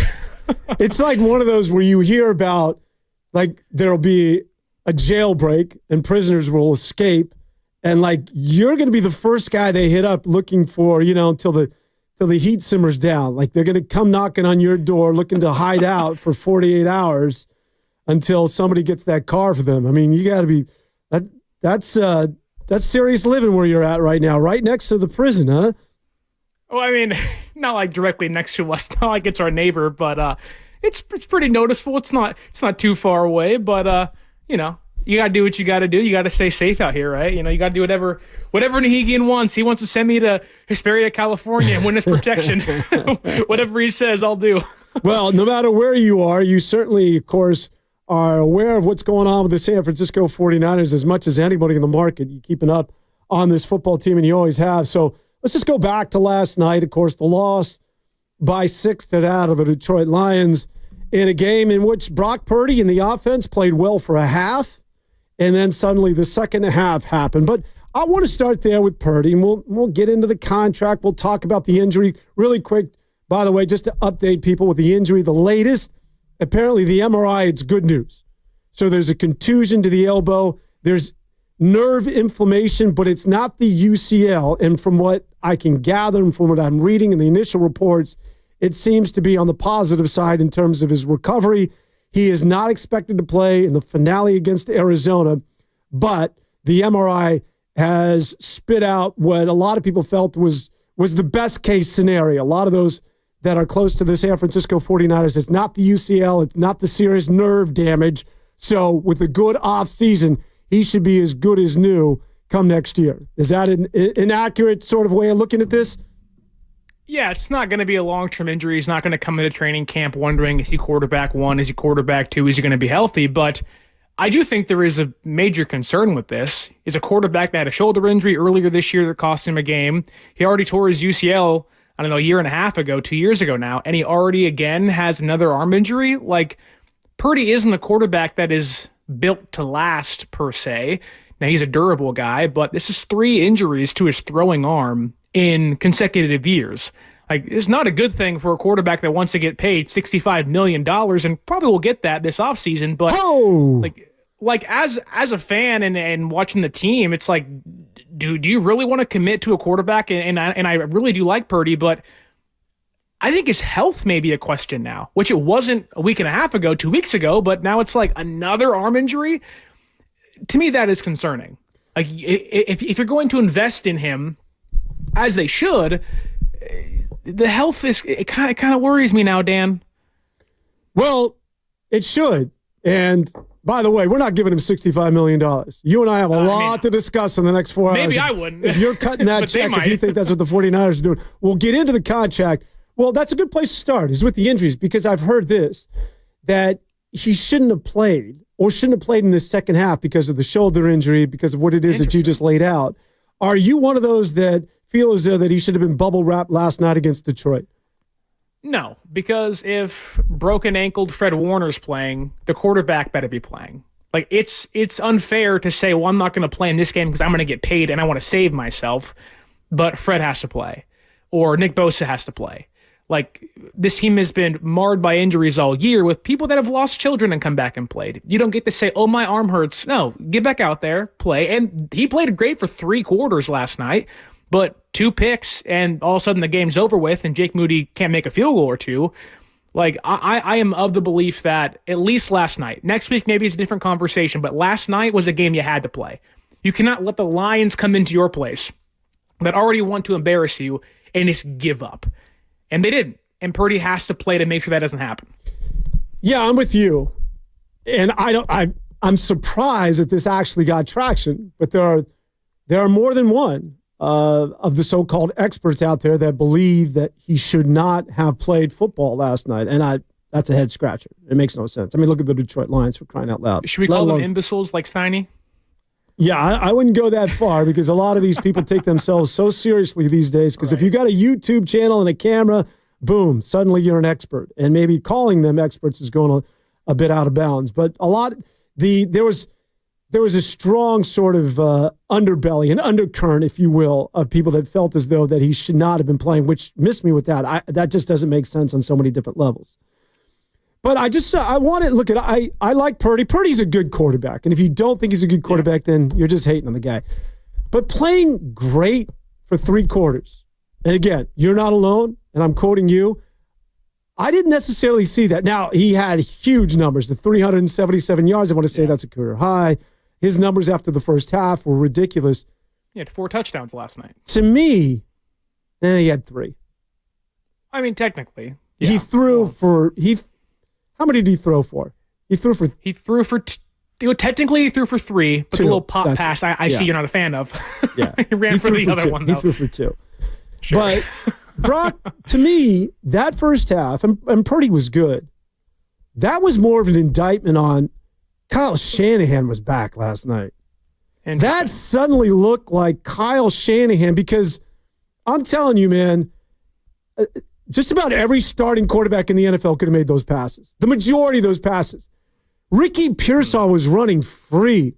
Yeah. George Kittle on those shallow crosses didn't have anyone within 10 to 15 yards anywhere near him. Now, I don't know if that's an indictment on that Detroit Lion Poor's defense, but that was Kyle Shanahan recognizing that it's a blitz-happy Aaron Glenn defense, and I want to take full advantage of that. In those bunch formations and getting his guys free. That looked like the return of Kyle Shanahan, that innovative coach who sat on top of the mountain, and then there was everybody else. And we've seen glimpses of that this year, but it looked as though Kyle Shanahan was in rare form for the first half of that football game. Now, the second half I want to get into, but I put that on Shanahan, and if I stay away from this phrase, but that was a system quarterback last night. That was one of those, I'm going to scheme guys open. I just need you to put it on them. I didn't see a lot of sort of, wow, that was a good throw on the part of Purdy. He threw a dime to George Kittle, but you compare and contrast that to, say, Jared Goff. Jared Goff put it in some tight windows. Jared Goff had some touch on some of those wheel routes. Jared Goff was a much more accurate throw of the football last night and much more impressive, I felt, even though the numbers maybe paled to that of Brock Purdy. But Brock Purdy, to me, was a product of exactly what it is that Kyle Shanahan is capable of doing, and a lot of what Kyle Shanahan has done, but we haven't seen as much of it this year. Your thoughts? I think it's a little unfair to give Shanahan, he called a great game last night, at least for the first 3 quarters. That first drive was a perfect script by Kyle. There was reverses, there was pitches, there was Debo looking like he was back to his all-pro form last night. Pearsall was just incredible last night, looked like Brandon Ayuk gave this team last year. It was like that's an Ayuk performance from Pearsall, who very similar to, but to say that Brock was a system quarterback when the entire tenure of Jared Goff may be a system quarterback. Ben Johnson, what he's done with the Lions is equally as similar to what they've done with Brock Purdy and Kyle Shanahan in San Francisco. Yet we are so, and I'm not even saying you're wrong in a sense, but the idea that Brock was a system quarterback last night didn't make good throws. That dime to Pearsall to the left sideline, that's a major throw to avoid some pressure and find Pearsall again deep on the right sideline for 40 yards downfield. Those throws matter. But the 40-yard pass, was there someone within 10 yards of him? Yes. We're talking about sideline to sideline throws. We're talking about throws that maybe a lot of quarterbacks can make, and I'm not saying it to detract from Brock, but we're talking about a quarterback that hasn't had a great year, but in this game against the Lions, the offense looks good. Guys are getting open, which we can't fault Brock for his head coach doing his job. And so, I wouldn't say Brock was, perfect, but for 3 quarters, he didn't have an incompletion for 2 quarters, or a quarter and a half. That isn't all the head coach. That isn't all the play caller. That's Brock making the right reads and the right throws and evading pressure and finding guys open. And there was throws to Kittle over the middle. That I know Brock's 2 picks were over the middle last night, but there were still throws to Kittle over linebackers, over defenders. Even after the first interception, he throws a pass to the right sideline over the defensive back to Pearsall, and it's like that's an elite level throw from a quarterback that really isn't built like an elite level quarterback should be. So I would push back on the narrative, or at least the idea that Brock was a system quarterback last night, because when I think of that label, I think of, Kirk Cousins, Tua Tagovailoa, Trevor Lawrence when he's great on his good days, which are few and far between now. But I think in a bad year, Brock looked really good last night and at least gave me hope prior to the injury. Like, okay, this guy deserves to get paid, top of the line money for the last 3 quarters of play. Then boom, 2 picks, and you're like, never mind. Yeah, I guess, first of all, you're right with Jared Goff. I'm just talking exclusively last night. Last night, Jared Goff made the tougher throws, in my estimation. Now, yeah, you're against right. the worst defense, mind you. The 49ers? Yeah, they're way worse than the Lions' defense are, or is. Ooh, really? Yeah. I think the defensive line couldn't get any pressure last night. They had 11 pressures last night. They didn't get to Goff at all. Yeah. I think they're both putrid. I think both defenses are so bad right now. But you might be right. But I think that, and I'm not, listen, Brock Purdy made some nice throws last night. And there's nothing wrong with, not his fault, the guys are running free, right? You still got to hit him in stride, and Purdy did his job. I'm just saying the tougher throws last night that I saw, and I'm not the quarterback whisperer here, it was Jared Goff who just really was just dropping it in tighter windows and just had touch. I've never seen him play with this level of confidence. And yes, he has been a system quarterback under Johnson. There's no doubt about that. But I think Purdy, he had huge numbers, but I'm telling you, a lot of those throws were just, I don't know what it is that Detroit You think was it's thinking. empty calorie box score stats. It's empty calories. Some of it. So look at somewhere in between, what it is that Shanahan did and the good throws lies the truth. So I just don't want us to lean exclusively on the numbers, the 377 yards and the passer ratings. It was a good performance, but I'm just saying, I think a lot of that spoke volumes about Kyle Shanahan and sort of what it is that he was able to do schematically last night was significant for that of the San Francisco 49ers, because he sort of lost it in that second half, which I really want to get into. Yeah. I mean, this is a team that was so well balanced in that first half, thanks due in large part again to Shanahan, because part of the reason why Brock Purdy had so much success, and anybody will tell you this is football 101, right? It's that the 49ers were able to run the football. And suddenly you're going play action, and the linebackers are biting on that read, and their first step and a half is towards the line of scrimmage. Kittle sneaking behind. There's Pearsall. The field's wide open. And that's when Kyle Shanahan and any offensive coordinator, that's where they want you, where you're in a guessing game and your head's on a swivel. And that's exactly what Shanahan was able to do in that first half. Detroit had no chance. The only chance that Detroit had was through interceptions of winning that football game, because every time the Niners had it, they were going to score. And sure enough, Purdy was able to provide that. But I do want to talk about how Kyle Shanahan got away from that balance inexplicably, or maybe you can lend some sort of insight as to why he got away from running the football and that balance, and then just exclusively became a team that's going to throw the football. We're going to hear from a man, Sterling Bennett, who's going to provide the answers. We're talking about the 49ers and their latest loss. If you want to jump into the conversation, you know the drill. 888-957-9570. What do you do with Purdy? You going to sign him? What do you think of the injury? What do we do with this team going forward? Sterling Bennett, Dan Avone, back with more on 95.7 The Game after this.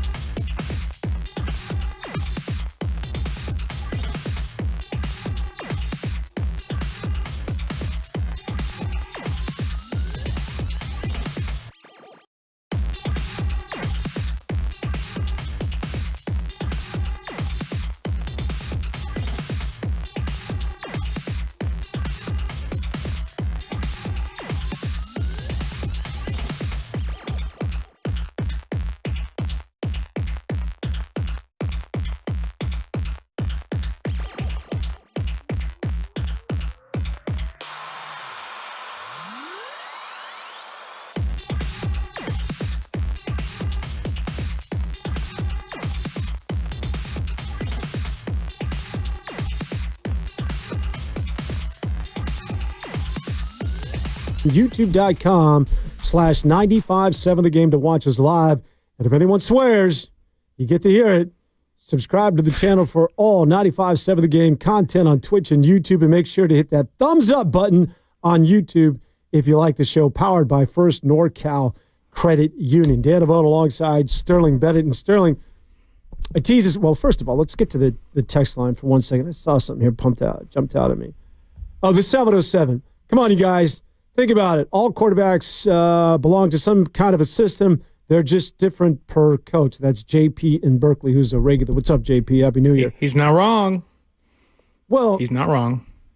Well, no, but wouldn't you agree that everybody has a system, but sure. Kyle Shanahan's system is sort of, when you say head and shoulders above the likes of the majority of, Kevin O'Connell's system is also very good. There are systems, and yes, everybody implements one, but there are some systems that are much better than others. And typically for Kyle Shanahan, as he has proven, because he has the track record, that if you follow my system, there's two things that are going to happen to you as a quarterback. You're going to win some games, and you're going to get paid. So while everybody has a system, I think we can differentiate Kyle Shanahan from most. I agree. That said, when you look at the quarterbacks that have played in Kyle Shanahan's system, the good ones at least, Kirk Cousins, Matt Ryan, they were going to get paid no matter what, whether it was pre-Shanahan, post-Shanahan. Like they got paid after Shanahan was there or gone, or even before he got there. And that isn't to knock Kyle Shanahan. That is to say that, yes, I agree with you. Shanahan's system is better, and there's a reason why it's copied by so many teams in the NFL, but maybe this goes into why last night has been or was weird and why they stopped running the football. He's a much better run game coordinator than pass game coordinator. There's a reason why you see Kirk Cousins' numbers with Minnesota take off under Kevin O'Connell. He's a heck of a lot better pass game coordinator than Kyle Shanahan is, which is why last night when they stopped running the football, the offense kind of slows down. You start to have questions, and maybe it leads into what you were talking about before the break of like, why did they get away from what was working with the motions and running the football? And then the offense kind of fell back to what it was in previous weeks of drop 7 steps, 5 steps, and say Purdy slinging around, which we've seen at times hasn't been able to kind of carry the offense most of the year. So at halftime, the 49ers are up 21-13. Yes. The Lions get the ball to start the second half. They stick it into the end zone, get the 2-point conversion. We're tied at 21. The 49ers proceed to, in the second half, they ran it one time. They threw the football 16 of 17 times. 16 of 17 times. And I guess the question just is sort of obvious, at least to me, and should be to everyone, is why? Why? You're not playing catch up. You're clearly it worked in that first half, as I mentioned. And they illustrated this on Monday Night Football. And there was Troy Aikman diagramming, look at the linebackers are cheating because they have no idea where the football is. They're guessing run. And the play action was working. And if you're biting on Kyle Shanahan's play action, it's going to be a long night because he's going to, rest assured, he's going to get receivers behind you, and he's just going to carve you up. And that's exactly what he did, whether it was Pearsall, whether it was Kittle, whether it was Jennings. I mean, that was 49er football in that first half, and it was that remarkable balance. And then all of a sudden, it's like, no, we're going to throw the football 16 out of 17 times. I'm the last guy in the room to go after Kyle Shanahan. I just need some level of explanation here. Well, you're asking the question we have all been asking since that Super Bowl in Miami against Kansas City the first time. Why when you're leading? Why when you're ahead? Well, let me take you back to when he was an offensive coordinator with Atlanta. Sure. Like throwing the football. Like last night wasn't an outlier. It was the common game for Kyle Shanahan. Why do you, with a lead, or why do you in a tie game, why do you with 30 minutes to play and 3 timeouts say, I'm going to pass the football 16 to 17 times? Which I'm sure there's a game within the game conversation to be had there. They're setting things up in the first half, and it's there in the second half. And let's not forget, this team did score 34 points last night. Had it not been for 2 missed field goals and a missed PAT, would have at least been in position to have 41, which would have gotten them the win when the game was over with. That said, I have no idea. Like, nobody knows as to why Kyle Shanahan would stop running the football. Now, maybe go to the box score in this case and say Guerrero had only 34 rushing yards last night. He was a much better receiver than runner against the Lions in prime time. Debo had 3 carries for 16 yards. It wasn't like the run was successful. It's just you can't stop doing it when it's setting up the rest of your offense, which has happened way too many times under Shanahan. And think about it. When the Detroit line, when you became one-dimensional and started throwing the football, now suddenly as a defender, I can read the quarterback. Like my cues, I don't have to worry about the run. I don't have to worry about play action. And that's exactly how he got picked off. Kirby Joseph just sat back there and Kirby Joseph just sat back and played center field. He's like, I'm not biting on anything. I'm gonna read Brock Purdy. And sure enough, Brock Purdy let one sail the first time, but Kirby Joseph was just, I'm reading past because that's all it is that you're doing. The diversity, Kyle Shanahan purposely shot himself in the foot. And again, I'm just curious because Kyle Shanahan is brilliant. I'm sure he has some sort of reasoning behind all of this that could quell this so-called take of mine of all of ours. But it is a bit of a head scratch as to why he would do that when the offense was so effective in the first 2 quarters. You're right. There's history here, and Kyle Shanahan isn't going anywhere. So he got his vote of confidence last night from the owner, made their appearance, and nor should he. But it is peculiar that Kyle Shanahan got away from what it is that he did in that first half. That's who he is. That's who he has been. That's whether it's Super Bowls or NFC Championship games or whatever it may be in big games. And look, the Niners winning last night doesn't mean anything, or losing last night means nothing, right? Like you win, you lose, whatever. Whether you're 7-9 or you're 7-8 or you're 6-10, it doesn't matter. You're not going to the playoffs. You're already in last place. You're essentially playing for pride. And last night was a play for pride. So to the players, it meant something. Like, go out there and at least be competitive. Go out there and give the Lions a fight. Go out there and you can't spoil their season. Like, they are already locked in for the playoff spot. They're already locked in to play the Vikings in Week 18 for the NFC North and maybe the number 1 seed. Like, they are locked in to their fate, at least to a certain degree. Whereas San Francisco, their season's over with. They're like, hey, we can't wait to go 2025. Calendar turns over. We're going to get healthy, hopefully, and figure things out in the offseason and next year. But even in a game like that, where there isn't any pressure, you should feel loose. You should call anything and any time. Still, he tightens up. Still, there is this with the 4th-string left tackle and a 3rd-string left guard. I'm going to let my quarterback drop back 16 to 17 times and sling that ball around. It doesn't make sense. It has never made sense. Now, in previous games, you add in Christian McCaffrey and Elijah Mitchell in his rookie season, Raheem Mostert, Jeff Wilson. Like, this is a constant thing from a head coach and a play caller that there's a reason why last night Jed York had to come out and say they're going to be here next year. Because a lot of people, whether right or wrong, I think they're wrong, they feel like this guy cannot get it done. And whether it is a quarterback change or a head coaching change, you watched John Lynch last night, Dan, in that booth, yelling and screaming like he was in agony watching his team give another game away. You can tell there is this pressure that we got to figure this thing out. Because if we don't, it's going to be my head or Kyle's head, or you're going to connect yourself and you're going to glue yourself to Brock Purdy. If he fails, so does that entire regime out there in Santa Clara. Well, listen, there may have been a vote of confidence for Lynch and Shanahan, but if I'm Sorensen and that phone rings in the middle of the night, I might be wetting myself. And the same holds true for a lot of those guys. Schneider, the special teams coach. What are your thoughts on Sorensen and the game he had? And if you want to talk about the year he had, feel free. The year's tough because he was their 3rd choice to be defensive coordinator. He's learning on the fly. He's had no experience of doing the job before. It's kind of like, here, Nick, figure this out. We'll even give you an assistant to help you coach the defensive backs. So as a whole, I don't look at it as a failed year. It's kind of a lost year for the team as a whole. But for Sorensen himself, at least for last night, this team hasn't had more than 3 takeaways since week number 8.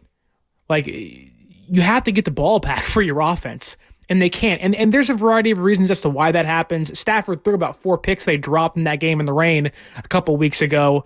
Too many miscommunications on 3rd and 4th down this year. And, I hate to say this, but you look over there in Green Bay, Robert Saleh, his contract is done there after this year. You want to bring Bobby Saleh back to the Bay? A lot of people want to. You want to go get Jeff Ulbrich? A lot of people want to do that too. So I don't think Nick will get fired, but I can guarantee you there will be internal conversations about, hey, we can get rid of Jake Moody and Brian Schneider and Nick Sorensen, and we can bring in this almost all-star cast of people and coaches and players to fix this thing and get us back on track next year. And I'm sure because they feel that pressure, it's going to be on the table. Yeah, and conversely, when I look at Dan Campbell, I wonder, and I'm a Dan Campbell guy. He's won me over. Yeah. He's a lunatic. Caps. He's nuts. Like 35 shots of espresso in the morning. But he has a definitive personality, and there's no passive-aggressive crap with him. He may not he may not convert on 4th down, and he may onside kick and make no sense, but he is who he is. And at the end of the day, I think you can appreciate that. I mean, in any walk of life. I mean, there's so many, especially in California. Sorry for the overall indictment of the entire state, but there's so many people walking around just winking and smiling, let's do lunch, and they're so full of crap that it's refreshing to see anybody in any facet, whether it's a professional football coach or what have you, just saying, this is who the hell I am, all right? Exactly. And he's about as authentic as you're going to get in the NFL right now. But sometimes I wonder, if you take Aaron Glenn away from him, who is the defensive coordinator and a good one, even though he doesn't have much to work with. And even Aaron Glenn was just coming with these exotic blitz packages. He was still bringing it, even though getting carved up. And eventually Branch got to Purdy, and that's how he got hurt. Yeah. And, the offense, obviously, Johnson, it doesn't get any better than him. I'm just wondering what exactly is the role of Dan. I know I'm being a little bit facetious here, but he's very reliant on his O coordinator and his defensive coordinator just to sort of put into focus how significant those positions are. Wade, you have to look at it like he's not calling plays on either side of the football. He's saying, if I can have an amazing defensive coordinator, which I don't think Aaron Glenn is, but he's still a good one, and I can have the best offensive coordinator in football, I'm going to go nuts. I'm going to go crazy. I'm going to go for it on 4th down. We're going to call crazy blitzes. We're going to do onside kicks. We're going to do fake kicks. We're going to do everything we can to find an advantage somewhere. And I'm going to rely on my coordinators to allow me to do things like that. Conversely, with Nick Sorensen, I think the reason why with Nick Sorensen, like when he talks, you kind of don't want to listen because you're like, this is just nothing's there. And it's no knock on him. It's just, we know that if they fire Nick Sorensen this offseason, and maybe they should, that this is a 2nd consecutive defensive coordinator fire after 1 season for Kyle Shanahan. And maybe it's the right choice, as Steve Wilkes was last year, but Kyle has to wear back-to-back firings on his chin and go, my pride's been hurt twice in a row. Like, I think firing Steve Wilkes was an emotional firing last year. Do I think it was deserved? Sure. Team lost, albeit the defense was great in the Super Bowl. Would firing Nick Sorensen be the exact same thing? Oh, it didn't work out. My fault. Like, would Kyle actually do that? Admit his faults back-to-back seasons like this? Let's open up the phone lines for the first time this afternoon at 888-957-9570. Getting a little backed up. Let's start things out in San Rafael. Brett's standing by. What's on your mind, Brett? How are you? Hey, I'm doing great. I went last night to the game, first game all year. I must admit I've been a long time Niners fan, but now I'm a Lions fan because of some quarterback from up here. But the thing I noticed in the past is like a Hufanga or Mustafa. You got to send a safety. You got to send a corner. You can't play the 4 down every time, and the opponents know it. At least fake like you're going to blitz, but you can't just line up 4-3-4 or 4-3-5, whatever you want to do. You got to send pressure. Pressure is the key to having a great defense, and the corners are going to get better next year. The young corners we have and the safeties, but you got to send one of those guys once in a while, and you got to do maybe a delayed blitz or something. But there's not enough pressure. There's not enough pressure on the quarterbacks right now, and I think you need it to beef up the defense.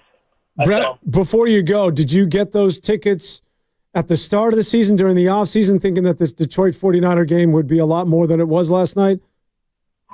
No, I just got them from a friend who knew I was a huge Lions fan. And like I said, I've been a Niners fan my whole life, but we're all Lions now. So I even have Lions socks on me. But anyway, I'll root for the Niners. You're a Jared Goff guy going back to Marin Catholic, Cal? Yeah, exactly. All right, buddy. Thanks, Brett, so much for the call. Yeah, it's a good point. Well, last night's game was pretty good, too. I was very shocked as to how competitive San Francisco was. It was fun. It felt good to watch Niners be competitive again. Yeah, but he makes a good point. And look, we going to sound totally like the TV radio or sports talk radio host sitting here, like the guy sitting up in the upper bowl, just not Brett, but, hey, why don't you do this? Hey, you should blitz more. But it is true, just from the naked eye. GMs and coaches. Yeah, you watch other teams, and especially Detroit. Like they lose they lose Hutchinson, so it's a team that's got no pressure coming off the edge. Like that. Think about this team at the beginning of the year, and Hutchinson was on target to be the defensive player of the year, and now they're not getting anything. So Aaron Glenn has got to get a little creative. And he's noted for this over the last month or so, where he's bringing guys up. And the branch disguise, like nobody saw him coming off the edge. And he's either bringing safeties or he's bringing corners, but he knows that he's got to get pressure simply because they can't do it with their 4 down linemen. Well, the same could be true for that of the San Francisco 49ers. Yet you don't see any of those packages, or you don't see the threat of any of those guys creeping up near the line of scrimmage or even backing out of a potential blitz. And I think that's sort of on Sorensen, that he's not much of a risk taker in terms of bringing people. I think it's a mixed bag because I think what the caller said, Brett, was correct. This Niners team, especially on the trenches, on the defensive line, they got to figure things out. It is Nick Bosa and nobody else. I get it. Hargrave gets hurt, but Leonard Floyd has been just invisible at times. And the Lions have one of the best, if not the best, offensive line in football. Let's not forget that. Like, those guys are monsters. But my biggest gripe last night wasn't blitzing a cornerback. My biggest gripe was when the Lions are playing 6 offensive linemen, why are you also not going heavy? Like, you know what they're going to do. Like, they're going to run the football with Jahmyr Gibbs, and you saw it last night, Dan. With what the Lions were working with on the offensive line facing San Francisco's defense, running backs had all day to be patient and find and wait for the hole to open up. You saw last night that this Niners run defense can't stop anybody, and they haven't been to the majority of the season. Jahmyr Gibbs last night had the second most yards before contact, 85 yards before even being touched last night. They're not getting pressure. They're not getting in the backfield. This is a defensive line that's being stood up and pushed around against the Packers this year, against the Bills this year, against the Lions this year. Any somewhat above average, or maybe in last night's case, formidable offense, they can't stand a chance. They have to find a way to beef up the trenches, whether it is bringing back Hargrave or finding more edge rushers through the draft, whatever it may be. And that's one reason as to why I'm not in the jump in and fire Nick Sorensen. He hasn't had Greenlaw the entire year. He played 34 snaps all season long. Hufanga's played, then he got hurt, then he came back. It's been on and off the field with him. Mooney Ward's missed a lot of the year because of what happened to his child. And the defensive line's been a mess. He didn't make those choices. He didn't make those decisions. And in my head, I'm like, I wonder what could be here with a year of coaching, with having those reps, having the tape to adjust and make those changes come the offseason, but also getting the personnel you have to run this defense correctly. You give other defensive coordinators this team, I'm really not sure if they can figure this thing out either, because the defensive line is so bad. They have UDFAs starting on the defensive line, which kudos to those guys for getting reps, but they shouldn't be there. This team is star-studded, and those stars cannot figure out a way to get behind and get to the quarterback outside of Nick Bosa. That can't happen.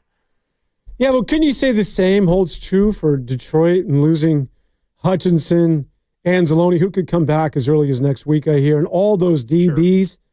Yet Aaron Glenn realizes that, listen, I'm deficient, so I got to get creative. I guess if that's just it, and far be it for me to to go after a defensive coordinator because I don't watch tape. I don't understand the complexities, but there just seems to be a lack of creativity. Whereas when I see someone like that of Aaron Glenn in Detroit, who also has lost as many, if not more players, especially over the last month, yet there's Aaron Glenn still trying to make something out of nothing. And I don't necessarily see that to be true when it comes to Nick Sorensen. And as far as, I understand what you're saying when Detroit goes heavy, but don't you think that the minute I love when Dan Skipper comes into the game, and that's a beautiful thing. I can't stand it. That big He's talking lineman. trash to guys. He does like three different things a game, and that's it. Out there talking trash to like guys 1/3 of his size. Like, really? What's going on?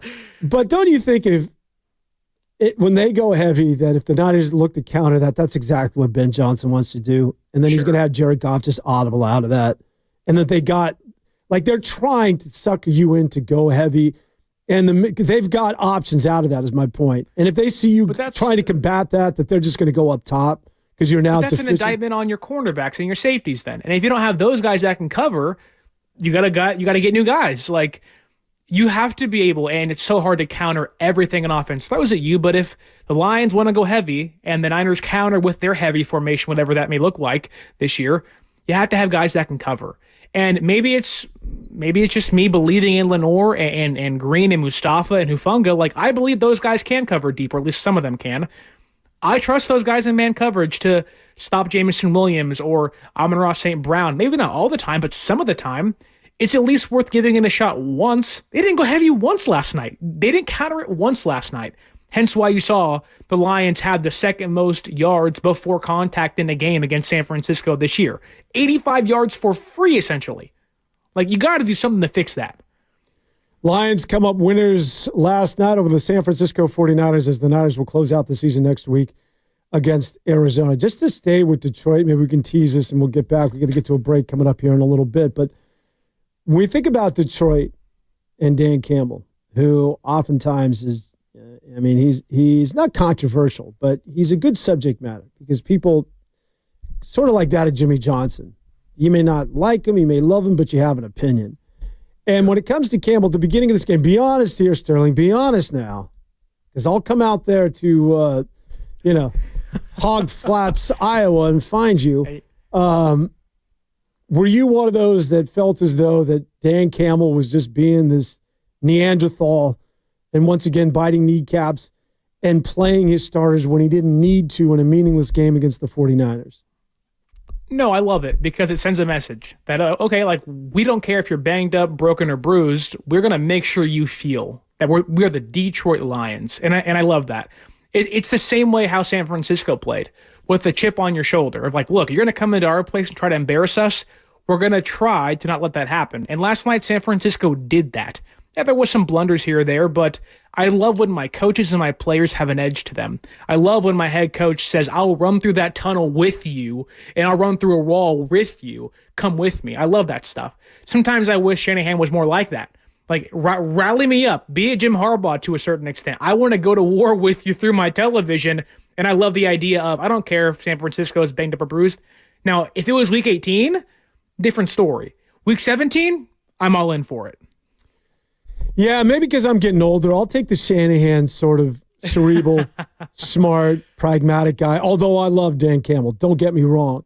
But I do want to continue the conversation about Dan Campbell and his coaching ways.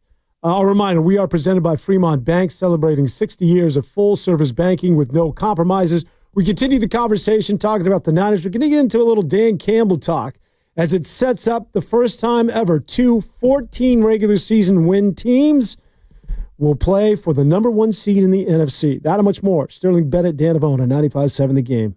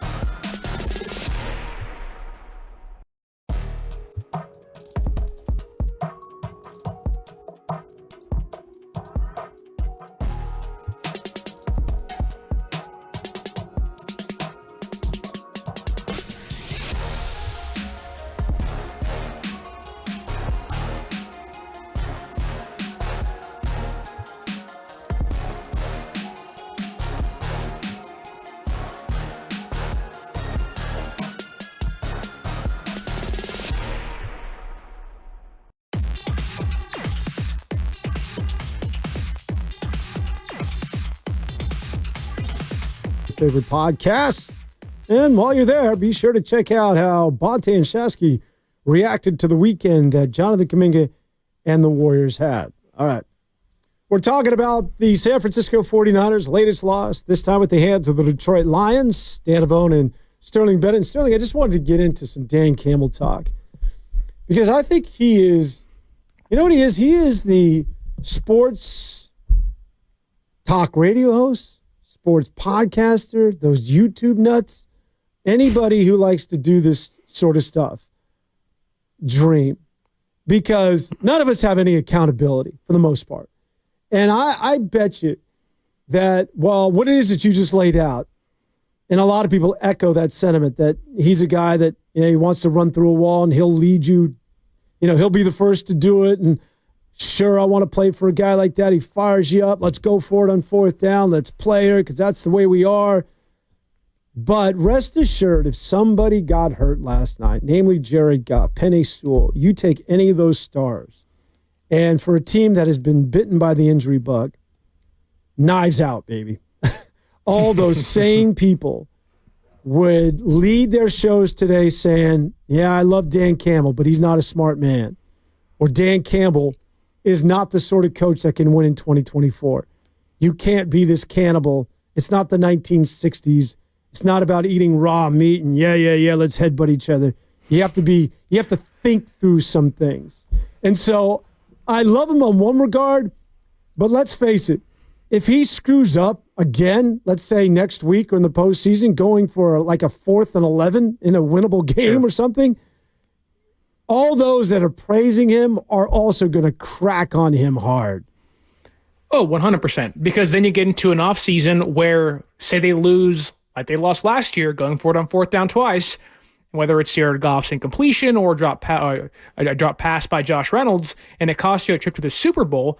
Then you lose Ben Johnson in the offseason. Maybe you lose Aaron Glenn. And a lot of questions are, how do the Lions survive in offseason where they lose two of their most important coordinators that have otherwise carried Dan Campbell for a lot of his tenure in Detroit?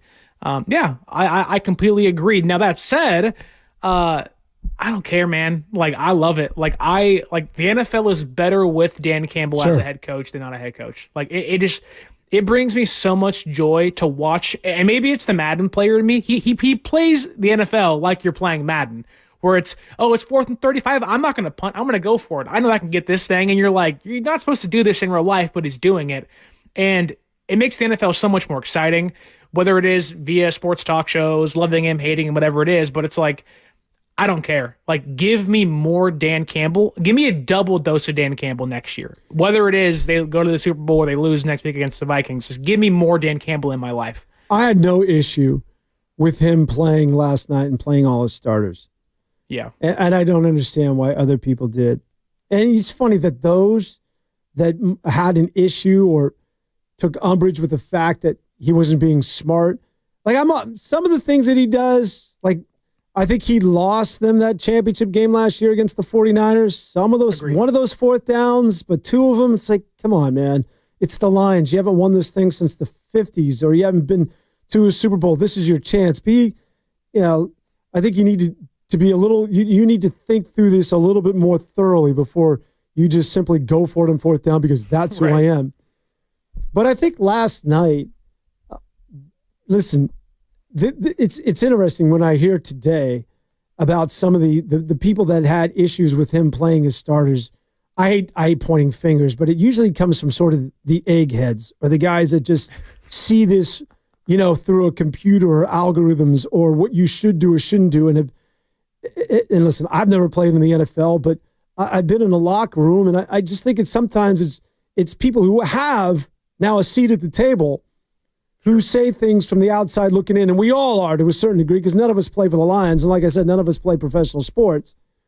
So sometimes it's just it may not make sense on some levels, but playing Jared Goff and your starters certainly makes sense in the world of the Detroit Lions and the culture and the ethos that he's built. If he was to address his team going into that game like, hey, I know I've been that guy that wants to bite kneecaps and we play through hell and thick and thin, but let's sit this one out just to be on the safe side. people would be like, what? His team would be like, what happened to you? And I think it built the proper momentum for that team. It keeps them on course. The execution is there with Goff and his receivers. And you want to keep that train going down the track. And what's going to be obviously the most important game, not only their season, but I mean, we haven't seen a game like this in the regular season for some time. Well, imagine if Dan Campbell walks into the locker room or a team meeting and says, hey, Goff, you're not playing. Amon-Ra St. Brown, you're not playing. The entire offensive line is not playing against San Francisco. This game means nothing to us. Then asking that same group, those same players, to get up the next week and say, hey, go out there and play perfect and go out there and win a must-win game at home for me. It's almost like having the extra rest in baseball. You get the extra couple days off, your hitting's a little off, your pitching's a little off, your timing. Like, you risk so much more by resting your players that are healthy than sitting them and hoping they can get back up to speed in 1 week's time, 2 weeks' time. Now imagine this. They take this past week off, they beat the Vikings, and they get the number 1 seed. They're having 2 bye weeks in 3 weeks, and then having to go play a must-win game again at home against whoever it may be. You're just asking your team to have too much time off and somehow have to be perfect and thread that needle in the playoff. It's already so hard to win in the NFL. Like, you're almost asking your healthy guys to do the impossible. And with your team's already banged up enough, like, it's already hard enough to do that. Yeah, somebody on the text line saying, Dan, you didn't believe Campbell was going to make it in the league. I didn't. Yeah. Full disclosure, man. To Dan's credit, he was a Sam Darnold guy last year. He really was. Oh, yeah. Well, I'm a Sam Darnold guy going into this offseason in order for the 49ers to go ahead and find their guy. Like, you and I haven't talked about this, but I think Sam Darnold has got to be that quarterback. At least. You want to bring him back? Oh, wouldn't you? No, I wouldn't. I wouldn't. Explain yourself, young man. I mean, look, he's having a great year, and it's hard to, poke holes in that. The arm talent's there, the offense is there. If I'm Minnesota, I'm not even letting him hit free agency. And I get he wants to see what his market is, but like, forget J.J. McCarthy. Yeah. Like, trade him away. Give me Sam Darnold in Minnesota for the next 8+ years. Like, let him be the guy, because I get it that they want to see what McCarthy has, but if you are to believe Darnold's the guy, and they've won 14 games this year, they might win 15 when it's all said and done after next week. I've never seen a quarterback win 15 games and not keep their job. Like, what is that about? And for San Francisco, okay, Brock's not having the greatest year of his career, but they have been so crystal clear that this is our guy. We're committed to him. Now, I don't know about you, Dan. Does that sound like coach speak to you? Oh, they have to say these things? Or are you saying bring in Darnold, let these guys compete? Or are you saying trade Purdy away? I'm saying that you're right. First of all, a lot has to happen between now and then. Let's see how he performs in the playoffs. And does Minnesota actually make him available? Yeah. Now, if he does, and he's out there, then if you're the 49ers, you absolutely have to consider it. There is no doubt in my mind. I don't care what it is that I've said to Brock Purdy in the past. This is the NFL. Things change from game to game, week to week, let alone year to year. So, while you took a step back and we still believe in you, you have to understand that we have to do what's best for us, not only as a football team, but also financially. And so if nothing else, what Sam Darnold is leverage. If he's asking for what you said, $65 million, which to me is absurd, well, I've got to bring you down, or I got to bring you off that number. And how do I do that? I go to his guys and I say, look, I'm seriously considering, since Sam Darnold is available, I'm seriously considering signing him for 35. And you know that I'm not bluffing here because we have history. And it just makes more sense to us on so many different levels. And I would even argue that even if they're willing to come down to $50 million, I'm still going with Sam Darnold. I think Sam Darnold is the better quarterback right now. Now, I know you could disagree, and a lot of people out there could disagree with that. And actually, let's continue with that thought. Got to get to a break. It's time for, make sure I'm doing this right, time for Triples for Autism, brought to you by Pettinelli Financial Partners and the Autism Society, San Francisco Bay Area. Unfortunately, last night, the Cavs defense was just too good. They limited the Warriors to just 9 made three-pointers. Curry and Moody each made 3. Schroeder made 2, and Wiggins made 1, and that's it, unfortunately. Pettinelli's donations to the Autism Society, San Francisco Bay Area, will remain at 9 on the season for Triples for Autism. But there's another chance coming up on Thursday when the Warriors welcome the 76ers into Chase Center. To make a donation to autism yourself or to get involved, go to sfautismsociety.org. That was Triples for Autism, brought to you by Pettinelli Financial Partners and the Autism Society of San Francisco Bay Area. Pettinelli is here for you, offering financial guidance and support throughout life's milestones. Go to pettinellisfp.com. All right, we're going to continue. I want to talk about Sam Darnold. Apparently, my man, and he's not your guy. And there's a lot of people that feel your way. But I'm telling you, if he's available, you got to lock that guy up. And there's nobody who could. Well, I'll leave it up to you guys. I'll leave it up to the fans. 888-957-9570, as well as you want Sterling Bennett to talk me down. Is there any way you can convince me that Sam Darnold is not the future going forward? We'll do that and much more on 95.7 The Game.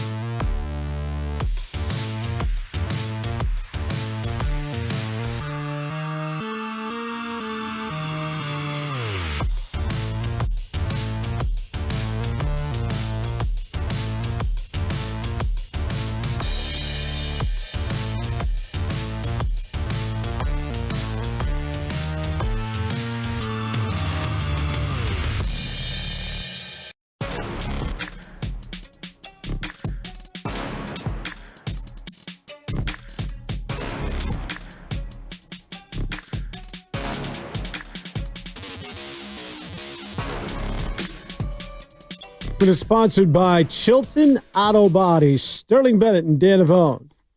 On New Year's Eve, big plans out there in the California-Nevada border for you there, Sterling, tonight? No, we got the family over. Going to have a nice, quiet night. Might play some Uno. Might get the board games out and have a nice, quiet family day. Got the dog out. The wifey's out there making some nice little treats for us. But I will say this. As I inch towards the age of 30, I can't watch the ball drop anymore. I am like in bed by 9 o'clock nowadays. I just can't do it, Dan. Oh, come on, man. You don't need to be in bed by 9. You're scaring me, all right? Save that for the old farts.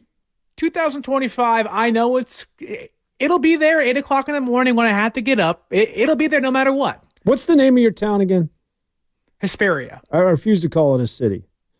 That post. I don't think it is either. It's like a shack and a corner store. It's all it really is. Hesperia, California. Now, say a guy like me is in Hesperia, California. I like to have a cold one every now and then. And if I want to go and wet my beak, is there a Kelsey's down the block, or where am I going to get a beverage? I would not frequent this place, but there is a tavern called the Whiskey Barrel. I've only been there once, but you have the TVs up, you can get a drink there too. But I would actually go to Pancho Villa's, a nice Hispanic restaurant down the corner. Much better. The atmosphere is great, and the food is fantastic. All right. Well, as long as I know that there's alcohol nearby, all right. You're fine. Maybe I could do a year or two. There is a 7-Eleven down the street. You can bring it back to the house if you have to. All right, we were talking about Sam Darnold, and I want to open this up. 888-957-9570. Go hit me on the text line. To me, it's a no-brainer, and I'm curious, and I'm swayable if there's somebody that can provide a convincing argument as to why you don't want Sam Darnold. Now, look at again. We're just looking at this through the perfect case scenario where Minnesota, for some reason, wants to get off of Sam Darnold. And there's legitimate reasons. If you want to invest in J.J. McCarthy, he's on that rookie deal. And if you believe that Kevin O'Connell is indeed that guy, then it's basically J.J. McCarthy and Kevin O'Connell. And Kevin O'Connell can, if it's Kevin O'Connell we trust, then Kevin O'Connell can turn him into this year's Sam Darnold. And if there's that sort of faith in the guy, and they like what they saw with J.J. McCarthy prior to the injury, and he was supposed to battle it out with Sam Darnold, though I think Darnold was going to get the nod to start the season. But let's just say that they don't franchise tag him because it's too big of a salary cap hit, and he's out there. Why would the 49ers not sign Sam Darnold and sign Brock Purdy? Well, what message does that send to your team? We want to win? I mean, but you've won with Brock Purdy. You went to a Super Bowl with Brock Purdy where it wasn't, he's being carried like Jimmy Garoppolo. He is one of the main reasons as to why you're going to a Super Bowl. Now, I get this year has been difficult for a variety of reasons, some of those being Brock Purdy. Last night's 2 picks was right to a defender. And you're like, what the heck? We crushed him after that loss against the Cardinals early in the year. It's 23-24. All you need is one drive. Go get me a somewhat makeable field goal by Jake Moody and win this football game. Go against the Dolphins last week, and can you get me one drive and boom, interception, game over? There's many reasons to push back on Brock as the answer in San Francisco, and I'm all ears for those. I'm not completely sold on him being a record-breaking quarterback, but I think there is a precedent set that this guy's had 2 years of excellent play. He saved your season 1 year, and last year took you to a place you hadn't been for the last 3 or 4 years before that, and had you closer than the other guy did in Jimmy Garoppolo. And I don't want this year to be a referendum on how great Purdy was last year. Like, Brock and Kyle Shanahan were in sync all year long. Does one bad year make you sway that hard the other way to say, nope, not the answer, not the guy anymore? I think he's a good quarterback. And anybody wants to entertain. Otherwise, we're not doing that. That's just being silly. And he's a good guy, which I think goes a long way. I think you want your leaders to be Steph Curry-esque, although there's Steph Curry's one of one, but keeping your nose clean and being the leader of a team and personifying that image outside of the football and off the field and during the offseason, that goes a long way, man. He's the perfect guy. But let's face it, the NFL is about one thing. It's about winning games. And that's how you get re-upped as a coach. That's how you provide security. And you know the acronym, what the NFL stands for. It's not for long league. And so if guys like now don't understand that have been in the league for a while, that you're as good oftentimes not only as your last season, but in some instances as good as your last game, well, you're living, you get your head in the clouds, because we're always looking to improve and we're always looking to win. And while the loyalty may not always be there, you have to understand that this is, at the end of the day, a business. Sure. And everybody understands when they sign up what it is that they've just inked their name to. And that is a business where winning is the bottom line. And if you lose a half step, well, suddenly you're going to be tradable, regardless of all the fanfare and as much as we've adorned your play and your behavior throughout the years. So if Sam Darnold, to me, pound for pound, is a better quarterback, and if I can get him at a cheaper price, then all those other arguments in terms of loyalty, what he did last year, what he's done since being drafted as Mr. Irrelevant, they carry no weight. And I know it sounds harsh, but it's a harsh reality that this is the National Football League. I'll love you and I'll be friends. You want to stay, you want to stay buddies? Let's do that. But I have to think about what's best for the football team going forward. And I also have to be fiscally responsible. And with both things being equal, I have to lean towards Sam Darnold, and loyalty be damned. So you're saying even if both quarterbacks commanded $40 million a year, you're picking Darnold over Brock Purdy? I would. And that's based on this season of play alone. It is. Well, of course. I'm not basing it on what happened in New York. Right. But I mean, like we have a longer track record of success with Brock Purdy in just 2 years than we ever had with Sam Darnold. Darnold has one really, really phenomenal season with the Vikings, which has been great. But I guarantee you this. If Brock Purdy, say he didn't have Christian McCaffrey still, but he had Brandon Ayuk at full capacity, I'd guarantee that wouldn't be your opinion. Because we saw last year Brock with Brandon Ayuk fully healthy, no contract disputes, was a whole different quarterback. Whereas Sam Darnold has Justin Jefferson, who's been out there almost every single game, and they have been a 1-2 punch of, oh my goodness, look at that throw, look at this throw, look at that throw. And it's no knock on Darnold at all. He's making the throws. He's doing great stuff. But I do think it's a little unfair to grade Darnold maybe with some rose-tinted glasses, knowing that Brock hasn't had his number one receiver all year long. Fair enough.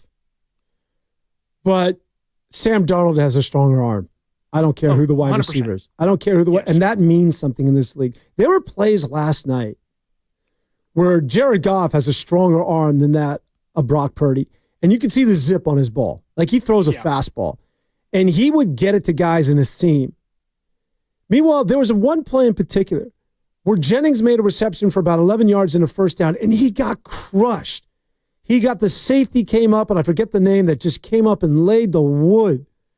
And ideally, what you want to do if you're Jennings, because you hear those footsteps, is make that catch and duck for cover. Sure. And if somebody gets it to you, like whap, right now, I can get down. But he had to wait that extra second, that extra half second. And it's the difference between a collision and no collision. And I've seen Purdy throw an out pattern where he just simply, the ball's leaking oil. And this is not a knock on again, Brock Purdy in terms of him being able to go through progressions. But at the end of the day, it's very fundamental that I think Sam Darnold can go through the exact same progressions just as quickly. But guess what? He's 3 inches taller. His hand's twice the size, and he can throw the fastball. Do you remember, and I always go back to this, anytime we talk about Sam Darnold, Brock Purdy, and the 49ers, in that game where the Niners lost to Minnesota early on in the season, and that throw he made backed up in his own end zone, and he hit Justin Jefferson in stride. I want everybody, I remind everybody every time I do this, just to go look at the YouTube tape. I've never seen anything that effortless.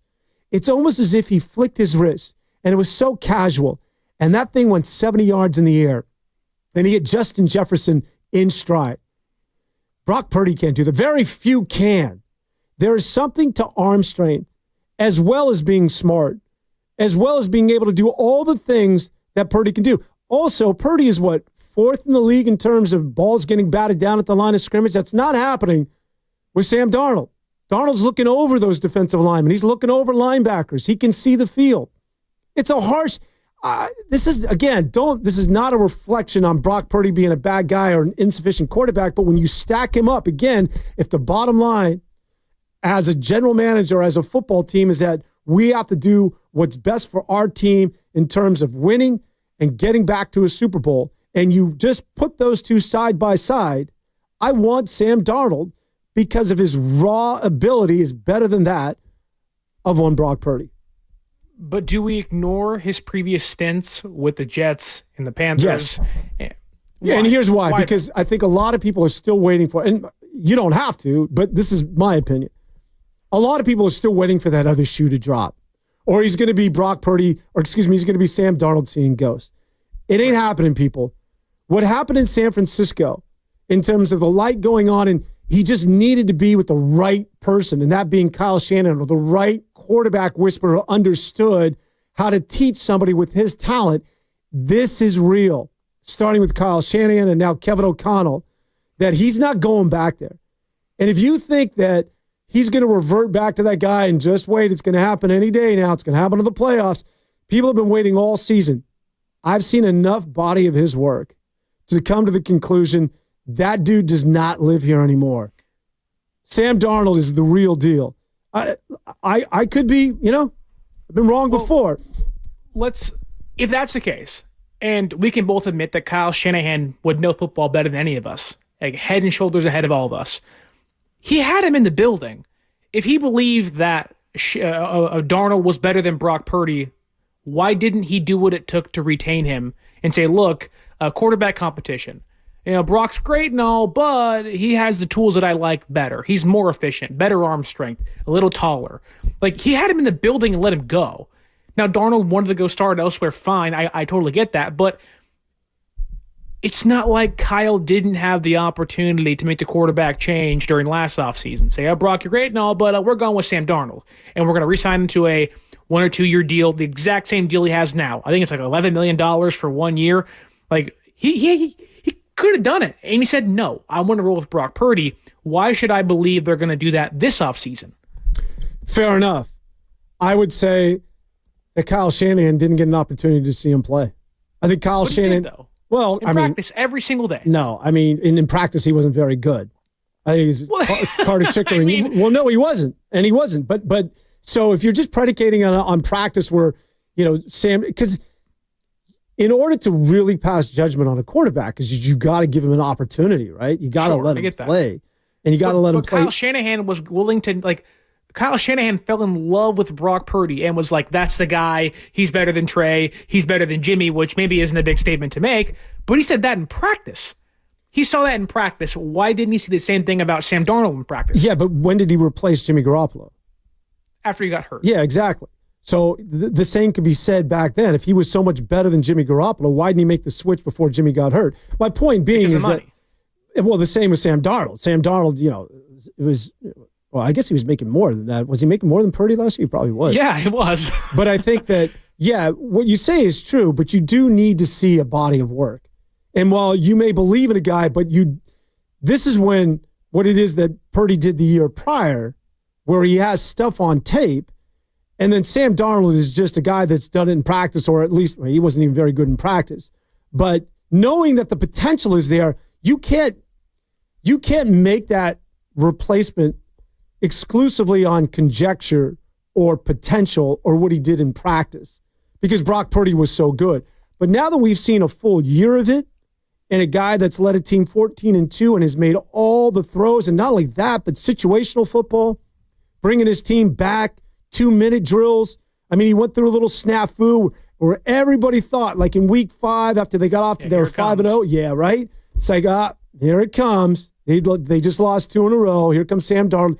And then he just showed that he had the mental fortitude to straighten that thing out. And once again, sitting here at 14-2, and probably the most forgettable 14-2 we've seen in a long time. I think it's just a matter of getting an opportunity to play football, which he didn't in San Francisco because Brock Purdy was already entrenched at that number 1 spot. So let's say, okay, the Vikings go to the playoffs. They're the 5th seed, number 1 seed, doesn't matter what they are. They go to the playoffs. And in the first round, second round, he just lays an egg, looks terrible, throws a couple picks, looks like he was seeing ghosts out there. Does that change at all to you? Yeah, no, it's a good point because I think I preface this by saying the job isn't done. There's still a lot of football that's left to be played. I think, to me, that I've seen enough. Again, I don't think that Kevin O'Connell and I don't think Kyle Shanahan think he's going to go back to being the guy he was in New York or the guy he was prior to coming to the San Francisco 49ers. I think that's been eradicated. I think those demons have left Sam Darnold. So as bad as he might play, and people play poorly, I mean, look at Lamar Jackson, right? People play poorly in the postseason, right? In the postseason, some guys will lay an egg. To me, that's not enough. If he's available, especially at a cheaper rate, for me to go get him and replace Brock Purdy. All right, 888-957-9570. Let's get out to Rhode Island. Check in with Jeff. Jeff, what's on your mind, man? Welcome to the show. Hey, guys. How's it going? Hey, Happy New Year. You as well. Happy New Year. Thanks. Yeah, I mean, I've been listening to this whole back and forth regarding Brock and Sam Darnold, and now I'm swaying from what I'm hearing with you guys is like I'm swaying towards Darnold now. And my thing is with Brock was last year, I know you just mentioned, having Brandon and everything, but you also had the Offensive Player of the Year on the field who was healthy all year too. So that's going to add into it too. And I guess my question is, we see how this all plays out with Darnold in the offseason. What's the number it would take to get him? And do you just use it for leverage to lower Brock's asking price? And if the 49ers truly would want Sam Darnold, what do you do with Brock? Well, he's under contract for next year, so he'd sit behind Darnold or whatever they choose to do. I would assume if they did sign Darnold for whatever that price may be, and obviously me and Dan can go back and forth, it would be a Darnold and Purdy quarterback competition next year in training camp, which then the media is out there and everyone's talking about it once again. But Purdy's under contract. I maybe, Dan, maybe we can talk about trading Brock Purdy, but even that seems a little absurd to me. Well, I get it. The absurd thing is when you entertain Sam Darnold, and when you were to think about this at the beginning of the season, it seems ridiculous. It seems semi-absurd. But I think people have to see what's in front of you right now. And a lot of people are, for whatever reason, in denial of Sam Darnold and what it is that he's been able to do. It's a 14-2 football team due in large part to Sam freaking Darnold. Sure. And Sam Darnold likes Kyle Shanahan. And I don't know this as a fact, but if Sam Darnold is let go by that of the Minnesota Vikings, I'm willing to bet he wants to play once again for Kyle Shanahan, who resurrected his career. And if that's the case, and Kyle Shanahan's aware of Sam Darnold, it's the reason why he coveted the guy, even before last year. Keep in mind that when they were in that flex with Jimmy Garoppolo and Trey Lance, he was kicking the tires on Sam Darnold back then, if you recall. Yeah. So if the history is there, this is a real possibility that people really have to sort of get their arms around. Let's continue the conversation with Rom hanging out in San Jose. Big Rom, what's up, buddy? Hey, thanks for taking my call. I just moved to the Bay Area from a different part of the country, but I hear this conversation going back and forth, right? So, to be fair, I think Shanahan is a great offensive mind. But then in terms of just recognizing the quarterbacks, right, what he did with Garoppolo, so I'm from the Boston area. So Garoppolo couldn't play through injury, and he was injury prone, right? Then he came in and gave up all this draft capital for Trey Lance, and I don't even know if he's in the league anymore. So the point being, if he didn't walk in ass backwards into Brock in that draft, would he still have a job really? Because he blew so many first round picks on that, and he let Sam Darnold go. So I'm not quite sure why nobody's questioning Shanahan's ability to see the quarterback in a draft or just recognize the qualities. Right? He's a great play caller, but really, where would he be without if Brock Purdy couldn't play? Because he's a lucky SOB. That's why. And to that point, Sterling, in all seriousness, if I'm one of the minions for Brock Purdy, if I'm one of his agents, I would blow in Kyle's ear and say, man, you owe us a solid. Because what Ron just said is true. Like, that was the narrative. I mean, that was sort of, at the time, I remember a lot of people were saying that Kyle Shanahan is putting his entire career, as is John Lynch, on this draft pick. They're moving up to go get Trey Lance. Trey Lance was a bust. Trey Lance wasn't even, I mean, he was Jamarcus Russell-esque. It wasn't like Daniel Jones where he had, well, it's not like he had six. At least Trey was watching the tape they gave him at home. Like, he was actually doing his homework. He just couldn't do it on the football. But, I mean, there were fundamental issues right from Jump Street. Yeah. Like, this guy had a hitch. Throwing motion. Yeah, he had, like, he wasn't accurate with the football. I mean, it was about as big of a mistake that you can make. And as far as giving up all that draft capital, it could have been career-defining. But along comes Brock Purdy, and suddenly we forget all about that. Now, if I'm Brock Purdy, I might just happen to blow in his ear and say, man, don't you owe me a little something, something? Not only have I played for free the last couple of years and taken you to Super Bowls as well as NFC championships, but let's not forget what it is that I did in terms of making people forget what it is that you did as far as compromising the future, mortgaging the future, and draft picks, and going and getting one Trey Lance. Well, think of it this way. Well, yes, Brock can feel like you owe me something, but from a Kyle Shanahan and John Lynch perspective, what other NFL regime has been allowed to have 3 different franchise quarterbacks and survive? None. It is, you get one shot to get your guy, maybe 2 if you're lucky.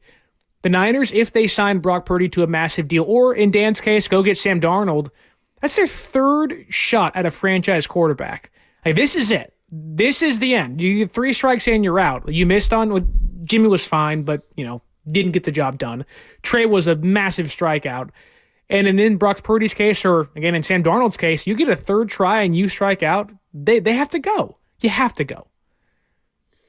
Well, it'll be interesting. So somebody's saying Sam didn't look good in the Cardinal game when Purdy went out for a drive.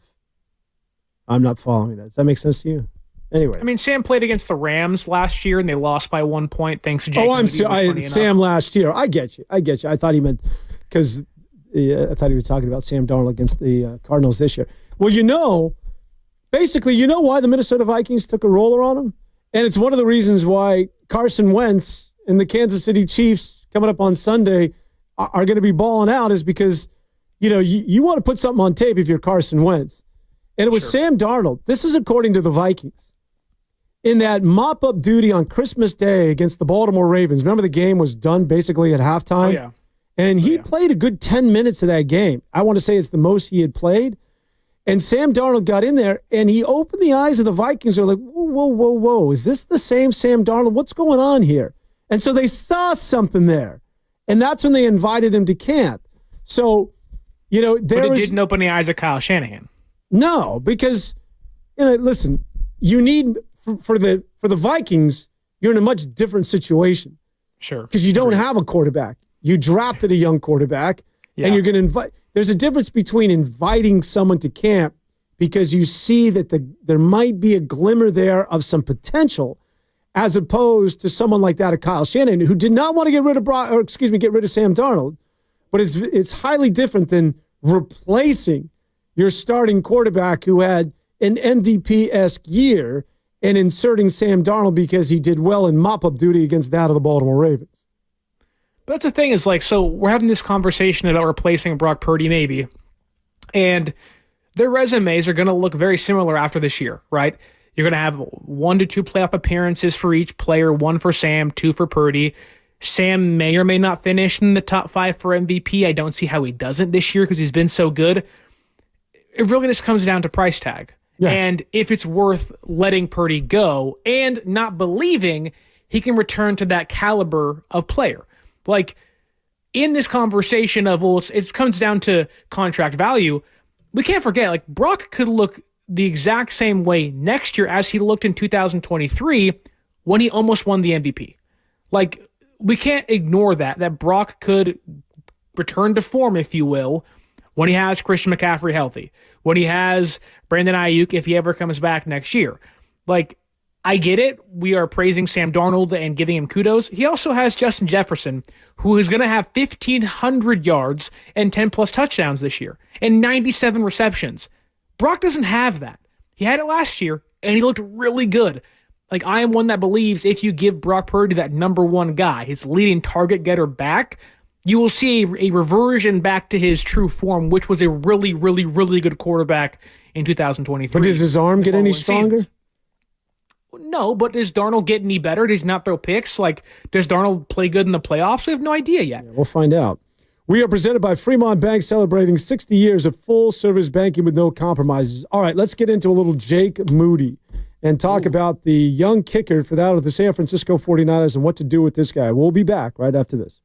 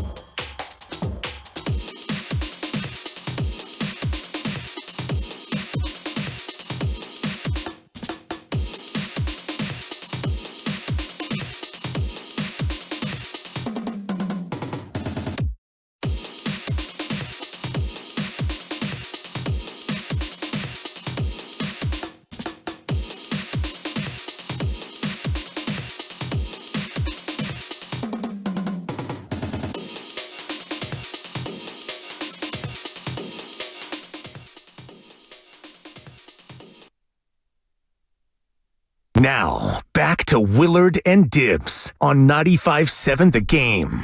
All guests on 95.7 The Game appear on the River Islands guest line. Isn't it time for you to discover the islands? River Islands and Lathrop. All right. Sterling Bennett and Dan Avone. New Year's Eve here in San Francisco. New Year's Eve for my man out in Asperia. We're talking about the San Francisco 49ers. Before we get into Mr. Moody, which is, I feel bad for the guy. And I know, like, a majority of the people are going to want to see another kicker. But he's a kicker, for crying out loud. Like, I mean, there's more important issues than kickers. I get it. He hasn't been good. But maybe. Yeah. He's been that bad. He's been brutal. Well, any of that, the high ankle sprain, do we give him a pass a little bit? I don't care. He's bad last year, too. All right, we want to continue the conversation, however, about Brock Purdy. I threw out Sam Darnold. I'm a big Sam Darnold guy. What say you? Let's start things with Robert out in Concord. Wants to talk about the Niners quarterback. Robert, what's up, buddy? Good afternoon, gentlemen. Thank you. Happy New Year. Happy New Year. Thank you.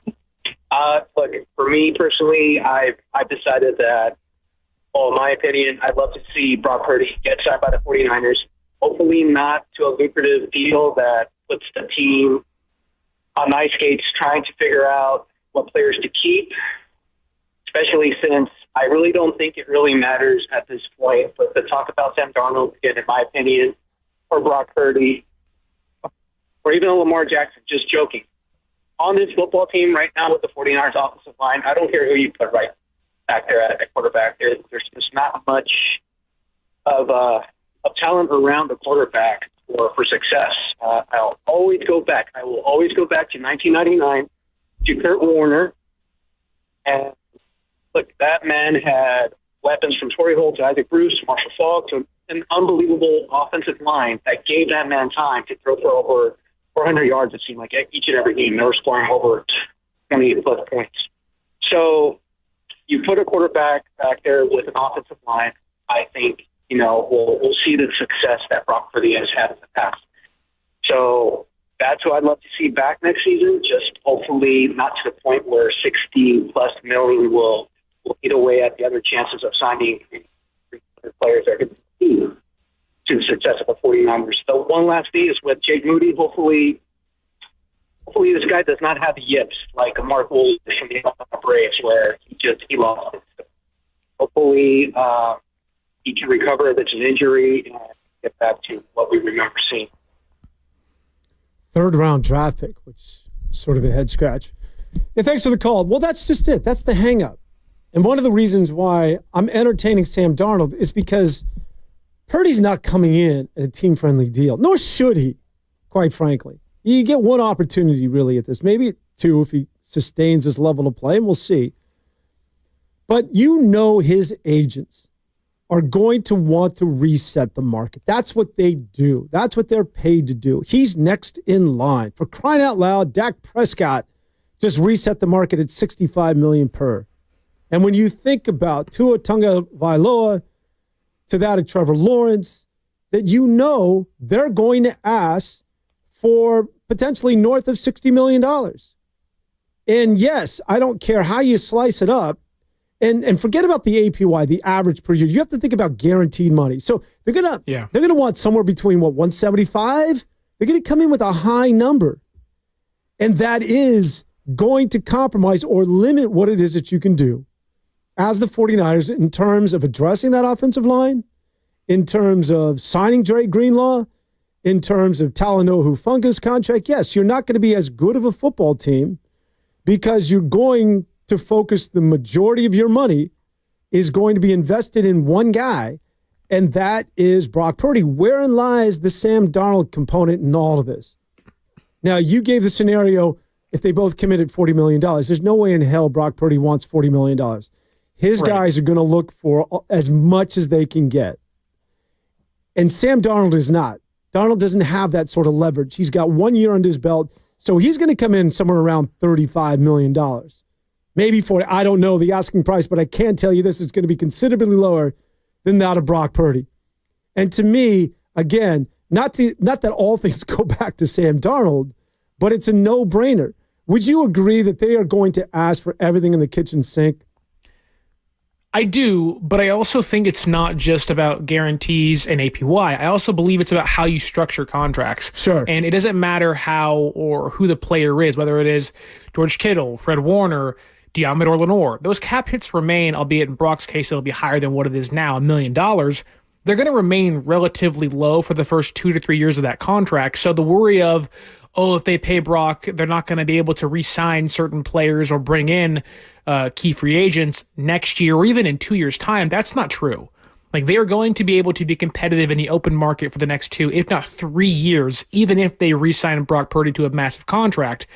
That said, at the end of that contract, what makes it so tough is it's hard to get out of, and it's the void years that crush you. This team, for a long time, was paying $3, $4, $5, $8 million to Dee Ford when he wasn't even playing for them.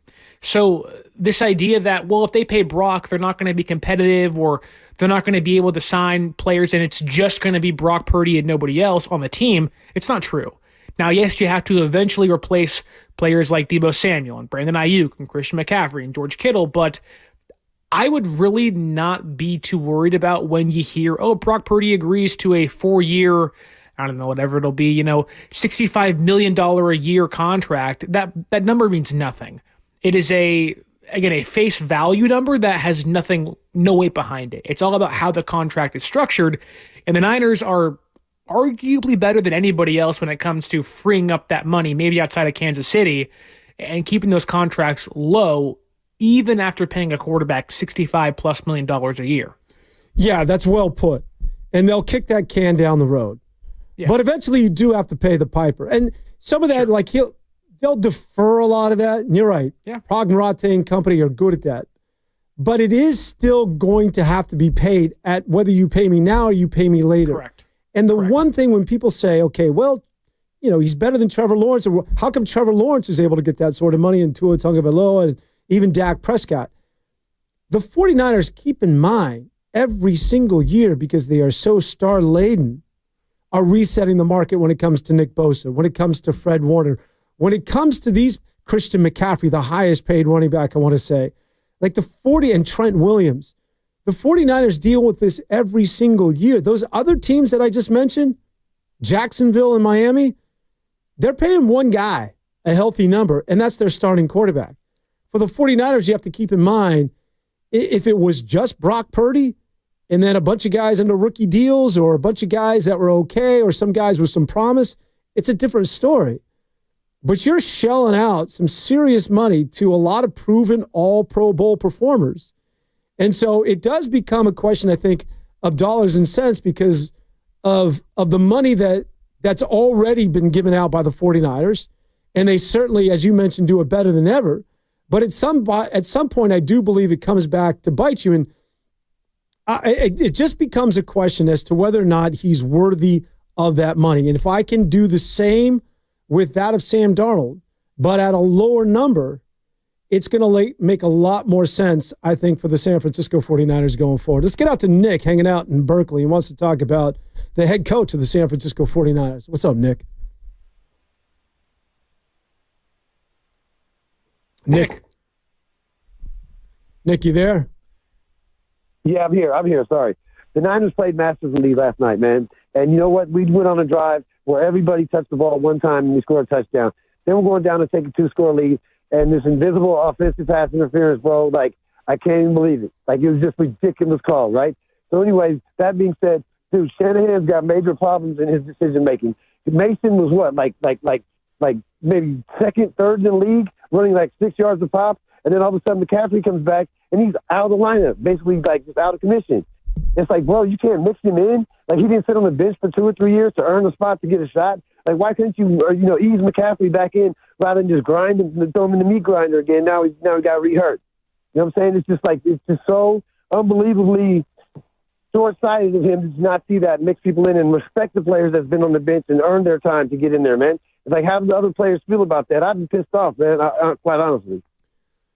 Well, to me, as it relates to last night, we talked about this, is when you're talking about running the football, why he just got away from the run entirely. Yeah. And that's, you're right. That's where he hangs his hat, right? He comes down from his old man, whether it's Bobby Turner, but that's what they do. And it's, once you get a team on their skates and they're playing run and you're sucking them up on play action, well, then the world's yours. When you have Kittle and you got Pearsall and you got Deebo Samuel and you got Purdy pulling the trigger, and that's what they did in that first half. That was vintage 49er football. That looked like the Kyle Shanahan that we've all known to grow and love, man. Just throwing to wide open guys. Brock Purdy just had Pearsall by himself. Now, I know you're giving Purdy a lot more credit for the numbers than I am, but Purdy had a good game. I just think a lot of that was just Kyle Shanahan, and they had the ability to run, and Detroit's defense sucks to begin with, and that compounded with the fact that they had play action working. It was a carnival. And then inexplicably, Sterling, he gets away from it in the second half, and we're still trying to figure out why. But this idea that they were able to run the football, and I think I would agree to the extent of they were getting Pearsall involved on end arounds and reverses, and Deebo was involved, and Garendo was involved. But if I asked you how many yards do you think Garendo had last night, the lead back, how many do you think he had? Less than 50. He had 34 on 9 carries. So this idea they were running the football, well, maybe a little bit in the first 2 drives, I would agree. But outside of that, they really were not running the football. Now, I would also agree that you got to continue to try. You can't just get away from it, which that was a problem last night and many other games in the past. But I also think that if we're going to give Shanahan all this credit for, running the football, looking like himself in that first half, maybe 3 quarters or so, and maybe not shade Brock Purdy, but not give him the credit or all of the credit or a lot of the credit I think he deserves, I think we also have to believe that this offensive line is not built the way it is currently constructed. Their 4th-string left tackle, their 3rd-string left guard, to be able to play this Kyle Shanahan run the football 35 times, milk that clock, and get out kind of game. And in that same breath, if you can't do that, how are you helping your quarterback? You can't block for him. You can't do play action because your offensive line can't use it. And you're also on your 5th-string or 4th-string running back who isn't built to last or really built to be that kind of running back just yet. He's never had over 120 carries in college. I mean, this idea that they have the pieces in place to do Shanahan's offense really isn't true. You're listening to 95.7 The Game, KGMZ FM and HD1 San Francisco, and Odyssey Sports Station, always live on the free Odyssey app, Twitch, and YouTube, powered by First NorCal Credit Union. For a low-rate auto loan, apply online or just ask for First NorCal financing at the dealer. Yeah, you're true. What you say is absolutely, it's gospel. There's no doubt. That offensive line, actually, I thought it held up pretty well last night, considering. Surprisingly, it was better than I thought it was going to be, yeah. And the running attack was not what we've seen when Kyle Shanahan has it going. When it's, whether it's Christian McCaffrey or Jordan Mason this year, we know what it looks like when they're getting to the second level, no problem. And a lot of that is by design. And a lot of that is just, they get into that rhythm. No, that wasn't there last night. But there was a commitment to the run in the first half. All that being said, that yes, that running attack was not vintage Kyle Shanahan, but there was a commitment to it. And I know what it is that I saw because it was Troy Aikman that underlined it on the telecast. And he showed the linebackers on more than one occasion biting on that run. Yeah. And sucking up and allowing George Kittle to get behind the linebackers, allowing Pearsall to run free. There was a balance there. And again, I know it wasn't vintage Shanahan. And no, it wasn't, Garendo wasn't wowing anybody. But I think he was doing just enough. And the question becomes, why wasn't that just enough, good enough to actually call for the football in the second half? Like, why abandon it altogether? I mean, there clearly was a balance, and it was clearly working in terms of the play action. And in order to establish play action, you got to run the football more than once. But as we pointed out, they threw it 16 to 17 times. I don't know. I hear what it is that you're saying. The offense is banged up. It's not a time for you to sort of get back to Kyle Shanahan football and just run 3 yards in a cloud of dust and be Jim Harbaugh. I get that. But throw it 16 out of 17 times? Was that called for? I mean, don't you think that there were better options in the second half for Kyle Shanahan and company? I do, and maybe that lends credence to your point about Darnold and Brock Purdy. You know, we've talked a lot this year on Overtime with Kyle Madsen and myself and Mark Grandy about, you know, okay, when everything else is going wrong, when your offensive line's not playing great, which is hard in itself to be a quarterback and make your throws and be precise, but also when you're not running the football, when kickers missing field goals and PATs, a great quarterback lifts all boats. He pulls you out of the mud. Joe Burrow with the Bengals this year. That defense is terrible. They're fighting for a playoff spot. Sam Darnold this year, to your example, like the Vikings haven't always had a great running game this year, but Darnold is the offense. He is the quarterback lifting that ship or steering that ship in the right direction. Whereas Purdy this year, last night especially, two just plain bad interceptions against the Dolphins, a bad interception against the Cardinals earlier this year, a bad interception. Games that, not to say you win last night, but you beat the Dolphins, beat the Cardinals. You know, you're still vying for a playoff spot, at least to some degree, this late in the season.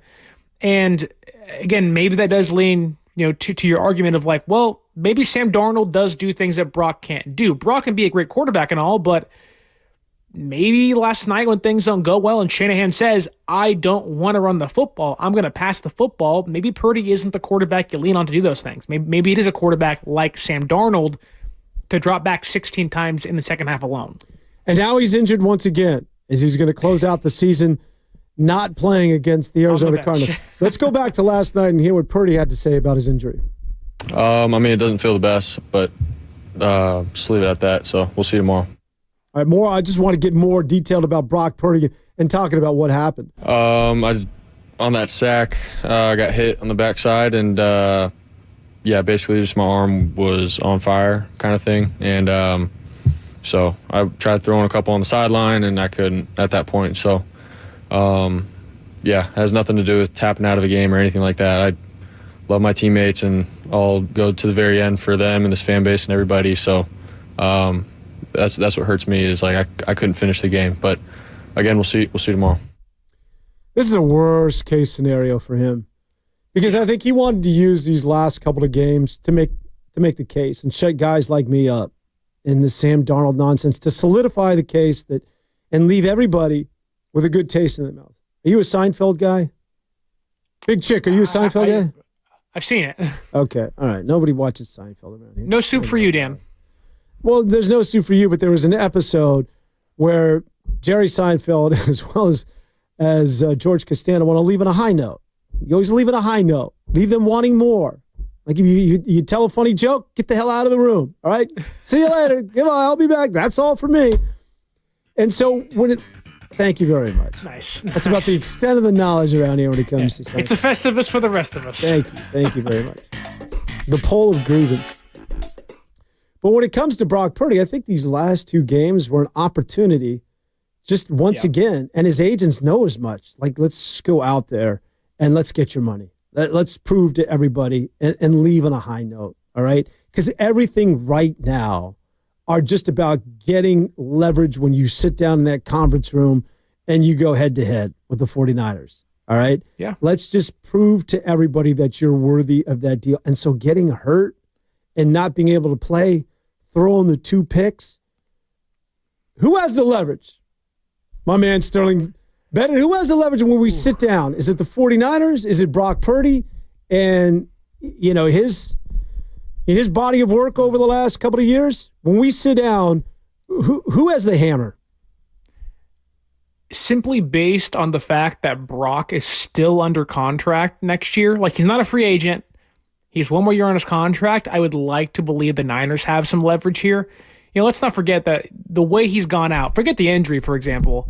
Like, the last 2 weeks, it's been, wow, Brock looks really good. Wow, Brock looks like a franchise quarterback. This is the guy you pay $65 million to. But then the last 2 weeks, it's ended on the worst possible way. Interception here. Game-losing interception against Miami last week. And it's like, he hasn't really been able to string together 4 complete quarters, maybe outside of the Bears game a few weeks back, but even then the Bears aren't very good. It's like, so I would say San Francisco has to have the majority of the leverage simply based on you're under contract for us this year or next year, whether you like it or not. Is holding out a year or deciding not to pay him, is that an option? I mean, I don't know if it's viable, but sure, you cannot pay Brock Purdy, and maybe he gets frustrated and sits out and is like, really? But He'll never do that. He'll never do that. No, he won't, but let's just play this thing out. Sure. Let's say he does that. Let's say San Francisco wants to play hardball. They're not going to pay him. They want him to prove himself once again next year, and they'll say, look, we'll play the Kirk Cousins franchise tag game if we get down to that road. But let's say they want to play hardball. Okay, well, this year alone, they played hardball with Brandon Ayuk. Yeah. And both parties did that thing, and it took to the 10 days before week 1 against the Jets. Nick Bosa played hardball. He had all the leverage. Took until the Thursday before week number 1 against the Steelers. Are you willing to play that level of hardball with your franchise quarterback? And what message does that send to him and the team? Like, do you actually want me to be here? Like, what's going on? And if you do that, you better have a backup option. You're bringing back Joshua Dobbs. You're bringing back Brandon Allen. You signing Kirk Cousins. Like, you have to have a fallback if that's the case. And in San Francisco, like, they don't have to pay Brock. I think they should. But to your question, Dan, like, I don't think it's on the table. But it's certainly like in a case of emergency option for them. I mean, could you do something like this? So this thing doesn't fester like Brandon Ayuk. Because I think there was a lot of carryover, and you just had a sense going back to the contract negotiations that this was the 49ers. Well, he's posting after the Super Bowl, like, better, be grateful for what you had here. You don't want to repeat that. No. So is there a scenario there where you can tell Brock Purdy, look, we are not going to talk about a contract until week 8 or week 9? Because they did sign Deommodore Lenoir. They're not adverse to doing it midseason. We just need to see more. And we'll open up these contract talks in week 10 or whatever the week is. We feel as though we've seen enough. But we are going to go silent, and we ask you to do the same. Like, we're not going to talk contract. There's not going to be any back and forth. There's not an offer we're going to put on the table for you to reject. This isn't going to be about you getting on social media saying the last offer was trash and the verbal darts being exchanged by both parties. We will just do this towards the latter part of the season, and if it makes sense, we will sign your guy. But we're not doing anything until then. There's a memorandum. Option or no? You risk that becoming a massive distraction next year. And for this team, the way they're built, how old the roster is, you can't afford to have a whole year with Brock Purdy kind of playing each week by like, oh, now I'm making 40. Now I'm making 50. Oh, now I'm back to 40. Like, you really can't. I love it. Incentivize these guys, man. I mean, that's the reason why you put incentives in the contract they sign. Maybe you tell Brock, hey, we'll give you $40 million per year, guaranteed essentially, but we'll give you incentives to reach the $65 million plateau that you want. Yeah. I think that's a much more likely scenario than, hey, let's shelve the conversations, have the entire offseason for the media to talk about it, for their family who just got married last year to talk about this of, hey, Brock, how much you're going to make, in 1 to 2 years' time, and have that linger.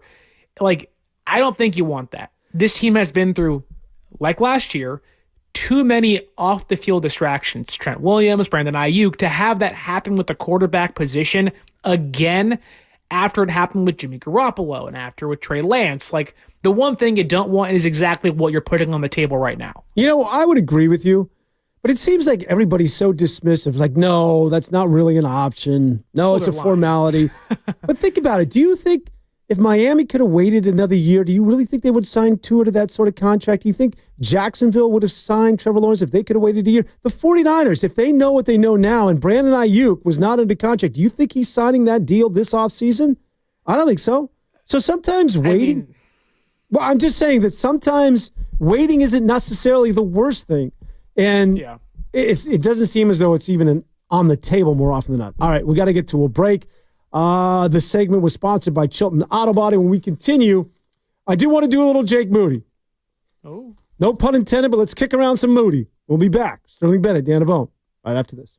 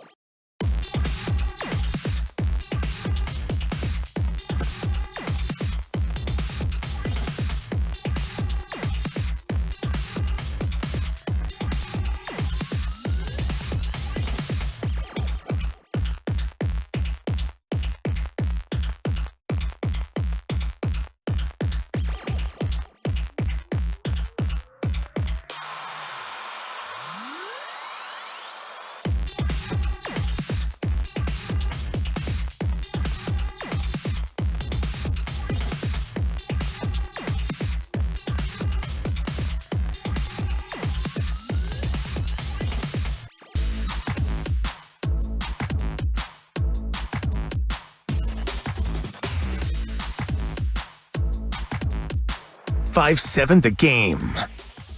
And what is that great question? Who should be the next starting quarterback for the San Francisco 49ers? Brock Purdy or Sam Darnold? Sterling Bennett and Dan Avone along with you. So Sterling, all right. We're just going to it's got to be one name or the other. Sam Darnold or Brock Purdy? We're assuming that Sam Darnold's available. Just play the game. Who do you want? Brock Purdy. I know you did. I love that guy. All right, let's bring in my man, Carter Chickering. And Carter, who took the pulse of the people. Carter, explain what's going on in terms of your Twitter poll and the results, please. I put a poll out that states, we want to know the faithful's opinion. Should the 49ers stick with Brock Purdy or should they consider bringing Sam Darnold back for next season? We have 146 votes currently. The poll's been live for about 20 minutes. A third of the people think go back to Darnold, and 2/3 say stick with Purdy. Now, Carter, they get it. You're a guy that, because you illuminated me to this, you had access, obviously, to practice a year ago, and Sam Darnold wasn't very impressive. Is that correct? What was your takeaway?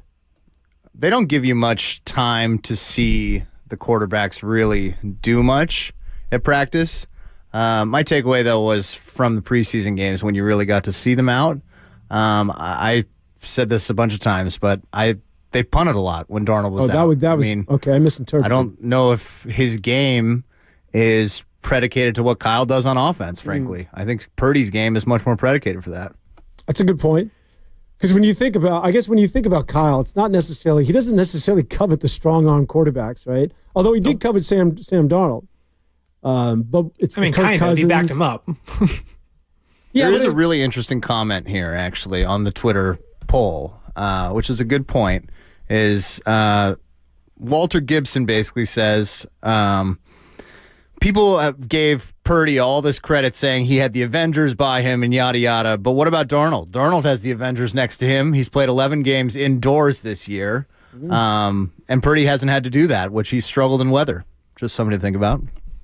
Yeah. And he has Justin Jefferson, and he has Jordan Addison, and he has a really good offensive line. When they lost their left tackle, they went and got another starting caliber left tackle on Cam Robinson. Like, I know we want to sit here and compare the two box scores and how they've looked and whatnot, and obviously physical attributes lean towards Darnold's way. He's a mobile quarterback, has a really good arm. All those things are true, but who is Purdy? Like, if you swap places, and this is the big one, right? Like, if you swap places, does Sam Darnold lead this Niners team to the playoffs? And are the Vikings in contention for the NFC North lead this year? If Brock Purdy's their quarterback? That's a good question. I would say that if you have Debo and you're giving me Kittle and you're giving me Pearsall, those aren't necessarily, it's not Justin Jefferson and it's not Addison and company, but some pretty good players. But listen, I guess the best way to look at this is who do you want quarterbacking your team next year? Brock Purdy with a healthy Christian McCaffrey, with a healthy Kittle, with a healthy, obviously, Debo, and you got a year under your belt with a rising star in one Pearsall, and then, of course, Brandon Ayuk's back in uniform. With all those bells and whistles, do you want Purdy pulling the trigger or Sam Darnold? And you're with Brock Purdy, and I think that Sam Darnold could get the most out of BA as well as Debo. Whatever, I don't even know if Debo's going to be back with the team and what's left with Debo Samuel. But I think that Brock Purdy with Christian McCaffrey and all those toys, just simply because being the bigger, stronger quarterback, he has the wow factor. He has the sizzle. And no matter what it is that Brock Purdy does, he's not going to have that ability to quick strike. To get you that touchdown. You and I both know, Dan, sometimes you can over-sizzle a steak and it gets burnt. And that's the one thing you can't do. Like, what you can't say is, wow, look at the arm. That is the exact thing that got them in trouble with Trey Lance. And I'm not saying Darnold's Trey Lance, but it was, wow, he's mobile. Wow, he's big. Wow, the arm. And they blindly were like, that's our guy.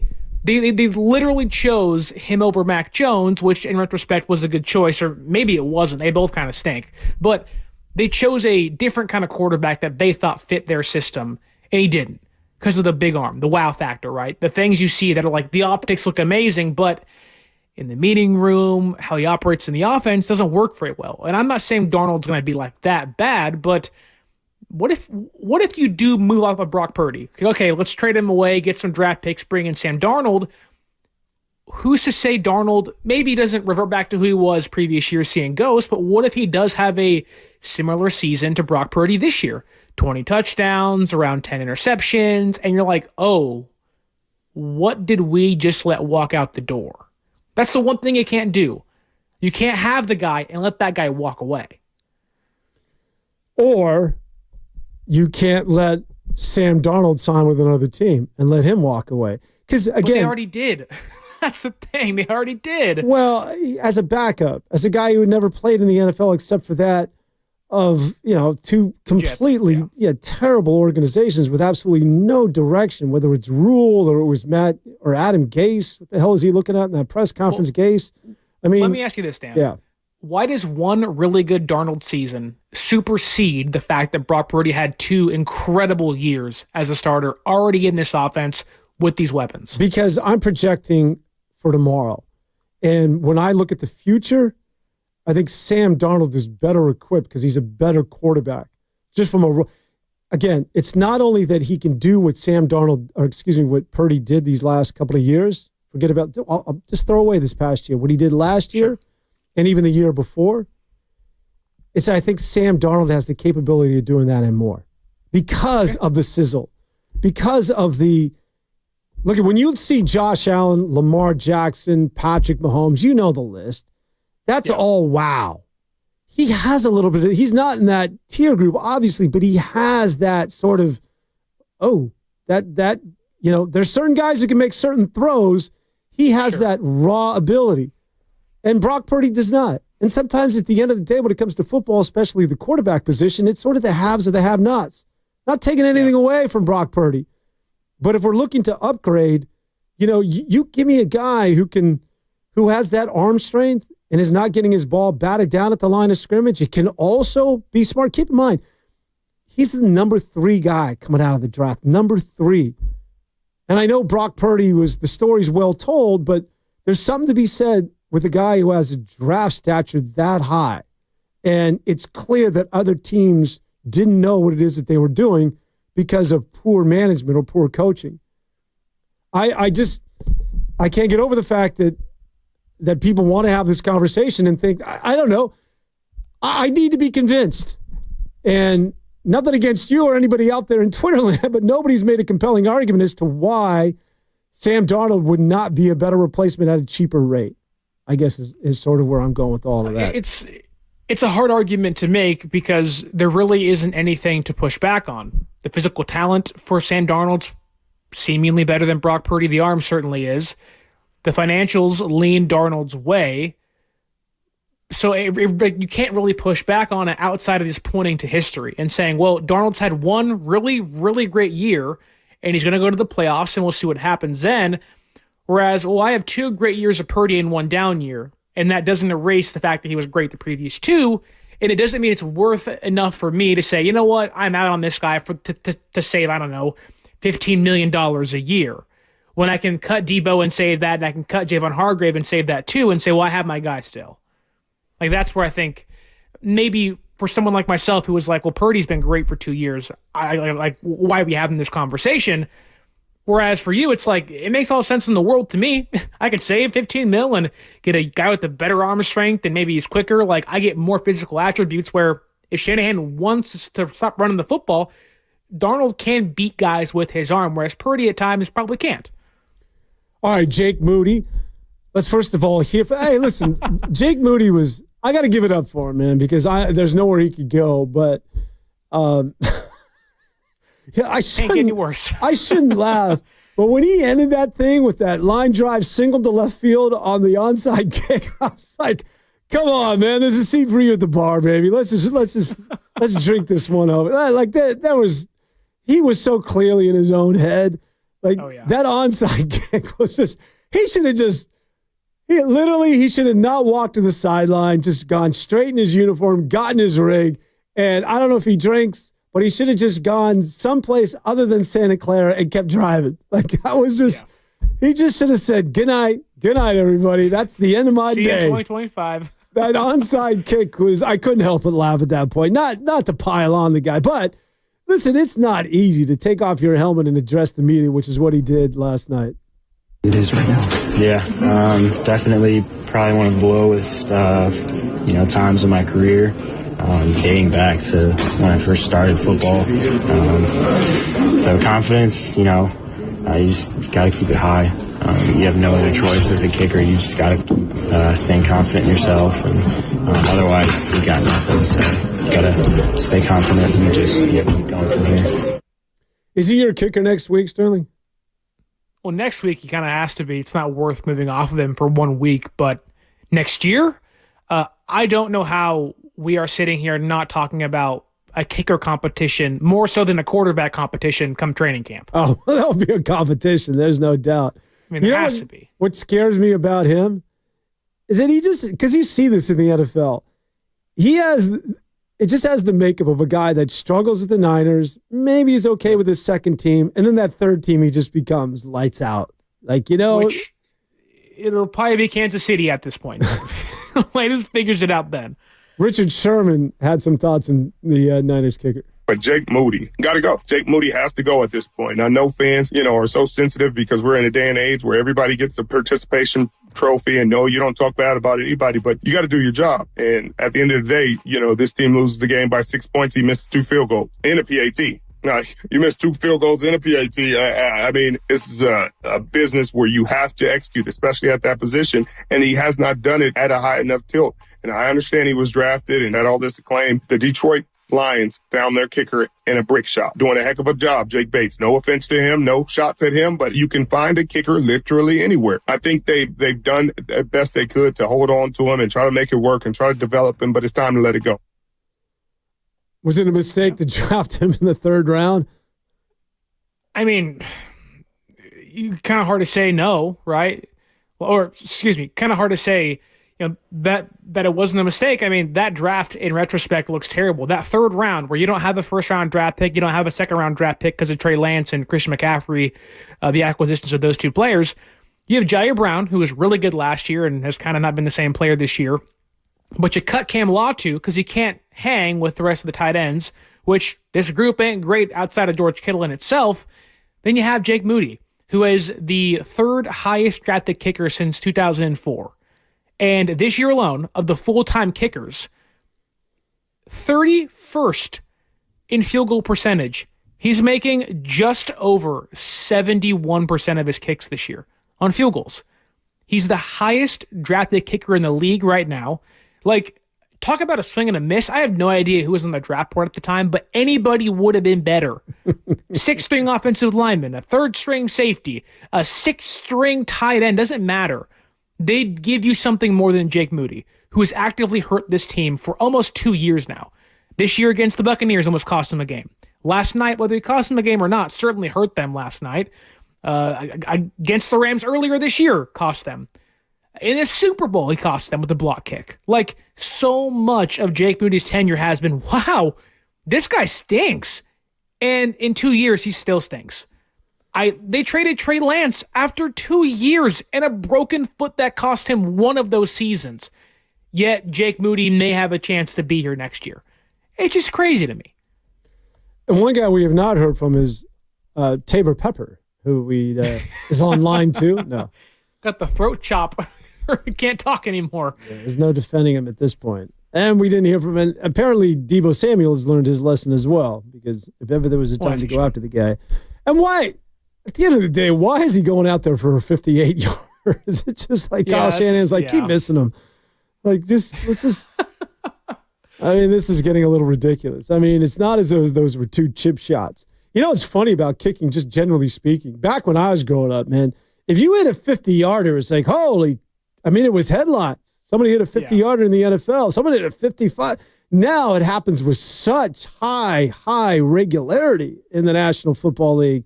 And it's these kickers are so streaky. It's tough. I mean, look at Tucker. Now all of a sudden he's human out there in Baltimore. Not even human. He's not even good anymore. And it's it's difficult. It's really sort of, and those dudes are usually the weirdest guys on the team. They're over there on their stationary bike while everybody else is pounding heads. It's just a very, very. I can never put too much emphasis on blaming or giving too much credit or fault when it comes to kickers at the end of the day. I mean, sure, but he can barely make a 40-yarder. It's not like, oh, he's missing 60-yard field goals. Like, I don't know who the guy's name was back in the day, but he had his foot was, I guess, deformed is the word to use. Like Tom Dempsey. I think, yeah, Tony Danza played him in the movie they made back in the day. It's like that guy's making field goal kicks 63 yards downfield. Jake Moody's perfectly fine. He can't make a 40-yarder. Like, what's going on? He was kicking with a wooden stump. Right, and sure, it certainly helps you, but it's like, okay, can you just make a 40-yarder for me? Like, at this point in time, I am more nervous about Jake Moody going on. Like, whenever he trots out, I'm like, well, we're not scoring this drive. And when your red zone offense isn't that great this year, you got to have a kicker that can, is worth a third-round pick.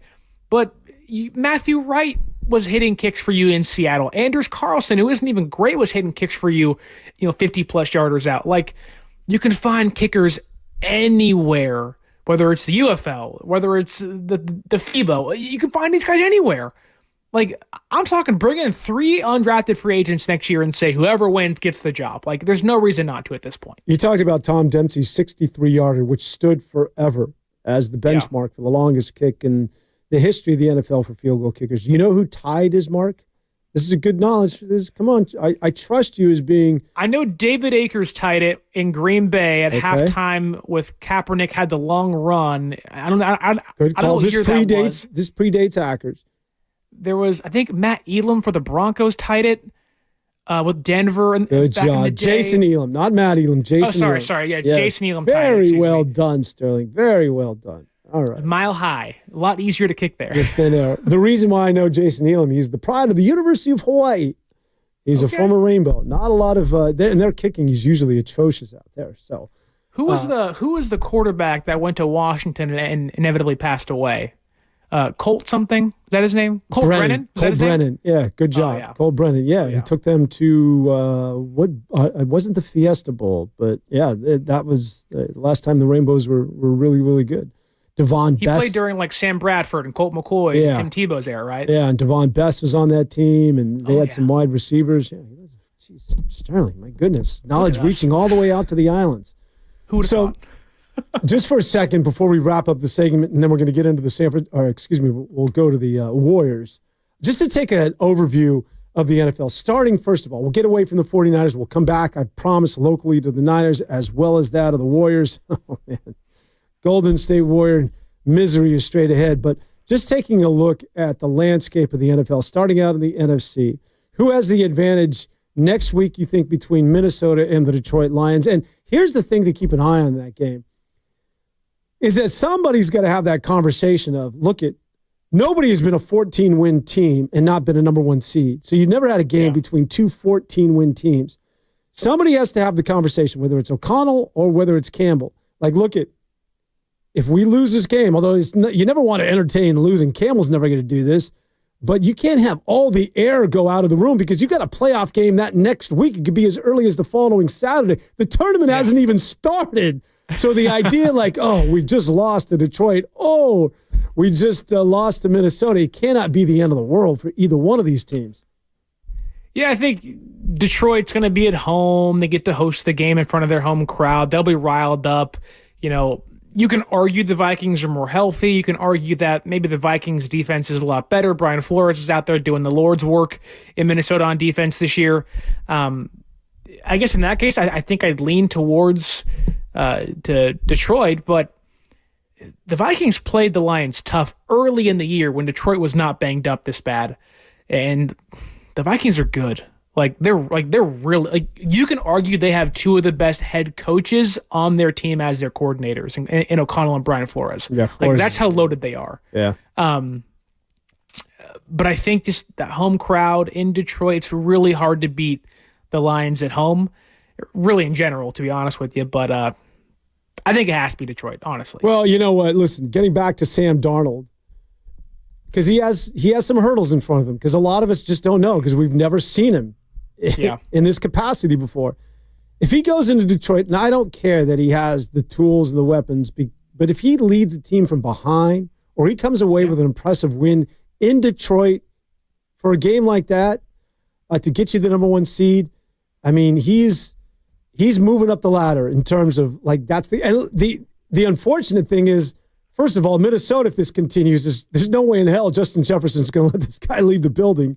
No. And secondly, it's not just the 49ers that are going to throw that hat into the ring and saying, listen, he's going to be coveted by more than just one team. All right, let's continue the 49er talk and get out to Steel Toe, hanging out in San Mateo. Steel, what's up, buddy? Thank you, Dan. Sterling. Yeah, I think it's this is beyond Brock Purdy situation. This is kind of beyond Kyle Shanahan. After this Super Bowl, when we find out the winner of the Super Bowl, we have a chance here to get possibly Steve Spagnuolo, who probably is in a position to accomplish something Bill Belichick or any other coach George Seifert has ever done, win 3 Super Bowls in a row. He knows Andy Reid's weakness. He knows Patrick Mahomes' weakness. And we have that opportunity to get a defensive coordinator to be our head coach, to have an edge over the Kansas City Chief. And that's part of the problem. It's Jed York is kind of a mama's boy. He won't have any balls to get the real head coach to have an edge over the best coaches in the league. That's what this is really about. It's about Kyle Shanahan will never be better than Andy Reid. So you got to get a better coach. Steve Spagnuolo's right there serving you in a silver platter. And this guy just doesn't want to think about it. Jed York is I can't stand Jed York. I don't know how the 49ers are going to win. All right, Steele, thanks so much. Speaking of the Kansas City Chiefs, before we get off football talk and we get into the Warriors, by the way, we see the callers, Leo and company, hang on. We're going to get to a break and go full-fledged Golden State Warriors. But Kansas City, I mean, the fact they got the number 1 seed and are playing their best football now, look out. Three-peat very much in sight. What say you? It's last year all over again. They didn't play great to begin the year. They got hot at the end. The Ravens don't run the football in the playoffs. The Bills don't get it done. And then bang, bang, boom, we're sitting here, Niners, Chiefs, Super Bowl once again. But I want to push back on Steel Toe a little bit. Defensive coordinators that go to be head coaches usually don't fare pretty well in this day and age in the NFL. This isn't the Belichick era anymore. Tomlin has been good, but they haven't won in like a decade and a half. And the Niners did try to hire Steve Spagnuolo this year. That was the first team they called when they fired Steve Wilkes, was, hey, Kansas City, can we get Steve Spagnuolo? The Chiefs gave him a raise and said, you can forget about that opportunity, Steve. And that was all said and done. They also tried to get Bill Belichick. They also tried to get Jeff Ulbrich from the Jets. Like, they tried to make all these moves to bring in another defensive coordinator to help this team. But you also aren't getting rid of Kyle Shanahan in this day and age when everybody else would want to have Kyle Shanahan. Kyle Shanahan isn't going anywhere. Sorry, Steele. All right, Leo, hang in there. It's the Warriors straight ahead. That's right. Warriors losers again. This team's circling the drain. What do we do? Answers straight ahead with Sterling Bennett and Dan Avone on 95.7 The Game. Holy cannoli. This is crazy.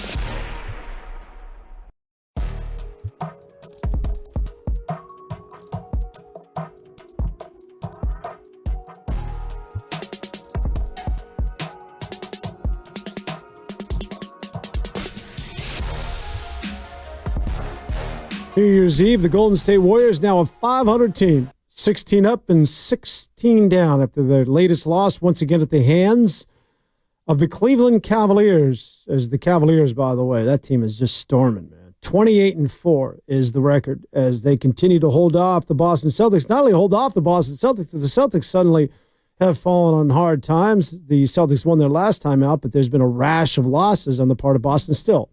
At 24-9, the Celtics are clearly one of the better teams in the NBA, but it's the Cavaliers, the team to beat right now, and they took it once again to the Golden State Warriors. The Warriors, a 500 team after their latest loss. The final numbers last night was another anemic offensive performance on the part of the Warriors as they failed to reach the century mark. 113-95 are the final numbers as Golden State once again losers as we continue to find at least search for answers. We're just going to get right out to the phone lines and start the Warriors talk with Leo's hanging out during the break. Leo, what's up, man? Fix the Warriors. What's on your mind, buddy? Hey, how you guys doing today? Good. Doing good. Good. Yeah, I've been hearing for the last week and even after yesterday's game, with the Curry press conference, to think, for anybody to think that you can go out and get one player like a Cameron Johnson and bring him in here and suddenly it's going to turn this team around and they're going to make a run, for a Western Conference championship, that kind of thinking, you're delusional. It's not going to happen. First of all, if you look at the stats between Cameron Johnson and Kuminga, they're not that much different. Right now, the Warriors are 10th place. They're the only team of the top 10 teams who have a losing record over the last 10 games. Everybody else is playing it, but I don't expect many of these teams, especially the top 4 or 5 teams, to really start playing so badly that the Warriors are going to make a run to get a home court advantage in the playoffs. And even a 5 or 6 is going to be very difficult for them to attain. As far as I'm concerned, I think the ownership needs to go to Steph and say, listen, it's not that we're giving up right now, but we're going to play our younger guys.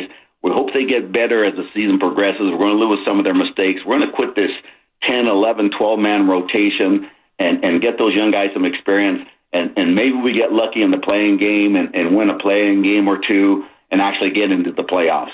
I think that's the best case scenario. And as far as the core 4 that, I think they have with the young guys with Moody and Kuminga, Pods and Jackson Davis, I think you got to play those guys as much as you can. I watched them the other night when they were out there and they made their little run, that group, and they, in the fourth quarter, and they just basically ran out of gas there at the end. But I'm all for playing those guys as much as we can, and then let Steph know we're going for it with our young guys. And then at the end of the season, in the off season, they got to make some decisions. Actually, Steph has to make a decision. Does he want to stay here, or does he want to go someplace and chase that 5th ring? Hey, they've got 4 rings. No one expected that last one. Wiggins, had an outstanding series against Boston, and he led them basically to that last one. I think fans should be happy. Let's think about the future a little bit here and start preparing for that, and be happy that they had 4 rings and had a nice little dynasty going there for a bit. Good job, Leo. I don't see it, Sterling. I know Steiny was talking about it. I don't see Steph Curry in another uniform. I don't see it on it for a couple of reasons. First of all, I don't think Steph at the end of the day wants that to happen. And I know it's important to win championships, but I think it's also important for Steph to be with one team his entire career. I don't think no one needs to remind him how important he is to the community, how entrenched he is here in the community. His kids go to school here. The quality of life is a real deal when it comes to people like that as Steph Curry. I think there's much more to his life than just basketball. Now, basketball and his competitiveness it's real deal, right? And winning a title, yes. But is he to the point of being obsessed where I'm going to go fill in the team? I'm going to go to OKC. The other reason is if he's not going to be the guy, because I'm assuming that if he goes to another team, he's just going to be a piece. Does he want to be remembered as the guy that chased a title, albeit got one? To me, I think that there's a moral clause with this guy that's probably unlike anybody that's ever played the game. I think that he's such a genuinely good guy, and he has his ethics are all in line. That it just doesn't look at. Who knows? I don't know what's ruminating in his head. I can just tell you after watching this guy play here for so many years that does not seem like the ideal conclusion to what has been just a one-of-one career with the Golden State Warriors. Yeah, and you look at it from maybe a different lens of, baseball, for example. Like, Steph Curry is the Golden State Warriors' Derek Jeter. Clay can leave, Draymond can go, but Jeter's going to stay. And I think in this case, Clay's already gone, right? And Draymond, I'd probably agree with Steiny. They probably shouldn't have re-signed him a couple years back, but Steph Curry is the Golden State Warriors. He is their financial moneymaker for sure, but like what he means, like you said, Dan, is like to the fan base, to the community. Like the only other team I can think of that Steph may be wanting to play for is Charlotte. And they are in no position to go get Stephen Curry. And like maybe the familial ties and, being home, whatever, but if you're ring chasing, you're not going to Charlotte. Right. Like everything he would need, maybe outside of the feel goods. Oh, I'm playing in front of my hometown crowd. Like, I don't think Steph cares anymore about that stuff. He may have when he was 23, 24, and maybe when the Warriors were talking about trading him or Monte Ellis, like maybe, but like not now. He's almost 40 years old. He's 37 years old. This team is giving him everything he wants, maybe outside of a roster surrounded by superstars, but they're trying to. I don't want to say two timelines this thing, but they're trying to see if Kuminga and Moody and Pajemski and Trace Jackson Davis, all these guys can maybe be the next wave to help lift Curry up to being a 5-time NBA champion. But I just don't buy the idea or even the thought of Stephen Curry is thinking about or maybe that frustrated to a point of, I want to leave Golden State. Like that sounds so absurd to me of like, really? Like we're thinking about Stephen Curry or he's thinking about playing elsewhere. That just like doesn't come across my mind. And I know, for the sake of conversation, we have to have it, but I don't think the Golden State Warriors have done anything to put themselves in a place to make Steph feel that way.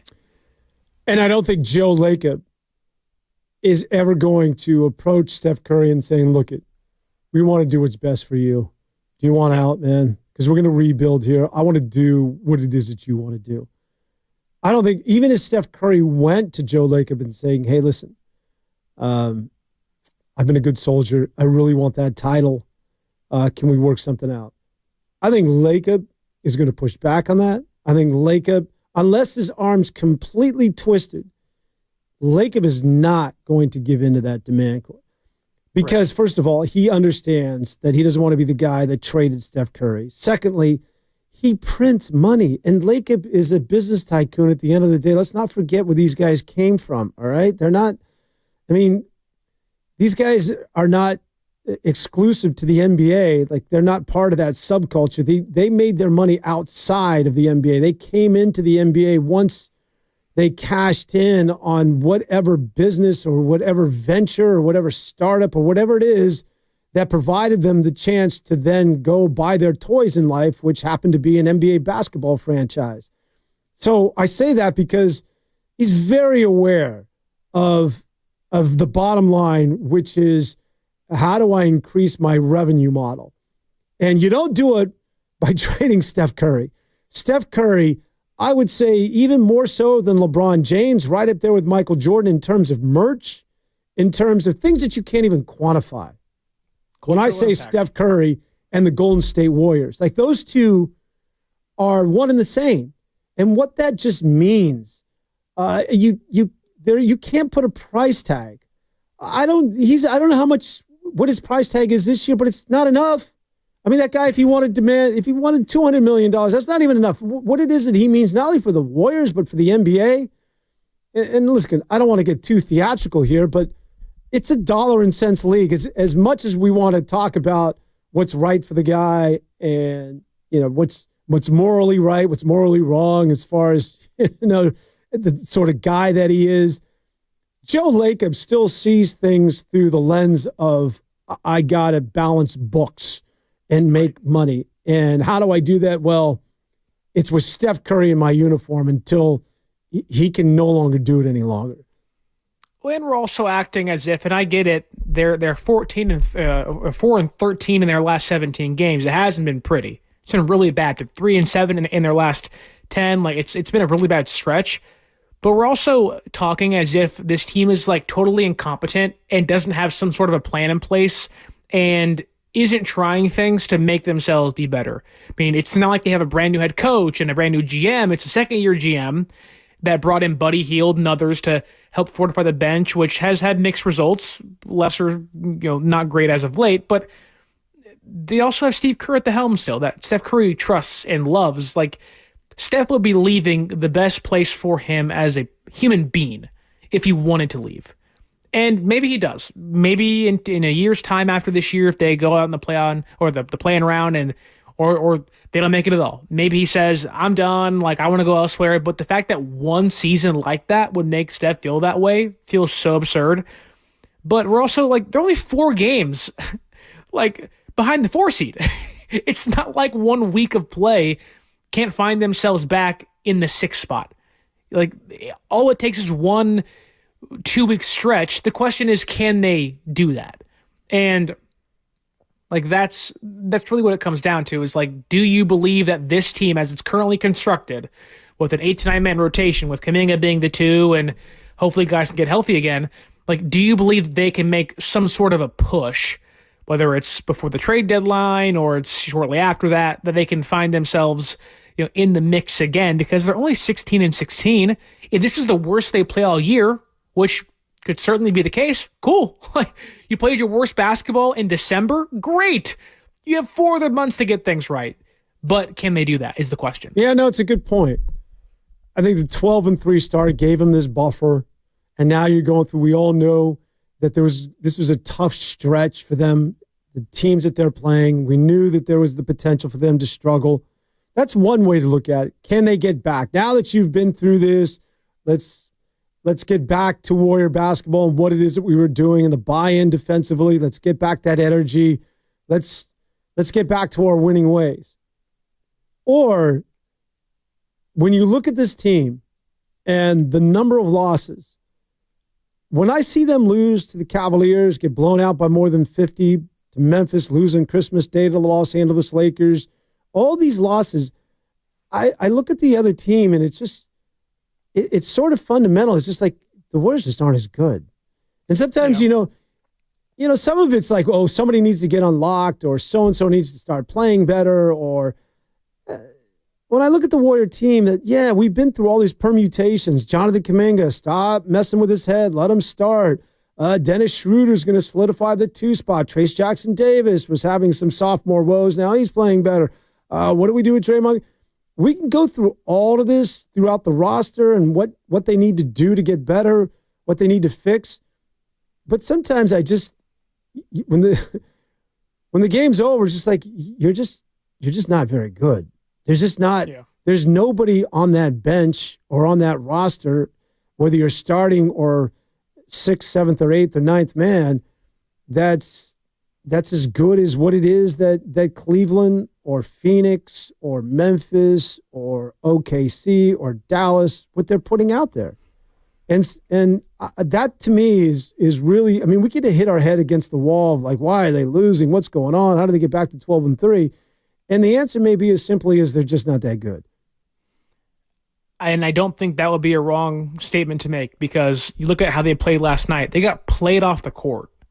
It was like they were the old man playing pickup, and they can't play full court anymore, right? Like, oh, they're gassed, they're breathing, they can't make shots, their legs are tired. And not to say that's the exact reason as to why they played so poorly last night, but it just looks like as if the NBA in a way has kind of passed them by. These teams are 3 or 4 or 5 deep. They have youth. They're 26. They're 27. The Cavs have Garland. They have Mitchell. They have Allie. They have all these young horses that can play 48 minutes a night and run up and down the court against a 37-year-old point guard and a bunch of guys that are trying to find things out and figure things out still.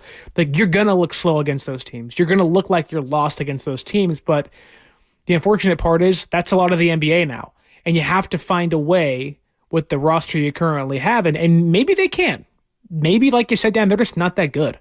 And against the Mavs and against the Knicks and against the 76ers and against the Grizzlies and the Heat, whoever else you want to put up there, like the Bucks, like maybe when it comes down to it, you're just not that good against OKC, who is seemingly 12 guys deep every single year the past couple seasons. Like, it's going to be hard to hang with those guys. And when shots don't fall, it's going to look 10 times worse. And in the last, 13 games, shots haven't fallen at all.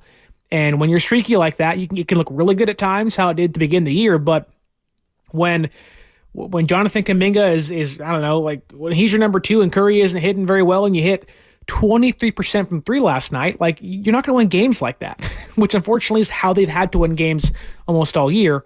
And they haven't won many in their last recent weeks or so.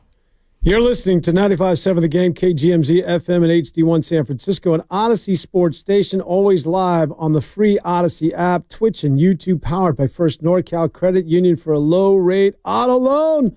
Apply online or just ask for First NorCal financing at the dealer. I'm not going to point a finger at Steve Kerr. Like I said, this is a collaborative, terrible effort.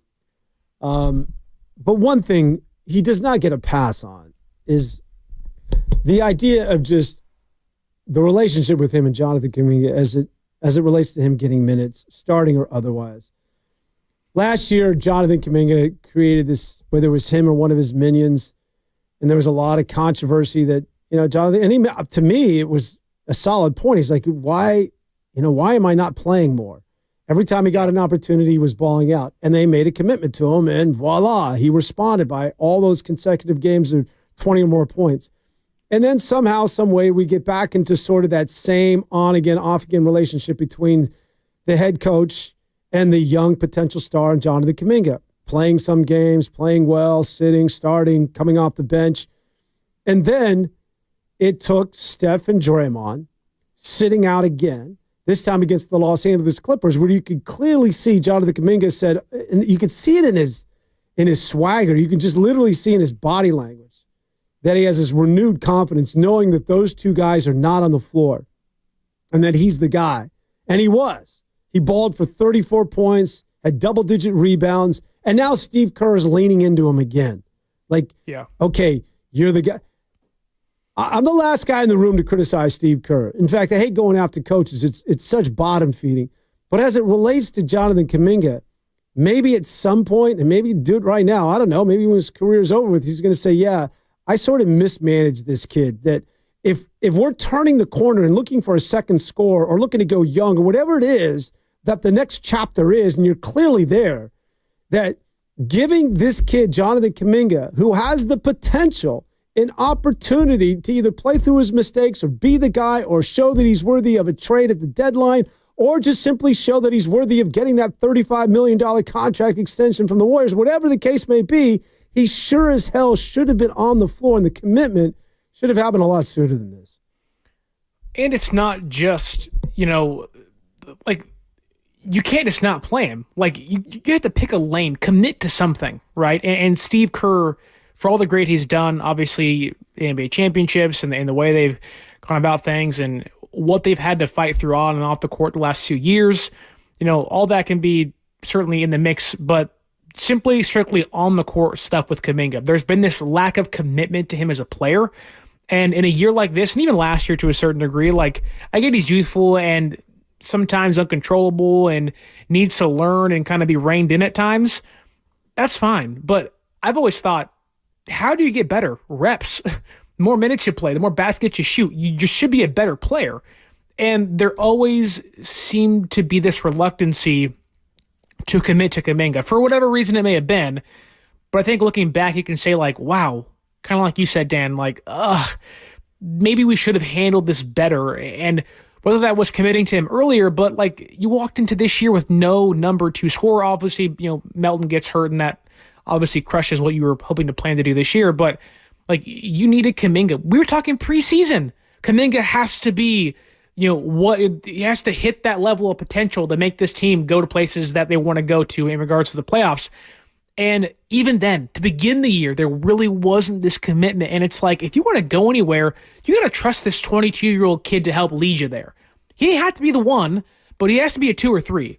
And I don't know what held Kerr back from doing that stuff, but it's like, you shouldn't have taken this Curry and Draymond being out to now trust him. But now look at the record, 16-16, you're 4 games behind, and it's like, maybe had you committed to him last year or beginning of this year, maybe you're not 16-16. Maybe you're better than what you are now because of that stuff. It's been sort of peculiar, the whole relationship with these two over the last couple of years. And I get it. I mean, I can see it with Jonathan Kuminga, that there's some immaturity, especially on the defensive end. And people don't like this when I go after him because there's a lot of JK supporters out there, but he still does not have the same energy on that side of the floor. And he still doesn't get it in terms of rotations, but it's a process. He didn't have college with which to learn these things. Chase Jackson Davis was in college for 5 years. And you can clearly see the difference between the two. Chase Jackson Davis knows where to be on the floor, especially defensively. And Jonathan Kuminga, like in that pivotal game on Christmas Day with the whole world watching, is guarding Hachimura out of bounds, or Hachimura. And, just has his back to the basket, and here comes Austin Reeves in a place where Jonathan Kuminga should have been, and that is closing that baseline and challenging the shot. He's nowhere to be found. He's chasing Hachimura. I don't know what they were doing. It wasn't even in bounds during the play. So there's that. But I think that at this juncture, I don't know that this is salvageable, Sterling. I don't. And I think it's one of those, let's just let them play. It's almost like, if you're the Giants and you're not going to the playoffs and it's time for September call-ups, just let these guys play. Let them play out the season. You don't believe the Warriors' season in itself is salvageable? I think it's getting to that point. And even if it is, playing him is all part of that. Whether you're playing for the future because you're not going to the playoffs, or whether you're playing for this year and you want to make a run to the postseason, Jonathan Kuminga is going to have his hand in both of those equations. Yeah. So, the fact that it looked as though you made a commitment to him about a month ago when he was inserted into the starting lineup, and you sat Draymond Green, and it looked as though you're going to lean on Jonathan Kuminga, and then less than a week later, he's back on the bench, and then back in sort of this weird sort of land of going between the two, of starter and coming off the bench, not really knowing his minutes and knowing that he's 1 or 2 mistakes away from getting pulled. I think that there's just I said this to Steinian during the crossover, that there's got to be a commitment to him, but he's got to be aware of that commitment. Like, it's got to be to the point where he comes into a room with Steph Curry, and if Draymond needs to be there, that's fine as well. And they say in front of those guys, because I think he can get really deferential when they're on the floor, look, you are going to be our number 1 option, or you're going to be 1A, but you now have the latitude to shoot the basketball. And unless you're really, really bad, I'm not going to pull you. And so I want you to hear that from me, and I wanted to say in front of Steph and in front of Draymond. So go out there and be that guy you were against the Los Angeles Clippers when these guys were out of the game and you came up with, coincidentally, your career high of 34 points. Well, and he's, what is he, 22? Like you said, Dan, young people, whether they're in life or in the NBA, it means a lot to have your head coach say, look, we trust you, and we are going to believe that you can get this done. Especially when you have 2 Hall of Famers playing next to you, who that young player is like, look, I'll defer to them for either scoring or answers to questions that I have. Like, to have the confidence of the coaching staff behind you to believe in you, like that means something. It matters to a young player like in Jonathan Kuminga's case, especially when it really has been kind of tumultuous of, will they, won't they? There's been some touting involved. There's been this non-committal attitude to him. I think if they, like you said earlier in the crossover, sat Curry and Draymond and Kuminga down and said, look, whether you're the guy or you're the 1A or the 1B, whatever you are, we believe in you. You are going to be a foundational piece at least this year. And we have to have you. Thus, you are our big 3 in a way. You are going to be the 3 guys that carry this team forward. And Jonathan Kuminga, you're the number 2 scorer on this team. Like, you have to be involved. If you want to take 30 shots a game, we'd say no, but by all means, you have that freedom to do so if you're feeling hot that day. Whereas now, at least the last couple of years, it felt like he's been playing with the restraints on, and I want to see those taken off. The other thing that we were talking about earlier is that if Steph is going to be relegated to a different role, if he's not going to be, well, he's still got to be your best option. because who else is going to score from basketball? And he's still that guy. He just can't do it as consistently. Yeah. But here's where it gets difficult with Steph Curry. Because it's not like an aging Michael Jordan, or it's not like even an aging Kobe Bryant. Steph needs the basketball. And Steph needs to, in order to be effective, he's got to have the ball in his hands, and he's got to work his dribble, and he's got to look for the ISO, and he's got to look to see if there might be a crease for him to get to the rim, or he's got to see, depending on who he is, maybe on a switch, whether he can get to a step back and shoot his three. But the ball is in his hands. And so everything sort of stops when Steph is your number one. That's what happens when your number one is a point guard, which is somewhat rare in the NBA. And what happens to guys like Jonathan Kuminga, as well as the rest of the team, is things get really stagnant. And all of a sudden, there's no ball movement, and you become ball watchers, and you're waiting for Steph Curry to perform magic, as he has done on more than one occasion. And that's why he's one of one, and arguably one of the greatest, if not the greatest, to ever do it. I think if he somehow, when they were 12-3 and he took them to a championship this year, I think he gets vaulted into that conversation of potentially being right up there with Michael Jordan as the greatest to ever do it. But do you see my point? Is that it's challenging for the Warriors when your best player is so ball dominant and he's no longer the same guy. It encumbers the growth of the Jonathan Kumingas, of the younger players on this team, because they have got to wait for the ball to come their way, and or they've got to be deferential when he's on the floor to make sure that the ball's in his hand, so that he's exhausted all options and can't get his shot off or can't get to the rim, and now I get the basketball. There's something's disharmonious with the way they're playing basketball right now when your best player is aging and not the same guy, but still wants the ball in his hands and to dribble as frequently as he does. Does that mean maybe instead of, in regards to signing comments on signing Guru or in the crossover, like this new role is a bench role or it's a reduced minutes role? Does that mean? Yeah, you know what's interesting? As much as I just pontificated and howling at the moon, I don't know what the answer is, because he's still your best player. But right. This is why I don't think there's any easy answers here. This is why I think. Does he then move to maybe being a spot up shooter instead? You can run all those things for him. Yeah. Like, is that role in a way kind of how Klay Thompson was in Golden State? He didn't need the basketball in his hands to make magic happen. Does he become more of a Klay Thompson for you, while you have your younger players become more ball dominant and allow him to kind of work on the perimeter, hit those big threes and make magic happen? Maybe less or so, but to a more efficient extent. Yeah, I think that's a good point. Maybe he's your two and he's coming off of pin downs and he's a catch and shoot guy, or his role's a little bit different. JJ Redick, to his credit, and I know LeBron is sort of the guy and has been with AD, he's taken over the role once again as being sort of the alpha male. But early on, when the Lakers had success, JJ Redick leaned in on Anthony Davis and said, Anthony Davis is now going to be our number one.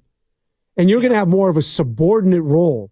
Like, the ball's not going to, the offense is no longer running through you, right? You're now 40 years of age. So you're still a significant player. There's no doubt about that. When you look at the Lakers, he can still do it.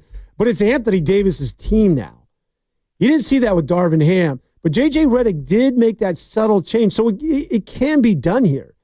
You can't. But the problem is that there is no number two to Steph Curry. But you can subtly change the role where you're no longer the guy. We still want you on the floor. We still want you shooting.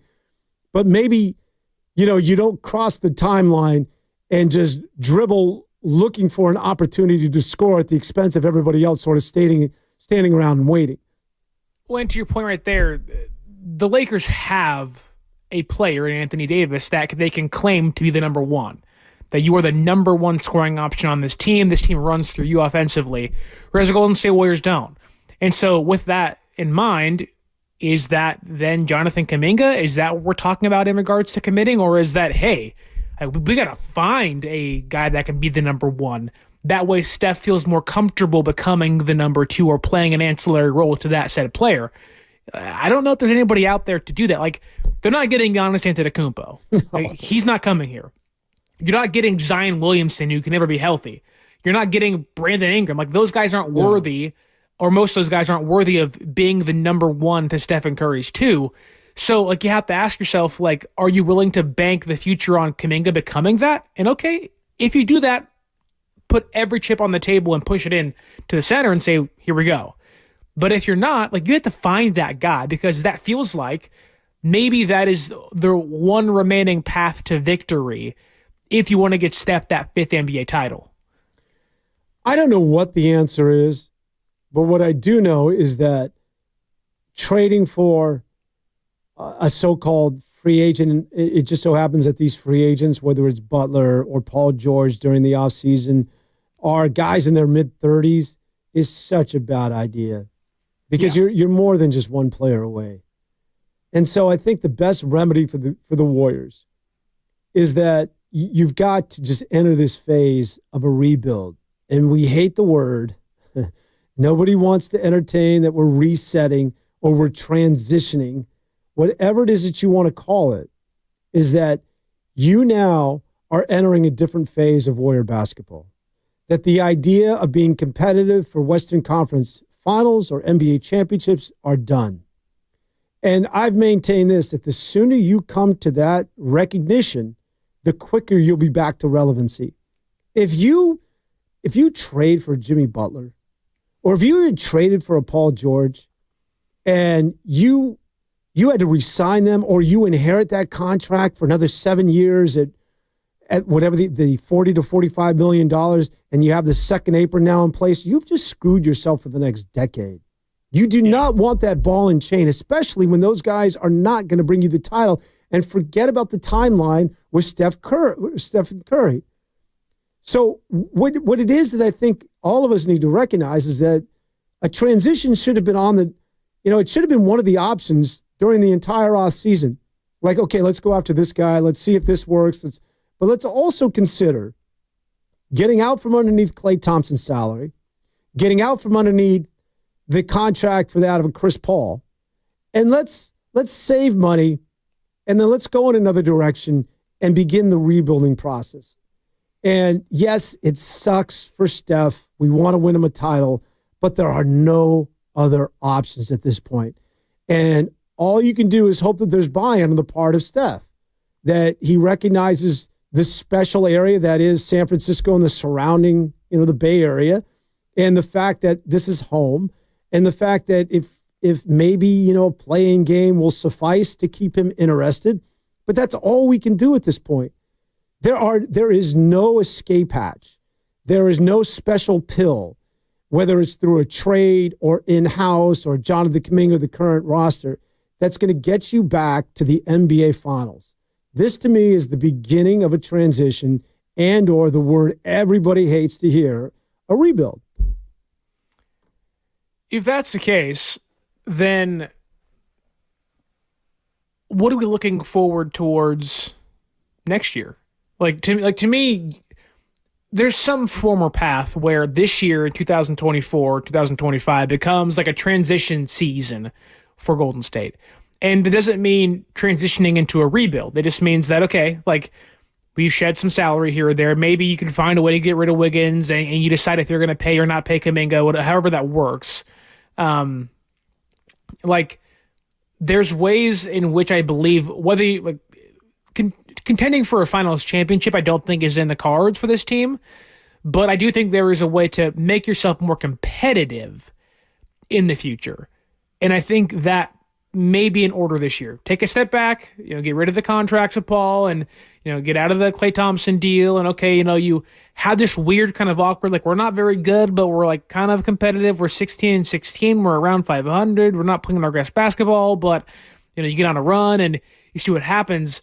Milk this thing for what is left in it. But I do think next year, and I have no idea what the free agents are and what this team is going to do, but a 38-year-old Stephen Curry, I think, would be more welcoming of that new role if you then can make the move during the offseason. I'm not saying go and getting an older Paul George, but I do think there are moves that can be made to not push this team towards the finals, but at least push this team to being a more serious contender in the Western Conference. You know what that move's called? What? Getting in the lottery. Rebuild? Okay. I really mean it. I think that the best thing that could happen to this team, rather than playing some silly play-in game and get smoked again by Sacramento, whatever it is, just get in the Cooper Flag sweepstakes. Doubtful you'll get them, and I don't know everybody that's coming out this year, but that's what needs to happen. You got to land somebody in the draft. That's again, that is a rebuild. I think that this idea that they're hanging on right now, to potentially, getting up to you're a couple of wins away from getting back to this 6th or 7th seed. Yeah, that's true. But there's also the potential that this team could continue down this direction of losing and losing at a high clip. And if that's the case, then you're in the lottery. And if you get into the lottery and you land a player or two, and then you start thinking about who's available, now you have the semblance of a future. And I don't know how this whole Steph piece works into it. He's sort of this guy that's going to be there. And to your point, yes, to now a relegated role. Draymond, you can do whatever you want with Draymond, but I think the Steph thing is always going to be there. But now I at least have a path out of this. I have a foundation of getting a high draft pick or a lottery pick to go along with an emerging Kuminga, and hopefully there's some pieces here, whether it's Podziemski or Trace Jackson-Davis continue to show some improvement, and maybe there's a free agent out there over the offseason that's younger, that makes sense. And now suddenly I'm beginning to piece together something with younger players. That's the key, is that this team has to be younger and a future. Right now it's chaos. I don't know what the hell this is. From Lindy Waters to GP2 to a young Jonathan Kuminga to an old Draymond Green. I mean, we're all over the damn map. It's directionless. It does feel like that the Warriors are caught in between. Whether you are the past couple of years, you're the St. Louis Cardinals, some aging veterans, and you're hoping to add some young guys in here. They don't work out, and you're like, look, we have a 38-year-old Paul Goldschmidt playing first base and a 35-year-old Sonny Gray pitching for us. He's our ace, and Lance Lynn's out there. You're like, maybe a wild card team, and it's like, no, like you're in the worst place you possibly can be, or you're the New Orleans Saints, and you're in cap hell, and you have Derek Carr playing quarterback and an older Alvin Kamara who you extended this year. Like that's a place you don't want to be. You never want to be in the middle because you're either contending or you're building for a brighter future. And the Golden State Warriors are seemingly treading water in a Western Conference where the rest of the NBA is kind of passing them by. And so, again, maybe, like, I'm not even a Warrior fan, but for this franchise, like, the word rebuild sounds scary because you have the name Stephen Curry tied to you still and under contract. Gotcha. Like that there is like, well, we still have Steph, and it's like, okay, yeah, you do, but if we're having an honest conversation about Stephen Curry, and I get there's been some injuries this year and whatnot, but he's playing his lowest minutes since 2020. He's averaging his lowest points since 2020. And that doesn't mean he can't come back up next year in a new role, but it's just being honest with where you're at. The toughest part about being a human being is assessing yourself and saying, hey, I need to improve in these areas. Self-growth is so hard to do as a person in life. And as a franchise, like, how can we figure this thing out? How do we assess this mess we're currently in? And I have a hard time believing this organization, for as great as they have been, is willing to admit, like, look, we maybe aren't and can't survive and contend seriously with Curry being the 1A. He can be on the team. Like, the whole thought of two timelines, we are the San Antonio Spurs 2.0, and it sounded great when you won with Jordan Poole and he was here and everything. But once Poole left, and then like all of that kind of came cratering down. Wiseman got moved, like all of that fell down to back earth, and it was like, we don't know what we have here, but let's ride this thing out and see how it works. And last year it didn't work, and this year it's not currently working. And maybe that is like, hey, it's not gonna work the way it's currently constructed. Now, I don't know how to fix that. I don't know what tools have to be put in place to make this thing, come together and have the puzzle be complete. But I think having an honest conversation with yourself, that being the Golden State Warriors, is needed. Of like, we need to seriously find like what is wrong and how we can kind of reshape this thing to get back to who we once were, or at least serious, contend in the Western Conference. Out of the corner of my eye, we got Penn State and Boise State. And I'm just wondering, Penn State's taking it to them. I know Boise State had a big season, but how the hell did they get into this playoff against Penn State? It looks like Penn State is playing. Ashton. It looks like they're playing an intramural team. Like these, Not only get in, they got to buy. I know. Well, they've only lost once this year, right? But it's ridiculous looking at the athletes, comparing the two. It's just like these guys. It's Boise State. I will say this. I don't know what year it was, but Boise State might be my least favorite college because when Oklahoma played Boise State in the Totino's whatever bowl it was back in the day, with Ian Anderson playing running back, they scored the game-winning touchdown via the Statue of Liberty. Yep, baby. And they proposes to his girlfriend. I was like, would you propose to her had you lost that game? And my goodness, why couldn't you lose that game? Jared Zambronsky, whatever your quarterback's name was then. It haunts me to this day. And I was like 5 years old then. That was an awesome. God, that was good knowledge, man. That probably was the funnest bowl game I've seen in a long, long time. All right, let's get back out to the Warriors. Sam's hanging out in Oakland. Sam, what's going on, buddy? What do you say? Oh, great show. I agree with you guys totally. How is Boise State even in this playoffs? It doesn't seem like a college football playoffs at all. But going back to Steph Curry and the draft, and the Klay Thompson contract, it makes me think, what if we never signed Klay Thompson to that max deal? What if, and we had already had the number 2 pick, what if we had taken LaMelo Ball? What would have happened if we had a fresh point guard? That guy would be our point guard. Steph would be the off guard. We'd be doing beautiful right now. We'd be right there.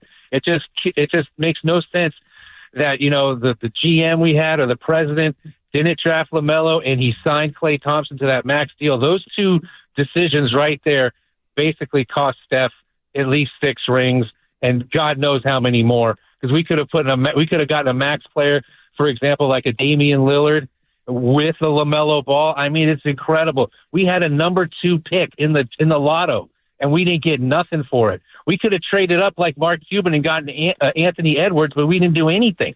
We just sat there, picked the wrong person, and just it was pitiful, really pitiful. It seemed like the front office for the Warriors at that time was just had their heads in the sand, no idea what was going on, while the rest of the league was 5 steps ahead of them, and we had the best player on earth that we'll ever have in Steph Curry. Now, just like you said, he's 38. What are we going to do now? You guys have a great day. Best show on the radio. Bye. Well, he's actually 36, but soon to be 37. Yeah, Sam, I hear you, and I'm with Sam. Although the Klay Thompson getting a max deal, you had to. Your hands were tied.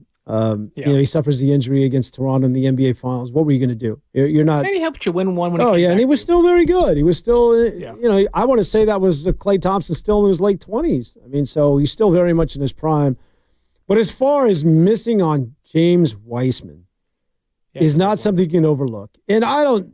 You can go after Bob Myers, but that at the time I remember saying, I don't know, James Wiseman sounds good to me. I was in on James Wiseman. That's such an imperfect science when it comes to the draft. But to Sam's point, missing on Wiseman really is sort of not. It hasn't. There isn't a direct cause and effect as to why we're at right now. But it sure has got a lot to do with it, because that was an opportunity. Because you were rebuilding then. Remember, Sterling, you still had Steph, Klay, Draymond. You had guys who were still in their prime. And then you had an opportunity to get into the lottery.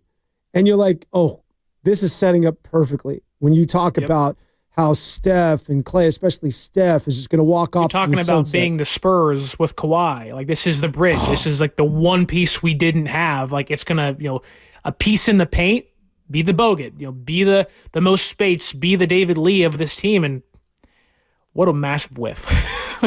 Terrible. Yeah, and I get it. I understand why they went after James Wiseman. It was so sexy because just what you said, like, not only if this guy hits, but hitting as a 7'1" guy who's got handle and can shoot, that's transformative. Like, I understand why Bob Myers pulled the trigger. But this is just sort of the world we live in, right? It's these draft picks, you never know.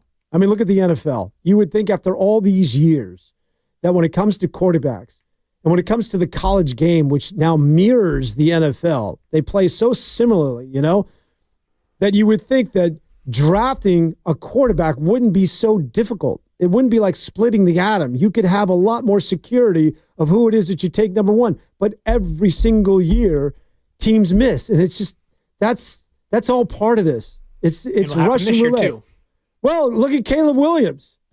Caleb Williams, we'll see. But, Jaden Daniels, the Chicago Bears didn't even want to bring him in for an interview. They were so convinced that this was the guy.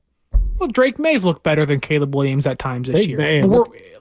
Worst team around him, completely worst team, but Drake May looks legit in New England. I'm with you. Watch out. It's a crapshoot. Like honestly, is a crapshoot. Like you think you have the guy, and you don't have the guy. And Caleb can be great next year if he has a new head coach, a new offensive coordinator, and everything. But back to the whole Wiseman conversation. Like the Warriors really did have three critical. I don't want to say mistakes, but like three critical places in time. Clay's injury, whiffing on Wiseman, and then the punch. Like those three things completely altered this franchise's history. Now, what would they become? I have no idea, but you lost your number 2 scorer in Jordan Poole. You lost what you hoped to be a really cornerstone piece in your front court with Wiseman, and then Clay comes back from the injury and really isn't the same, and you lost a couple years of Stephen Curry's prime. Like all those things add up to hey, Stephen Curry's 36 years old, going on 37. We have a really kind of young roster, or at least a group of young players around him, but they really aren't ready just yet. And now Draymond's getting older too, and he really isn't giving you much anymore offensively. And it's like you kind of found yourself in this lost kind of vortex of we're here, we don't know where we're at, but we are here somehow, and we're trying to find our way through it.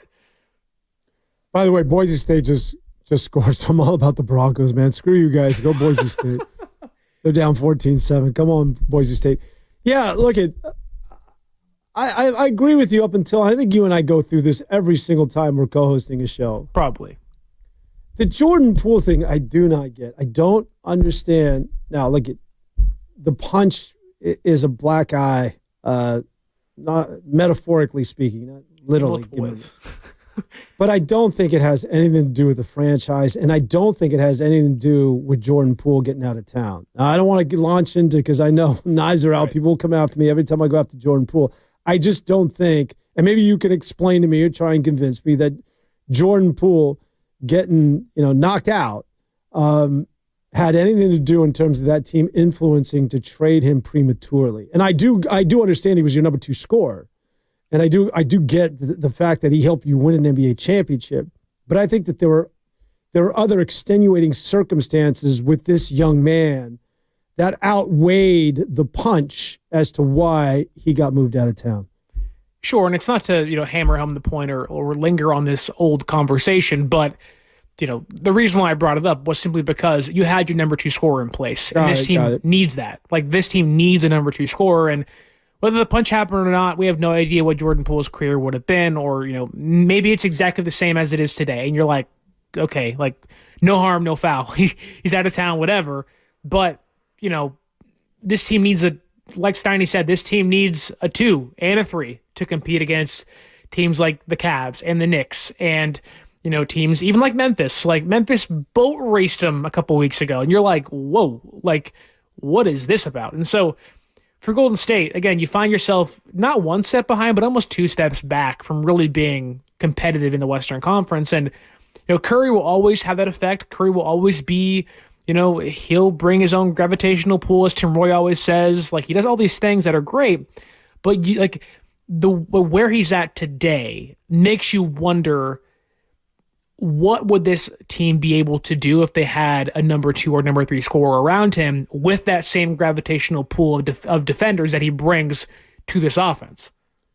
By the way, you just mentioned Tim Roy. He had an opportunity to call a Warriors televised game. I don't know if you happen to see that. Yeah. So he did the game, and Kevin Dana, our friend Kevin Dana, was doing the play-by-play, as he's opted to do when Tim Roy takes some days off. I just have to say it was one of the most pleasant televised games I've seen in a long time featuring the Golden State Warriors. I'll leave it at that. It was nice to hear another voice and just something that was pleasant to listen to. Not a lot of over talking, just letting the action sort of develop. And it was just like driving down the highway and rolling down your window and getting a breath of fresh air. But shout out Tim. Tim is Roy. great. Yeah, Tim is the best on the air. He's the best off the air. Like, now I'm no longer living in the Bay. When the year started, kind of transitioning with Cam into his new role as Warriors network coordinator, I texted the Warriors and Tim Roy, and I was like, hey, like, I'm not going to be there, but like, have a great year. And it was like, you know, you guys meant so much to me and everything. And like, Tim's always the best. Like, he's always there. He always offers to help with stuff. Like, Tim, for as quirky as he might be and for how bad his music taste may be, he's always the best. Well, he's the best now, but I remember you mid-season, and don't go anywhere near my man Sterling Bennett, because you could be a little prickly. Those dudes had you running ragged. And I tell you what, Cam Williams, a lot of work, but they're still the best. Another year of this, and Cam Williams will be right up there in Asperia with you as your roommate. He's going to want to get the hell out of here. They work one you more guys. parking ticket, and he might be up here. Cam, do you want to retell the story before we get to the break? Cam Williams, ladies and gentlemen, was doing a show, and he was the only producer, but he literally had to run out of the booth because his car was getting towed down Kearney Street as he chased it to the yard. What happened? Take me through this. Yeah, so originally I went down there just to go get my water. I left my water in the car. During the break, I decided, I'm like, okay, I have enough time to run back up. So I go down there. I look to see where my car would have been, and I see all these cones and this working crew there. I'm like, where's my car? And a few other cars were gone. And then I look down the street, and I see my car on the tow rig. So I ran up to the tow rig. I'm like, hey, it's free today, right? It's free. It's Sunday. And he was saying like, yeah, just go over there, talk to the PG&E gentleman, and they'll let you know. And I'm just looking for a new spot to park your car. So there was a spot that they were moving the car to. Next thing I knew, I come back up here, Evan's in the studio, and I let them know what happened. But then once the show ends, I go back down there. The car's nowhere to be found. So then the PG&E, the next set of PG&E workers that were there, they were like, yeah, you'd have to go down to the lot. They sent it down to the lot. And I'm thinking to myself, I thought they were just parking it, moving it to a whole new spot. But luckily, they weren't going to charge me. I called the tow place. They said there's no charge because it was a city working situation. So they just had to move cars out just to fix something. So they took his car and they towed it to the yard after telling him they were just going to move it down the block. That is something. You know, in the closing moments, I want to talk about the Warriors. Any of your thoughts? You want to get into the 49ers, we're here for you as well.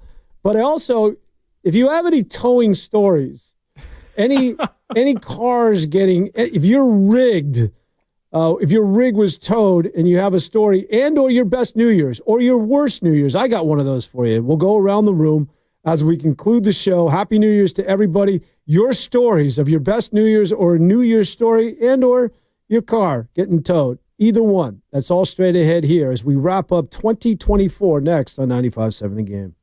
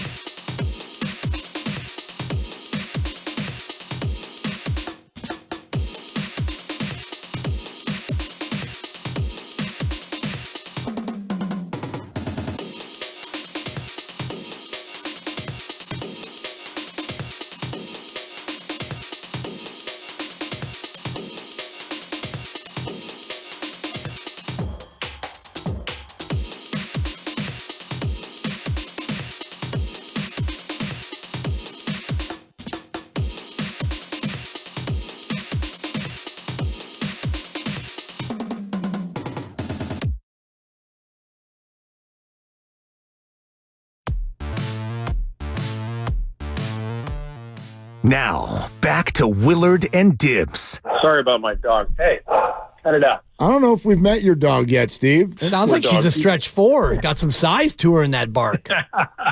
More of a backup point guard. On 95.7 The Game. Sterling Bennett and Dan Avone. I guess we got this for the last time in 2024 in terms of sports talk radio.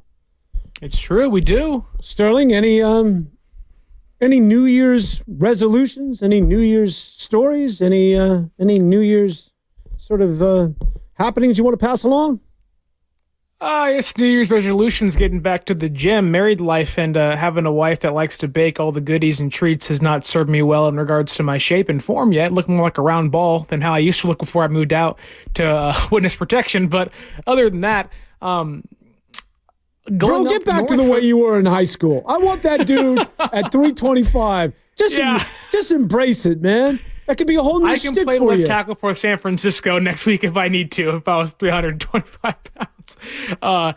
But in regards to like a New Year's story, I guess, I was going up north for the holidays for a short period of time this year, and I happened to get my second speeding ticket on my record. Got popped in Bakersfield going 80 in a 65. And I don't know about you, Dan. 80 didn't seem too fast to me, but the police and the CHP were not too happy with me when they pulled me over. Were you I-5? Yes. Okay, I thought the speed limit on I-5 was 70. Did 60. they not? Did it go back up to? Okay, go ahead. I don't know. Either way, they were sirens blurred, and I was like, me coming after me, and they were like, yep, and I was like, all right. But I'm expecting about $500 ticket in the mail in the next few days. So, not great. Yeah, not that's great. the worst. I've stopped with my moving violations, man. I don't even like driving anymore. That's the beauty of spending time in New York. It's the biggest stress relief. Put me in the subway. I see more characters. I'm more entertained in the subway. However, if you want to get someplace in a hurry, don't go on the subway because those trains, you can never understand what it is that they're saying over the PA. If there's a delayed an hour and a half, it's delayed an hour and a half. That's all you can hear. It's all you can make out is delayed an hour and a half. But all right, big chick, you got a. Well, actually, I'll give you one. Yeah, I got an I-5 story for sure. Oh, let's go I-5. Let's go I-5. I got a speeding ticket on I-5 maybe 5 years ago, and he clocked me at 111 in a 70. Which I thought, and I asked him, of course, what did you write me down as? And he said 111. And I had to go to court in the Central Valley, hire a lawyer, the full 9. It was like a $1,600 speeding ticket. What, were you going 111? Say it again. How fast?